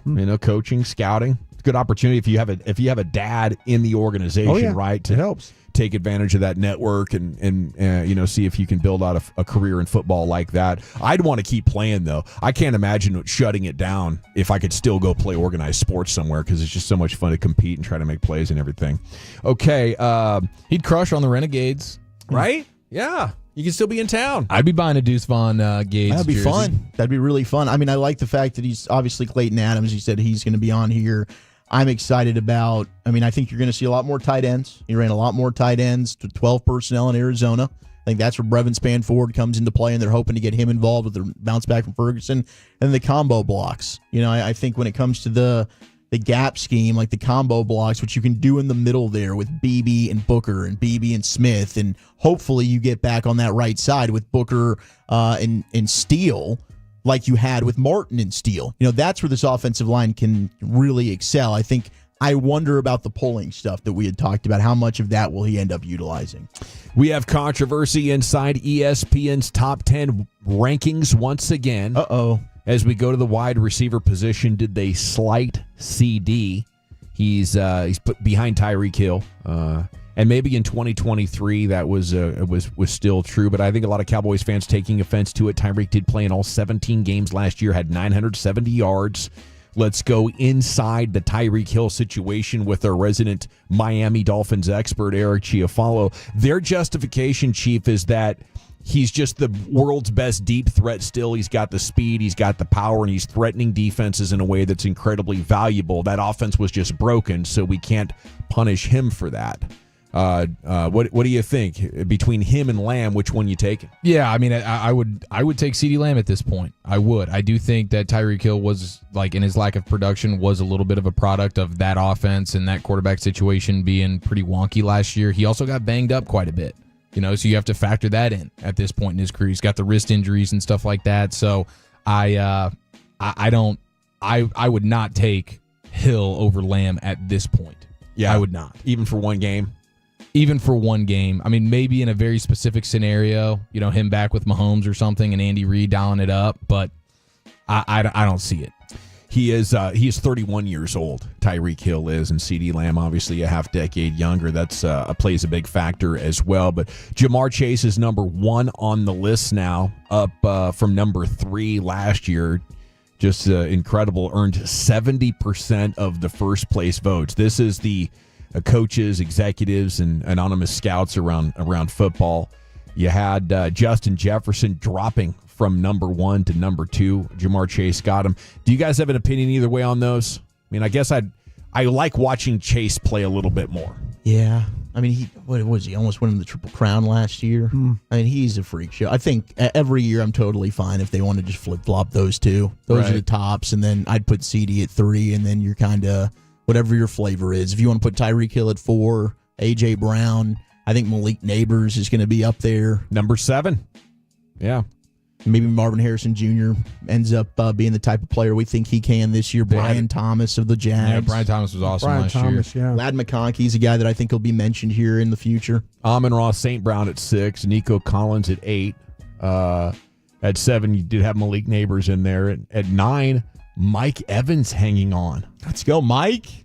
In the top 10. He's 31 as well. He's so young. He must have been 20 when he was drafted. 19 when he was drafted, something like that. Garrett Wilson, man, just got paid. He rounds out the top 10 there at 10. McLaurin, Nakua, Brian Thomas Jr., DK Metcalf, T. Higgins, Devontae Adams there are your honorable mentions. Also receiving votes, George Pickens. and that's where I wanted to segue because DallasCowboys.com did a real nice job here on George Pickens' expectations. Tommy Yarish went with his first Pro Bowl. I think that's a good prediction. Mickey went with so high that he sees him as a co-number 1 with Lamb. Yeomans took the measured approach, calling it a prove-it year, says he's a clear number 2 with the opportunity to be number 1 in certain situations. What do you think expectations here for George Pickens year 1 with the Cowboys? Yeah, I think he's a Pro Bowl player. As long as Dak is healthy and back to at least close to his normal form, this should be a really nice pairing with Dak and Lamb for him to find some great opportunities, especially with the way Dak has been able to throw the deep ball, and that is like the route that he runs the most is just a 9 route down the sidelines. The slant, the out route, and the dig, like that's pretty much the route tree for him. But I think that there's no excuse for him not to have 1,000 yards. And the touchdowns is always tough to predict. It can be a little bit volatile, but he should have 5 or 6 touchdowns and 1,000 yards for sure. So 1,000 yards puts him at number 2 land, right? Like a good number 2. Is that where you see him? Well, to have 2,000-yard receivers would be pretty awesome. I mean, yeah, this is also assuming Lamb is having his loaded. Usual. Yeah. I think he's. I think he is a wide receiver 1. I would say that he is. Is he like an upper tier wide receiver 1? Probably not. But he would be the best receiver on a lot of teams. How about if CeeDee Lamb goes out? Can he carry the offense? Can he be that guy? See, I don't know outs because it's like now he's commanding all the threat. That's what I think the difference is. CeeDee Lamb is putting up a ton of numbers in an offense where everybody knows he's the guy. I don't know if George Pickens would necessarily be able to do that. I'd give him a chance. I'd absolutely give. I think he's one of those guys that, to me, he kind of relishes those opportunities to show that he could be the best guy. And I think that the things in Pittsburgh, not his fault. It's that quarterback play was so bad. Yeah. If CeeDee goes out and it's him and Dak, I think they would figure some things out. I think throwing the ball down the field. Now, the one thing that they need to figure out how to do is get him in bunch formations and let him run across the field and throw him the ball on the move. Yeah. This is to me where you get your best on their worst and you find ways to scheme. Mm-hmm. And if Brian Schottenheimer is going to have any offensive success, he's got to find a way to scheme George Pickens to be able to play run after the catch. Because he's when you watched him play at Georgia, this was a strength of his. Mm-hmm. I mean, CeeDee Lamb, you watch it, that's a strength of his.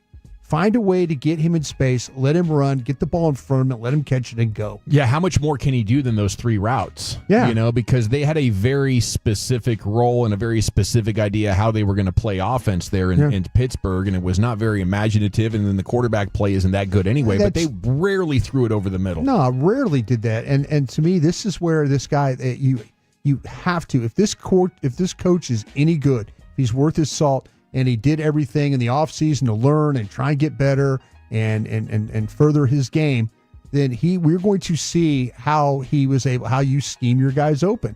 And scheme your guys open it'll be clear. But if it turns into slants and hooks and hitches and all that stuff like that, if that's the offense, then this was a bad hire. Final C-note angle here for you guys. Deron Bland, the angle is Sauce Gardner gets paid. His number just went up. I think everybody's deals are going up because the cap keeps going up. I think that's kind of what Micah Parsons was talking about. Like it really isn't having to do with one thing or another. But I wanted to ask you guys this. Let's call the number $22 million. Is it somewhere between 20 and 22, you think, for Deron Bland, somewhere in there? Would you rather spend that on him?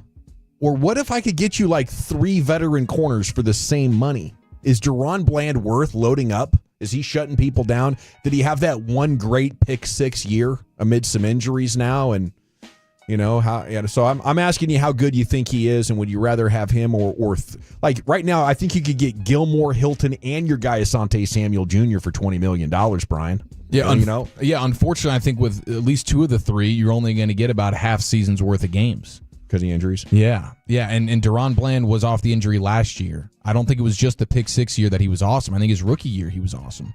And that's what he was playing the nickel. So this will be kind of the truth serum year for him because it's like, hey, no injury, and we need you to be the man. Well, I'm not asking for 1 million pick 6s because that's too much. But can you at least get back to somewhere in between rookie year and that pick 6 year? because I do like him a lot. I get what you're saying. He's not a household guaranteed just shut down corner guy, but I do think he brings a lot of value. His value is his ability to play outside and inside. And how many corners in the NFL can do that at a high level? I think it's a very short list. And Deron Bland is proven to be one of the best at it, even if he says, I don't want to play inside. Maybe that changes once he's paid. Maybe that's all about, I need to get my money first, and I need to play outside. I would argue, playing inside is the harder thing to do. Yeah. And if I was Deron Bland's agent, I wouldn't have an issue. Wherever you guys want me to play me. But if you want to play me inside, I think I could argue that heightens my value. I mean, as an outside corner, he might be looking at $25 million a year. You know, I would pay him instead of having the three veteran guys. Yeah, that's what I would do. Do you think he's shown enough that he's going to be a full corner? He's going to. Oh yeah, no, great coverage. I think he's going to tackle. Yeah, I don't think you have to worry about him for those things. I think when there's times where, and this is every corner, there's some matchups that they have that are struggles for them. And then there's others. This guy's super competitive. He plays the ball well in the air. I think he moves well enough. You just got to be careful of him when he has to defend vertical routes. That could be a little bit of a problem for him for how well he's able to turn and run. But everything like underneath, everything in front of him, his ability to stay with somebody, I'm buying in on all that. Right on. Love it. Krusty's Corner's coming up next, man. Where are you taking us? Yeah, I'm going to ask my guys, when I get to camp, what do they want me to look at? We'll do that next. I'd love you to look at Stress-Free Auto. That's right. If you're doing any kind of car repair, I want you to go to a place that you can trust and that's going to be upfront with their pricing, and that is Stress-Free Auto Care. I love them. They're big-time Tolos just like you. Go say what's up to my guy George over at Stress-Free Auto Care. They're going to treat you right. They offer free digital vehicle inspections so you can see what's going on with your car in real time. They're going to back their work with a 2-year, 24,000-mile warranty.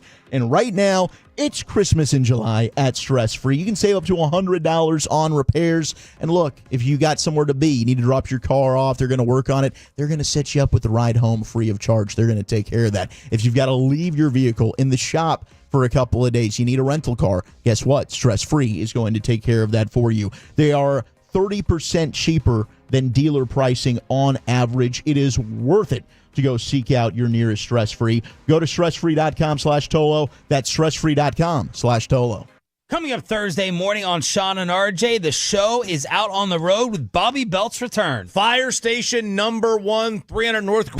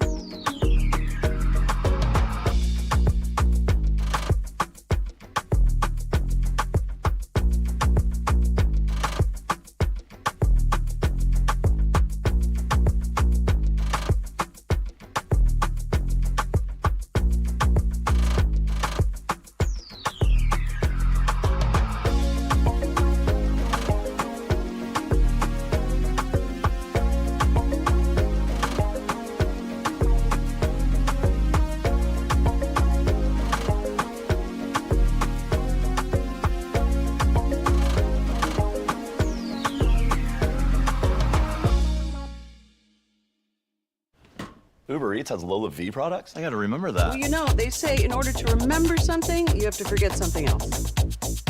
Okay, now that is a very cute haircut. That's like a little shag. I've never seen it before. Well, I mean, of course you have. It's the Rachel. Oh, is that your name? No, I mean like your name. No, I'm Jen. My name's Jen. Right, but I just mean like this is your haircut. But that's hair on your head. I'm not saying this is your hair. Okay, freak me out a little bit.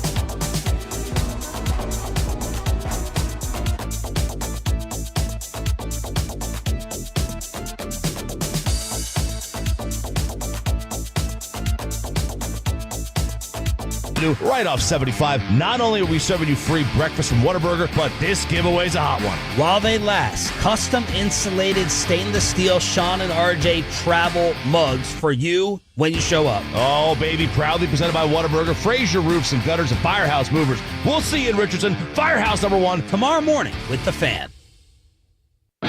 If you're in the market to upgrade your vehicle, get to Classic Chevrolet in Grapevine. Back-to-back #1 Chevy dealership in the world. They've got more new Chevys than anyone, all priced to sell. Silverados, Tahoes, Blazers, Malibus, Equinox, and more. Visit ClassicChevrolet.com. This is Texas. This is Classic Chevrolet. Together, let's drive, relax, and enjoy the difference. Based on new Chevy registrations 2023 and 2024. Yes, sir. Thank you, Jacob, in for Lucius all week long. Send Lucius Alexander some love on social media. Let him know that he is missed. It's time now for Krusty's Corner. Brought to you by Brian Broaddus and brought to you by our friends at Reliant Air Conditioning. Gimmick-free AC repair and replacement. Here's the king, Brian. Appreciate that, Dawson. Thank you very much to Reliant as well for being a part of that. So, I hear you guys say that 2 live mics or 3 live mics is going to be sponsored. It is. That's exciting. That's one of my favorite times with you guys out there doing that stuff. It's a thrill. I mean, getting able to watch practice and things like that. So it got me thinking, and I wanted just to kind of go around the room, and then I was going to try and do the same with you. I'm going to tell you what I want you guys to watch for me. But I want to go around the room, and I've asked people like, hey, listen, what do you want me to look for? What do you want me to try and study? Who do you want me to ask about things? So I was just going to say to you guys, take a fan's approach here and say, hey, Broaddus, I want you to tell me this. When we get done with our time at camp, I want you to be able to tell me what you saw with this. And Zach, since you're looking at me so intently right now. Yeah. How about that look, man? He is. He's like, like we're talking Cowboys training camp. I'm getting giddy, boys. I want you to tell me what you want me to look for. Okay, fan, hat, boop. Yeah. Not hard to put that baby back on. It's running back. Who's getting the starting carries? Who's running with the ones? Okay. Who's running with the twos? What's the order of operation? Who looks the best with the running backs? I think that is definitely one. The other is how the hell is Tyler Guyton looking? Okay. At left tackle. Then what's going on with the corners? Because everybody's bleeping hurt right now, right? For the most part outside of Bland. Mm-hmm. So is Kyrie Elam for real? And then who else is in play there? What are they doing at nickel? Who's going to start? Is it Izzy Mukwamu? Is it really Wanye Thomas? Like, what are they doing there?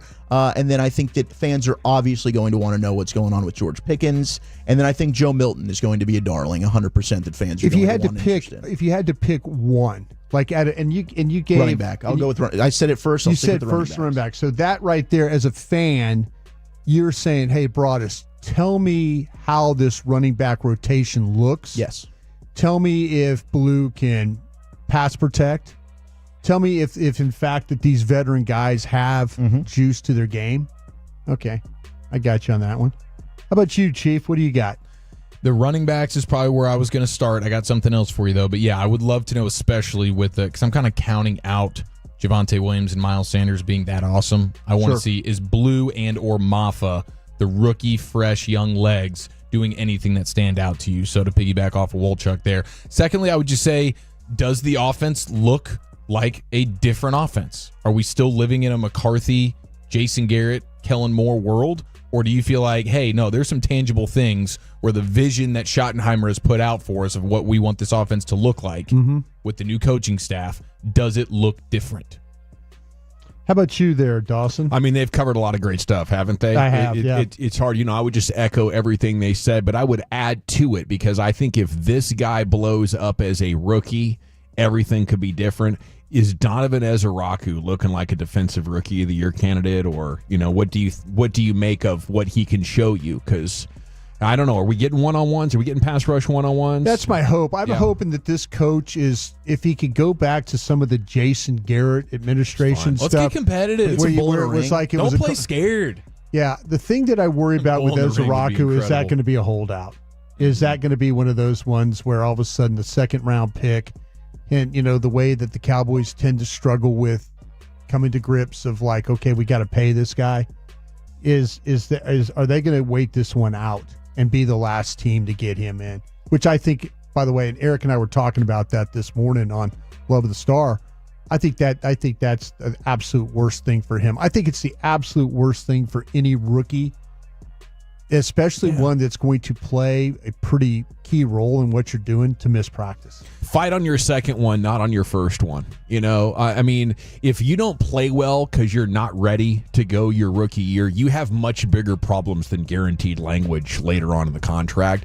And beyond that, with the Cowboys, they're not going to move on from you unless you are freaking horrible, right? And it's not that much money. What is it? $12 million total compensation over 12 years or over 4 years? Yeah, 4 years. Mm-hmm. Yeah. So it's not enough to be like putting yourself behind the 8 ball for. Yeah, and I do wonder what type of like players association fighting is going on behind closed doors, where they're like telling all these rookies like, hey, this guy got it, we all need to fight for it now. I don't know. You don't want to be the first one to cave. Yeah, and now you screw it for everybody else. And that's the scary thing with Jerry, because he's going to be the perfect soldier on the owner's side. Like, we're not caving. Yeah, stand strong with me. I do wonder what type of Von Miller door could open if we're going a week into camp and there's no Parsons and there's no Ezeraku. See, that's what fallback plan. And that's what, Eric, I'm going to ask you that. That's what I want you to do. I want you to tell me, because I don't think you're going to have Parsons, and I don't think you're going to have Ezeraku off the jump. So I'm going to need you to tell me when you're watching practice, as a fan, I'm asking you, when you're watching practice, you need to tell me about these defensive ends. Yeah. You need to tell me, okay, how's the rotation working? Are any of these guys playing in the nickel, playing inside? What is their so-called, what we call that NASCAR package with all the guys? I need all the pass rushers. All the pass rushers. I need for you to tell me how you see this rotation, because what's going to happen is I don't think it's going to be at full strength. I need to find out quickly, too, how much Sam Williams is going to practice. Yeah. Because if Sam Williams doesn't practice now or doesn't practice full-time, that's going to be 3 guys out of that group. And we've talked about this for months now. The strength of this defense is likely its pass rush. Right. But if it's minus 3 guys, who are going to be the guys that are going to step up? Or is it like, wow, we came in there with the idea that they have 4 guys or 5 guys. They really don't. They don't have anybody behind. It's going to be now, man, you've got to get Parsons done. You've got to get Ezeraku done. Because you're going to tell me, well, hey, Brian Fowler, he's not, Sam's not coming back like. This could go from a position of strength to a position where we're all looking at each other like they might have to go get Von Miller just because of how this thing shakes out. If your depth guys have to become starters, you're probably screwed. They learned that last year with some of the stuff that they had to do. Well, especially because Carl Lawson's and those guys, It's like Parsons, Ezeraku, Sam Williams with the injury, and Dante Fowler. Those are your real edge rushers. Yeah. Nealand and Turner. Those are run defenders to me. Yeah. Those guys that are going to set the edge for Those are run defenders all the way. And you don't have Mr. Exotic Blitzer guy, defensive coordinator either, to try and manufacture some stuff. Of course, Leofau's going to be a blitzing kind of guy. Yeah. But you don't have that defensive coordinator that's like, hey, I can still find ways to manufacture pressure. Eberflus isn't really that guy. Zach, I'm going to ask you as a fan to do something for me. Okay. This is one of your favorite players. I need you to tell me about Cooper, about BB. Okay. And I need you to tell me from the standpoint of how he is working with Smith and then how he's working with Booker. Okay. Because to me, that right there is, if they get a guy that is similar to how they used to play with Travis Frederick, and now you have a guy that's more comfortable playing second level football and getting to the second level. So if I ask you at the end of the day at the rudder room. I go, hey, what did BB do today? Yeah. I need you to tell me, like, listen, there was a couple of times I tried to get him to second level. He was pretty good at it. Or, listen, didn't get second level, got ragdolled, got turned around, stuff like that. I'm not so much worried about the guards. I want to see about him and how he's working with the guards, and I want to see if his ability to get to the second level is getting it done. That's what I'd like from you on that. On it. Dawson. Yeah, buddy. What do you need? I need for you to tell me about these cornerbacks. Oh, I'm on it. I need you to watch the one-on-one practices. Okay. And I need you to tell me, like, once again, rotation is important to me because we're going to have to try and figure out. And when you watch practice, are they rotating in a way that they're not sure? Are they going with the same guys every day? Is the rotation the same guys every day? Because if you come back and tell me that night at dinner on the car ride home and you say, hey, listen, I'm watching this, the rotation of the cornerbacks was different than yesterday. They ran this guy at the nickel. They ran this guy on the outside. And every day it's different. That tells me they're not sure what they have. I'm on that, Brian. I was also planning on giving you a count on the bucket steps that I observed throughout every day. So I know you're a bucket step guy. Bucket step. I know, but I need you, like, when you're watching that practice, I need you to say, "Hey, Broadus, these corners, they're struggling right now because they haven't found the right combination yet." So the practice is. If you see that, I need to know that from you. You got it, man. All right. On it. Appreciate that, guys. Thank Here you. he goes, Brian Broaddus in Krusty's Corner every afternoon at 3:40 here in the G-Bag Nation, home of the Cowboys. And training camp starts next week. It's unbelievable. We're already there, and we're sitting 50 days from Cowboys-Eagles Thursday Night Football. Ian Fitzsimmons talking SEC with us from ESPN is next here on The Fan. Chiafalo here on behalf of my great friends at Greystone Roofing, and here's a heads up for you. You don't want to ignore this.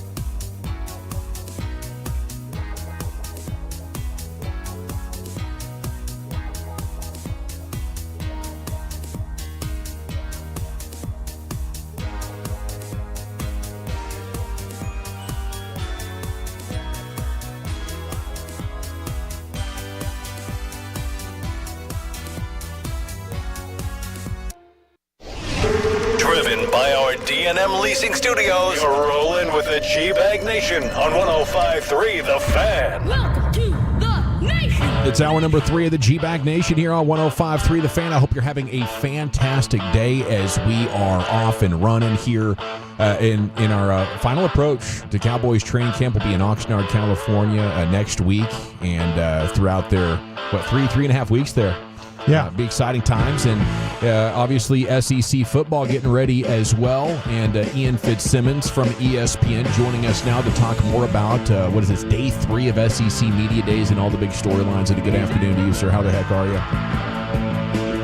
Man, I'm doing well. Good to be on with you guys. And, day 3 of SEC Media Days. Now it's like Groundhog's Day, guys, where it feels like we've been here, going on 12 hours a day for 4 days straight. And you learn a lot, man, but I tell you what, every now and then it's like, I just want to go home. I'm like, E.T., man, can I just freaking phone home? I want to come home, right? So A&M shows up tomorrow, and I promise you, after A&M is at dough in the morning, my big bloated butt is on a flight back to Dallas. How we doing, man? What we got? I'll tell you what, Ian, it's good to hear from you again. It is so good to hear you, Ian. Hey, my Cajun brother. What's up, Bengal Tiger? What do we know? Not much, man. Well, I mean, you got a chance to talk to my coach. How's he feeling about our ball team this year? Dude, all right, so hey, look, I love this. Right? Hey, Gavin, boys, we're in Dallas, Texas, and Broadus jumps in with the LSU question right off the top. I just got to know, man. I mean, my quarterback. I feel like my quarterback is one of the best in the country. Even though that that conference has got some quarterbacks. I'm sure you'll get into all those. But yeah, number one, you're right. Broadus right there. You and I were texting earlier, man. That's the number one storyline to me in the SEC is quarterback play. But you talk about LSU. You and I have known Brian Kelly, heck, going back to Cincinnati days, even before he was at Notre Dame, and I have not seen him this confident and outgoingly confident since Notre Dame played Alabama in the national championship, and then they got steamrolled. We all know what happened on the first snap, right? It was over. But it was a hell of a ball club. They are, Patrick Payton coming over from Florida State. How good was he playing opposite Jared Verse, right? And then he got doubled a lot last year. So that was a big hole they filled up front. Defensive tackle, they plugged it. Weeks and Harold Perkins are back healthy on the defensive side. We all know the defense has been a problem for LSU, man. But when you talk about Garrett Nussmeier, he's on the all-hug team, dude. I mean, this guy doesn't want to beat you. He wants to embarrass you and your family. And then afterward, he'll say, I'm sorry. I didn't mean to beat you by 30, but, that's the way it went today. And best of luck to you and your fam around Christmas. I mean, he is a silent assassin. They're deep in the running back room. They got to replace both tackles who went in obviously Will Campbell going 4th overall to New England and Emory Jones Jr. going to the Ravens. But man, they're loaded. They got a St. Aug boy at left tackle, and for anybody in Dallas, Texas, that knows St. Aug. Yeah, that's like Denton Ryan, HP, and Westlake rolled into one. Yeah. They got talent, man, on the O line, young guys, right, to replace those dudes. But LSU is going to be really stinking good, and it starts at quarterback because I think Garrett Nussmeier, not Arch Manning, folks. Yeah. Garrett Nussmeier to me is the best quarterback, not just in the SEC but in college football. Yeah, it might be a thing, too. I mean, you think about Sellers from South Carolina as well. But I want to get into, with Texas. And it looks like to me that it's Sark having to replace all those offensive linemen, but he's got talent up and down that roster, right? Yeah. Kyle Flood is, to me, the best offensive line coach in college football. Yeah. He's been in the NFL. He's been a head coach, at Rutgers, and then he went to the healing hand of Saban, then the Atlanta Falcons, back to Saban. Now, obviously – with the Texas Longhorns with Sark for years and was Sark's first hire when he came over to Texas. Yeah, obviously you got to replace some guys, but they're to the point now of reloading. Anthony Hill as an All-American linebacker. Sark told me the biggest thing that he's learned the last couple of years, where he was one play away against Washington 2 years ago. Travion Henderson has that stupid unsportsmanlike penalty, the Cotton Bowl. For Ohio State, it makes up for it in a minute and a half to go with that swing right at the right boundary, right, to score, and right before half, and makes up for it, and the rest is history. he told me it's not a physical aspect of finishing those games. It is more mental. And he's going to back off a little bit from some of the mental stuff later in the season because, look, guys, they start August 30th at Ohio State. Yeah. Mm-hmm. The national championship is January 19th. Pitchers and catchers are reporting a few weeks later, guys. I mean, damn, man. I mean, we're talking, 17, 18 games to go and win a national championship. So buckle your chin strap a little tighter, but back off a little bit is what Sark was saying as far as the mental side, because it is a very, very long season, and some of these dudes are going to be balling out are 18 years old. It's Ian Fitzsimmons here with you. Speaking of the mental side and a long season, how did you survive all those shows with Galloway? Hey, those were glorious times. And I still talk to Gallo every week. Every week we have a conversation. I mean, he is still plugged in. He's the best. There ain't nobody better, man. And he got away with stuff that none of us could ever get away with. I mean, it just I still pick his brain today. Gavin, I'm glad you asked that question, man, because I still pick his brain to this day, whether it's, what do you think of Dak? What do you think of, a coaching hire? How would you handle this? Hey, Broadus, you remember this line? Ready? Yeah. We ain't got enough. Yeah, we ain't got enough. Every day would come in. It could be an overreaction Monday after a Cowboy game, and we ain't got enough, right? No. So he would also do this, too. Yeah, he would also go, watch this, Fitzsimmons. I'm about to set this market off. And he'd be chomping on that cigar, and you guys would just ride right along. It's good stuff. Gavin, hey, man, let me tell you a true story, dude. So after the Rangers sale, what was it, 09? Yeah, 10. 2010, right whatever it was, comes on the mic, and he said, and we're damming our bullpen for 3 hours. Yeah. Prepping, getting ready for a 3-hour show. He looks at me and goes, whatever you do, don't come on the damn mic in this first segment. So why? He goes, I don't want you to get fired. Me, I don't give a damn. And he goes on to accuse Mark Cuban. We're the Dallas Mavericks flagship. And he goes on, first words out of his mouth are, Mark Cuban took a kickback to drive the sale of the Rangers up on the Astros. Phone lines are open. And then he starts ripping into Cubes. Who calls the hotline first break? My goodness. Mark Cuban. Galloway looks at me and goes, thought he might. Keep your mic off, boy.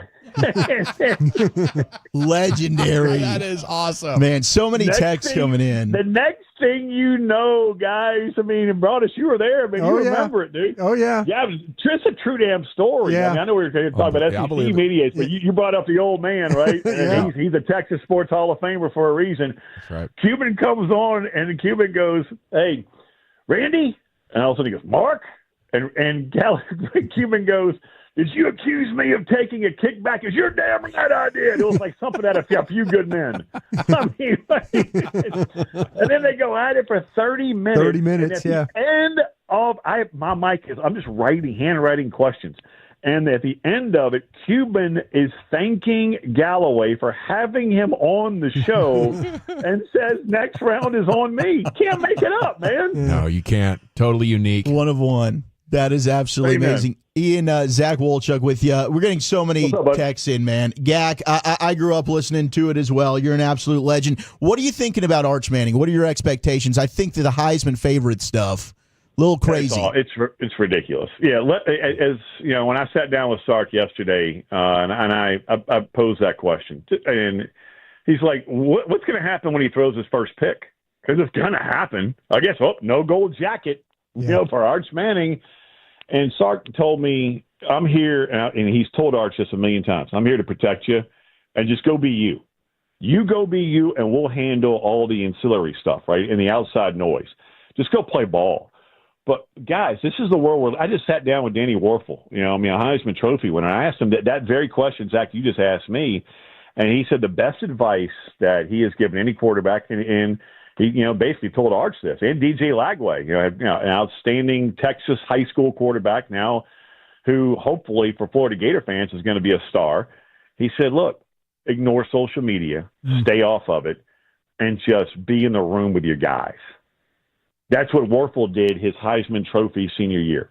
He said, I didn't read a newspaper. There was no social media back then, but I surrounded myself with friends and family that really, a lot of them weren't football fans. And I was just me. That's the best advice that he said he could give Arch Manning. That's very similar to what Sark said. I was in the green room yesterday with their outstanding All-American linebacker, Anthony Hill. I mean, hey, look, Zero can play for me anytime. And he and Arch were just cutting it up with each other. I asked Anthony Hill, what is it about Arch that makes you all better? And he's like, his check with me to the line are sick. I'll know a play. I know that offense pretty well, having been around it for 3 years. And Arch comes in and just starts screaming, Zach, going, dude, he's calling out run, man. I'm having to do check with me to the line of scrimmage. He's so damn frustrating. If you're a Longhorn fan, you love hearing that because that's a chess match between two leaders and two guys that know ball, right? I mean, you got Arch Manning going, all right, we got, two high safeties, boundary corners playing with leverage, and Anthony Hill sitting there going, the hell with all that stuff, man. It's a run. I mean, it was impressive to watch those two guys just kind of go at each other off air. And it's impressive. But all this stuff about Arch Manning being, the best quarterback since Tim Tebow and this and that, man, shut up. Just let him play. Yeah. I mean, he hasn't even played a whole year yet. And I think Garrett Nussmeier is the number one quarterback in college football. Lenore Sellers at South Kakalaki is one bigger in person and wicked smart. Yeah. John Mateer's got some moxie to him, guys. So when I say that, Arch Manning coming into the season, in my opinion, isn't even in the top three in the SEC, much less the country, that's a compliment. Just let him go let him play, and then we'll judge him. It's Ian Fitzsimmons with us here in the G-Bag Nation. How much Nick Saban conversation's been going down out there? Outside of McElroy's tongue-in-cheek kind of joke to Feinbaum. Yeah. Dude, I mean, I don't know if you guys saw that or heard it, right? But it was basically McElroy, former Alabama quarterback, right, going, a guy told me, that there may be basically – is he done? I mean, Paul, it basically Mac asked Paul. Paul flipped it back on McElroy. Then they go on, SEC Network and Sports Center, and then Laura Rutledge is now asking Mac about it. I mean, it was almost tongue in cheek, but it turned into, because it's SEC Media Days, right? You got Cowherd talking about it. Brian Kelly's being asked about it. Lane Kiffin's being posed a question. Of course, you know what Lane does. Stirs that thing up, man. He absolutely stirs Nobody that does it up. better. Nobody does it better, yeah. He is the grand damn marshal. So I think Saban's done. I mean, he needed coaching like all of us need oxygen. But I think he's at 70, 71. I think he's content because what he told me last year was when he was hosting players' families at his house, and his wife, Terry, was being the first question she was getting in the kitchen wasn't about how you're going to take care of my son or what can you do, what's, to take care of my boy or, major and this and that. It was all about NIL money. That's when he knew it was like a moment of clarity. He was done. I don't see him coming back, not in this era. Hey, Ian, real quick there. What is Paul Feinbaum like? Broadus, backstories on Paul and I. I know that's a loaded question, but Paul is about as plugged in as anybody, and he does a remarkable job. And he, going back to the late 80s, early 90s, created something that will never, ever be done again. Sure. And that is a soap opera on the radio. He is a remarkable, remarkable magician of creating characters that literally is like Days of Our Lives. And it's a soap opera on the radio, and it's beyond impressive what he's done. Who's your surprise team in the SEC this year? Well, is it a surprise, guys? Oklahoma. But so many people they like the trendy pick, and I like to go against the trendy pick. But, man, being around John Mateer, Oklahoma was here today in Atlanta. damn, man. I mean, this young man has got some freaking chutzpah to him. And anybody who knows Yiddish knows what that means. I mean, and I'm an Irish Catholic, but hey, my mom grew up in, upstate New York and then raised thoroughbred racehorses in Folsom, Louisiana. So that's where I got that term. But yeah, I mean, their D-line, our Mason Thomas, is just phenomenal. The O-line, if they can stay healthy this year, dude, I'm telling you, Oklahoma might surprise some people. And there is a monster, and I do mean monster game early in the year, September 20th. Swing game, Auburn and Jackson Arnold come to town. That is I cannot emphasize how big that game is for both programs. But Mateer, Ben Arbuckle coming over from Washington State. Watch out for the Sooners, guys. I think they have the chance to be a 9-10 win type team. What should Aggie fans expect? Or is A&M really just a quarterback away from having a Marcel great Reed's season? got to stay healthy. Yeah, Okay. Reed's got to stay healthy. Think about it, man. You're one game away from playing in the SEC championship game against Texas, and it's so good to have that damn rivalry back, isn't it? I mean, just thank goodness, man. At Thanksgiving, your leftovers taste that much better. I mean, we all grew up on turkey hash in Louisiana, boys. I mean, so hey, it doesn't get any better. But if Reed's got to stay healthy. I am a massive Mike Elko fan. He gives the best out of his players, and the players want to give everything for the guy. Reed's got to stay healthy. That's the key to Aggie football. Ian Fitzsimmons here wrapping up. How much do you keep an eye on the Cows these days? Always, man. Always. I mean, look, you know who I work for? If we're not talking about the Dallas Cowboys, man, we're getting fired. I mean, there's at least one segment a night and every day that is devoted to Dallas. I will say this, guys. No BS. I'm being dead serious. I think they are a 10-win team this year. When you get 7 wins without Dak, you know the hell he had to go through last year. Yeah. I don't know what shot he's got as a head coach. I know my brother, who's been in the league for years. Broadus knows my brother well, who's now the Seattle Seahawks. Yeah. He's a big Brian Schottenheimer fan. So you get a healthy quarterback, you get that run game going. The O-line does something. Why not? And plus, it's been 20 years. It's been over 2 decades since the same team won the freaking East. You think Philly's winning it again? No. So why not Washington and Dallas? Because they damn sure ain't going to beat the Giants. I love it, Ian. I mean, you're just killing it. Thank you so much for blessing us with your wisdom and your insights there on SEC Media Days. And, we look forward to catching up with you soon. Anytime, boys. Anytime. Appreciate you. Salute. There he goes. Ian Fitzsimmons. Legendary voice, incredible football broadcaster. Oh, yeah. And thanks for booking that, man. That was great. Dude, that was incredible. Stroll down memory lane. Bro, that He's needs to be a college football season staple. I'd love a weekly. I'd love a weekly. Yeah. All righty. Coming up next here in the G-Bag Nation, Zach, where are you taking us? Is this an all-time great wide receiver and some of the top training camp storylines? That's next. Okay.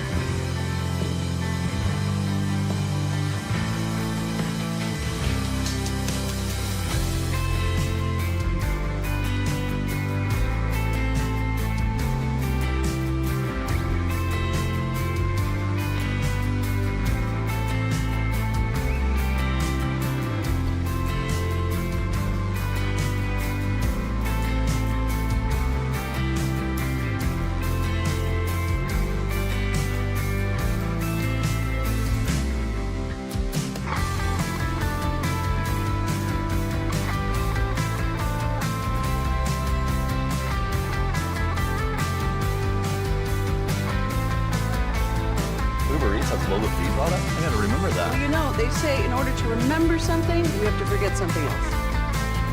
Okay, now that is a very cute haircut. That's like a little shag. I've never seen it before. Well, I mean, of course you have. It's the Rachel. Oh, is that your name? No, I mean, what's your name? No, I'm Jen. My name's Jen. Right, but I just mean like this is your haircut. But that's hair on your head. I'm not saying this is your hair. Okay.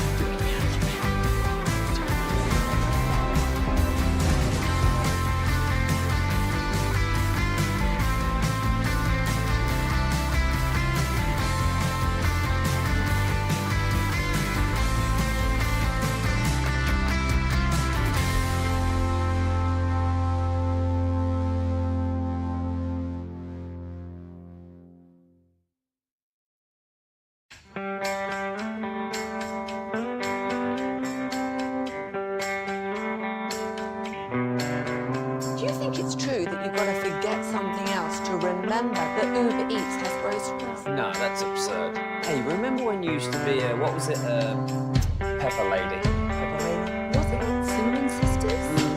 Basil Babes. Saffron Squad? Nutmeg Maidens? Pre-club? No. Nutmeg Maidens? I just said that. Was it Spice Girls? Doesn't sound right. Was it Saffron Squad?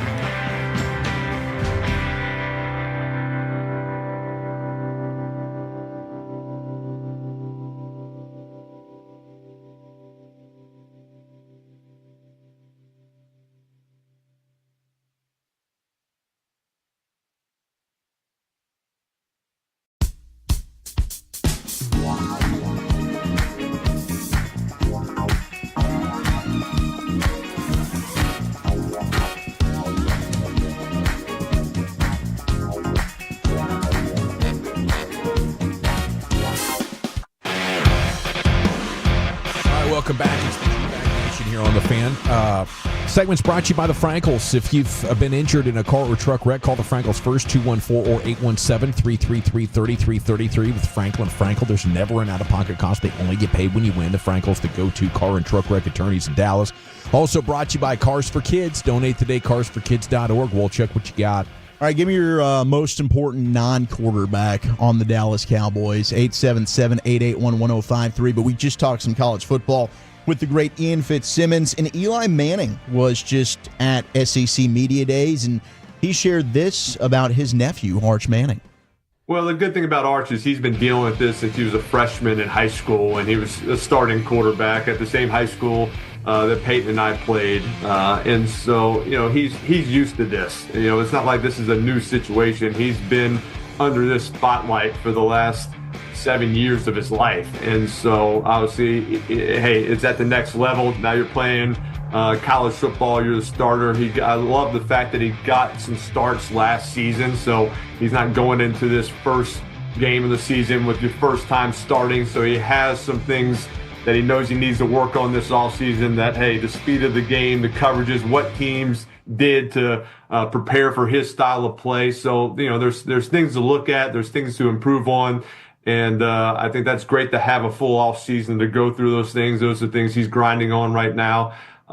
So I think hey, I'm optimistic. I think he's going to do great. Of course, there's going to be some ups and downs. He's still a young quarterback. It's not going to all be perfect. I think, probably the expectations are unattainable of what people I think it's just going to come in and just be automatic. There's going to be ups and downs. There's going to be interceptions, but there's going to be a lot of touchdowns. There's going to be a lot of good things. And each week it'll be an opportunity for him to learn something new.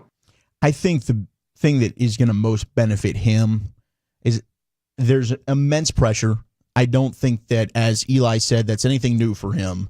But I really believe this Texas defense is going to be one of the best in the country. And I think the defense is really going to help him not have to be perfect in the beginning portion of the season while he's kind of figuring out his footing. And I get it. Hey, you're going on the road, hostile environment, a team at Ohio State that's got the best wide receiver in the country, and Jeremiah Smith. They might be able to put up some points.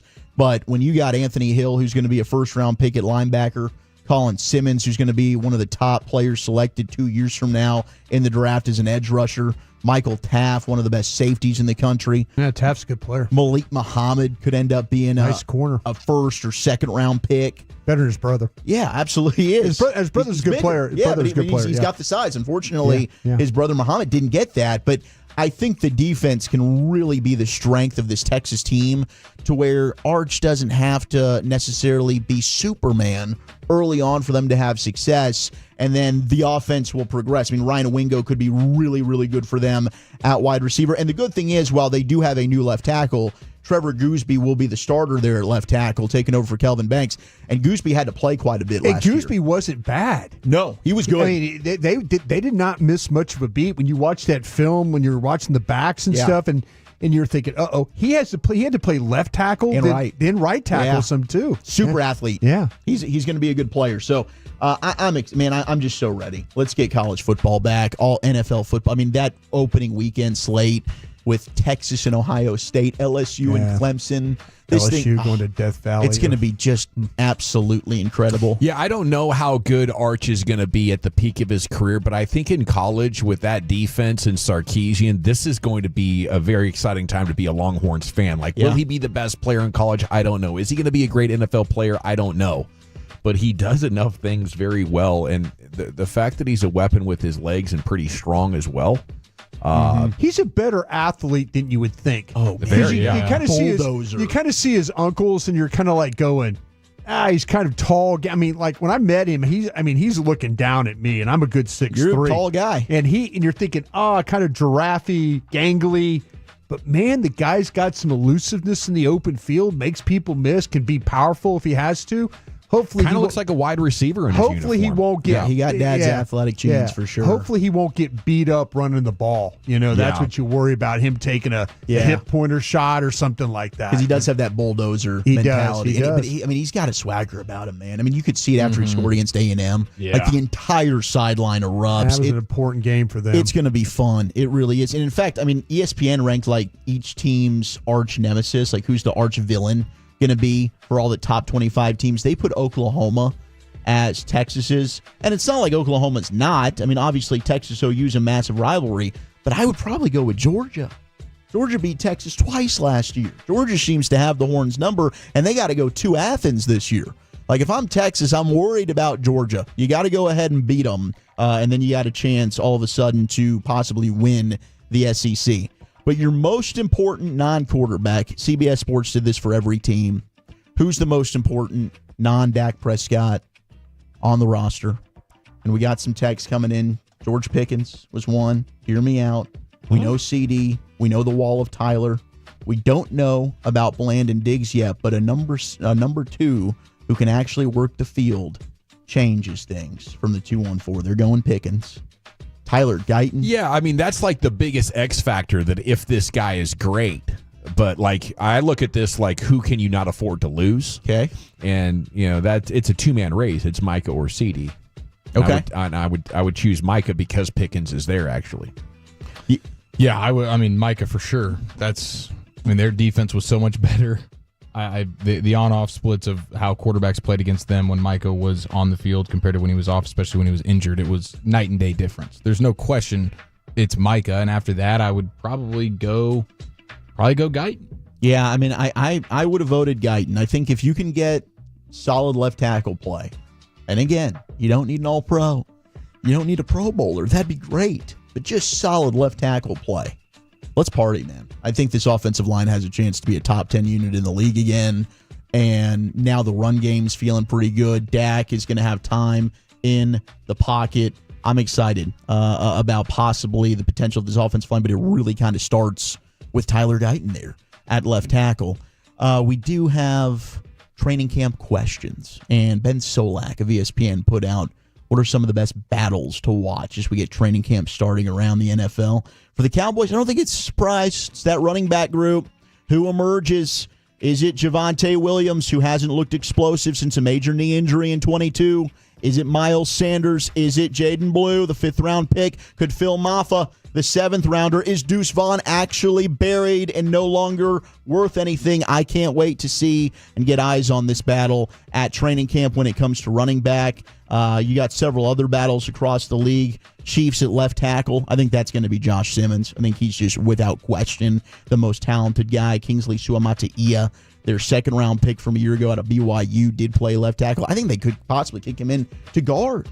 He could play left guard. All of a sudden, you got a strong left guard there with Kingsley Suamataia and then Jeffrey Simmons playing there at left tackle. Jeffrey Simmons. Josh Simmons is I said did that Jeff, throughout the entire damn draft, too. Yeah, Josh Jeffrey's Simmons, the D tackle with the Josh Titans. Simmons, Ohio State. This guy, this might be one of the best picks. Absolutely. When it's all said. No question.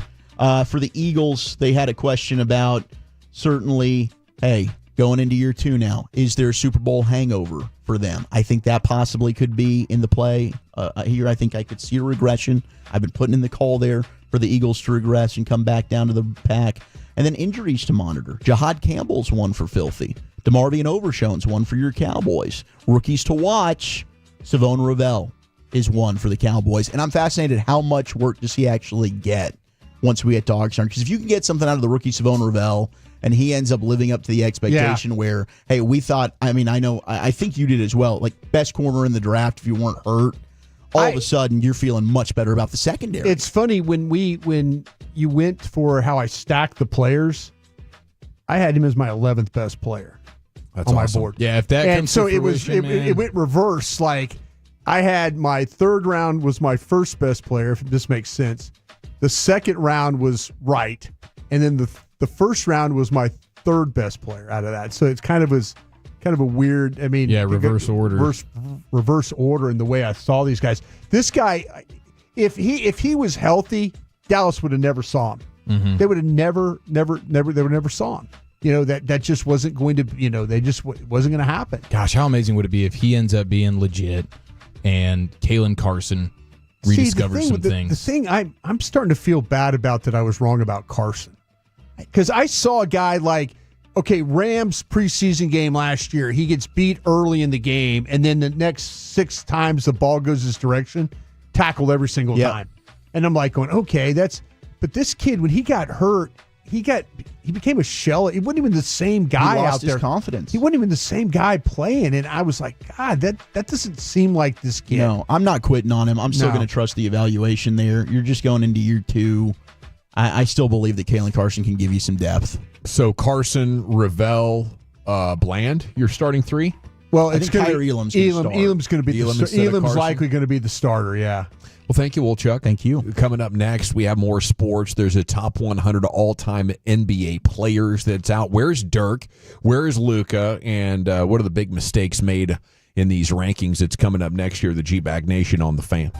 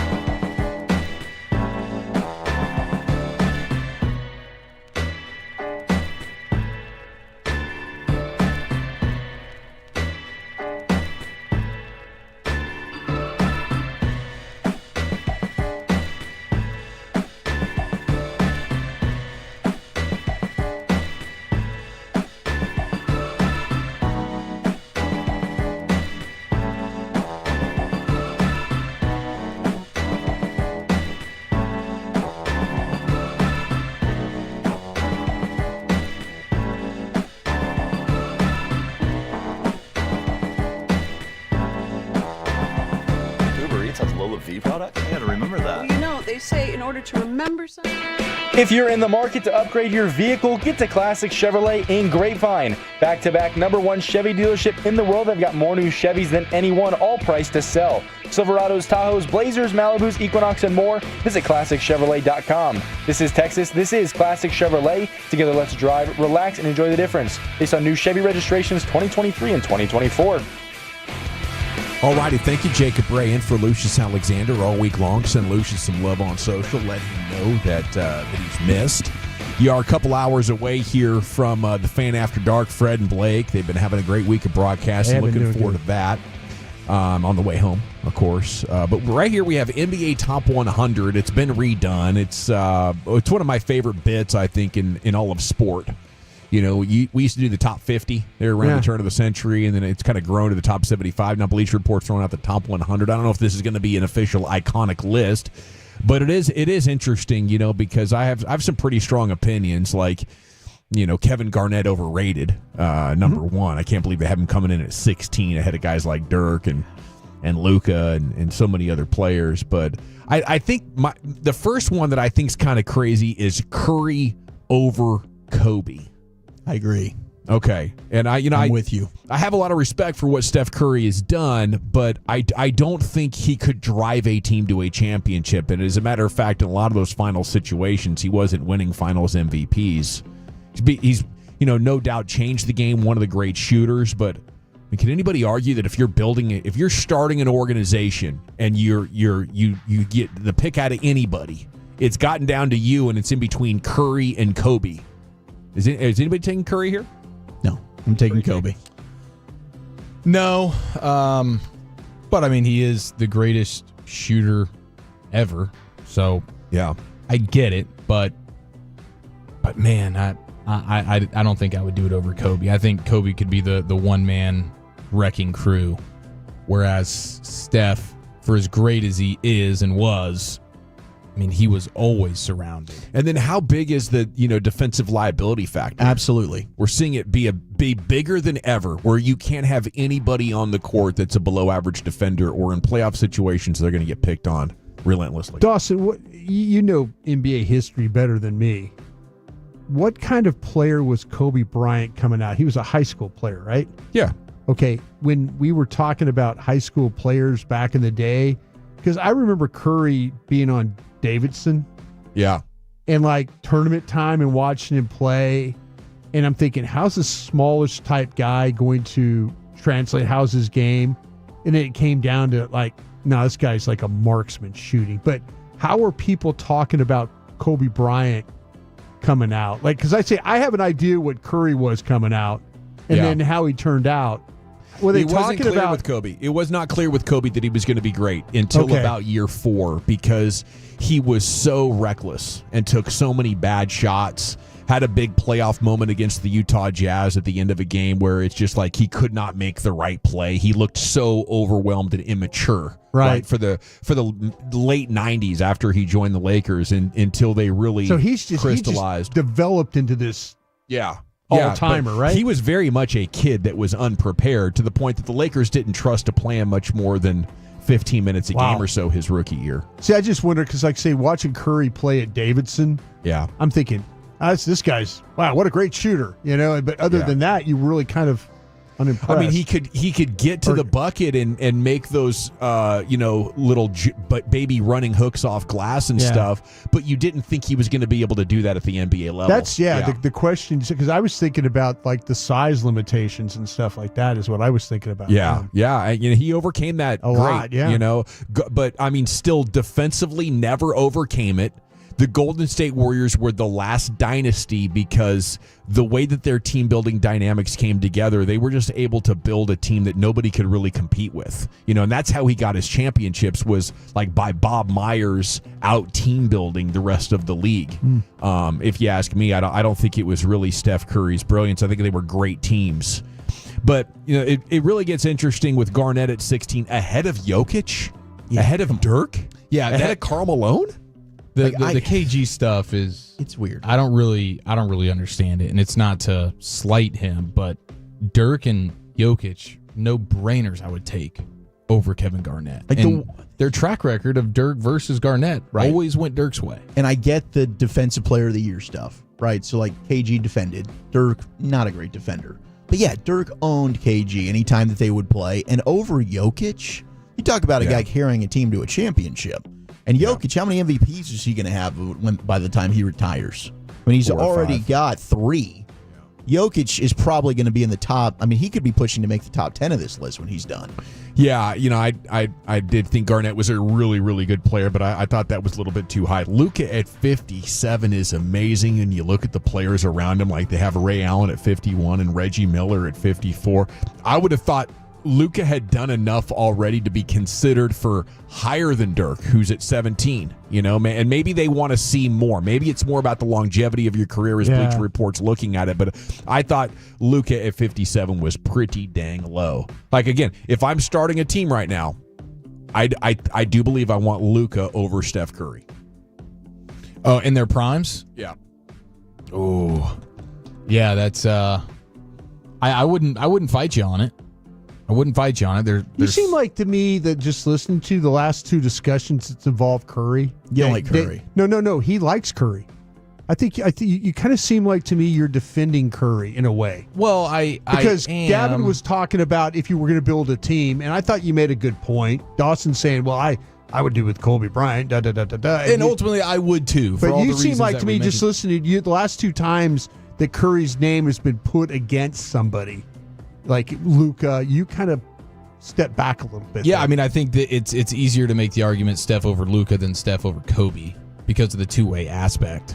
And I'm it's tough because Steph wasn't even the MVP a lot of times in those finals, right? No, it wasn't. And so Iguodala. It was Iguodala. It took till and 2022, KD. his last championship, for him to finally get it. Right. And the fact that they were able to, the fact that a 73-win team was able to turn around and pick up a free agent like Kevin Durant, I mean, that's the reason why we're in the world in the day and age we are in the sport. Yeah. Because it's like, okay, if a team, like a record-setting win team is able to just go get a Kevin Durant in free agency, this is now completely unfair. Yeah. So I get it, but I also just want to make sure that the respect is totally there with Steph because he is a game-changing, otherworldly, like, I don't know that we'll ever see a shooter like that. And, Luka has his liabilities as well, and he's not going to be nearly the leader. He's not going to take as high quality of shot. His free throw shooting is going to be way lower. Yes, but I also don't think that Steph would have put a team like those Mavericks on his back and get to a Western Conference Finals or the NBA Finals. One and done. Yeah.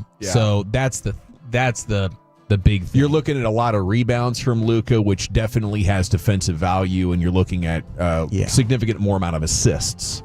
The passing out of double teams for Luka is something that he was gifted to do by God, where Steph Curry is like, if you let me pump fake a guy and get him in the air, I'm going to go around him and I can make plays. Mm-hmm. I think it's totally different. But Steph Curry, best 3-point shooter in the game in a 3-point era. I don't think he'd be doing the wrong thing if he decided to go with Curry over Luka. I think I would just take Luka. What else is interesting? AD comes in at 45, 12 spots higher than Luka. How wild's that? Wild? That's got to be because he's got a championship.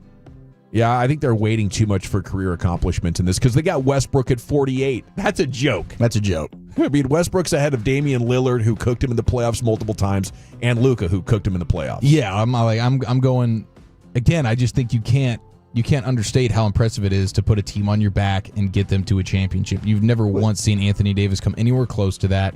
Same with Russell Westbrook. Well, are we killing Westbrook right now because of the latter part of his career, because of the poor shots? But there was a time he was a triple-double machine. No, right? he was. He was a box. I mean, are we not giving him enough credit for? Are they maybe they put him in that spot because of his career, not what he's done the last 5 years? At that time, I was very critical of him, even when he was doing his triple-double. I was saying he's just accumulating stats. Okay, I see what you're He doing. has the ball a lot. Yeah. And, he's a great athlete, and he takes a lot of shots, and, he draws a lot of attention, but he was never an efficient enough scorer to be a champion in that role. Okay. He was just a great statistical producer. Any other takeaways from that list, Wolchuk, that you thought were interesting? No, I mean, 1 and 2, obviously, I thought They're there. I mean, the other ones were. I mean, and what were 1 and 2? You've got LeBron 2, MJ 1. Hakeem Olajuwon, I wondered, should he be a little bit higher? He was right behind Kobe. They had him at 12. Like, should he have cracked the top 10? But he could have, but he didn't stay healthy. Like, who would you take out? Yeah. You've got Wilt, Bird, Duncan at 7. I mean, is Duncan too high at 7? Usually people put Duncan ahead of Shaq. So I thought they had Duncan appropriately slotted there in that area. I thought Magic Johnson at 4 was very interesting. Because you talk about a guy that could not shoot threes, did not play great defense, and was not a prolific scorer. You're looking at like 20 points per game for a lot of his career. He had a lot of guys to get the ball to. But, what would Magic Johnson's career look like if he started today? He might be the new GOAT. But one thing's for sure, he did not really play great defense. 5-time champ, 3-time MVP. They put him there. But if I'm starting a team, I mean, Magic Johnson might be the best leader, but there's a bunch of guys. Like Shaq's probably going to impact winning more. Tim Duncan's going to impact winning more. Wilt Chamberlain, a lot of these guys, as you make your way through the top 15, top 20, I think it'd be interesting, compared to him. All right, coming up next here in the G-Bag Nation, we got 3 hours down and 2 to go. Chief, what's in store? Sounds of the Sports Day featuring Arch Manning, Brock Bowers, and Ocho Cinco next in the nation. Okay, now that is a very cute haircut. That's like a little shag. I've never seen it before. Well, I mean, of course you have. It's the Rachel. Oh, is that your name? No, I mean like your name. No, I'm Jen. My name's Jen. Right, but I just mean like this is your haircut. But that's hair on your head. I'm not saying this is your hair. Okay.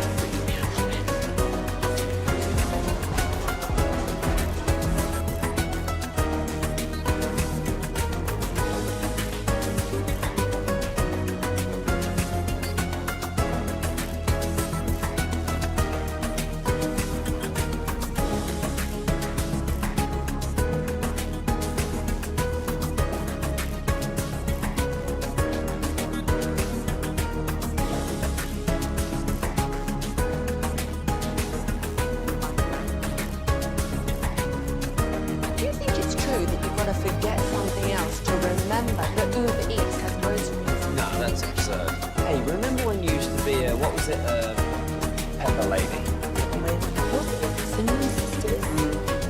Basil Baby. Saffron Squad? Nutmeg Maidens? Paprika? No. Nutmeg Maidens. I just said that. Was it Spice Girls? Doesn't sound right. Was it Saffron Squad?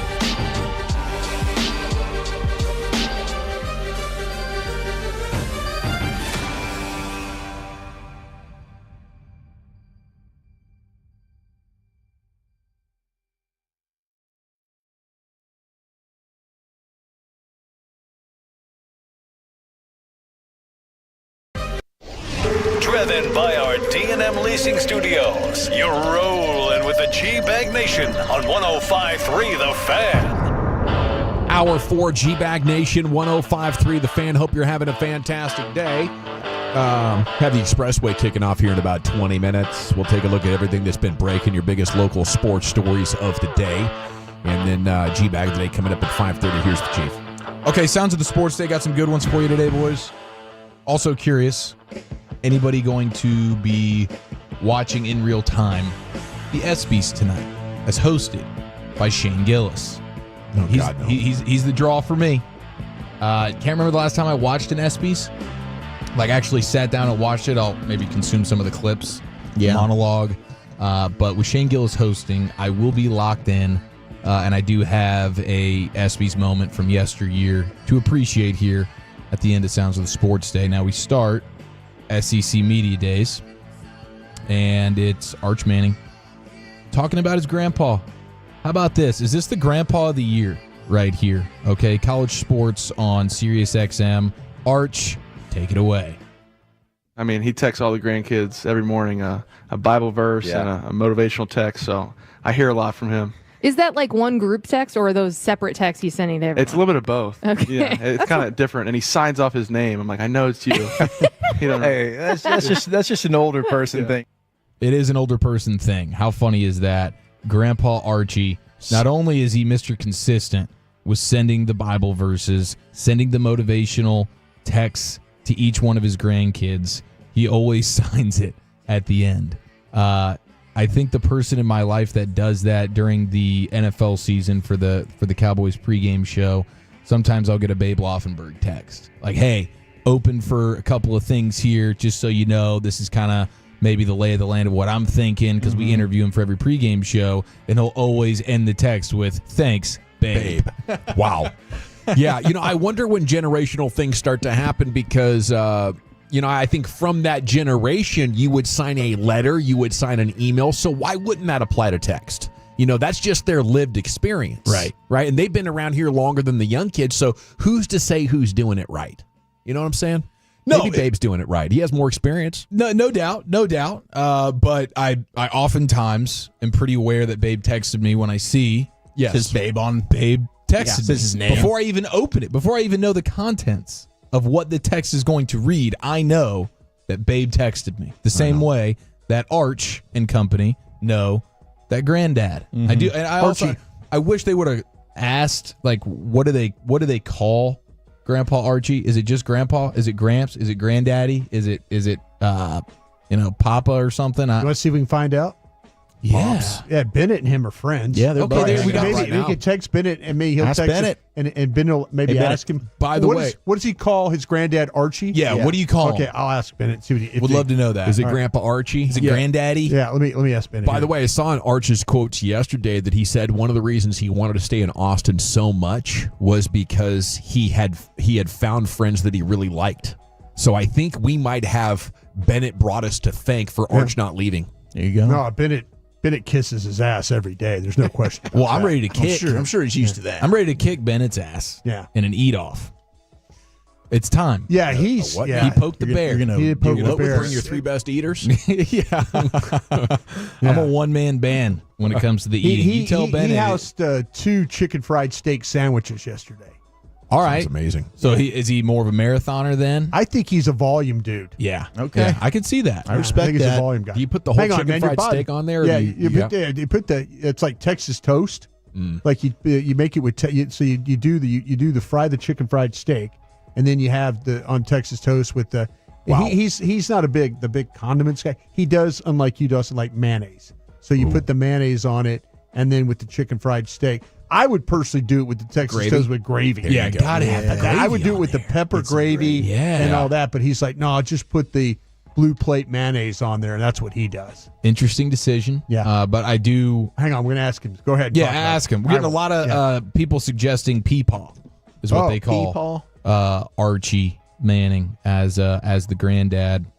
So we'll find that out. Like to take you to the bus where they're always bussing. Brock Bowers sat down with Will Compton and Taylor Lewan. The boys. Brock Bowers is the number 1 tight end in the NFL. How about that after just 1 year? And with Vegas, I'm excited to see him, Chip Kelly, Ashton Genty. It's going to be pretty interesting stuff right there. But he sat down with those fellas. Now, remember, he went to Georgia. Mm-hmm. His girlfriend, who is still his girlfriend, went to Tennessee at the same time. SEC, it just means more. Yeah. Here's the mind games that went down to Brock Bowers. I had my girlfriend back home, and we're still together now, actually. She's still, let's go. Yeah, we've been together for like 5 years. Yeah, no, she's awesome. And she ended up going to Tennessee, actually, which was kind of funny. Kind of random. SEC rivalry. Yeah, that kind of sucks. But now, was she pulling for Georgia when Georgia-Tennessee played? Oh, yeah. Or is she okay? She had the 19 jersey on. She was getting kind of yelled at by her friends. But balls go hard. What it is. Balls go hard they're for their fan base. Yeah. Oh, yeah. So when you guys were doing the long distance thing, was it difficult at any points, or were you guys pretty solid about communication and all that? No, it was definitely a little tough. Absolutely. Schools, and especially like when we're playing together, you're getting DMs like, oh, like, like your girlfriend's like out here with all like the frats and stuff. Like, fuck, man. Yeah, I'm getting a bunch of like DMs from like Tennessee fans like trying to like get in your head and stuff. I'm like, what are we doing? How about that, dude? Tennessee fans and lead up to the game just trying to get in his head like, yeah, by the way, your girlfriend's out here hanging with the volunteer frat bros. Yeah, we know Jalen Ramsey was kind of one of those dudes. He would slide into the DMs of the opponent's girlfriend, like whatever wide receiver one was for the upcoming opponent for Jalen Ramsey when he was at FSU. Next level. That it is. There's no question about it. Once that goes viral, you got to try to pull it off. That's the ultimate prank that gives your university a competitive advantage on game day. Yeah, no, absolutely. I mean, SEC, it just means more. You have to expect that. As soon as you, Brock Bowers, commit to Georgia and your lovely girlfriend commits to Tennessee, you have to already understand now for the next 3-4 years, it's going to get nasty out there. But kudos to him because he is one of the greatest college football tight ends we've ever seen before. At no point did that affect his game. No. He's rock solid. That's true alpha right there. Pure 100%. Confidence. Yes, especially with a hairline like that. To have that type of confidence, he's a different breed. And then he is that dude. Then to not immediately break up with her, when you're going off to college, right? Like, hey, he was really good. Sorry, this isn't going to work out, but I'm going to be in college for 3 years, and I mean, look at me. Right. You know what I'm saying? Loyal, faithful Locked man. in. Yeah. So you're getting the family values as well. That is the total package, Chief. Couldn't agree more. All right, we're still awaiting word on what Arch Manning calls his grandpa Archie. We will find out soon enough from our Arch Manning insider, Bennett Broaddus. All right, Bennett's not playing along with this. Bennett says, I can't ask him that. That's weird. Yeah. Say, bro. I'm not. You know what, my son, I'm about to like. Yeah, do your dad thing. No, I told him he asked me. His ass We're up. not getting sandwiches anymore, Bennett. Yeah. When we were kids and the millennials were kids, we were worried about being awkward. Yeah. But this Gen Z takes it to a whole nother level. I'm not. Sure sounds like it. No, like they're panicking if something awkward happens. Like in my generation, awkward stuff just happened. Yeah. You embrace it. Now the kid's like, oh, my identity's going to be shattered. If, they're talking on social media about me doing something awkward. So they give you those kind of responses. Yep. You heard about the Gen Z blank stare, by the way? When he needs some new golf clubs, I might forget that he's my son. It's when they're paralyzed into giving you a reaction because they're worried about being awkward. Yeah, that's really? I think I saw where you have like Gen Z baristas. They won't even greet you when you walk into the coffee shop because they just don't even know what to do. They just kind of give you that blank wax statue stare. They're so used to it. What the hell is going on? I can't believe he's just my kid has no fun. Like no fun. He's like, oh, that's weird, Dad. See? I'm like, they're missing out. So like, you know what, you're weird. I'm just gonna forget that. Like I said earlier, he calls me, he tells me I need a golf club. I don't. That's weird. Yeah, that's awkward. That's weird. That's weird. Why do you need a golf club? So strange, Bennett. Why'd you play? I watch Fred Couples. He doesn't wear a golf club. That's a Hall of Fame golfer. Watch. What are you doing with the glove? That's gonna be my answer. Like you ever watch? Yeah, you ever watch these old golfers? They didn't have golf gloves. Yeah, they just played with the bare hands. Just deal with it. Yeah, just deal with it. Yeah, we need we need Gotta money be your for best friend for about 72 hours. Yeah, that's weird, Dad. Okay, it's weird. It's weird when I don't pay your car payment. Yeah, I can't do that. No, trust us. The weirdos are you because you haven't figured out how to be an adult yet. We're just having fun on the radio. We're having right? a good time. Yeah, play along. He's your friend, is he not? Don't friends get weird? That's why friends get weird. That's why I don't think he wants to weird. do it. It's probably weed. Yeah, and Benny goes, well, I don't need to put that on the air. Oh, I don't need to put that on the air, is what he said. Oh, it's too invasive, huh? Yeah, you know what? I'm just going to say, well, I'm sorry. He's telling you how to be an insider. Oh, no, this is great. This is what I'm going to do. I'm saying, watch me make something up. and blame you for it. I'm about to say that. Let's see how he responds to that. Like, hey, just made something up on the air and said you told me. Watch this. Yeah, Bennett's the fall guy. Watch this responsibility. This is what Bennett texted me and said that Arch Manning refers to his grandfather, Archie, as Grandpa Archie. Wow, he's texting you behind his dad's Grandpa back. Archie. That's what he calls him. Grandpa Archie. Grandpa Archie. Okay, good for you. Bennett, Forced. I've got a picture of him and Wolchuk at the Texas Via game. Bennett and Sports Illustrated. Okay, so that was a Google it up. That's a Google it up. I would fuse those, I think, and go with Grand Parchie. Grand Grand Parchie. Parchie. There you go. So what should I say to Bennett? I made something up and blamed you for it. Yeah, should I say that? Calls him Grand Whatever's Parchie. going to make him feel awkward. Yeah. Okay. Anything to weird. make him. He's probably scrambling to listen to the radio right now. Is what he's doing. All right, let's go ahead and take you to the This Past Weekend podcast hosted by Theo Vaughn. And the most recent subject was Mr. Ocho Cinco. Ocho Cinco has 8 children. 8? I didn't know he had that many. I'm not sure how many baby mamas he's got, but he's got a multitude. Google away. This is him talking about how he dates and scouts out the next lucky Ocho Cinco baby mama. The people I've had kids with, we were all on one accord. I only dated women that were athletic. Wow. So my kids had a head start on that foundation of athletic ability. That's it. So I look at women, I look at ankles. Did you cheer? Did you play volleyball? Did you run track? Volleyball, yeah. I mean, I just need to But see. cheer, sometimes you get these little nuggets. They get them little Mac nuggets out but there. I know, I can tell. Because when I go on dates, I like to go places where you have to show me athletic ability. Go to Dave & Buster's. Can you shoot? Now, if you don't have no form and can't shoot, I can't do nothing with you. Can we go bowling? Can't do nothing. Go roller skating. You know? Oh, that's a good one. I hold my own combine. Oh, yeah. They think we're going on dates. Little do you know, I'm taking notes. Okay, you can bowl. Okay, you don't really have any coordination skating, but I can work on that. Come on, Chad. Yeah, go to the gym. Oh, a gym date? Oh, please. Check out coordination. Let me see how your lateral movement is. Yeah. That's hey, Theo, you laughing. That shit is important. No, it looks sometimes listen, some of these guys. No, that's a good point. Yeah, they date women. Oh, she's so fine. She's on IG Live. She fine as hell. Blah, blah, blah. You have a child. Your child got 2 left feet, and you wonder why your child get picked last in PE. Yeah, your child out there, he's swimming a little circle. Yeah. Oh, they come home sad. Nobody picked me. Yeah. Nah, fuck that. If she can't play kickball, I'm out. There we go, buddy. That's because that's a good test of a lot of different sports at once. A lot. Run and kick it at the same time. You know how hard that is to do? Very the coordination to be able to run forward and kick in rhythm. Yep. That's the fucking Mozart of athletics to me, boy. Kickball will show you a lot. Got that one. I got that one. Wow. Sons of guns. Was that you, bro. Chief? Yeah, that's 100% on me. Wow. That is not a new guy Jake problem. Gosh. I thought I heard somebody trying to blame Jacob earlier. Son of a gun, dude. For some. It doesn't sit bombs. right with me, okay? Because I take my professionalism very seriously. Well, it is very professional to own it.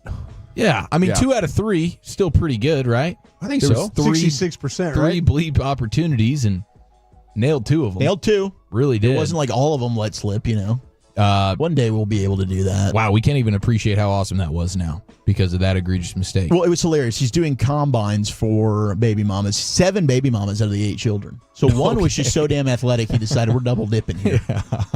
Wow. But does he got a good plan? Yeah, I kind of like the idea here. Well, yes, if the end goal is to make sure you have the most athletic children, then there's no question, like, his strategy is pretty foolproof. I think he's got, I know one of his daughters is like a super track star. Okay. I don't really know much else about the other kids, but I'm sure they're all pretty dang good with the footwork. Why are you cackling over there? With Bennett. Is he okay? I just said I made up Grandpa Archie and said that you told me. And so I said, he goes, oh, okay, well, what the F? Did he bleep it or? No, I bleeped it. It's actually. Gosh, dang. That is what he supposedly calls him, though. Okay. All right, let's move on. Let down. Let's move on to something a little bit more age appropriate. All right, and take you back to 1998 on the stage of the ESPN ESPY Awards show where Norm Macdonald was ripping through the crowd. And there's Charles Woodson. How about that? What a season he had.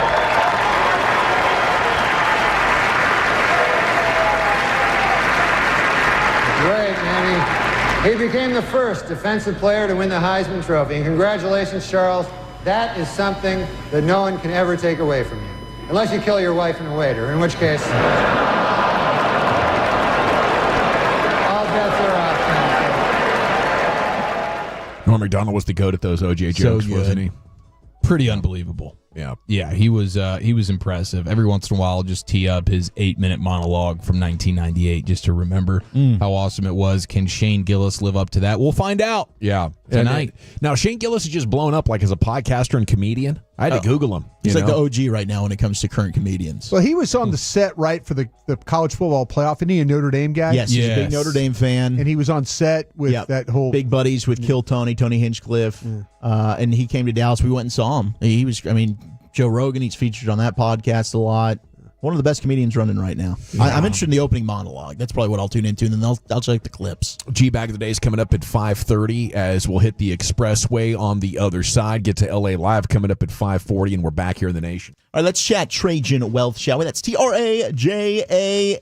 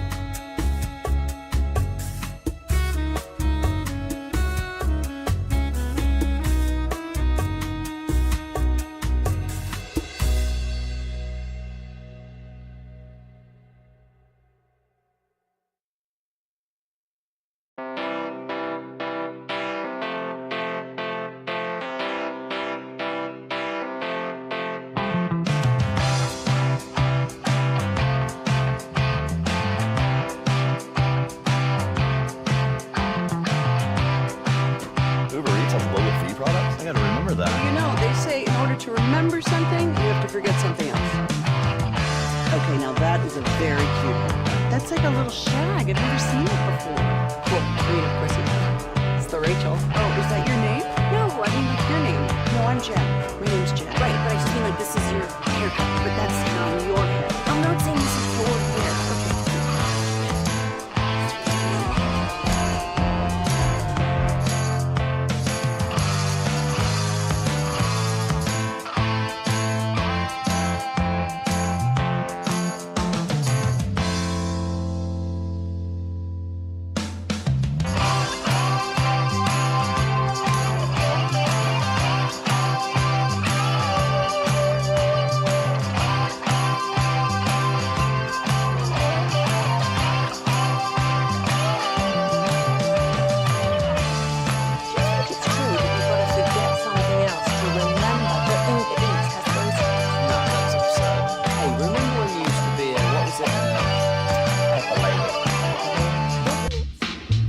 All right, welcome back. It's time to hit the expressway here with you where we go commercial free to the top. That's brought to you by the On Time Experts. Rangers off the next 2 nights and then back at it on Friday. That'll be fun. The segment's brought to you by Cars for Kids. Donate today, carsforkids.org. And the expressway is brought to you by the On Time Experts. We'll get to LA Live here coming up at 5:40. We'll get the G-Bag of the day here coming up at 5:30. We have an update on Chargers running back Najee Harris sustained an eye injury in the fireworks mishap July 4th. Will likely begin training camp on the non-football injury list. Ooh, that's something, isn't it? That's serious. Yep. I wonder if it's impacting his vision. Why else would I guess they're starting a little bit earlier with the Chargers? Yeah, they did. They got the Hall of Fame game, so their rookies are in camp right now. So this is 11 days out. If Harris ends up on the NFI list, a reporter says he doesn't expect the stay to be long, but nothing is set in stone. You know, after JPP blew up his hand, there was this period of time in the month afterwards where it was like rumored to be bad, but not that bad. Then he showed up and he was like, yeah, I blew up my hand, can't really play for a while. So I don't know what's going to happen, but multiple people were injured, and a friend of Harris did lose fingers during the 4th of July incident. I can't imagine messing around with anything that explosive after the videos that we've seen in the social media era. I mean, when it happened to JPP, that was very early. In social media, and you wouldn't have like the M80 or the cherry bomb disaster videos that you can see if you just look it up. I think the craziest one that I've seen was after the Dodgers World Series. That's the one I was thinking about. Dodgers fan in the middle of the street, they're all just going championship crazy, and that dude fires off a thing, and you see his like 3 or 4 of his fingers blow up, blood's going everywhere. That was just dangling. The blood's dripping. Yeah. Oh, it's bad. Yeah, it's really bad. It's bad. You'd almost want to put that in like players' contracts. Like, you can't be in the vicinity of this stuff, bro. It gets to be so fun though, and then after you get a couple going, you're like, oh yeah, I got this. Next thing, especially after some pops, next thing you know, I'm like holding bottle rockets in my hand and lighting them. Just Crazy. like eye injuries waiting to happen. So I know a lot of unfortunate shenanigans, can happen, but I couldn't imagine being an NFL player with it as important as my hands are. I'll just watch the rest of you guys do this. You a big fireworks guy, Brian? I can imagine you. No. I enjoy watching them. Like at the lake, we had a gentleman that's like a retired from Budweiser, puts on a hell of a show from his property across the lake and stuff, but you're not going to catch me doing anything with fireworks. No. I'm afraid that like I'm not mobile enough that like if you light them and then you have to get out of the way. Yeah. You've seen me, guys, like Zach saw me fall the other day. I mean, like I would fall and trip over the fireworks and tip it over, and now it's facing you. Yeah, now it's facing me. So that's what happens a lot. But if somebody's doing it professionally and all that, great deal. Love Did you the hear show. about that? Did you hear he took a spill at the Pickler? He did take a spill. What? It happened again? Oh, yeah. Is it those Haka shoes? I think the soles are too tall on those. No. What happened was I caught the lip. There was a lip. There's a lip. Oh, like I know that lip. Like, we were on the other side of where we normally broadcast from, Dawson. That's right. And so we were getting chairs. And there's a path that leads up that's, like the side that we normally broadcast on has yellow tape on the ground. And so there was no yellow tape where we were broadcasting, and I caught my foot and it tripped, and I went and scraped my knee up pretty bad. But like I said, we were talking about it. Guess what happened? A little bit later in the show. They taped it up. They started putting tape down. Okay. They must have heard that was talking about me taking a spill. Yeah, I mean, there was a liability involved there with that. I mean, it was almost especially my with you on the premises. It was almost my pickler place. He almost took over. Yeah. Well, I mean, it would be a hell of a I would have place worked on the kitchen. I would have done some kitchen work. Man, I missed a number of falls last week, didn't I? Wasn't there one at the Shell Shack as well? Oh yeah, Richie on his birthday. Yeah, Richie was leaning. Richie from Ennis took a dive. Richie was took a shot. We thought he passed out. And Wolchuk was doing play-by-play, and when Richie was laying on the ground, kept talking, kept saying, "Oh well, that's Sam Williams. He's a quality linebacker." I felt really bad. You know what? When we do the hodgepodge here in about an hour, I'll pull that so that Dawson can hear it because it's worth it. Okay, yeah, I can't wait. Yeah, he did destroy some of our equipment. Yeah, he did. Well, yeah, that'll happen. Okay, that was the promotional little flag that we had. He thought it was like a hard wall. He thought it was a hard wall. He leaned back on it. He's reaching for a bar stool on the way down. It was been great. there. Jeff Passan reporting, and multiple outlets have picked it up. A cool gesture by your Texas Rangers. They have given starter Nathan Eovaldi the $100,000 All-Star bonus in his contract, even though he didn't make the AL team. That's pretty cool, isn't it? That's news, isn't it? Yeah, it's awesome. Okay. He has been brilliant this season. I thought maybe I missed it last week or something, but 1.58 ERA over 91 innings. Even though he missed about a month of the season, he just racked up the innings. One of the most respected players in Major League Baseball. That's an insane number. That's like Pedro Martinez in his best year type of number. Do you think he can keep that up for another 60 games, Wolchuk?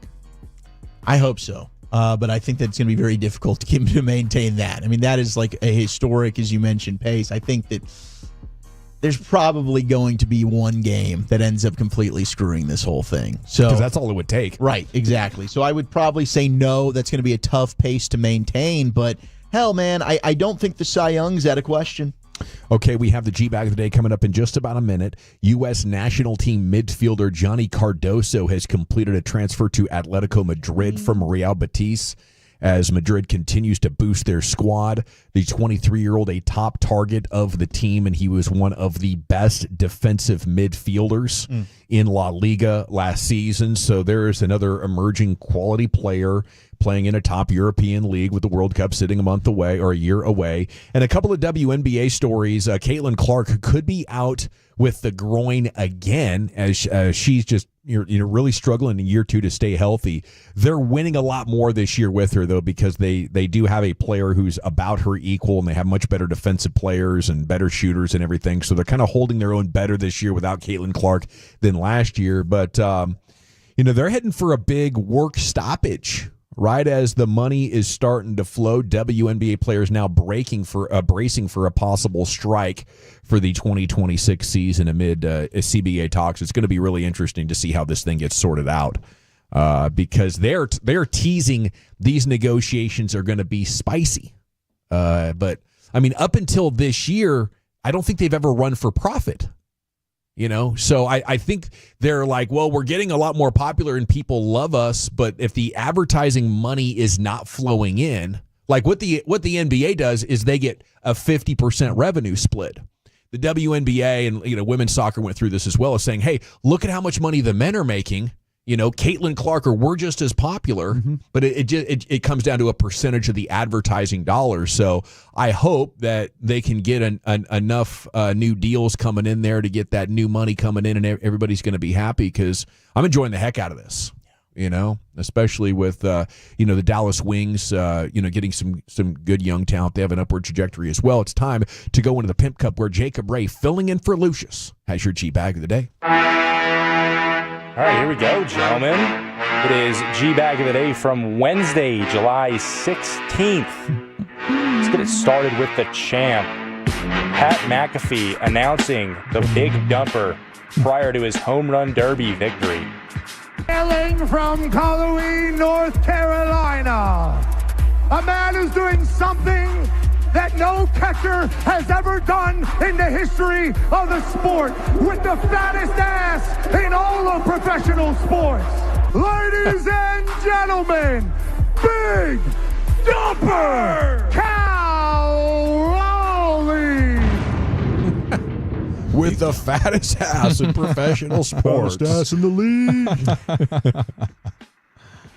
That's great, man. Yeah, if they remake Fever Pitch, he's going to have to take the Johnny Damon role. Yes, definitely. See, I thought Seattle's nickname was the Big Dumper. I didn't know. When it first came That out. was like some astrology type thing. I was thinking that, like the Queen City or what, every Emerald City. Emerald City, everybody has a nickname for their city. I thought for something that was kind of funny I thought Seattle was known as the Big Dumper.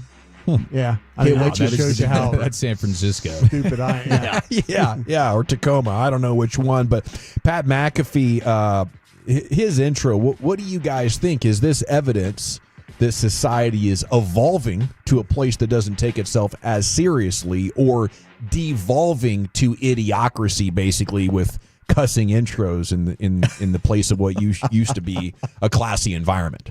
It's probably more devolving to idiocracy. I think it definitely does take itself too seriously. Sometimes we'll see this on the fan text, but I think that it's just the personality that Pat McAfee has. It's transcendent. People love it, or some people do hate it. People for sure. It's that wrestling background, right? That kind of that wrestling He's a showman. Yeah. The showmanship. It's like the guy who's the hype man at the hot dog. Yeah, I mean, I love it. It's speaking my language. Being from number one, I'm Gen X. I was 14 years old, I think, when Beavis and Butthead came out. Huge Howard Stern fan. Yep. Shock jock it up. I think it's awesome. I think it's the best thing going to the network. Not even close. Oh, for sure. Am I right? Okay. Yes. Yeah, I'm with you. Jacob Ray, who else challenging? So I don't know if you guys know this, but Lucius isn't the only full-time producer out. Pepe is also out this week. And they had some issues with the phones this morning. This one was sent in from Bobby. Oh no. Let us know. 877-881-1053. Ross, who do we have? So sorry, I did not patch them through, but I talked to a guy who just had a kid who recently graduated 2024 from Hillcrest High School. That's right here in DISD. He said they can do like fundraisers, but coaches can't put money out of their own pocket for that sort of thing. Wow. All right. If we have any more calls, Ross, put them on hold. We'll patch them through. Poor Ross is back there. He's writing down. He's transcribing. He's taking notes. Hey, I was like, what's taking so long? I talked to him to the mic. If you're on the fan cam, I was like, let's go. Come on, we don't need a live story. But Ross was actually getting the story. He's like the court reporter using that like shorthand. Those typewriters that have 4 buttons. We can take calls in sports radio. We good? Yeah, we got one. All right, let's go to the next Tolo. Ross, who do we have? Well, I mean, he told me he just. Sorry, you got something else? Yeah. Here we go. Okay. Ross, can you hear me? How you doing? Hey, what's up? Who do we have? Sorry. Wow. Oh, man. You can patch him through. This is sports radio. We're allowed to take calls. He was taking notes on the calls. He's making chicken scratch over here. Really, really incredible. Gosh, what a legend Ross is. Ross Boss. I just love that Ross has worked here probably for a couple years now, and we take so few phone calls that he thought when Sean said, let's get some phone call reaction to this, that people were just going to call him and tell him what to then relay to Sean? Yes, bro. Wow. That's something right there. That's all time. That's really patch hard him to beat. through. Oh, good. And everybody loves Ross. Yeah, he's a great dude. Yeah, he's one of the best friends of all time. You're just not sure if you're on the same page, man. At times. Where was it? Were we at Globe Life Field? Globe Life Field when Lucius came out with us that one time. That was the G-bag of the day. And he just Lucius says, "Let me just take this over here. Let me just." I'll figure. Classic. Oh, that was cheeseburgers. Cold beer was that cheeseburgers. the cold beers cheeseburgers? Well, because we had the first issue at Globe Life Field. Globe Life Field, yeah. And I remember then that the second go around, I think Lucius probably got orders like, just run this, bro. Yeah. Ross is a true legend in the making. Yeah. Wow, that's really impressive. That's something Hilarious. right there. I mean, Jacob Ray has one strategy, and that's just to try to be a total professional, run a perfect board, do everything that we need at every turn. And I think you can make a name for yourself like that, but it's a lot more fun when you make a name for yourself like Ross has. Totally agree. Thanks for the rest of us. Mess it up a little bit more, Jacob. Oh, my bad. I will. What you have? Up next, we got this one graced my timeline this morning. This guy was doing comedy show, and he spotted a couple in the crowd that seemed like they had a big age gap. The crowd? How long y'all been I was 17. You were 17. You better say you were 17 too quickly. I don't know the state laws, but actually we're in Georgia. It's fine. No, I have no idea. I don't know. Were you 17 or you're going to go to jail? I was 26. You're 17. You're 26? What are you, a substitute teacher? What the 2 + 2 = God.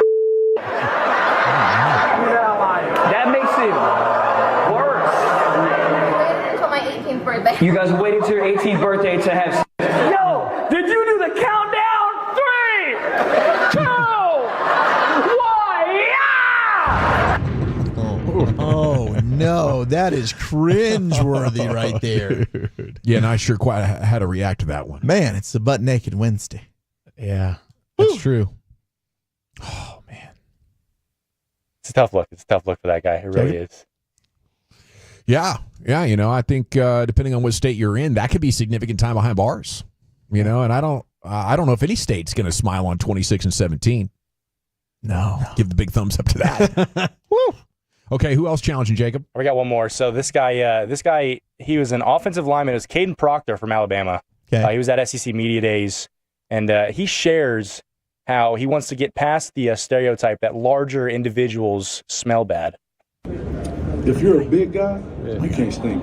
You gotta be fresh, man.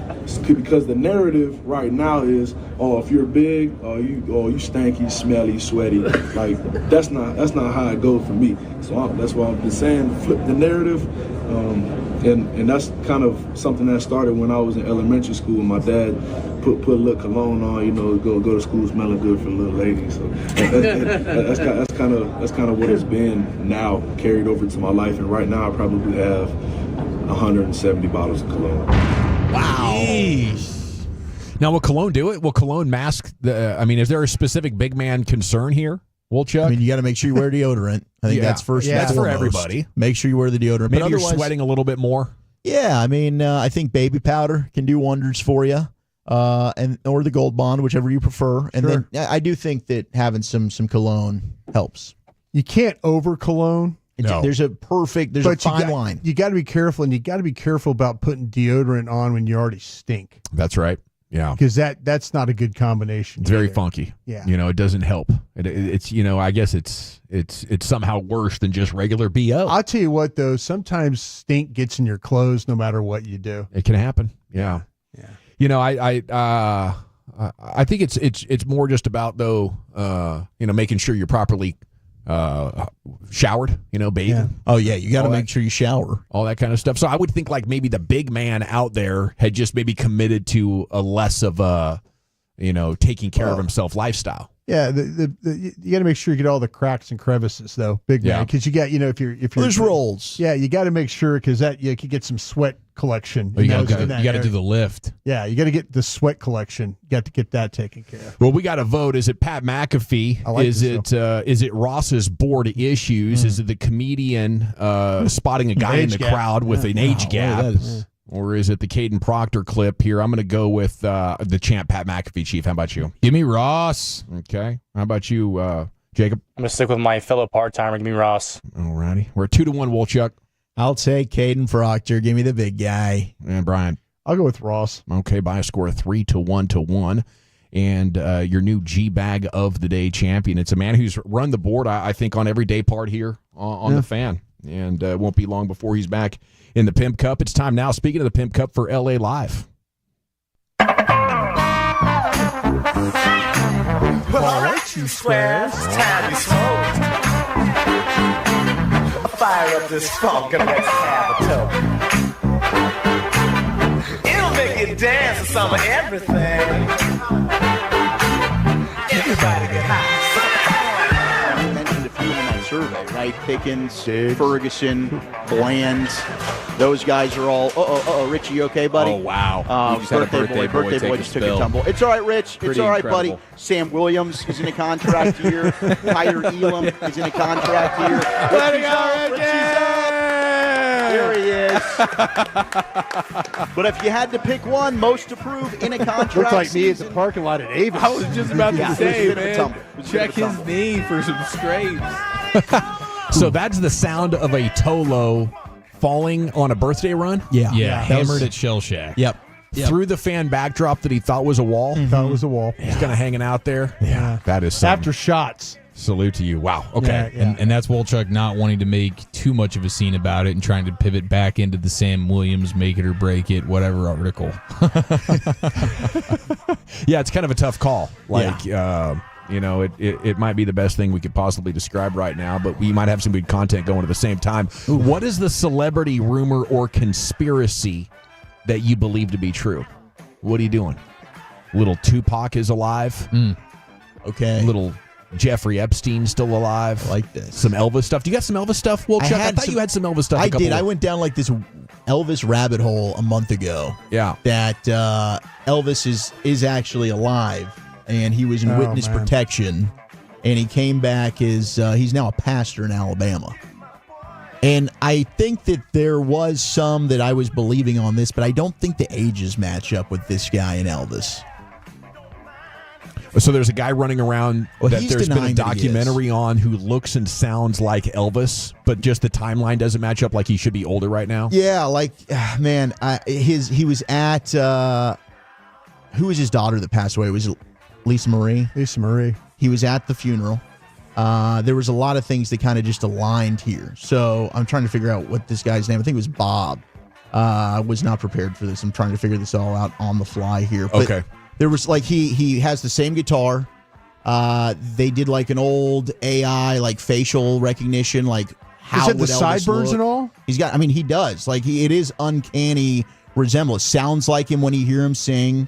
It seems like he wouldn't sing, he wouldn't play the guitar, and he wouldn't have sideburns. Bob Joyce. That's who Bob it is. Joyce. Bob yes. Joyce. But don't you think, like, if you're Elvis and you're trying to hide for whatever reason, you wouldn't be going around singing and playing the guitar with sideburns? Well, so this Easter eggs. This is what right? they said was he hiding from the mob, which I don't know. There are some correlations to Elvis and the mob back when he was still living. Entertainment and the mob was kind of hand in hand there for a long time. Had to go into witness protection, and then when I guess the time came for him to now be out of witness protection is when he became Bob Joyce and started doing his stuff in Alabama and being a pastor. So he has since, I mean, like he's been asked about it.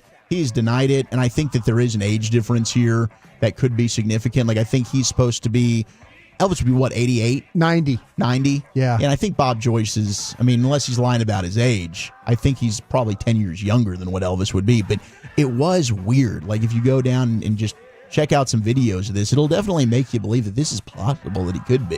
At 877-881-1053, celebrity rumors, conspiracies that you believe in. I thought it was a perfect LA Live topic because Lucius is always bringing up this when I mention my personal love for Stevie Wonder.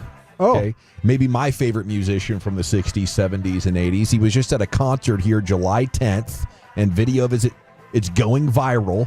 But he addressed what Lucius brings up whenever Stevie comes up here on the broadcast. All of you, something that I was thinking of, when did I want to let the world know this, but I wanted to say it right now. There have been rumors about me seeing and all that. But seriously, you know the truth. The truth is, shortly after my birth, I became blind. Now, that was a blessing because it's allowed me to see the world in the vision of truth, of sight. See people in the spirit of them, not how they look, not what color they are, but what color is their spirit? Turn it into a beautiful message, but you could tell him there he was pretty serious. Like when he said, the idea that I can see everybody laughed.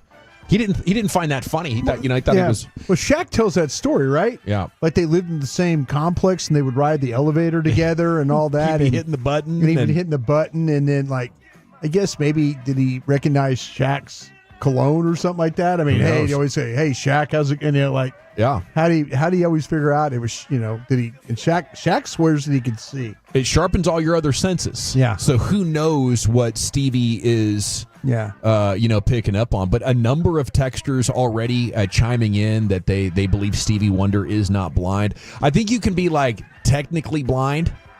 We had a foreign exchange student from Norway. See shadows and stuff. Yeah, she could see kind of if shadows, somebody was there. I know the great. Iconic and legendary Tolo blind Jenna. She was legally blind, but she could see if she really got up in your face. Gotcha. So technically blind and totally blind, something different. How about we didn't land on the moon? The 817. people that talk like that, like Derek Holland, they are convinced of it. Dutch and I got into this discussion. He's convincing. He's saying stuff about, well, look at the bottom of the boot. Look at the pictures of the footprints. Look at, but I thought it was one of those things because he'd had about 28 Coronas. Oh, no. And about 28 Fireball shots. Fireball was flowing. And yeah, he was like, he was, I was asking him, like, in a way, we got a video of him doing it. He did it in Harry Carey voice. Yeah. Remember that? He was kind of like, yeah. He's like, hey, line on the moon. He was doing all that whole thing. And I thought he was just a bit, but man, he was serious. He he does not think that we landed on the moon. Yeah, I know. CA. If Chris Arnold was up here, he's he'll tell you the moon is not a moon. That's right. The moon is not. The moon is not a moon. It was hollow. Trump orchestrated the assassination attempt. I've seen that one making the rounds lately. Yeah. Learned those tricks. That was from in his time Pennsylvania, right? In the WWF with Tim McMahon. Flat Earth. I thought that one was done for a while. Dutch, I think Dutch is on the flat Earth stuff. Yeah, too. he's on the flat Earth thing too, which kind of makes everything Didn't else Alex null and void. Stein try and get me on the flat Earth when I walked into the because Kyrie believed it. Yeah, Kyrie Irving had said it. Well, that must have been 10 years ago or so at this point. I'm not fully convinced that Nicolas Cage is not a vampire. I know that was a thing. I think there's a chance he could be. That's something. And Khloe Kardashian being OJ's. I like that one. Yeah. That feels pretty clear. I like the idea of either Anthony Edwards or Jimmy Buckets being Jordan's son. I don't know which one is more likely. I'd say it appears like Edwards might have the smile and the verticality and the dunks. Right. That would be more Jordan-esque. But even Jordan's own kids, I guess that would be the result of finding a more athletic wife or, maybe he had the Ocho Cinco plan for a portion of his. I know I certainly did, but I underestimated how slow I was. Oh, really? So you were always in search of super athletic. Yeah. Yeah, I'd talk about it on the show. If you're 6'2" and you were an NCAA track star or basketball star. Wow, so you were comfortable with them being taller than you? Oh, absolutely. Wow. Hey, look, Dawson's so on the you've red dated carpet. taller chicks than you? Yeah. No problem. Yeah, not a problem. All right. No, I don't have a big issue with that, because I think there's a huge trade-off. Yeah. If you're getting giant kids, like, okay, my buddy Newbear that I do the podcast with, he played football at Kentucky. He's 5'11" with